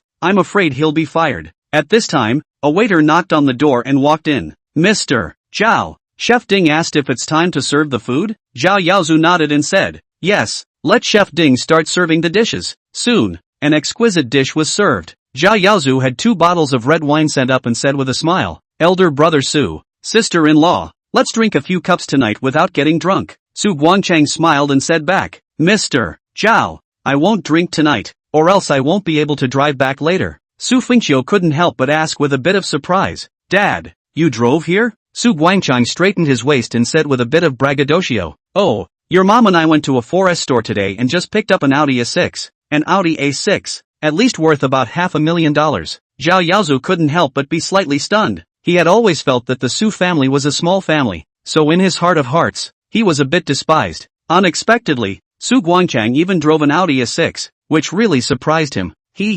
Old brother Su, if you don't drink, you can't let me drink alone, right? Why don't you let Jiang Yan drive for you? Jiang Yan returned indifferently. I can't drink. I drove here as well. Zhao Yaozu asked. What kind of car did you drive? BMW X7. Zhao Yaozu immediately froze again. This was a luxury car worth $1 million. He himself drove a BMW X7. Zhao Yu had only told Zhao Yaozu that Jiang Yan was a good-for-nothing waste of a door-to-door son-in-law, but he hadn't told him about Jiang Yan buying a BMW X7. Elder brother Su, you don't drink either, and Jiang Yan doesn't drink either, so you can't let me and my sister-in-law, and Feng Xiao, Feng Jiao and the three of them women drink, right? Su Fengjiao hurriedly said, Dad, it's rare for us to get together tonight, so you can accompany Uncle Zhao to drink a few cups. I have a driver's license. When we go back, I'll drive for you. Good. Then I'll accompany Mr. Zhao for a few drinks. Su Guangchang naturally couldn't not give Zhao Yaozu face. After all, this was his future in-laws. In the future the two families would still have to frequent each other. Zhou Hui glanced at Jiang Yan and said unhappily, Why are you still dumbfounded? If you don't drink, won't you help the elders pour the wine? Not a bit of eyesight. Jiang Yan had no choice but to stand up and open the red wine, then went to pour wine for Zhao Yaozu, Su Guangchang and the others. He was the only one at the entire table who didn't drink and poured himself a glass of plain water to drink. Zhao Yaozu, this person is very good at talking, but also very good at driving the mood. A few cups of wine. He will Su Guangchang, Zhou Hui, two people to chat as close as a family, have begun to call each other in-laws. The date of the engagement has also been set down. Has been drinking until 10 o'clock in the evening. Su Guangchang drink stand are unsteady. The banquet only ended. Jiang Yan, as a son-in-law, took the initiative to carry Su Guangchang to the outside. When they arrived at the entrance of the hotel, Su Fengjiao went to start a black Audi A6. Jiang Yan put Su Guangchang into the car, and Zhou Hui also followed into the car. Zhao Yaozu waved his hand and said, Go slowly, be safe on the road. Uncle, you go back to rest early. We'll leave first. Su Fengjiao greeted, then drove off first. Su Fengxiu also said, Uncle Zhao, we're leaving too. Bye. Jiang Yan helped her into the car, and the two of them left the Dragon River Hotel right behind. Only after they walked away did Zhao Yaozu ask, Zhao Yu, what's the situation with this Su family? Did they win the lottery? Didn't you tell me that Su Guangchang is just an ordinary laborer? He's even driving an Audi A6 now? There's also that trashy son-in-law Jiang Yan you mentioned. He drives a BMW X7 that's actually in the same class as me. Where did their Su family get so much money? Zhao Yu explained with a disdainful face. Dad, I heard Feng Jiao say, Jiang Yan's car was bought with a loan in Su Fengqiu's name, carrying a loan of $80,000 to $90,000? Just a surface glamour, dying to save face and living to suffer. Feng Jiao, her father, drove Audi A6, is with Jiang Yan yesterday, earned a commission of advertising fees to buy, and they wear today's brand name clothes is also, a total of 500,000 commission fees, all spent, Zhao Yaozu said with contempt. According to you, the Su family is a group of vain people, small family out of the small family, is not much insight, the whole with the rich like, really poor people at first rich. At this time, Jiang Yan and Su Fengqiu were on their way home. Hubby, have you noticed that the pair of white jade bracelets that Feng Jiao is wearing, seems to be the pair from our family? Is it? I didn't notice. I think it's very similar. This girl must have taken advantage of the fact that when we left this morning, she saw that pair of jade bracelets and took them with her. I have to find her to get them back. After all, I still have to return them to your friend. Jiang Yan returned indifferently. Since Feng Jiao is wearing it, don't ask for it back. Just consider it an engagement gift for her. Alright, then we can only thank your friend in other ways in the future. Su Fengqiu thought for a moment and added, Hubby, the Audi A6 that our dad bought, he probably spent the $500,000 you spent yesterday on it. You're not upset in your heart, are you? Jiang Yan laughed. No, that money was originally said to be the dowry money to make up for the dowry. Mom and Dad, they can dispose of it as they please. Honey, don't worry, I'll earn it another $500,000 next month. Chapter 63, Lucky Audience. The engagement ceremony for both Su Fengjiu and Zhao Yu was scheduled for the end of the month, less than a week away. The day after meeting with Zhao Yaozu, Su Guangchang and Zhou Hui both hurriedly informed the relatives and friends of both families. The marriage between Su Fengjiu and Zhao Yu was a great opportunity for Su Guangchang and Zhou Hui to raise their eyebrows in front of their relatives and friends. The next day was a Saturday. Su Fengjiu happened to be off duty, and Jiang Yan also said he was off duty, so the two of them slept in. After sleeping until about 8:30 or so, Su Fengjiu suddenly called, Hey sis, today is the Han Xuening movie promotion meeting. Zhao Yu and I are going over to attend. Why don't you come with us? But I haven't gotten up yet. Why don't you two go? Don't, sis, hurry up and get up. Call Jiang Yan as well. We'll wait for you at the entrance of the publicity meeting and be there by 9:30. Su Fengjiu directly hung up the phone, not giving Su Fengqiu a chance to refuse. Su Fengqiu told Jiang Yan about this matter. The two of them had to get up and wash up in a hurry. They didn't even have time to eat breakfast. They hurriedly rushed to the location of the publicity meeting sent by Su Fengjiao. The location of the movie promotional meeting was at the cinema in Yunzhou's largest shopping mall. When Jiang Yan and Su Fengjiao both arrived, the outside of the movie theater was already crowded with people who had come to attend Han Xuanning's movie promotion meeting, and the vast majority of them didn't have tickets, so they could only wait at the entrance of the movie theater just to take a look at Han Xuanning.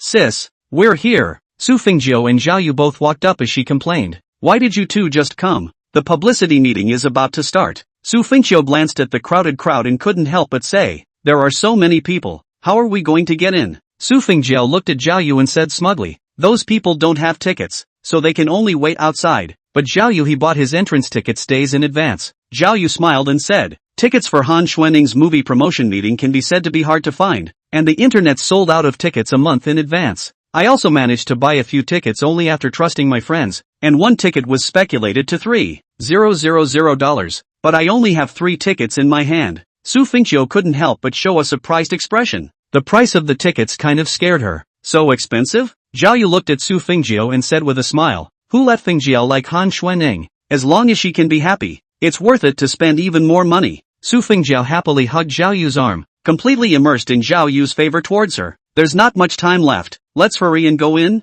Su Fengjiao asked doubtfully, "But there are only 3 tickets, how are the 4 of us going to get in?" Su Fengjiao glanced at Jiang Yan and hummed, "Jiang Yan, didn't you say that you've seen Han Xuanning before, and that she signed your shirt for you?" Jiang Yan nodded and returned, "Yes, what's wrong?" Su Fengjiao hurriedly said, "Since you've seen it, then you don't need to go in, you can wait for us outside." How could Su Fengjiao leave Jiang Yan alone outside? She said, "Fengjiao, why don't you and Zhao Yu go in? Jiang Yan and I will hang out outside and wait for you two to come out." Su Fengjiao said unhappily, "Sister, if you don't go in, didn't you buy Zhao Yu's ticket for nothing?" Jiang Yan smiled and said, "Honey, just go in with them. I don't like attending movie promotional meetings anyway, it's weirdly boring." Su Fengjiao pulled Su Fengjiao's arm and dragged her towards the crowd. "Sister, hurry up." The 3 of them quickly squeezed into the crowd and were out of sight. Jiang Yan was about to leave when suddenly a woman with short hair and glasses walked up. "Hello Mr. Jiang, do you remember me? And you are?" "I'm Han Xuanning's assistant,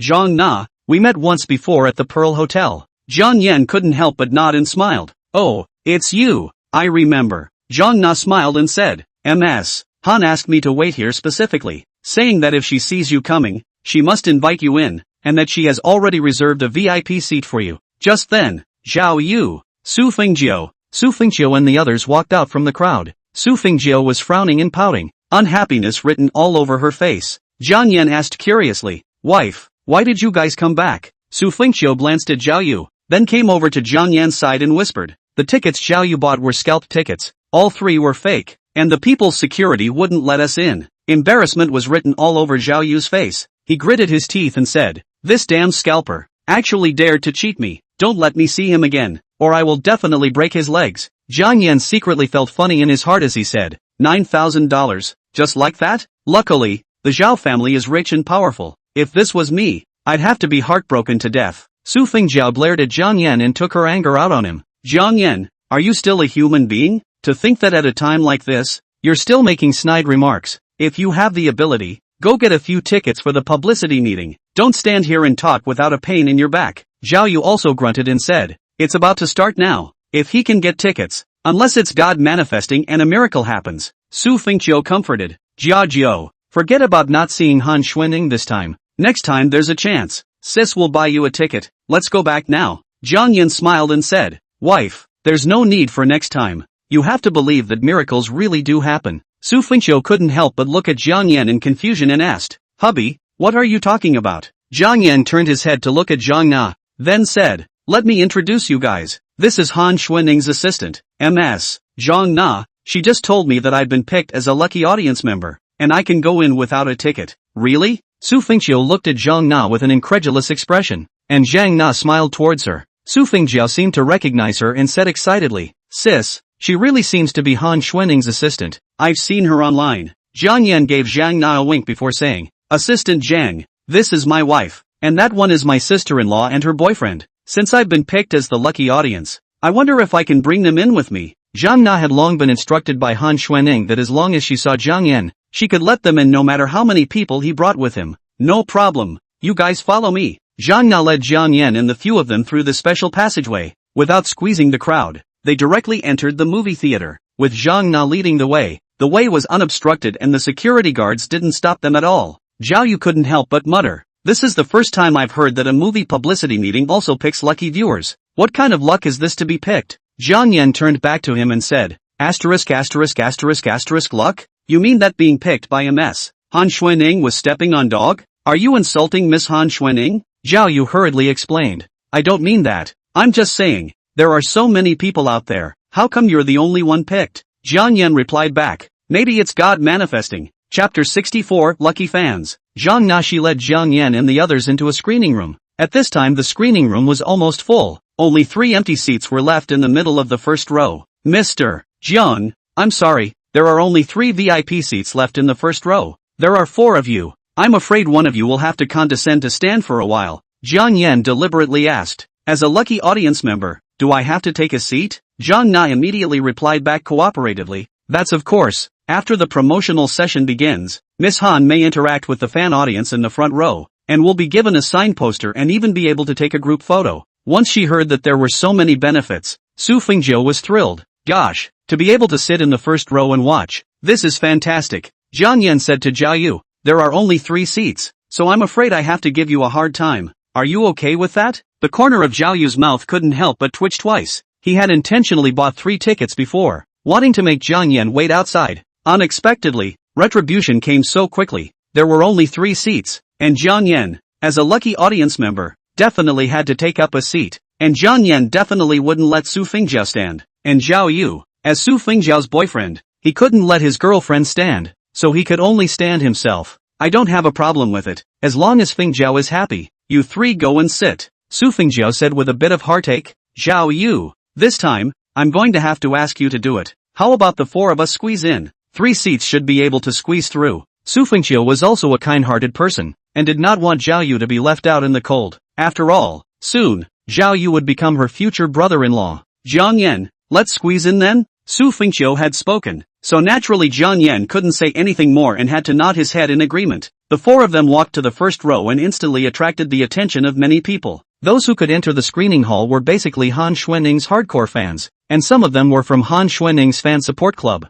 But those who were able to sit in the first row were basically people with status, never ordinary people. Either they were some powerful ones, or some who had a head of hair. Their identities were not simple. The seats in the movie theater projection hall, if the middle armrest was not put down, it was possible to have some more space. After the 3 seats were put down, the 4 of them could barely fit. A young handsome man sitting next to Jiang Yan couldn't help but glance at the 4 of them with a somewhat disdainful expression. It wasn't long before a host walked to the front of the screening screen. Hello everyone, I'm the host of today's Immortal Sword Wonderland movie promotion meeting, Li Guangchen. Thank you all very much for coming today. Now please welcome the director of the movie, as well as the main actors to the stage with a warm round of applause. Wow! Immediately, thunderous applause rang out in the screening room, and many fans screamed and called out the names Han Xuening and Fang Yichen. Fang Yichen was the male lead of the movie, and was also a fresh meat who had just become popular, handsome and very popular. Amidst the applause, the director of the movie, Han Xuening, Fang Yichen, and some of the other main actors walked out. Han Xuening swept the front row, and she saw Jiang Yan, smiling towards him while glancing at Su Fengjiu beside him. The handsome young man sitting next to Jiang Yan said happily, "See, Xuening just smiled at me." A man on the other side of that handsome young man immediately whispered, "Oh, young Jiang, I heard that you are Miss Han's hardcore fan. Once when she was live streaming, an aircraft carrier was worth 50,000 in gifts, and you directly swiped 200 aircraft carriers for her, which shocked the live room." That Jiang Shao smiled faintly, waved his hand and said, "It's a small thing. As long as I can win Xuening's smile, this amount of money is nothing. My goal is to chase after her to be my girlfriend." The other man complimented, "Jiang Shao, you will surely have your heart's desire." Hearing their conversation, Jiang Yan couldn't help but take a look at this rich and generous young Jiang. At this moment, the host spoke again. "Alright, now please be quiet and let all of us on the stage introduce ourselves." He handed the microphone to a middle-aged man, who was the first to introduce himself. "Hello everyone, I'm Director Fan Yu. Thank you for coming, and I hope you can support us more. I know that everyone is here for the 2 lead actors, so I won't waste any more time and will now hand over the microphone to them." Han Xuening took the microphone. She smiled sweetly. She wore a long blue dress today. She looked like a noble ice princess with an outstanding temperament. "Hello everyone, I'm Han Xuening. Just a simple introduction of her name instantly triggered screams from the entire audience. Jiang Yan's scalp was numb as he listened. And the most exaggerated thing was that the two sisters Su Fengqiu and Su Fengjiu also looked excited. Not much different from ordinary fans meeting their idols. Su Fengqiu was still restrained, but Su Fengjiu's mouth directly shouted, "Han Xuanning, I like you." Han Xuanning smiled and waved her hand at everyone. And the host immediately smiled and said, "It seems like RMS. Han Xuanning is quite popular. The fans are really enthusiastic." Han Xuanning took the microphone and said, "Thank you fans for loving me. Each and every one of you are my pillars. I couldn't have gotten to where I am today without you standing behind me in silent support. I hope that you will all enjoy the movie Immortal Sword and Wonder and continue to like me at the same time." Oh. Han Xuanning passed the microphone again to Fang Yichen next to her, who was a young freshman in his early 20s. "Hello everyone, I'm Fang Yichen. Thank you to all my fans for their love and support. I'll definitely work harder in the future and produce more and better works to return the favor." There was another burst of cheers and shouts from the fans at the scene. And next, some of the other main character actors in the movie were introduced one by one. Afterwards, the host chatted with the director and the actors about some of the character roles and plots in the movie, triggering the fans' curiosity and fondness for the movie. Jiang Yan was a bit bored and even dozed off a bit. After almost an hour or so, the conversation between the host and the director and actors came to an end. We've pretty much talked about the movie aspect. Next, we're about to enter the interactive session, where our stars will draw numbers on the spot, and the fans who are drawn can take the initiative to ask questions to their favorite stars, or even make small requests. Autographs and group photos are all fine. The fans on the scene became even more excited. This was the part they were really looking forward to. At this time, Han Xuanning suddenly said, "The fan I draw today will not only be able to ask me questions, sign autographs, and take pictures, but I'll also take the time to have lunch with him, so I wonder who will be the lucky fan." As she said this, Han Xuanning smiled and glanced at Jiang Yan. The fans in the room were thrilled to bits, all wanting to become this lucky fan. Chapter 65, Is It Really Us? Han Xuanning is the most popular actress in China today. Not only is her appearance beautiful, but her temperament is outstanding. She has a huge number of fans, and is loved by young men and women, and is also known as the national goddess. Many of the fans on the scene today are Han Xuanning's hardcore fans, such as the one sitting next to Jiang Yan who angrily swiped 200 aircraft carriers. The virtual gift of an aircraft carrier was worth 50,000 yuan. 200 aircraft carriers is $10 million. From this, it can be seen that this broad young man's family must be extraordinary, at least hundreds of millions of dollars. Otherwise where would he be able to withstand such a toss? These fans of Han Xuanning were all hoping to be this lucky fan, hoping to share lunch with Han Xuanning, which would definitely be something they'd remember for the rest of their lives. This Jiang Xiao looked expectant as he said, "If it's me who gets the chance to share lunch with Xuanning, then that would be great. I'll definitely let her see how truly sincere I am about her." The young man next to him smiled and said, "Young Jiang, with your status, how many people in this Yunzhou can compare? As long as you send Han Xuanning an invitation, I bet she'll happily go and have lunch with you." Jiang Xiao returned, "Don't talk nonsense, Xuanning. She's not the kind of money-worshipping woman who is greedy for vanity and sees money in her eyes. Although the entertainment industry is a big die stuff, but Xuanning she out of the mud without dying, always icy clean, never have any lace gossip." At this time, Su Fengjiu was also excitedly talking to Zhao Yu and Su Fengqiu. "Sis, do you think we'll be picked as lucky fans? If we get picked, Zhao Yu, can we invite Han Xuanning to your hotel for dinner?" Zhao Yu smiled smugly and said, "Of course we can. If we can invite Miss Han Xuanning to go, it would definitely be an honor for our hotel." Su Fengqiu, on the other hand, said, "There are so many people at the scene, they may not pick us. Let's not expect too much." Soon, the interactive session began, starting with the host of the show randomly selecting a few audience members and asking them to ask questions to their favorite stars. "My friend in row 7, number 11, may I ask which actor in Immortal Sword and Sorcery you like?" A chubby boy wearing glasses stood up and said coyly, "I like Han Xuanning. She's my dream girl." At once, the whole room burst into laughter. Han Xuanning took the microphone and said with a smile, "Thank you for liking me. May I ask what you want to ask me?" "I want to ask, Han Xuanning, what kind of boyfriend do you want to find? Is it the kind of rich second generation who is young and rich, or is it an ordinary person who is considerate and gentle to you?" Little Fatty looked at Han Xuanning with an expectant face, nervously clasping his hands together as if he was confessing his love and waiting for Han Xuanning to give him a reply.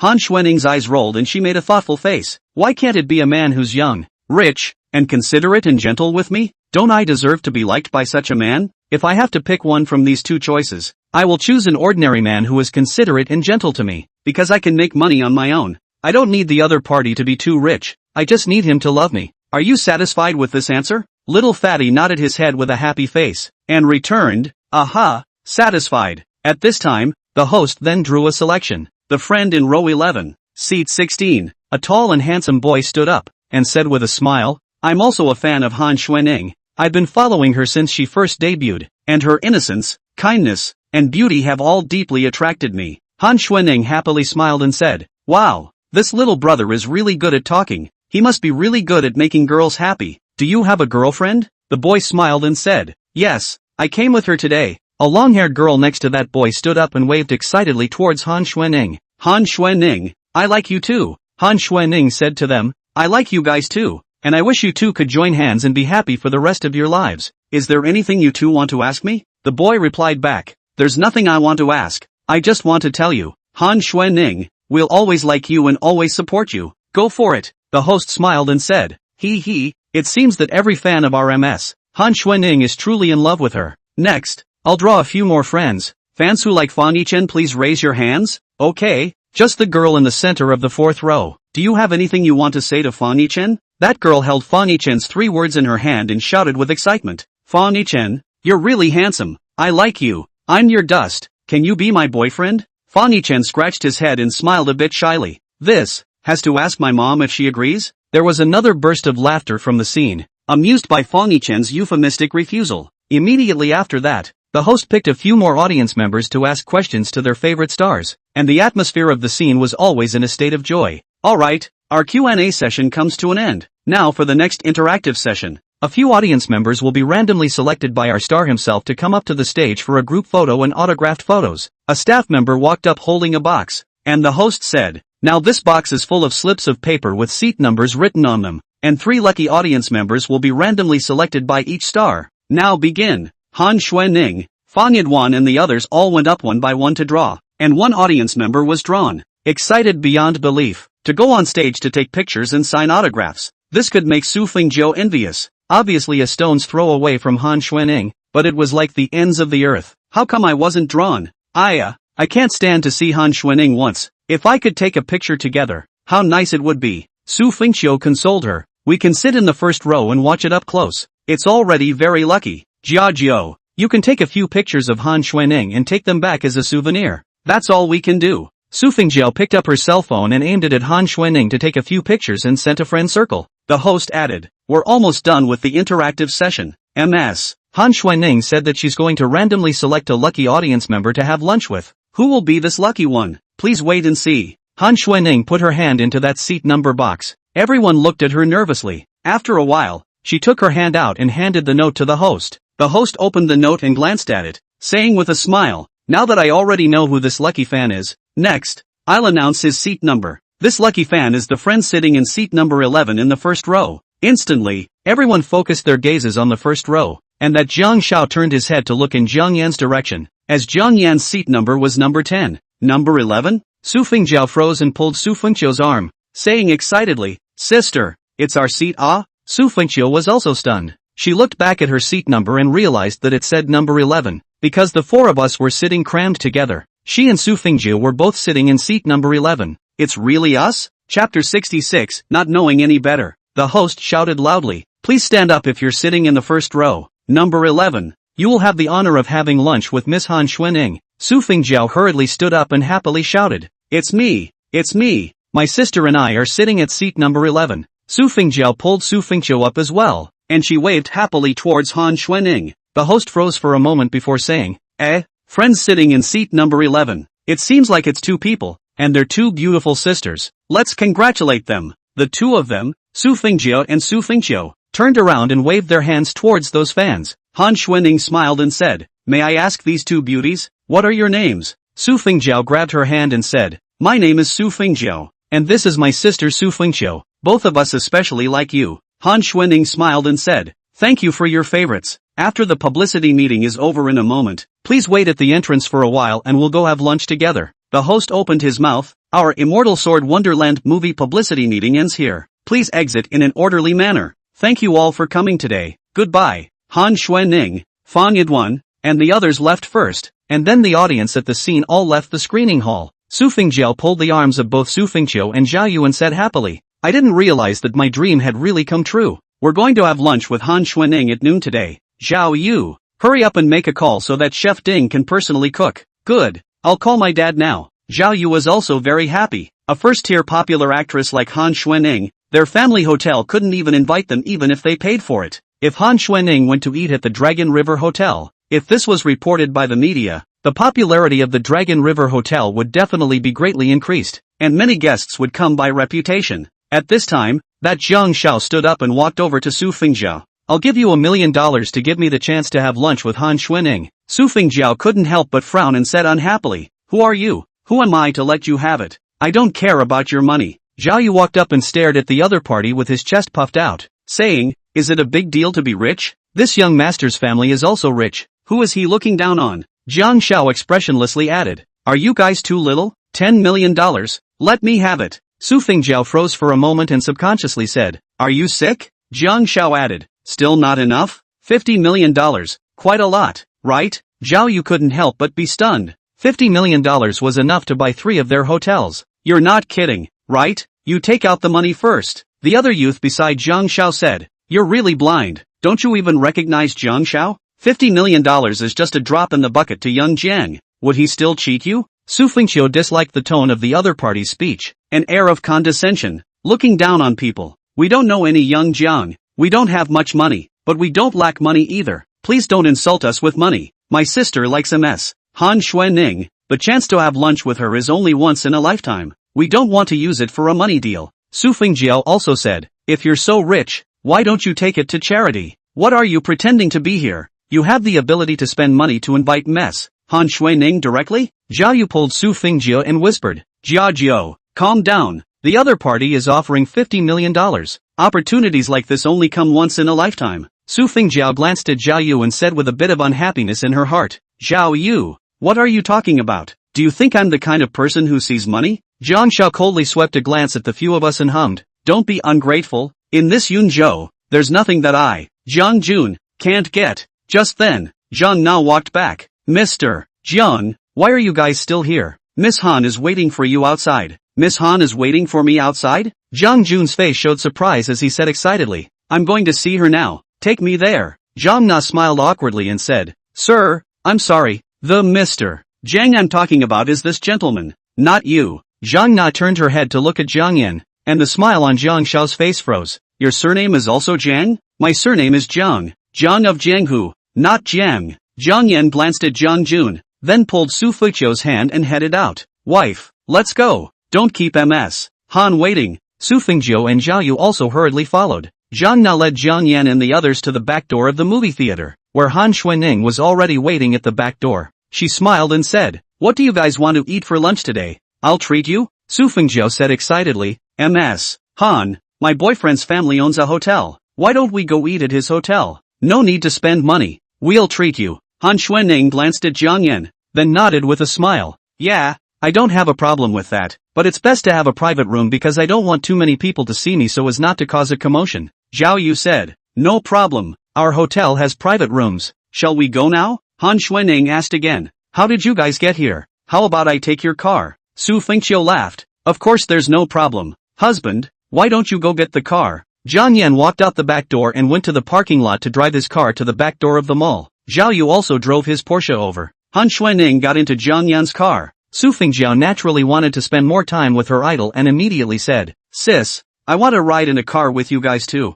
Su Fengqiu looked at Han Xuanning. The back seat was a 3-seater, but she couldn't let Han Xuanning be cramped in the back. Han Xuanning said to her assistant, "Sister Na, you go sit in that Porsche." Jiang Na naturally had no reluctance. She got into Zhao Yu's car. In this way, Su Fengjiao sat in the back seat with Han Xuanning as she wished. At this time, Zhao Yu heart not to mention how envious. He regretted why he bought a Porsche. There are only 2 seats. Want to pull one more person have no place. Jiang Yan drove towards Dragon River Hotel. Just as they left not a moment later, Jiang Jun and his companion also walked out. Jiang Jun drove a silver Bugatti Veyron and followed Jiang Yan and the others, wanting to see where they went to eat. On the way, Han Xuanning deliberately asked, "Miss Su, what's your husband's name? Why does he look a bit familiar to me?" Su Fengqiu smiled and introduced, "My husband's name is Jiang Yan. Miss Han, my husband has a shirt signed by you. Have you two met before?" Su Fengqiu also hurriedly asked. Jiang Yan's shirt was signed with lipstick. Did you really sign it for him?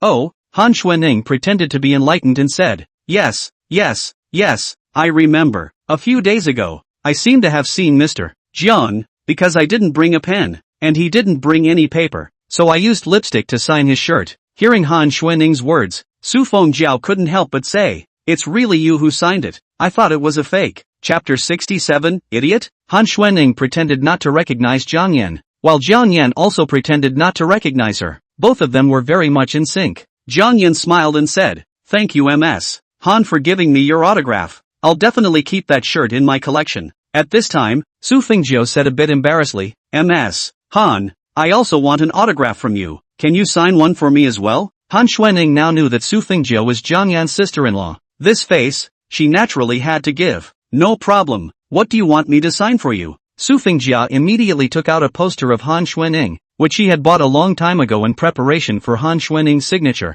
and didn't expect it to really come in handy. Just write it on here. Han Xuanning rummaged through her handbag and took out a marker from inside, brushing a few strokes and signing her name on the poster. Su Fengjiao was incredibly happy and looked at the poster excitedly. I'll go back and frame this poster for my collection. Han Xuanning took the initiative again and said, to thank you for liking me so much, why don't we take another picture? Really? Su Fengjiao was pleasantly surprised. She didn't think her idol would actually take the initiative to take a photo with her. Sister, you quickly take a few pictures for us. Su Fengjiao handed her cell phone to Su Fengqiu, and as Su Fengqiu watched her sister being so happy, she was also happy from the bottom of her heart, so she helped Su Fengjiu and Han Xuanning take a few more pictures. Su Fengjiu looked at the photos on her cell phone, her face filled with happiness. I feel like I'm dreaming today. It's too unreal. Could this be a real dream? As soon as I open my eyes, all this will disappear. Su Fengqiu smiled and said, silly girl, this isn't dreaming, but we are indeed too lucky today. It feels like we're being blessed by the goddess of fortune.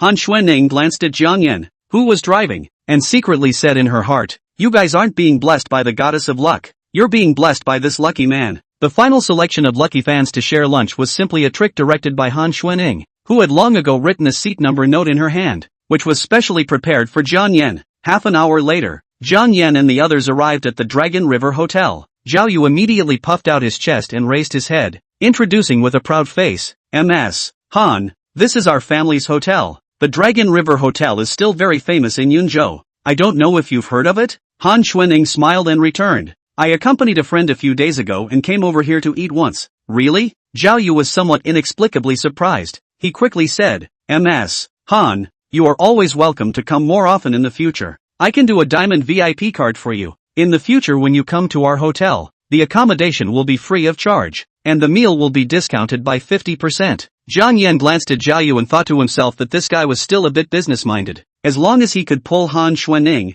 a popular actress, together, in the future she would become a living signboard for Dragon River Hotel, and all those fans of Han Xuanning might flock to her. Han Xuanning smiled and said, thank you for your kind words, but my room and board situation is usually arranged by the company, going all over the country everywhere, and there may not be many opportunities to come to Yunzhou in the future. That's fine. When you come, give our hotel a call anytime. You'll be a lifelong Diamond VIP member in our hotel from now on. Zhao Yu's face was filled with a pleasing smile as he walked away. Ms. Han, please. The crowd had just walked into the hotel when they saw Zhao Yaozu leading the hotel's employees in two lines, standing in the lobby and waiting. Zhao Yu immediately introduced, Miss Han, this is my father, Mr. Zhao Yaozu, the general manager of the Dragon River Hotel. Zhao Yaozu quickly stepped forward and extended his hand with a smile. Miss Han's great presence has truly brought our hotel to light. Hello, Mr. Zhao. Han Xuanning stretched out a hand and touched it lightly with Zhao Yaozu before retracting it. As a first-tier popular actress, she was very proud of herself and didn't just smile at everyone. She was warm to the two sisters, Su Fengqiu and Su Fengjiu, and that was all for Jiang Yan's sake. Han Xuanning had seen as many big bosses with money as there were people, and those at Zhao Yaozu's level didn't even make the list. Zhao Yaozu was only the future father-in-law of Jiang Yan's sister-in-law, so Han Xuanning didn't have to give him any smiles at all. Zhao Yaozu glanced back at the hotel employees, and those employees immediately all shouted with smiles on their faces, Miss Han Xuanning, welcome, it's our honor to serve you. Han Xuanning turned her head and glanced at Zhang Na, who immediately stepped forward and said, Mr. Zhao, Miss Han's visit here for dinner is a private trip, so please don't publicize it, and don't let anyone else bother Miss Han. Zhao Yaozu quickly said, oh, I'm sorry, I was negligent. I'll immediately dismiss the staff. Xiao Yu, you take Miss Han and the others to the private room first. Miss Han, please follow me. Zhao Yu brought Han Xuanning and the others into the hotel together and arrived at the hotel's largest and most luxurious Hongbin Hall. At this moment, Zhang Jun and his friends also arrived at the entrance of the Dragon River Hotel. Dragon River Hotel? So Xuanning came here for dinner. Wu Yu, do you know the owner of this hotel? Wu Yui was the young man who sat next to Zhang Jun earlier. He shook his head and said, "No, I don't know. The owner of this kind of small hotel must not have much of a background. Let's go in and take a look." Zhang Jun and Wu Yuyun got out of the car, and after the two of them entered the hotel, they looked around and didn't see Han Xuanning's figure. So, Wu Yui looked for a waiter and asked him to call the general manager of the hotel. Thinking that someone was causing trouble, the attendant called the lobby manager, Zhang Yufeng, over. Zhang Yufeng took a look at Zhang Jun and Wu Yui, who were dressed in extraordinary clothes, and asked with a smile on his face, "Two gentlemen, I am the lobby manager of the hotel. May I ask what you two have to do?" Wu Yui said unhappily, "Didn't you want your general manager to come over? Why are you a lobby manager coming over?" "Forget it." Zhang Jun waved his hand and asked, "Do you know which private room Miss Han Xuanning she's eating in?" Zhang Yufeng couldn't help but stare. When he greeted Han Xuanning earlier, he was among them,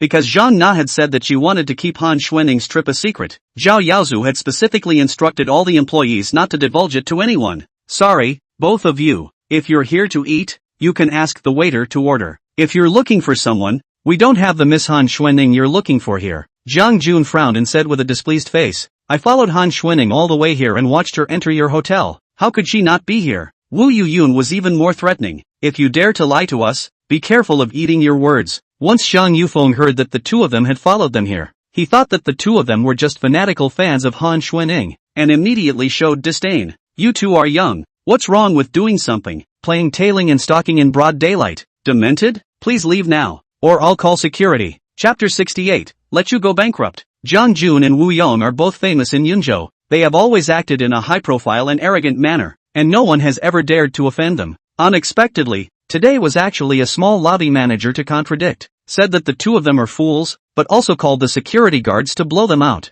This instantly angered Zhang Jun and Wu Wu. Wu Yu glared at Zhang Yufeng and pointed his finger at him. "Calling security? Who are you scaring? Try shouting one. Believe it or not, I'll buy this hotel and fire you." Zhang Yufeng sneered and bristled. "What a big mouth. Not afraid of flashing your tongue. Why don't you say by the sun down and shine it for yourself? Since the two of you are refusing to do so, then don't blame me." "Security!" Zhang Yufeng shouted, and the several security guards at the entrance of the hotel lobby immediately all ran over. "Blast the two of them out of here." Zhang Jun gritted his teeth. "You dare to blow us out? You're impatient with life, aren't you? How dare you threaten me?" Zhang Yofeng's face sank as he waved his hand and said, "Blast them out." The security guards immediately surrounded them and dragged Zhang Jun and Wu Yui out by their arms. "Let go of your dirty hands." In a fit of rage, Wu Yui punched one of the security guards in the face. "Do you know who I am? Get me the general manager of your hotel. You dare to hit someone, I'll you up." The security guard received a punch, and immediately,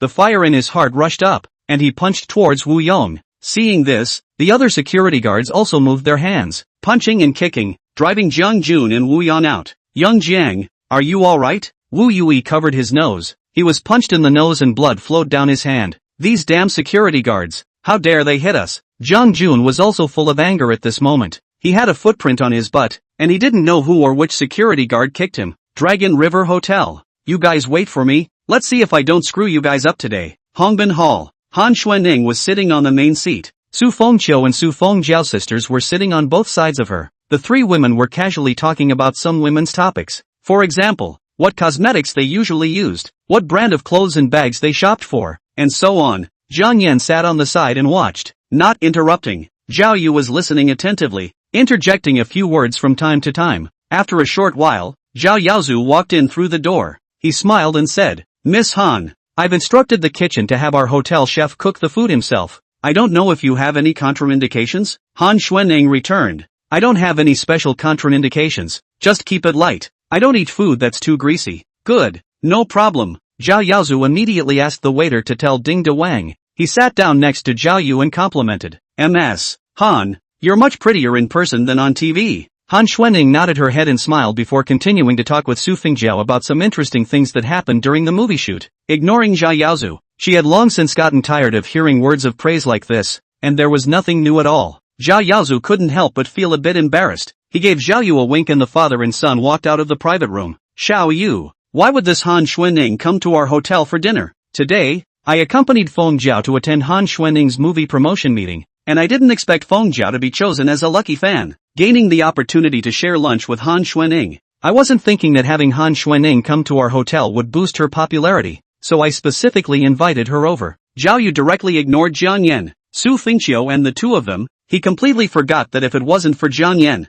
he wouldn't even have the qualifications to enter the screening hall, and the seat number 11 was originally Su Fengqiu's. If it wasn't for the four of them squeezing into one piece, Su Fengqiu's seat number would have been number 12. Zhao Yaozu nodded his head after hearing his son's words. Well, you did the right thing in this matter, but this Han Xuanning really thinks she's an onion, but she's just a theater girl, pretending to be something she's not. I talked to her and actually ignored me. Zhao Yu smiled and said, Dad, don't take it personally, this Han Xuanning usually sees a lot of big bosses, that's why she has this attitude. Zhao Yaozu grunted and said, that's true, showbiz troublemakers like her are all playthings for rich people, fake innocence only. Alright, you go in first, keep this playgirl company. I'll go make a call to the reporter I know and ask him to secretly report on this matter. Dad, it's still you who's high. Zhao Yu gave a thumbs up towards his dad before entering the box. A smug smile appeared on Zhao Yaozu's face as he returned to his office and secretly called the reporter, leaking the news that Han Xuanning had come to eat at the Dragon River Hotel.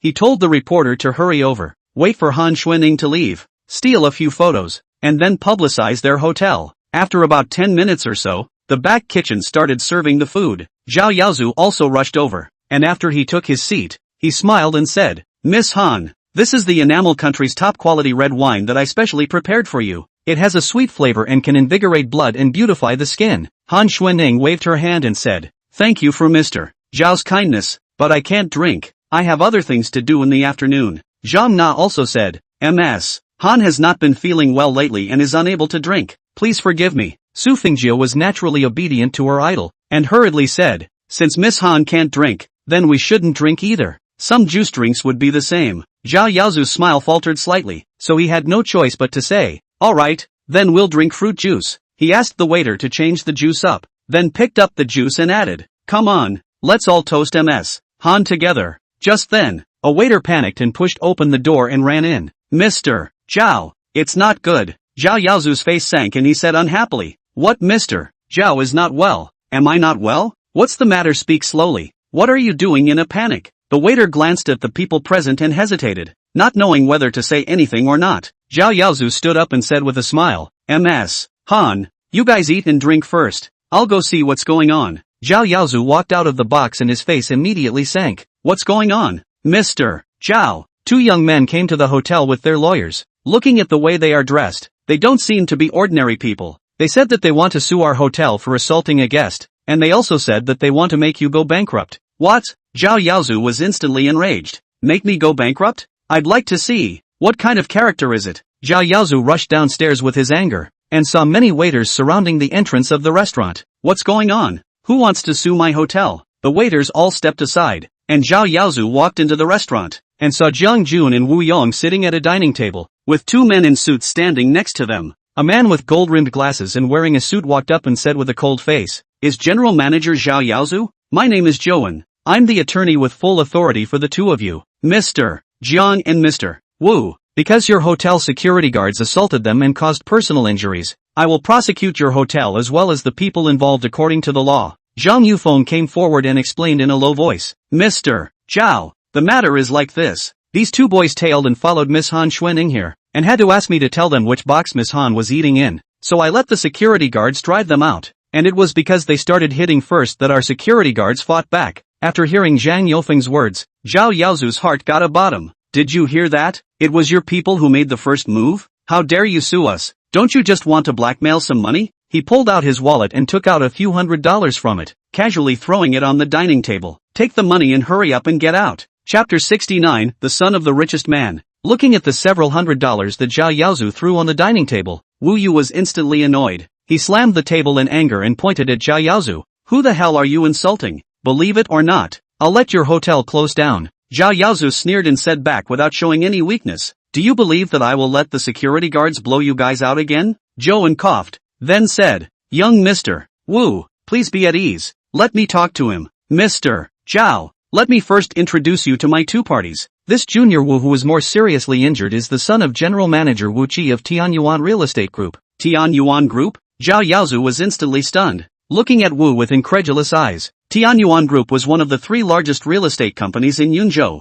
on par with the strength of Han Fujian's Dahua Real Estate Group. Compared to Tianyuan Group, Dragon River Hotel was the difference between a small shrimp and a big shark. There was no comparison at all. If Tianyuan Group wanted to make Longjiang Hotel close down, it was by no means a difficult task. Only then did he realize that this was a character that could not be messed with. Zhao Yaozu was shaking and his legs were trembling. At this time, Zhouan added slowly, Mr. Zhao, this one, young Jiang, is the son of Mr. Jiang of the Wanchang Group. Wanchang Group? Zhao Yaozu exclaimed in shock, and cold sweat immediately flowed out, almost so scared that his knees weakened and he directly kneeled on the ground. The son of Jiang Wanchang, the richest man in Yunzhou? If Tianyuan Group was a big shark, then Wanchang Group was a blue whale, a true ocean overlord. The Jiang family, as the richest man in Yunzhou, was like the uncrowned king of Yunzhou. After listening to the introduction of the identities of Wu Yu and Zhang Jun, Zhang Yufeng was even more frightened and wanted to die. One Wu Yu alone was not something that Dragon River Hotel could afford to offend.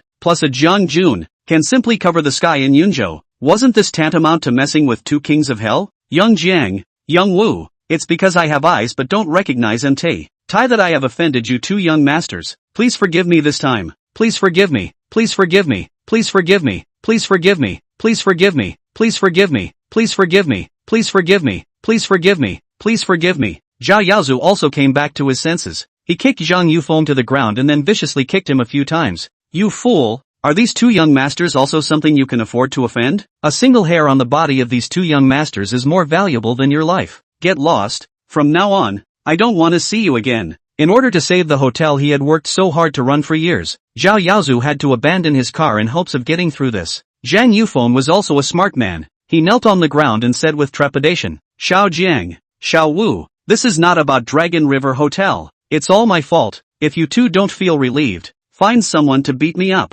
I'll accept the punishment. Zhao Yaozu wiped the cold sweat on his forehead and said with a smile on his face, Young Jiang, young Wu, I don't know anything about this matter. If I knew that the two of you were here, I would have welcomed you warmly and would never dare to be slow. I will now fire the lobby manager, as well as those few security guards. I hope you two will be gracious and let them all go as if they were farts, right? Anything you two want to eat or drink today, it's all on me. Zhao Yaozu's heart was thumping nervously, and he couldn't stop his cold sweat from pouring down. Wu Yu snorted coldly and knocked on the table, saying with a smug expression, weren't you arrogant just now? Why are you wimping out now, and taking a few $100s to tell us to get lost? Do you think that by firing them, this matter is over? Today your Longjiang Hotel's good days are over. I'm going to make you close down and go bankrupt. God can't even protect you. Zhao Yaozu immediately had a bitter smile on his face. It was worse than crying. Xiao Wu, calm your anger. You can beat and punish him however you want, but please leave a way out. At this time, Zhang Jun asked expressionlessly, did Han Xuening eat at your hotel? Zhao Yaozu nodded his head repeatedly and said, she's at Hongbin Hall right now. Zhang Jun added, I can give you a way out today, but I want you to do one thing. Zhao Yaozu said excitedly, young Jiang, please tell me, don't say one thing, I'll do all 10. Zhang Jun said indifferently, it's very simple, I want to share lunch with MS. Han, as long as you arrange this matter, I'll spare you. No problem, leave this matter to me. Zhao Yaozu agreed without hesitation. To him, the Dragon River Hotel that was his life. As long as he could keep Dragon River Hotel, he could do whatever he was told to do. At this moment, inside the Hongbin Hall, Jiang Yan, Han Xuening, and the others were eating and chatting, and from time to time, laughter rang out in a joyful manner. MS. Han, when are you planning to get married? I haven't thought about this question yet. Feng Qiu, can you tell me how you and your husband met? Did you come together because of love? Han Xuening surveyed Jiang Yan and Su Fengqiu with a face full of curiosity. She had wanted to know the answer to this question for a long time. She didn't deny that Su Fengqiu was very pretty, and her character was gentle and knowledgeable, but in her opinion, there were still very many women like this. So why did Jiang Yan choose Su Fengqiu? Su Fengqiu turned her head to look at Jiang Yan. A shy but also happy expression appeared on her pretty face. It's indeed quite fateful that my husband and I know each other. Han Xuening couldn't help but perk up her ears, ready to listen to the following with a serious face. Just then, Zhao Yaozu pushed open the door and walked in. With a smile on his face, he said, Miss Han, two of my distinguished friends have arrived. One of them is also a die-hard fan of yours. They would like to meet you. Is that alright? Han Xuanning couldn't help but furrow her brows and said with a bit of displeasure. Mr. Zhao, didn't I say not to divulge my whereabouts to others? Cold sweat broke out on Zhao Yaozu's head. He would rather offend Han Xuanning than Zhang Jun, so he could only say stiffly, Ms. Han, can you still please meet them? Zhao Yaozu turned back and opened the door, and Zhang Jun and Wu Yong both walked in through the door. Zhang Jun said with a smile on his face, Xuanning, my friends and I came here for dinner, and I heard that you were also here,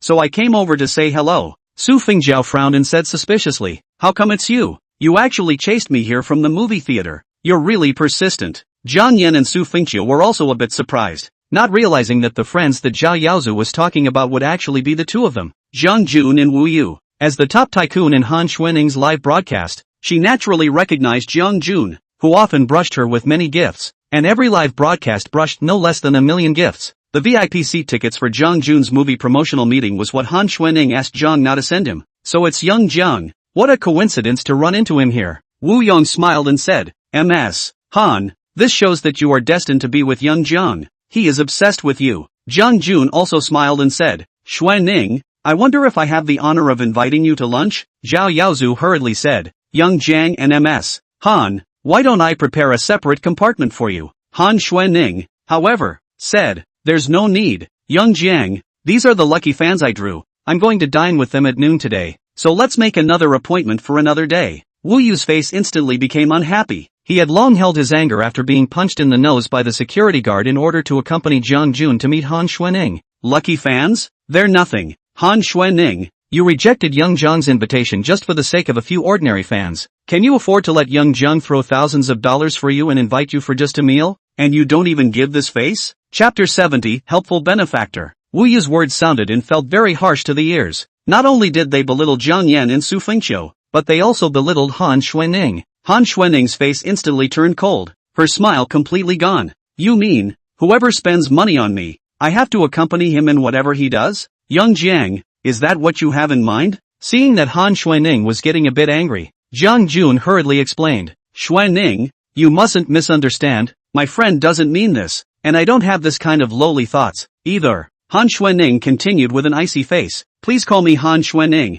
we're not very familiar. I do live broadcasts and I'm happy that you swipe gifts for me, but I'm not begging you to spend money for me. If you're spending money and swiping gifts for me just to force me to do something with you, I'm sorry that I can't satisfy you. Young Jiang, if you feel that you've spent this money unjustly, leave your bank card number and I'll have my assistants return the money to you. You're my fan. They're my fans too. There's no difference between high and low. Now please get out and don't affect our meal. Han Xuanning's words were forceful and unassuming, moving Su Fengjiao to hear them and worship her even more. Su Fengjiao stood up and said, you guys have a few stinking dollars? What's the big deal? This is my boyfriend's family's hotel. It's not a place for you guys to spread your wildness. Please hurry up and leave, or else I'll call the security guards to blow you out. Wu Yu's eyes glared, pointing at Su Fengjiao. Stinky girl, is there a place for you to talk here? Shut your mouth or I'll make you look good. Su Fengjiao immediately looked at Zhao Yu and said, Zhao Yu, aren't you going to say something? Zhao Yu also stood up. His girlfriend was being scolded, so he naturally had to defend her. Moreover, he also wanted to perform in front of Han Xuanning, so that Han Xuanning would be impressed with him. You're the one who should shut up. Dare to talk to my girlfriend like that. Do you have itchy skin? Snap. Zhao Yaozu slapped Zhao Yu's face and glared at him. I think the one with itchy skin is you. How do you talk to Xiao Wu? Zhao Yu was blindsided by his dad and stupidly asked, Dad, why are you facing outsiders? Zhao Yaozu couldn't be bothered to reprimand Zhao Yu. He hurriedly turned to look at Jiang Jun and Wu Yong and groveled. Young Jiang, young Wu, I'm sorry, no need to say it. Jiang Jun put up a hand, stopping Zhao Yaozu's apology as he squeezed out a smirk on his face. Miss Shui, Han Xuanning is right. It's us who were reckless and shouldn't have been so abrupt. As for what money or not, that's all a joke. Please don't take it seriously, Miss Han. To be able to swipe a gift for you, it's all my willingness. I hereby apologize to all of you. I'll take my leave now. Jiang Jun turned around and headed out the door. Wu Yu hurriedly followed. Zhao Yaozu also hurriedly chased after him and apologized. Young Jiang, young Wu, I'm really very sorry. Please don't be angry. Get lost. Wu used a kick on Zhao Yaozu, knocking him to the ground. I'm telling you, if you mess this up today, our business isn't over, so just wait for it to close down. Zhao Yaozu immediately looked as if he was dead. Watching Jiang Jun and Wu Yui walk away, the hotel's waiter hurriedly helped Zhao Yaozu up. Mr. Zhao, are you alright? Zhao Yaozu pushed the attendant away and walked towards Hongbin Hall with an ugly face. Once he entered, he swept a glance at the people present and said loudly, "You guys can still eat. Do you know what kind of people you just offended?" Zhao Yu was slapped by his dad and still didn't know anything about it. He asked, "Dad, who were those two just now?" Zhao Yaozu grunted and said angrily, "Those two just now are the kings of the living hell. Any one of them can pinch our Zhao family to death. That young Wu is the son of Tianyuan Group's Mr. Wu, and young Jiang is the son of Yunzhou's richest man, Jiang Wancheng, and you dare to call their bluff. We're finished with Dragon River Hotel. It's about to close down." Zhao Yu instantly froze. He was so repentant at the moment that he couldn't wait to give himself 2 more slaps. "Dad, what should we do now? If I had known that man was Jiang Wancheng's son, I would have agreed to give up the opportunity to have lunch with him." Once Su Fengjiao heard that she had caused such a big trouble, she was also a bit flustered in her heart. After all, she and Zhao Yu were about to get engaged. If the Dragon River Hotel really closed down because of this incident, then she would be a sinner and her engagement to Zhao Yu would be cancelled. "Uncle Zhao, we really don't know that those two people are so big." "Humph," Zhao Yaozu snorted coldly. His heart hated the people present at the moment, especially Han Xuanning, feeling that she was simply a spoilsport. If it wasn't for Han Xuanning, how could he have recruited Zhang Jun? Su Fengqiu stood up. She also hurriedly said, "Uncle Zhao, don't be angry first. Is there any room for redemption in this matter? How about we go find them now and apologize?" Zhao Yaozu said without a trace of anger. "If apologizing was useful, why would you need to do it? I almost had to kneel down for them, but they won't let up at all. And unless Ms. Han can accompany young Jiang for a meal, this matter can't be settled." Instantly, everyone's gazes looked at Han Xuanning. Han Xuanning and Jiang Yan glanced at each other, the two of them being the most calm of everyone. Han Xuanning didn't care about Zhang Jun and Wu Yu. She had rejected many rich and powerful people, but none of them dared to do anything to her because her backer was Manhwa Yun. Jiang Yan has not even put Zhang Jun in his eyes, just a son of the richest man in Yunzhou. Even Manhwa Yun can easily clean up Zhang Jun. The Jiang family is Manhwa Yun's master. That's even more so. Zhao Yu turned to Han Xuanning and begged, "Miss Han, we can only rely on you now. Only if you step in can Jiang shall be demoralized. Please." Su Fengjiao also didn't want to see the Zhao family close down as a result, and similarly looked at Han Xuanning with a pleading gaze. "Miss Han, we're willing to give up this lunch today to that young Jiang. Can you agree?" Su Fengqiu looked equally worried and hesitantly said, "Miss Han, stop." Han Xuanning reached out and stopped Su Fengqiu from opening her mouth. She smiled faintly and said, "You guys don't need to worry so much. Jiang Shao, he's a man of temper. He won't be angry with you guys just because of this little thing." She turned her head to look at Zhang Na and said to her, "You go and give Jiang Shao a call. Just say that I'm asking him to have dinner in the evening. Let's see if he's free." Zhang Na nodded her head and said, "Okay, I'll go call now." She walked out of the private room, and after a while, she walked back. Everyone looked at her, especially father and son Zhao Yaozu and Zhao Yu. Both of them were nervous as hell. "It's already been arranged. Young Jiang said he's free. He also said that he'll apologize to you tonight. It's him who was abrupt at noon today." After hearing Zhang Na's words, Zhao Yaozu, Zhao Yu father and son both looked relaxed. "I'm so grateful to Miss Han." "Thank you, Miss Han. You are simply our Zhao family's lifesaver. I can't thank you enough." Chapter 71, Kidnapping. After Han Xuanning settled the matter with Zhang Jun, the atmosphere in the box became relaxed again, only that everyone said less. Su Fengjiao, who had initially taken the initiative to ask Han Xuanning many questions, had now become cautious, and if Han Xuanning didn't speak to her, she didn't even open her mouth much. Su Fengqiu had also become a bit restrained, and through Jiang Jun and Wu Yong making such a mess, she realized how big the status gap was between herself and Han Xuanning. Previously, Han Xuanning had been too affable to both her and Su Fengjiao, so much so that she had forgotten that Han Xuanning was a towering goddess, a popular first-tier female star in China. If they hadn't been drawn as lucky fans, they would never have had the chance to eat with Han Xuanning at the same table in their lives. Han Xuanning took the initiative to speak. "Weren't you just about to say how you and your husband met? Go ahead and tell me. I'm eager to listen." Su Fengqiu smiled and said, "There's actually nothing to tell, or else I wouldn't say anything." Tell me. I'm curious." Han Xuanning held Su Fengqiu's hand and smiled at her as if she was pampered. Only then did Su Fengqiu say, "Alright, then I'll tell you. 3 years ago, I had just graduated and participated in an internship, and one night when I was working overtime too late, I encountered a few drunken punks on my way home and was stopped by them. At that time, there was no one around. I was scared. Just when I was almost bullied by those punks, Jiang Yan he suddenly appeared. He helped me fight off those punks, but he was also injured because of it and was stabbed by one of the punks." Han Xuanning's eyes lit up in surprise. "Wow, a hero saving a beauty. The plot of your encounter is a bit cliched, but it's quite exciting. Just because he saved you, did you marry him in return? Su Fengqiu shook her head and said a bit shyly. At that time, after Jiang Yan was stabbed, he was sent to the hospital and almost died because of excessive blood loss. I'm an O-type blood, so I donated blood to him, and the doctors resuscitated him. During his hospitalization, I often went to visit him, and gradually got to know and be familiar with him. Su Fengjia interjected.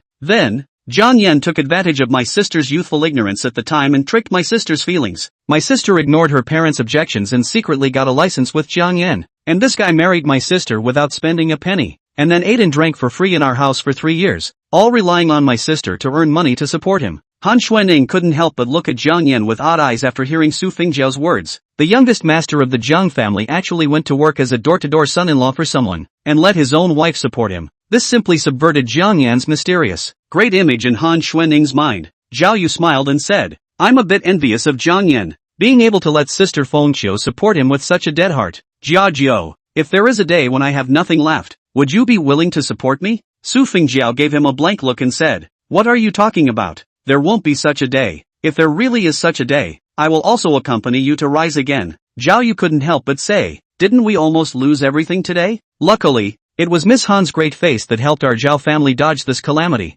Miss Han, I toast you. Jiang Yan stood up and said, I'm going to the restroom. Shortly after he left, Han Xuanning also smiled and said, I'm also going to the restroom. I'll be back in a while, so you guys take your time eating first. When Jiang Yan came out after going to the restroom, he saw Han Xuanning standing at the bathroom door, seemingly waiting for him on purpose. Something wrong? Han Xuanning smiled faintly, narrowed her eyes and said, Young Yan, I've smoothed out this big trouble for you. Are you not even going to say a few words to thank me? Jiang Yan asked. What trouble? Han Xuanning couldn't help but say, just now, Jiang Jun, Wu Yong and the others, if it wasn't for me, they would have had to shut down this hotel of the Zhao family. What's it got to do with me? Jiang Yan had a disinterested expression on his face as he said, this is the Zhao family's hotel. It's not my family's hotel. Han Xuanning's eyes widened as she continued, but this is your sister-in-law's future husband's family? Can you just stand by and watch Zhao Yu's family be left with nothing? A smile suddenly appeared on Jiang Yan's face as he whispered,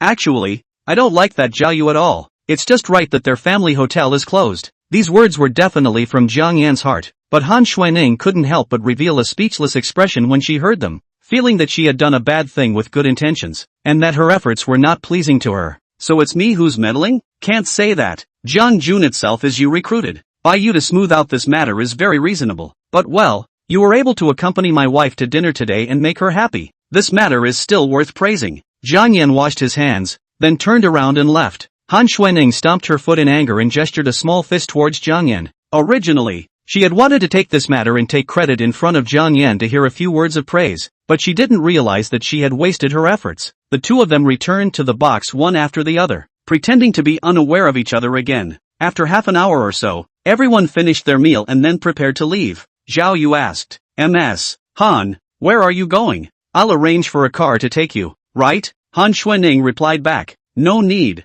We'll still take Jiang Yan's car alright? Please Mr. Jiang send us back to the hotel. No problem, right? Without waiting for Jiang Yan to speak, Su Fengqiu smiled and said, of course it's no problem. It's our honor to send Miss Han. The two of them, Jiang Yan and Su Fengqiu, first sent Han Xuanning and Zhang Na back to the hotel before the two of them went home together. Su Fengqiu hummed a song with a happy look. Hubby, it's the first time I've seen a live star today. I didn't expect Han Xuanning to be so affable. With her, I can't even feel that she has a star's stance. Jiang Yan smiled and said back, stars are actually ordinary people, only they are put on a layer of idol halo. Just then, Su Fengqiu's cell phone suddenly rang. Once she saw that it was a call from Su Fengjiao, she casually picked it up. Hello, Jiajiao? Sis, save me. Su Fengjiao's crying voice came out from the phone, which instantly stunned Su Fengqiu. Jiajiao, what's wrong with you? Sister, Zhao Yu and I have been kidnapped. Come and save me quickly. Kidnapped? Su Fengqiu's face changed in fear,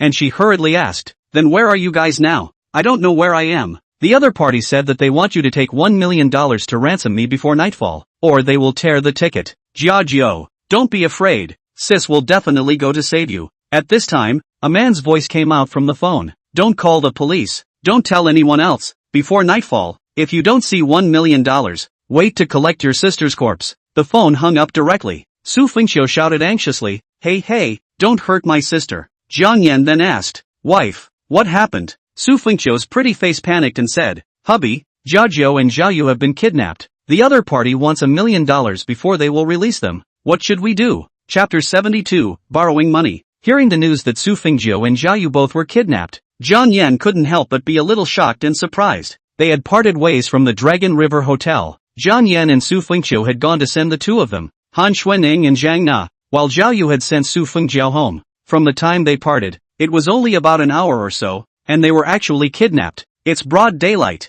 How could Zhao Jiao and Zhao Yu be kidnapped? Su Fengqiu said anxiously. "I'm not sure, husband. Let's hurry up and get the money together, right? If we don't get enough money together before nightfall, they will tear the tickets." Jiang Yan comforted her. "Wife, don't panic. The other party shouldn't hurt Zhao Jiao until they get the money. Since Zhao Jiao and Zhao Yu were kidnapped together, the kidnappers definitely won't just look for us to ask for ransom. They must have looked for Zhao Yu's father to ask for ransom as well. So let's go to him first and see if he understands any inside information." "Aha, right, hubby. Should I tell mom and dad and the others about this news?" It was the first time that Su Fengqiu encountered such a thing as kidnapping, and she was completely shocked and at a loss. Even if she told her parents about this, it wouldn't do any good, but would only make them worry. "Wife, don't tell mom and dad about this beforehand. I'm worried that they can't withstand so much pressure in their hearts, and then scare them out of their wits. Isn't that adding to the chaos?" Su Fengqiu quickly said. "Yes, mom and dad are old, and my dad has not been having a good heart.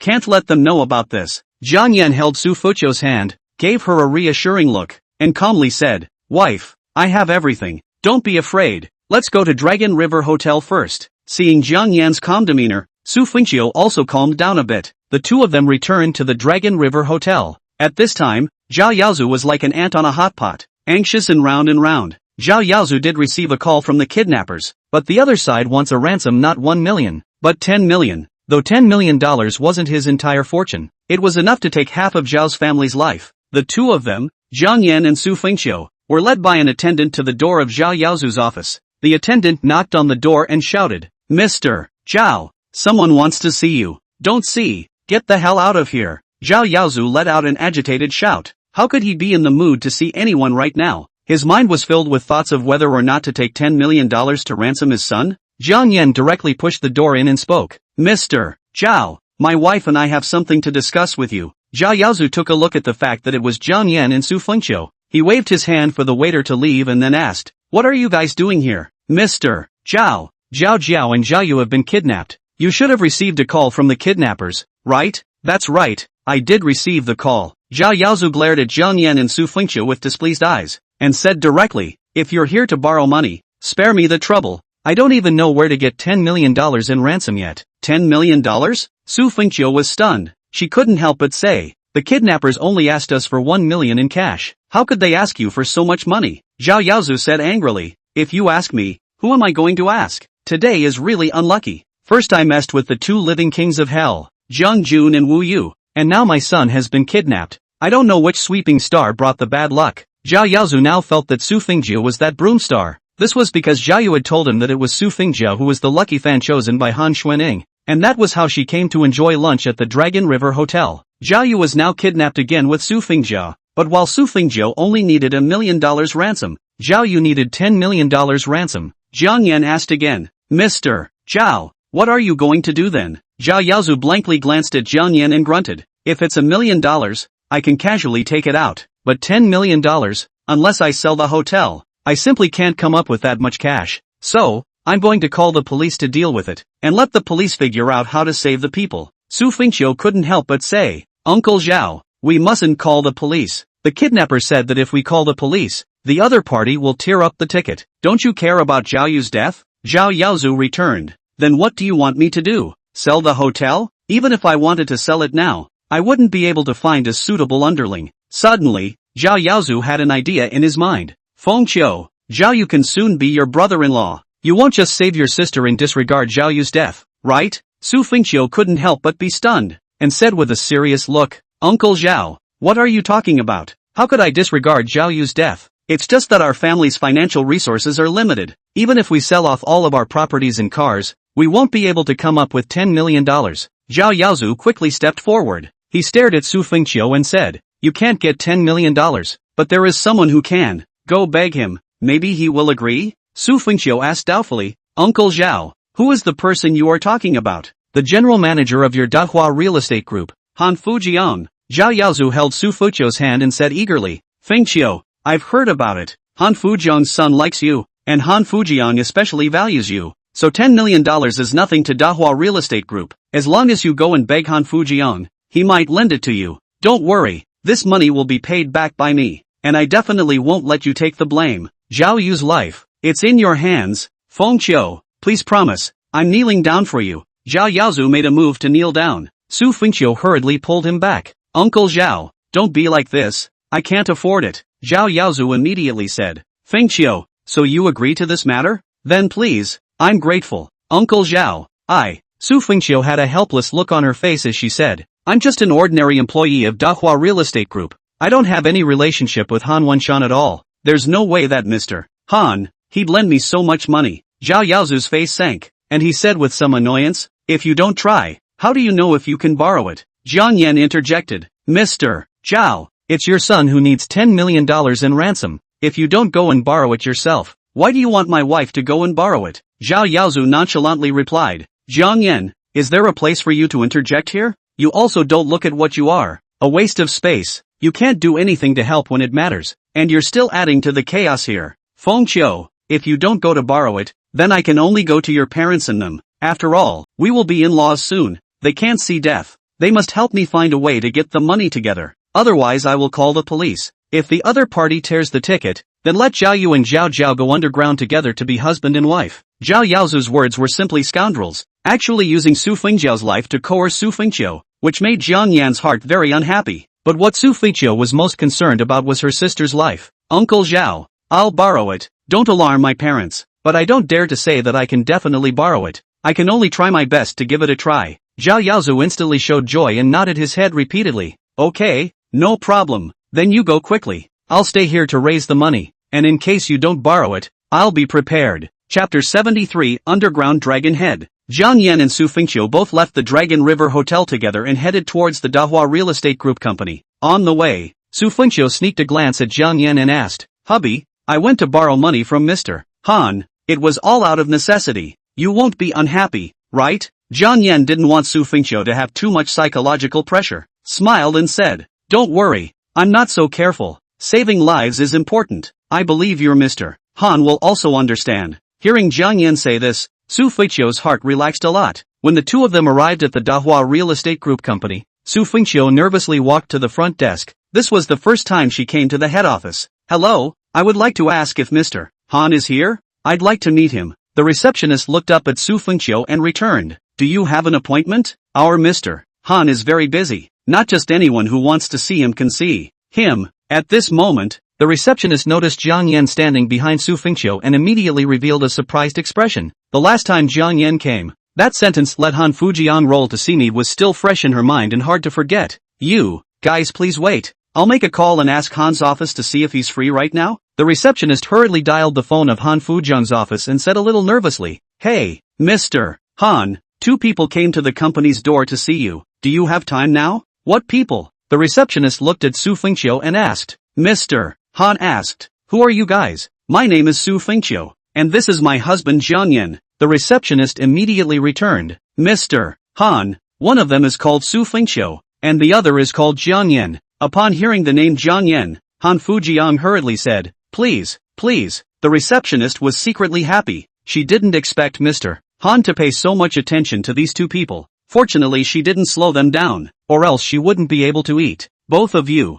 Mr. Han has an invitation. Please follow me. The receptionist lady led Jiang Yan and Su Fengqiu inside. Jiang Yan had already been here once and was no stranger to this place, but Su Fengqiu was a bit nervous. After all, this time she came to ask for something. When they arrived at the door of the general manager's office, the receptionist knocked on the door and heard Han Fujiang say please come in before pushing the door open. Su Fengqiu and Jiang Yan walked in one by one, and Han Fujiang greeted them with a smile on his face. Manager Su, Mr. Jiang, today is Saturday. Why are you here at the company? Mr. Han, I'm really sorry for disturbing your work. Su Fengqiu bowed towards Han Fujiang before saying, I came over this time because I have something I want to ask for your help. Han Fujiang couldn't help but glance at Jiang Yan, thinking that there were still things he couldn't swing that needed my help. Manager Su, don't be polite. Sit down and speak slowly if you have anything to say. Jiang Yan walked over to the sofa and sat down without any politeness. Su Fengqiu followed suit. Han Fujiang made a cup of hot tea and poured a cup for Jiang Yan and Su Fengqiu respectively. Please drink the tea.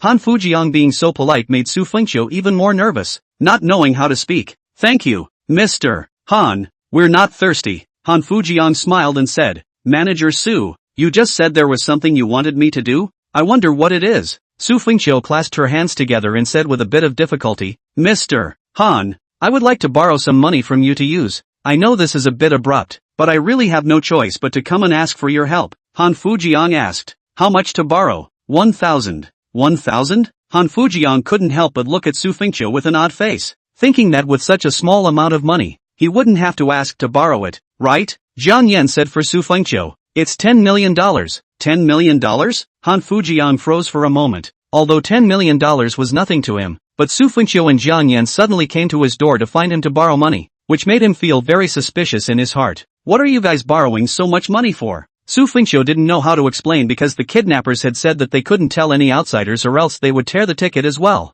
Jiang Yan continued, it's not us who borrowed it, it's Mr. Zhao of the Dragon River Hotel who borrowed it. Mr. Zhao, he had some financial problems, he couldn't turn it around for a while, and he needed $10 million in cash. My wife's sister and Mr. Zhao's son are in love and will soon be engaged, so our two families are considered in-laws. Mr. Zhao, he has something he can't get away from right now. He knows that my wife knows you, Mr. Han, so he asked my wife to borrow the money on his behalf. If you, Mr. Han, are in a good position, please help out and lend Mr. Zhao money to help him tide over his difficulties. After hearing Jiang Yan's explanation, Han Fujiang always felt a bit strange, but he didn't dare to ask in detail and said with a smile, $10 million? No problem, I'll lend it to you. Really? Su Fengqiu was pleasantly surprised, not expecting Han Fujiang to agree so quickly. Jiang Yan, however, said, Mr. Han, it's not a loan to us, it's a loan to Mr. Zhao. How about this? You prepare the cash and send it to the Dragon River Hotel, so that Mr. Zhao can make a note to you, so that there is a proof. Han Fujiang smiled and waved his hand, saying, No, I know Mr. Zhao as well, I believe in his credibility. Jiang Yan deliberately aggravated his tone and said, Mr. Han, 10 million is not a small amount. I think it's better to leave a note, so it's good for everyone. Han Fujiang speculated on Jiang Yan's tone and immediately understood in his heart. Good, then I'll listen to Mr. Jiang. I'll have the finance go prepare $10 million in cash now. I don't know when you'll use it. Jiang Yan said, Mr. Han, please prepare 11 million cash, right? 1 million cash is counted as a loan from me and my wife, and 10 million is borrowed from Mr.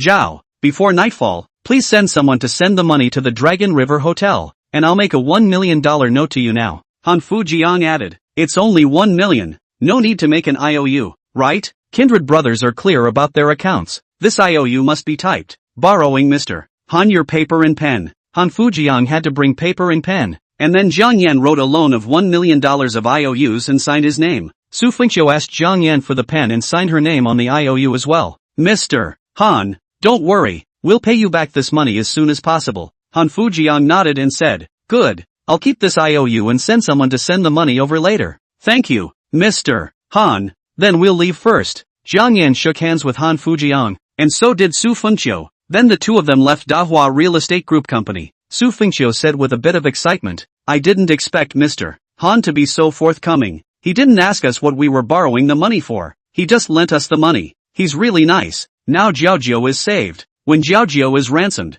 we have to hurry to find a way to return the money to Mr. Han. Jiang Yan smiled and said, well, wife, you can rest assured. Jiaojiao will definitely be fine. It's still early until dark. I'll send you home to rest first. Jiang Yan sent Su Fengqiu back home, letting Su Fengqiu go upstairs first. He secretly made a call to Ma Huayun. Old Ma, who is the underground leader on this side of Yunzhou? Chapter 74. The man is at your disposal. Although Jiang Yan had lived in Yunzhou for 3 years, he rarely went out during the week and knew nothing about the characters in the black and white of Yunzhou. But Ma Huayun knew almost all the big and small characters within the area he was in charge of very well. Jiang Yan, one of the most powerful gangs in Yunzhou, is currently called the Yunhai Society. The boss is called Wei Jinlong, and has a nickname of entering the Cloud Dragon. Are you in some kind of trouble? Should I go over and help you out? No need. A small matter. Do you have any friendship with this Wei Jinlong? I might need some help from him. Yes, Wei Jilong is the one I have raised up. It's all about the family business needs. It's convenient to deal with some tricky things. The Jiang family's business was spread all over the world. Besides cultivating a large number of business-minded regional leaders like manhwa, they also supported many black and white figures and forces to facilitate the family's business. These are all hidden forces, usually not under the direct control of the Jiang family, but by the head of each region management, belonging to their personal relationships. Therefore, the exact amount of power and influence the Jiang family had around the globe was unclear even to many of the Jiang family's direct clansmen. Very well, call Wei Jinlong. 2 people I know have been kidnapped. I'll give you half an hour. Ask him to help me find these 2 people. After you find them, don't act rashly. Call me first to inform me. Okay, Jiang Yan. Jiang Yan told manhwa the names of Su Fengjiu and Zhao Yu, and at the same time briefly talked about the 2 of them, such as how old they were, what kind of clothes they wore, what kind of car they drove, and which road they might have passed through. With this information, Wei Jinlong's men will have a much easier time finding them. Jiang Yan went upstairs after making the call. Su Fengjiu was still fidgeting with anxiety over her sister's matter. Hubby, do you think those kidnappers will not make a move on Zhao Jiao when they see how pretty she is? Wife, don't be paranoid. The kidnappers are looking for money. They definitely won't do anything to Zhao Jiao her. At this moment, in a basement, Su Fengjiu and Zhao Yu were both bound hand and foot, blindfolded and surrounded by 6 men. One of the men was sitting on a chair, smoking a cigarette, with a tattoo of a snake on his arm. A sharp-tongued man smiled and said, "Brother Snake, this chick is really watery looking. I haven't seen such a pretty one in a long time." Brother Snake exhaled a smoke ring and said with a smile, "Skinny monkey, you kid is really a colorful gangster. All day long your mind is full of mating thoughts. He. Brother Snake, you've got it wrong. I don't want to enjoy it myself, but I want you to enjoy it. Brother Snake, when you're done playing, Brother Snake, just let the brothers have a taste." Hearing these people's words, Su Fengjiu immediately screamed in fear. "You group of shameless people, stinking rascals, no one touch me. Don't you guys want money? My sister has already gone to gather money. She will definitely come to ransom me." Zhao Yu said loudly, "I'm warning you guys, don't mess around. My dad is Zhao Yaozu from the Longjiang Hotel. My dad knows the chief of the Yunzhou Police Department. If you guys dare to do anything to my girlfriend, I won't let you guys off the hook." A bald man standing next to Zhao Yu viciously kicked him and scolded. "Yo ho, you kid is quite a bull, isn't he?" Snake laughed disdainfully and said, "Is it a big deal to know the Yunzhou police chief? I don't care who your dad is, as long as he falls into my hands, even if you are the son of the Jade Emperor. It's all for nothing. Before nightfall, if your dad can't get $10 million, I'll unload one of your arms. Teach this kid a lesson. Let him recognize reality." Those few people immediately surrounded Zhao Yu as a punch and kick. Beating Zhao Yu wailed and begged for mercy. "Ah, don't hit, please, I'm wrong. Okay, don't beat him to death. We still have to take him for money to spend." Snake stopped those people from beating Zhao Yu. He was actually taking people's money and eliminating people's disasters, so he didn't want to cause a death. The skinny monkey smiled and said, "Brother Snake, what about this chick?" Brother Snake swept a glance at Su Fengjiu's figure. A hint of desire also showed in his eyes. "Don't move her first, before nightfall. If her family gets the ransom together, then we'll release her. If her family doesn't come up with the ransom, it's not too late to make her pay for her flesh." Su Fengjiu shrank back in fear. Her heart was overwhelmed with fear. $1 million was definitely not a small amount for the Su family. She was blindfolded and wasn't at all sure how much time had passed now. She was truly afraid that Su Fengjiu would not be able to come up with this amount of money before she blacked out in the fall. The thought that she was going to be spoiled by this group of kidnappers made her tremble with fear. Half an hour later, Jiang Yan received a call from manhwa. In order to prevent Su Fengjiu from hearing the conversation, he excused himself to go to the bathroom and answered it. "How are things going? Young Mr. Yan, Wei Jinlong has found out the person you are looking for. He was arrested by a person called Ding Jian. That person has been in jail and has quite a few priors. Nicknamed Snake. He owns a bar. The person should be in his bar. Do you need to save him?" Hearing that the person was found, Jiang Yan's heart was relieved. Let Wei Jinlong greet Ding Jian. "Don't touch a single hair on that girl, or else you'll take the lives of his whole family. The guy doesn't matter. Just don't get him killed. Tell Ding Jian to follow his previous plan and deal to release the girl before nightfall." Although Jiang Yan kind of hated Zhao Yu, he didn't hate him to the point of wanting him dead. After all, Zhao Yu hadn't done anything to hurt him or the people he cared about at the moment. "Yes, Young Yan." Soon after, manhwa called Wei Jinlong, and after Wei Jinlong received the call, he immediately sent someone to Ding Jian's bar. The one Wei Jinlong sent was his beloved henchman Chen Lu, known as Brother Six, who was also a well-known figure in the underground of Yunzhou. After Ding Jian saw Chen Lu, he immediately groveled and was full of smiles. Sixth brother, what kind of wind has blown you here? Chen Lu had a scar on his face that slanted from the left side of his face to the right, looking somewhat hideous. This scar on his face was from when he blocked a knife for Wei Jinlong and the knife cut into his face, almost dying at that time. However, he also became Wei Jinlong's most trusted beloved by virtue of the fact that he fought to the death to protect the driver. Snake, I heard that you arrested 2 people today, right? Ding Jian was stunned as he asked suspiciously. Brother 6, how did you know? Chen Lu smiled. As he did so, the scar on his face twisted along with him, like a large centipede, looking very hideous and ugly. Not only do I know about this matter, even Brother Long knows about it. Brother Long asked me to tell you that that girl is not to be touched, and if she loses a single hair, it will take the lives of your entire family. Hearing this, Ding Jian was instantly terrified, and hurriedly said, Sixth brother, I didn't know that that was Brother Long's woman. Please help me plead in front of Brother Long, and I'll release her immediately. Chen Lu patted Ding Jian's shoulder. Ding Jian was so scared that he was trembling and almost didn't sit on the ground with his butt. What are you afraid of? That's not Brother Long's woman. Brother Long said that you can't touch except for that girl. You can trade however you want. Ding Jian hesitantly asked, what about that guy? When he thought of the scene where he sent someone to beat up Xiao Yu, he couldn't help but tremble a little. It can't be that this kid is a big deal, right? Chen Lu said. Male? Brother Long said. At your disposal. Ding Jian was instantly relieved and hurriedly wiped the cold sweat on his forehead, having a kind of celebration of escaping from death. Chapter 75, Beware of Tearing Tickets. After resting at home for more than an hour, Su Fengqiu received a call from Han Fujiang, saying that the money had been prepared and was now being sent to the Dragon River Hotel for her to pick up. So, Jiang Yan drove Su Fengqiu to the Dragon River Hotel again. When the two of them arrived, the person Han Fujiang sent to deliver the money had already arrived early and was waiting for them at the entrance of the hotel. Manager Su, Mr. Jiang, hello, I'm LV Zhang, the manager of the finance department of the Dahua Real Estate Group. Mr. Han sent me to deliver the money over to you. LV Zhang had 2 people behind him. One of them was carrying 2 boxes in his hands, and the other was carrying a suitcase. Su Fengqiu said gratefully, Manager LV, thank you. LV Zhang smiled and said, no need to thank me. I'm just doing what Mr. Han ordered. Do you guys want to check the money now? Jiang Yan said, wealth is not exposed. Let's go into the hotel and talk about it. Su Fengqiu also nodded her head quickly and said, right, you guys haven't met Mr. Zhao yet, right? Let's go to his office to talk. Thus, Jiang Yan and Su Fengqiu took Lu Zhang and the others to Zhao Yaozu's office. After Zhao Yaozu learned of LV Zhang's identity, he immediately walked up with a smile on his face and shook hands. Hello Manager LV, I'm Zhao Yaozu. Hello Mr. Zhao. I was sent by Mr. Han to deliver money to you and Manager Su. This is the $10 million that Mr. Han lent you. Please accept it. Lu Zhang let the person carrying 2 boxes behind him walk up and placed the 2 boxes on the desk.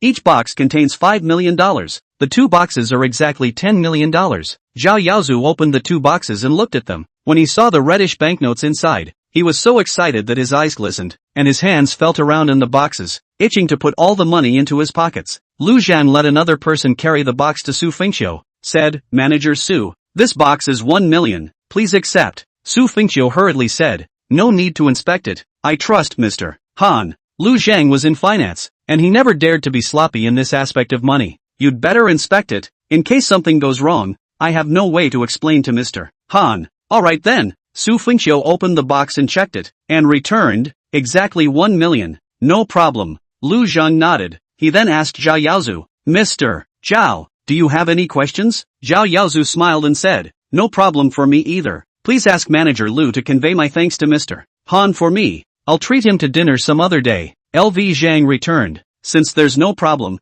then please ask Mr. Zhao to write me an IOU so that I can take it back and deliver it. The smile on Zhao Yaozu's face froze as he hesitantly said, you still need to write an IOU? Could it be that with Feng Qiu as a guarantor? Is your general manager Han still worried that I won't pay back the money? Lu Zhang nodded his head and said, Mr. Zhao, no matter who is doing the guarantee, you need to write an IOU, otherwise I can't go back and report the account. Manager Su, her $1 million, has already written an IOU. Su Fengqiu nodded and said, yes, Uncle Zhao, I wrote an IOU to Mr. Han and promised to pay him back in a few days. Zhao Yaozu couldn't help but say, then why don't you go along and write the IOU for me as well, and bother a second time? Jiang Yan said, whoever borrowed the money naturally writes the IOU. Mr. Zhao, if you've already scraped together $10 million, Otherwise let manager Lu take the money back. Zhao Yaozu's face instantly became a bit ugly. He borrowed and scraped together this afternoon, and only managed to raise a total of more than 7 million in cash, and there was still nearly 3 million left to be scraped together. Right at this moment,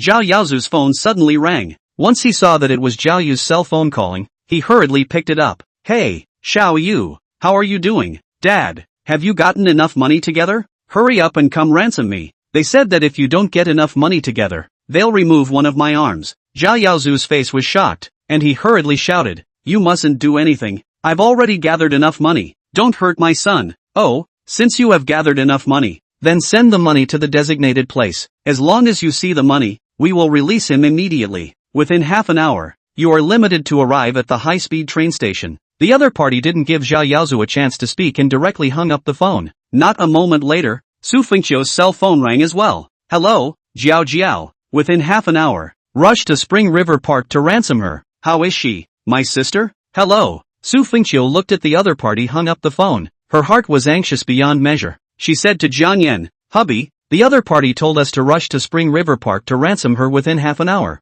Good, then let's go now. Jiang Yan lifted the $1 million and brought Su Fengqiu with him. Then he was ready to leave. Zhao Yaozu hurriedly shouted, hey, you guys wait, why did they say a different place for the transaction? They want me to go to the high-speed train station to ransom someone, but you guys are Spring River Park, they won't play any tricks, right? Jiang Yan returned. Mr. Zhao, you'd better hurry up and write the IOU. Let's each save someone first, in case we go late. Be careful of the other party tearing the ticket. Tear the ticket? Zhao Yaozu shivered. He only had one son like Zhao Yu. If Zhao Yu got his ticket torn up, then their Zhao family would be cut off. Jiang Yan pulled Su Fengqiu and left. They drove towards Spring River Park. Su Fengqiu said anxiously, hubby, drive faster. Spring River Park is not close to here, and the road is jammed at this time of the day. So if you're late, it'll be bad. Don't worry, it won't be delayed. Jiang Yan was calm and relaxed. He had already greeted through Wei Jinlong. The other party would definitely not dare to do anything to Su Fengqiu.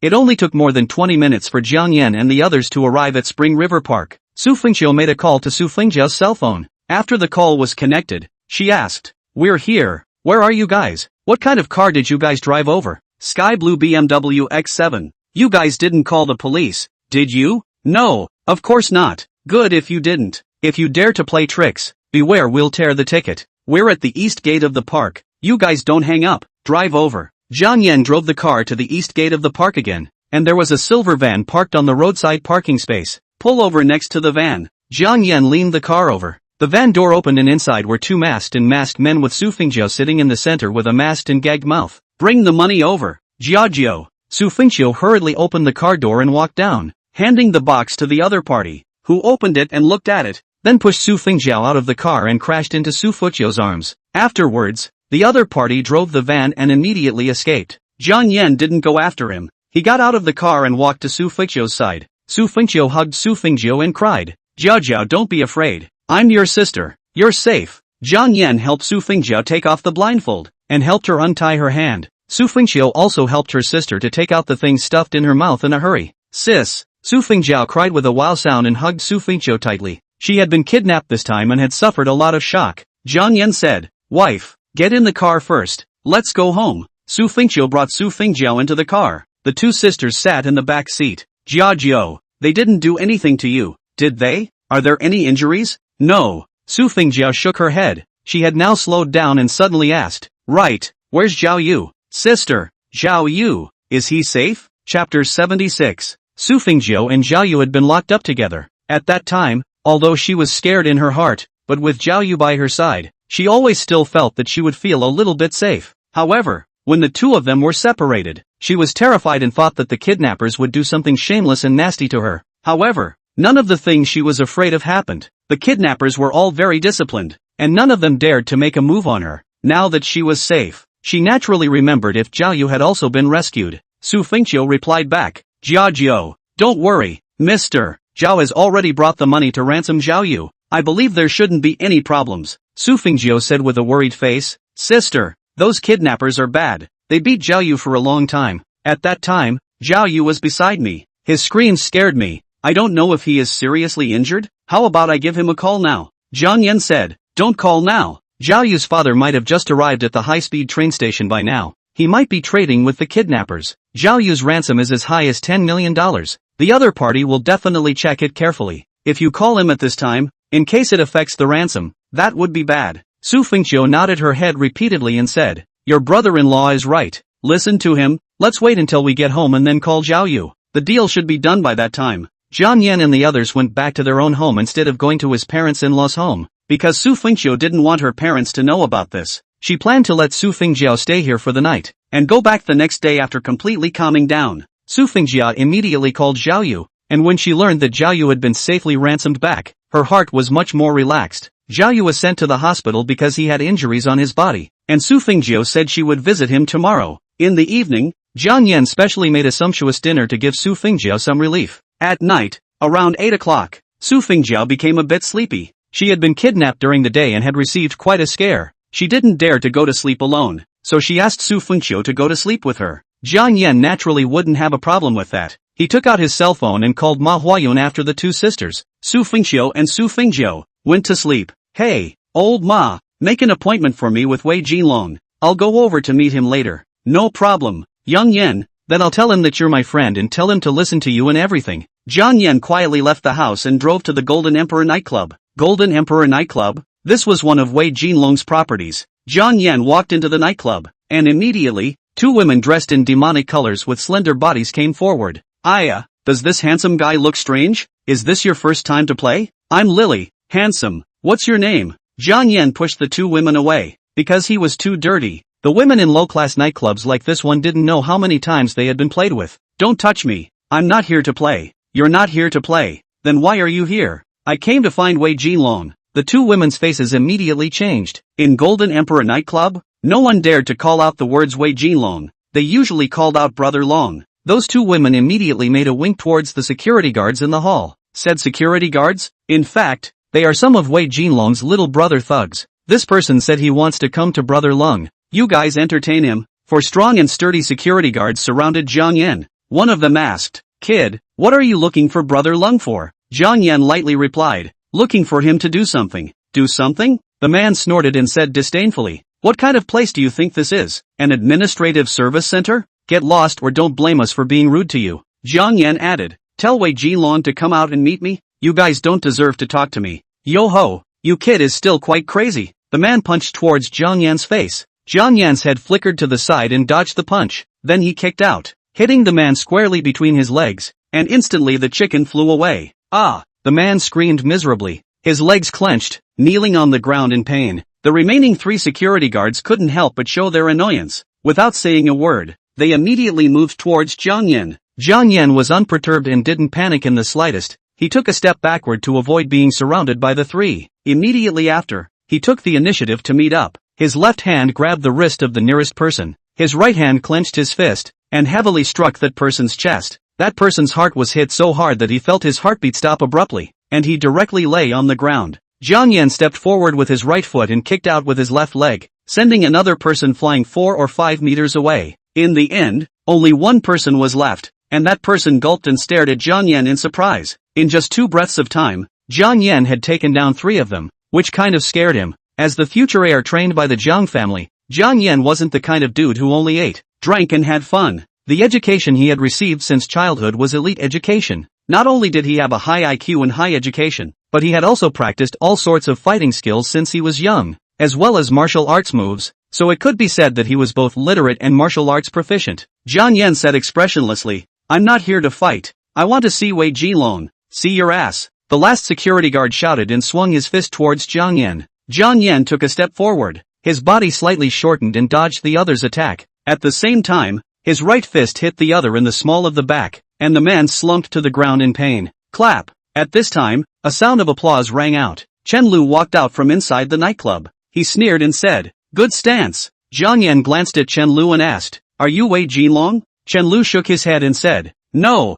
my name is Chen Lu. My brothers call me Brother 6. I wonder what you call yourself, brother. My name is Jiang Yan. Jiang Yan? Hearing this name, Chen Lu froze for a moment. He was the one who was arranged by Wei Jinlong to come to the door, specifically waiting for a person called Jiang Yan. You're here to see Brother Long? That's right. Please follow me. Brother Long is waiting for you upstairs. Chen Lu's attitude became a bit more respectful as Wei Jinlong told him that Jiang Yan's identity was very important and must not be offended. Chen Lu glanced at the several security guards who were knocked down on the ground and shouted lowly, "Bunch of losers, why don't you get up?" Afterward, Chen Lu led Jiang Yan upstairs to Wei Jinlong's office. Wei Jinlong was tall and lanky with a rugged face, giving off a feeling of might. "Brother Long, the person you are waiting for has come. This is Mr. Jiang Yan." Wei Jinlong glanced at Jiang Yan with some surprise. He didn't expect that the friend Ma Huayun was talking about would be someone so young. "You are Mr. Ma's friend? You are Wei Jinlong?" Wei Jinlong smiled and returned, "I'm Wei Jinlong, as good as fake. I don't know what you have to order." "Mr. Jiang, get me Ding Jian and tell him to bring the ransom money here as well. I have something to ask him." Although Ding Jian had already released Su Fengjiao, Jiang Yan felt that this matter was a bit fishy, so he wanted to find out if there was still an inside story to this matter. Wei Jinlong looked at Chen Lu, waved his hand and said, "Do as Mr. Jiang says." Chapter 77, Money for Errands. Inside the office, Jiang Yan was sitting on the sofa. Wei Jinlong was sitting next to him. He poured a cup of tea for Jiang Yan and asked with a smile, "Mr. Jiang is a local from Yunzhou?" "Well, sort of." "Then how long have you known Mr. Ma?" "Mr. Ma, he is my benefactor. If you are his friend, then you are my friend." Jiang Yan glanced at Wei Jinlong, smiled faintly and said bluntly, "You don't need to test my identity. I can tell you plainly that you were supported by Ma Huayun, while he was supported by my family. When Ma Huayun sees me, he has to call out Yan Xiao. Got it?" Wei Jinlong's face suddenly changed as he looked at Jiang Yan in surprise.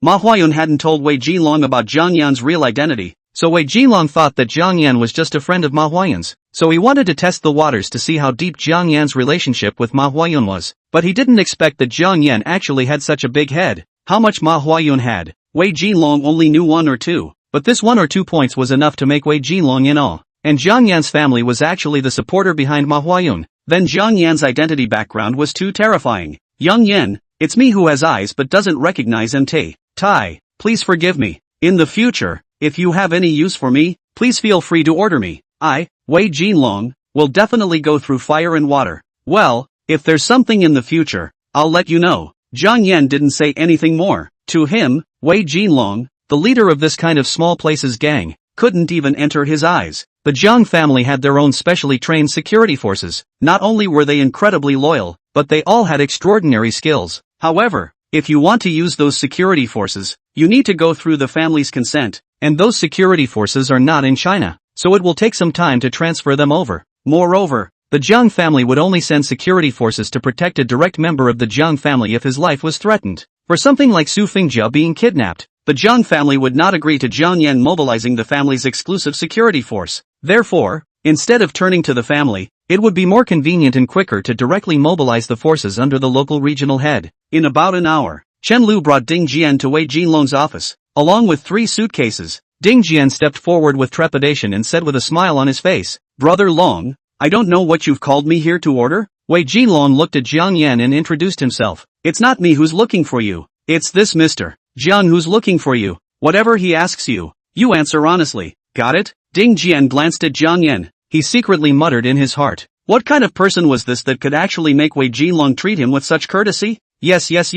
I will answer truthfully. Jiang Yan spoke. "The girl you tied up this afternoon is my sister-in-law. Did you guys make a move on her?" Ding Jian couldn't help but tremble and shook his head. No. Absolutely not. Sixth brother told me not to touch a single hair on that girl. Me and my brothers didn't touch her. Jiang Yan asked again. "Why did you tie her up?" Ding Jian's face showed hesitation. He was hesitating and seemed to be thinking about what to say. Jiang Yan slammed the table and bellowed, "Answer me." Wei Jinlong also said, "Ding Jian, if you dare to tell a lie, I'll pull out your tongue." Cold sweat immediately oozed from Ding Jian's forehead as he hurriedly said, "I didn't want to kidnap her. We actually wanted to kidnap the guy. We just kidnapped the girl in passing." "Oh?" Jiang Yan asked suspiciously. "Then why did you guys want to kidnap Xiaoyu?" "The guy?" Ding Jian wiped his cold sweat and said, "It was someone who gave me money to do so, just to teach that male a lesson. I thought to myself that it was a good thing to be able to get money from both ends, so I agreed without much thought." "And who instructed you?" Jiang Yan continued to pursue.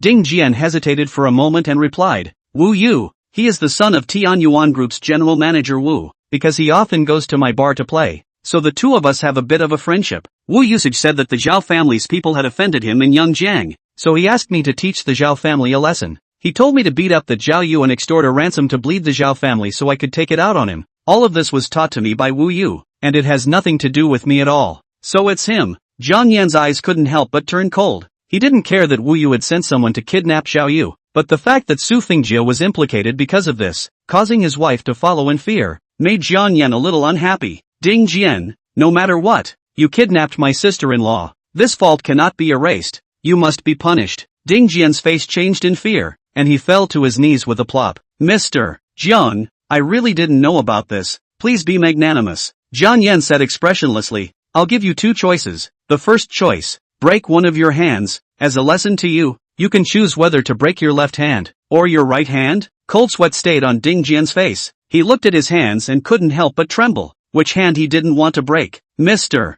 Jiang, what about the second choice? The second choice, you arrest Wu Yong for me, break his legs, and let him rest in the hospital for a good period of time. Whether to break your hands or his legs, your choice? Ding Jian clenched his teeth and said, I'll choose the second. Although Ding Jian had a bit of friendship with Wu Yu, but compared to breaking a hand, this bit of friendship was not worth mentioning. Jiang Yan smiled faintly and said, very well, you are a smart man. I appreciate your choice. I'll give you 1 day. If you don't make it, then someone will go and break your hand. I don't want anyone other than within this room to know about this, and if you tell, then it will take the lives of your entire family. Leave the ransom and you can get out. Ding Jian stood up. He glanced at Jiang Yan and Wei Jilong before bowing and falling backwards. Mr. Jiang, Brother Long, I'll leave then. After Ding Jian left, Wei Jilong smiled and said, young Mr. Yan, for such a small matter, I can get someone to do it if you give me a command. Why bother to use a small character like Ding Jian? Jiang Yan returned indifferently. Whoever does something is responsible for it.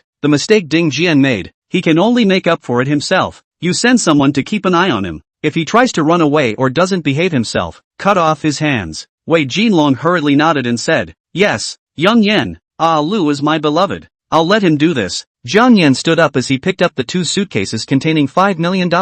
I'll take this ransom, and leave the rest for my brothers as errand money. Young Yan, I'll see you off. Wei Jilong personally escorted Jiang Yan to the door of the nightclub. The security guards at the entrance were terrified when they saw the scene. Young Yan, you take your time. In the future, in front of outsiders, don't address me as Young Yan. Just call me Mr. Jiang. Jiang Yan put the suitcase into the trunk, then drove away. Chapter 78, Being a Low-Profile Person. The $10 million ransom was borrowed by Zhao Yaozu from Han Fujiang, but Jiang Yan didn't intend to return it to him. At that time, Zhao Yaozu forced Su Fingqiu to go to Han Fujiang to borrow money, although Jiang Yan said on his lips that he didn't mind. In fact, he was very unhappy in his heart. So when he went to borrow money, he thought to teach Zhao Yaozu a lesson. Jiang Yan had asked Han Fujiang at the time to make sure Zhao Yaozu made an IOU, just because he was worried that Zhao Yaozu would not recognize the debt afterwards. After all, it was he and Su Fingqiu who borrowed the money, and without some proof, if Zhao Yaozu reneged on the debt and didn't pay back the money, it would be easy to say nothing. In this kidnapping incident, the one who suffered the most was the Zhao family. The biggest beneficiary is Jiang Yan, because he picked up $10 million for nothing. Although $10 million was just a small amount of money in Jiang Yan's eyes, he was still quite happy to have picked up money for nothing. After he drove home, he went straight back to his room to sleep, not planning to tell Su Fingqiu about the ransom, let alone letting Su Fingqiu know. The next morning, Su Fingqiu woke up early and urged Su Fingqiu and Jiang Yan to get up as well, so that the two of them could accompany her to the hospital to visit Zhao Yu. Jiang Yan drove Su Fingqiu and Su Fingqiu to the shopping mall, bought some fruits and nutrients, and then went to the hospital to visit Zhao Yu. Zhao Yu was staying in the intensive care ward, and the injuries he actually suffered weren't serious, just some superficial wounds. A pretty young nurse was giving Zhao Yu an infusion. He bragged, "Pretty girl, do you know how I got injured? Being beaten up. How else could I be injured? Although I was beaten up, I was injured by the kidnappers in order to protect my girlfriend. I fought with several kidnappers by myself, but it's a pity that it's hard for 2 fists to beat 4 hands, and a tiger can't fight a pack of wolves. But fortunately my girlfriend is safe and sound, so I'm relieved." Hearing Zhao Yu's words, that little nurse's eyes immediately sprouted little stars and looked at him with a face of adoration. "Wow, I didn't expect you to be so brave. For your girlfriend to be able to find a boyfriend like you, it's simply a blessing she repaired in her previous life." Overpraise, men, how can they let their beloved women get hurt? Just at this time, Su Fingjiao pushed open the door of the hospital room and walked in, unable to wait to run up to her. "Zhao Yu, how are you doing? Are you seriously injured?" Jiang Yan and Su Fingqiu followed them in. Seeing Su Fengjiao's close relationship with Zhao Yu, the little nurse asked curiously, "Are you his girlfriend?" "Don't worry. Your boyfriend's injuries aren't serious and he'll be fine after a few days of recuperation, but he was injured by the kidnappers in order to protect you. He's really brave." Zhao Yu hurriedly coughed twice and said in a serious manner, "Miss Nurse, this is my girlfriend and her family coming to visit me. There's nothing for you to do, so go out first." The little nurse didn't think much of it and left with the medicine tray. Su Fengqiu smiled and said, "Zhao Yu, it's great that you're fine. Zhao Jiu has been very worried about you and didn't sleep well last night. This is the fruit and nutrients we bought for you. I hope you recover soon." Zhao Yu smiled and replied back, "Thank you, Sister Fengqiu. I heard from my dad. Thanks to you going to Mr. Han to borrow money, my dad was able to gather 10 million ransom to save me. Thank you." Su Fengqiu shook her head and returned, "We'll be family soon. No need to be so polite." Su Fengjiao couldn't help but ask, "Sister, then where did you get the money to ransom me from? Was it also borrowed?" Su Fengqiu nodded her head and said, "Well, at that time was too tight. I didn't have the time to raise money at all. Fortunately, Mr. Han promised to lend me the money, and only then did I have the money to ransom you. Sis, how can I pay back this money?" Su Fengjiao felt a bit sorry for Su Fengqiu in her heart. After all, 1 million was not a small amount. She originally thought that it was the Zhao family that paid to ransom her, but she didn't realize that it was her own sister who borrowed the money. Su Fengqiu smiled and said, "You don't have to worry about the money. Don't let our parents know about this. Jiang Yan and I will find a way to pay back the money. The big deal is to sell the car." Zhao Yaozu walked in from outside the hospital room. He saw Su Fengjiao. Su Fengqiu and Jiang Yan were there. His face was more or less unsightly, having lost $10 million for nothing, which was half of the Zhao family's fortune. He couldn't look at anyone right now. "Uncle Zhao, you're here," Su Fengqiu greeted. Zhao Yaozu had a sullen face and gave a faint hum. Su Fengjiao also hurriedly shouted, "Uncle!" Zhao Yaozu didn't agree. He now felt that it was Su Fengjiao who brought bad luck to the Zhao family and caused Zhao Yu to be kidnapped. "Xiao Yu, the matter of you being kidnapped, I've already gone to report the case. Later on the police may come to you to verify the situation. At that time you must actively cooperate." Zhao Yu asked doubtfully, "Dad, I've been ransomed. Why are you still calling the police?" Zhao Yaozu said angrily, "You were ransomed, but the money didn't come back. That's $10 million. If I can't catch those kidnappers and retrieve that $10 million, what will I use to pay back Mr. Han?" Zhao Yu didn't dare to speak at once. This time the Zhao family lost too much because of him. Jiang Yan coughed and said, "Wife, since Zhao Yu is not seriously hurt, why don't we go back? Hurry up and think of a way to get the money together and return it to Mr. Han earlier." Su Fengqiu nodded as she said to Zhao Yaozu, "Uncle Zhao, then we'll return first." Su Fengjiao said, "Sister, you guys go back. I'll stay behind to take care of Zhao Yu for a bit and go home by myself when the time comes." Su Fengqiu and Jiang Yan walked towards the outside of the ward, and Zhao Yaozu sent the two of them to the outside of the ward. At this time, several nurses pushed an injured patient over. "Ah, my leg. It hurts me to death. You guys hurry up and treat me." "Wu Xiao." Zhao Yaozu was stunned when he saw that the patient who was screaming miserably was actually Wu Yu. He hurriedly ran forward and asked with concern, "Young Wu, what's wrong with you? Is there anything I can help you with?" Seeing Zhao Yaozu's flattering and pleasing appearance towards Wu Yong, Jiang Yan secretly felt amused. If Zhao Yaozu learned that Wu Yu was the mastermind behind Zhao Yu's kidnapping, he didn't know how he would feel. Wu Yu's legs had been broken and he was in pain, so how could he be in the mood to pay attention to Zhao Yaozu? However, Zhao Yaozu was like a dog's skin plaster and took the initiative to stick it on himself. "Doctor, you must treat young Wu properly. I'll pay for all the expenses." With a concerned expression on his face, Zhao Yaozu helped push the car in the direction of the operating room. Su Fengqiu couldn't help but say suspiciously, "That injured person seems to be the rich young man called Wu Yui, who was at the hotel yesterday. How did he get injured so badly?" The corner of Jiang Yan's mouth revealed a smirk and said, "Who knows, maybe he was usually too arrogant and offended someone. That's why he ended up like this. So, one must keep a low profile." Chapter 79, The Chartered Duck. After leaving the hospital, Jiang Yan and Su Fengqiu didn't go home and found a drink store nearby to sit down and chat. "Hubby, the $1 million we borrowed from Mr. Han, how should we pay it back? I'm thinking we should sell the car, right?" Su Fengqiu didn't want to owe Han Fujiang money. After all, people can lend money to themselves, solving the urgent need. This favor is already very big. If she was still in arrears and didn't pay back the money, she wouldn't have the face to continue working at the Dahua Real Estate Sales Center in the future. But she and Jiang Yan, in addition to this BMW car, there is no other valuable things. The two of them now live in a house. The head of the household is Su Guangchang and Zhou Hui. Want to sell the house is simply impossible. Therefore, The only option was to sell the car. Jiang Yan smiled and said, "Wife, there's no need to sell the car. You give me a month's time, and I'll be able to pay back the money next month when I take on a few more advertising businesses." Su Fengxiu said with a little worry, "How can you be so lucky every time and get so many advertising commission fees?" Jiang Yan deliberately lowered his voice and whispered, "Wife, I'll secretly tell you a secret. I have a secret cooperation with Zhao, the marketing manager of Sabai Arden." Su Fengxiu couldn't help but look at Jiang Yan suspiciously, subconsciously lowering her voice as well and asking in a low voice, "What secret cooperation?"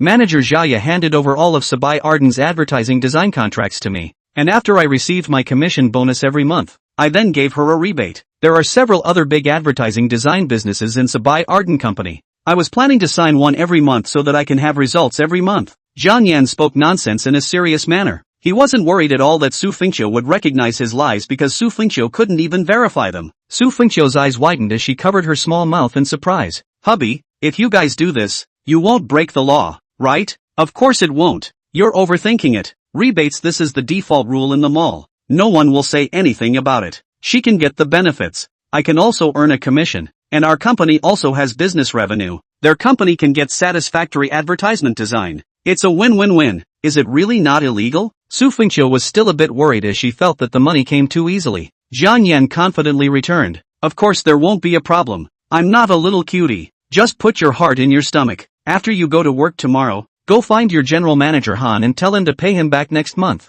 If he doesn't agree, we'll consider selling the car again." Su Fengxiu nodded and returned. "Alright then, today is the weekend. Let's go shopping and relax." Jiang Yan took Su Fengxiu to the mall. Originally he wanted to buy Su Fengxiu a few new clothes, but Su Fengxiu was in a bad mood and didn't buy anything. At noon, the two of them went to eat hot pot, watched a movie in the afternoon, and played until the evening before going home. It was a rare leisure weekend for the two of them. The next morning, Jiang Yan and Su Fengxiu both woke up early and went to work together. Jiang Yan sent Su Fengxiu to the Dahua real estate sales center. Then he drove himself to a nearby bank. He took out the two suitcases with money from the trunk and then entered the bank. At this time, the bank had just opened its doors, but there were already quite a few people lining up to do business. A female bank employee came forward and asked with a smile, "Sir, may I ask what kind of business you want to do?" "Deposit money. If you are depositing money, please get your number first and wait in line." Right at this moment, a conspiratorial woman's voice rang out. "Goo,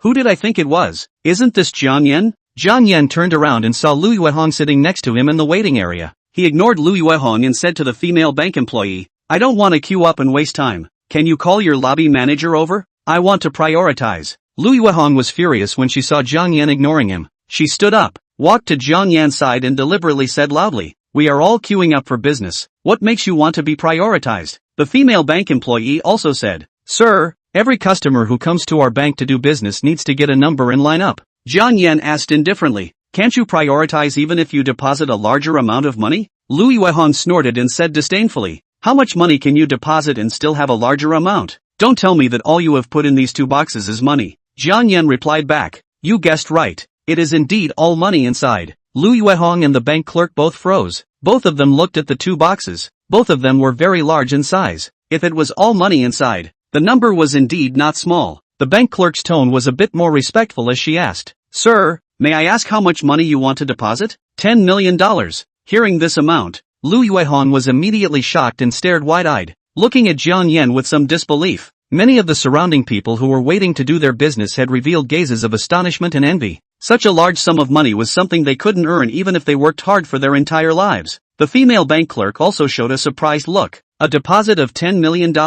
This was definitely a big business. "Sir, please follow me to the VIP reception room to handle this," Lu Yuehong said in a sour tone. "Che, this must be the rich woman who adopted you. She gave you the money, right?" "What rich woman?" Jiang Yan asked doubtfully. Lu Yuehong snorted and said, "Don't pretend. That day when you came out from the Dragon River Hotel, we all saw it. You followed a masked woman wearing sunglasses onto a Bugatti Veyron. That Bugatti Veyron is that rich woman's, right? She is this year's noble age.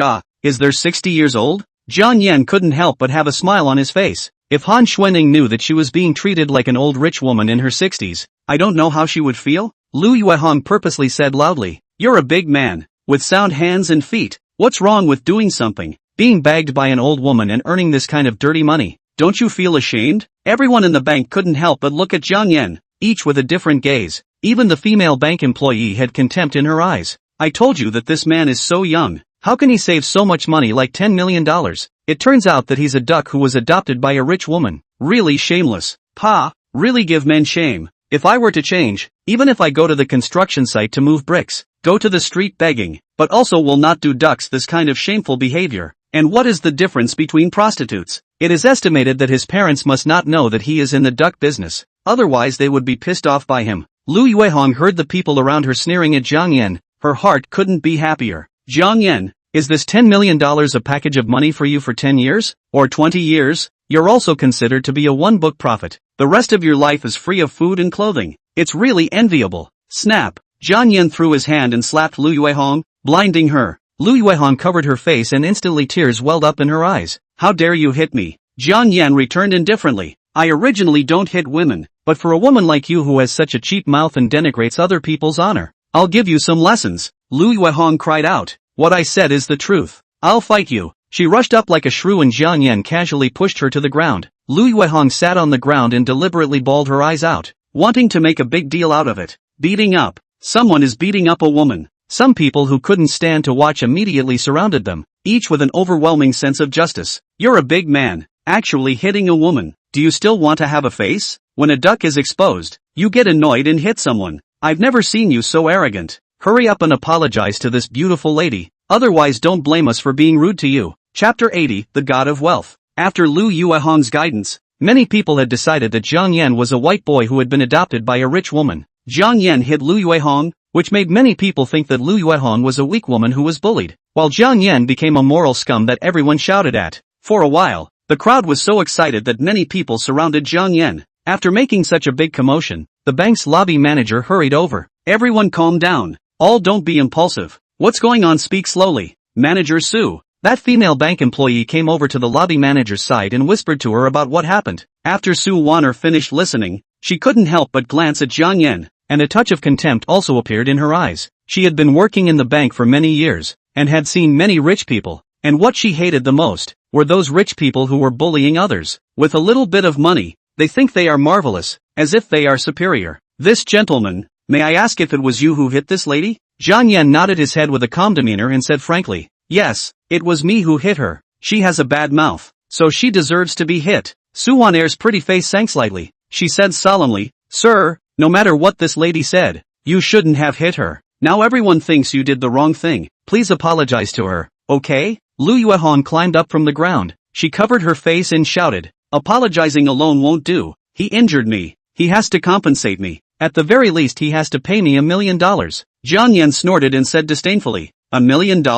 How about you let me slap you 10 more times and I'll give you all this $10 million. You're telling the truth? Lu Yuehong immediately thumped her heart. Her monthly salary was only $3,500, and it was a dead salary. Without commission, it was only $40,000 a year. Even if she didn't eat or drink and worked for 100 years, it was only $4 million. $10 million. She had to live for at least 250 years before she could earn it. She usually clothes, food, housing and transportation, to buy cosmetics, clothes, shoes and other expenses are very large, is a complete moonlight family, no savings, so she is very gold worship, dreaming of finding a rich man to support her. If she could earn $10 million by taking 10 slaps, it was simply too worth it. You can't talk without counting. Everyone can hear it. Go ahead and fight. Lu Yuehong took the initiative to bring her face over, with a look of impatience. After the surrounding people saw this, their sympathy for Lu Yuehong instantly turned into contempt. Hey girl, can you have some face? He's insulting you, and you're still taking the initiative to let him beat you. Don't you have any dignity? Che, originally I wanted to do justice for her, but I didn't expect it to be a gold-digging girl who sees money. For the sake of money, you don't even want to lose your face. What's the difference between you and him being adopted by a rich woman? Really shameless. Lu Yuehong glared at the others and shouted angrily, none of your business. I'm happy. I see that you guys are just envious of me. Getting slapped 10 times to make $10 million.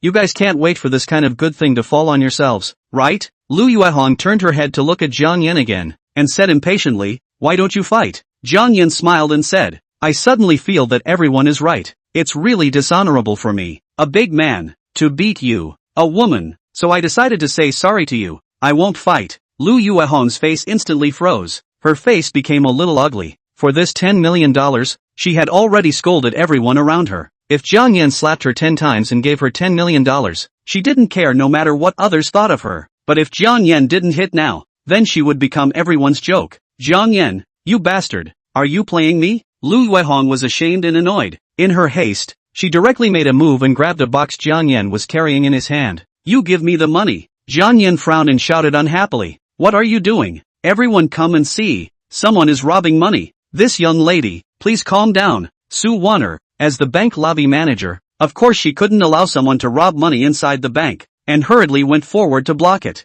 Get out of my way. Lu Yuehong had already reddened her eyes, with a look of 6 relatives, and with one hand, she pushed Su Wanner to the ground. Stop. The bank's security guards ran forward and immediately stopped Lu Yuehong's crazy behavior. At this time, the president of this bank was startled and he rushed over. What happened? Su Wanner hurriedly explained. Governor Du, the matter is like this. This gentleman clashed with this lady. This lady made some overreaction and wanted to grab this gentleman's money box. I just tried to stop her and was pushed back by her. Jiang Yan pulled out his black gold card from his pocket and handed it to that bank president. You're the bank president? Look at what this is. Du Zhibang took a look at the black gold card Jiang Yan handed over and his face instantly became respectful. Hello sir, my name is Du Zhibang. I'm the president of this bank branch. May I ask how I can help you? Seeing this respectful expression of Du Zhibang, the lobby manager Su Wanner and the female bank employee froze. Even when receiving the general manager of some big companies, Du Zhibang had never been so respectful. Jiang Yan said indifferently,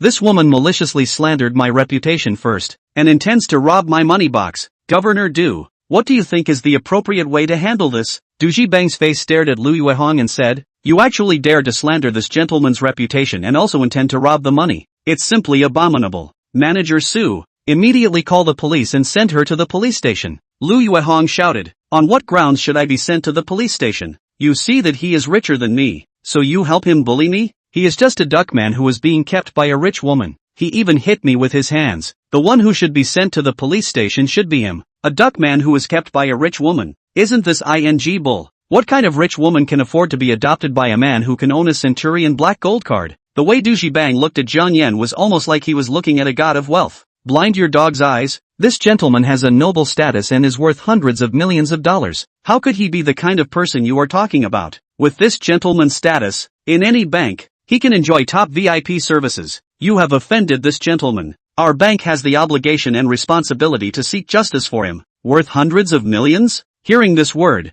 Lu Yuehong froze. The surrounding onlookers were also stunned, all looking at Jiang Yan with incredulous eyes. Jiang Yan waved his hand and said expressionlessly, forget it, I'm too lazy to bother with her. Just kick her out of the bank. Don't delay my business. Yes. Du Zhibang, he said to the security guard, kick this woman out. And in the future, she is not allowed to come to our bank to conduct any business. Afterwards, he said curtly with a smile on his face, sir, please come with me. There is a special VIP reception room inside. Let me help you carry the box. Lu Yuehong was forcibly dragged out by the security guards in a burst of disgruntled shouting. Jiang Yan, on the other hand, accompanied by Du Zhibang, walked into the VIP reception room inside the bank, leaving behind a group of unknown onlookers.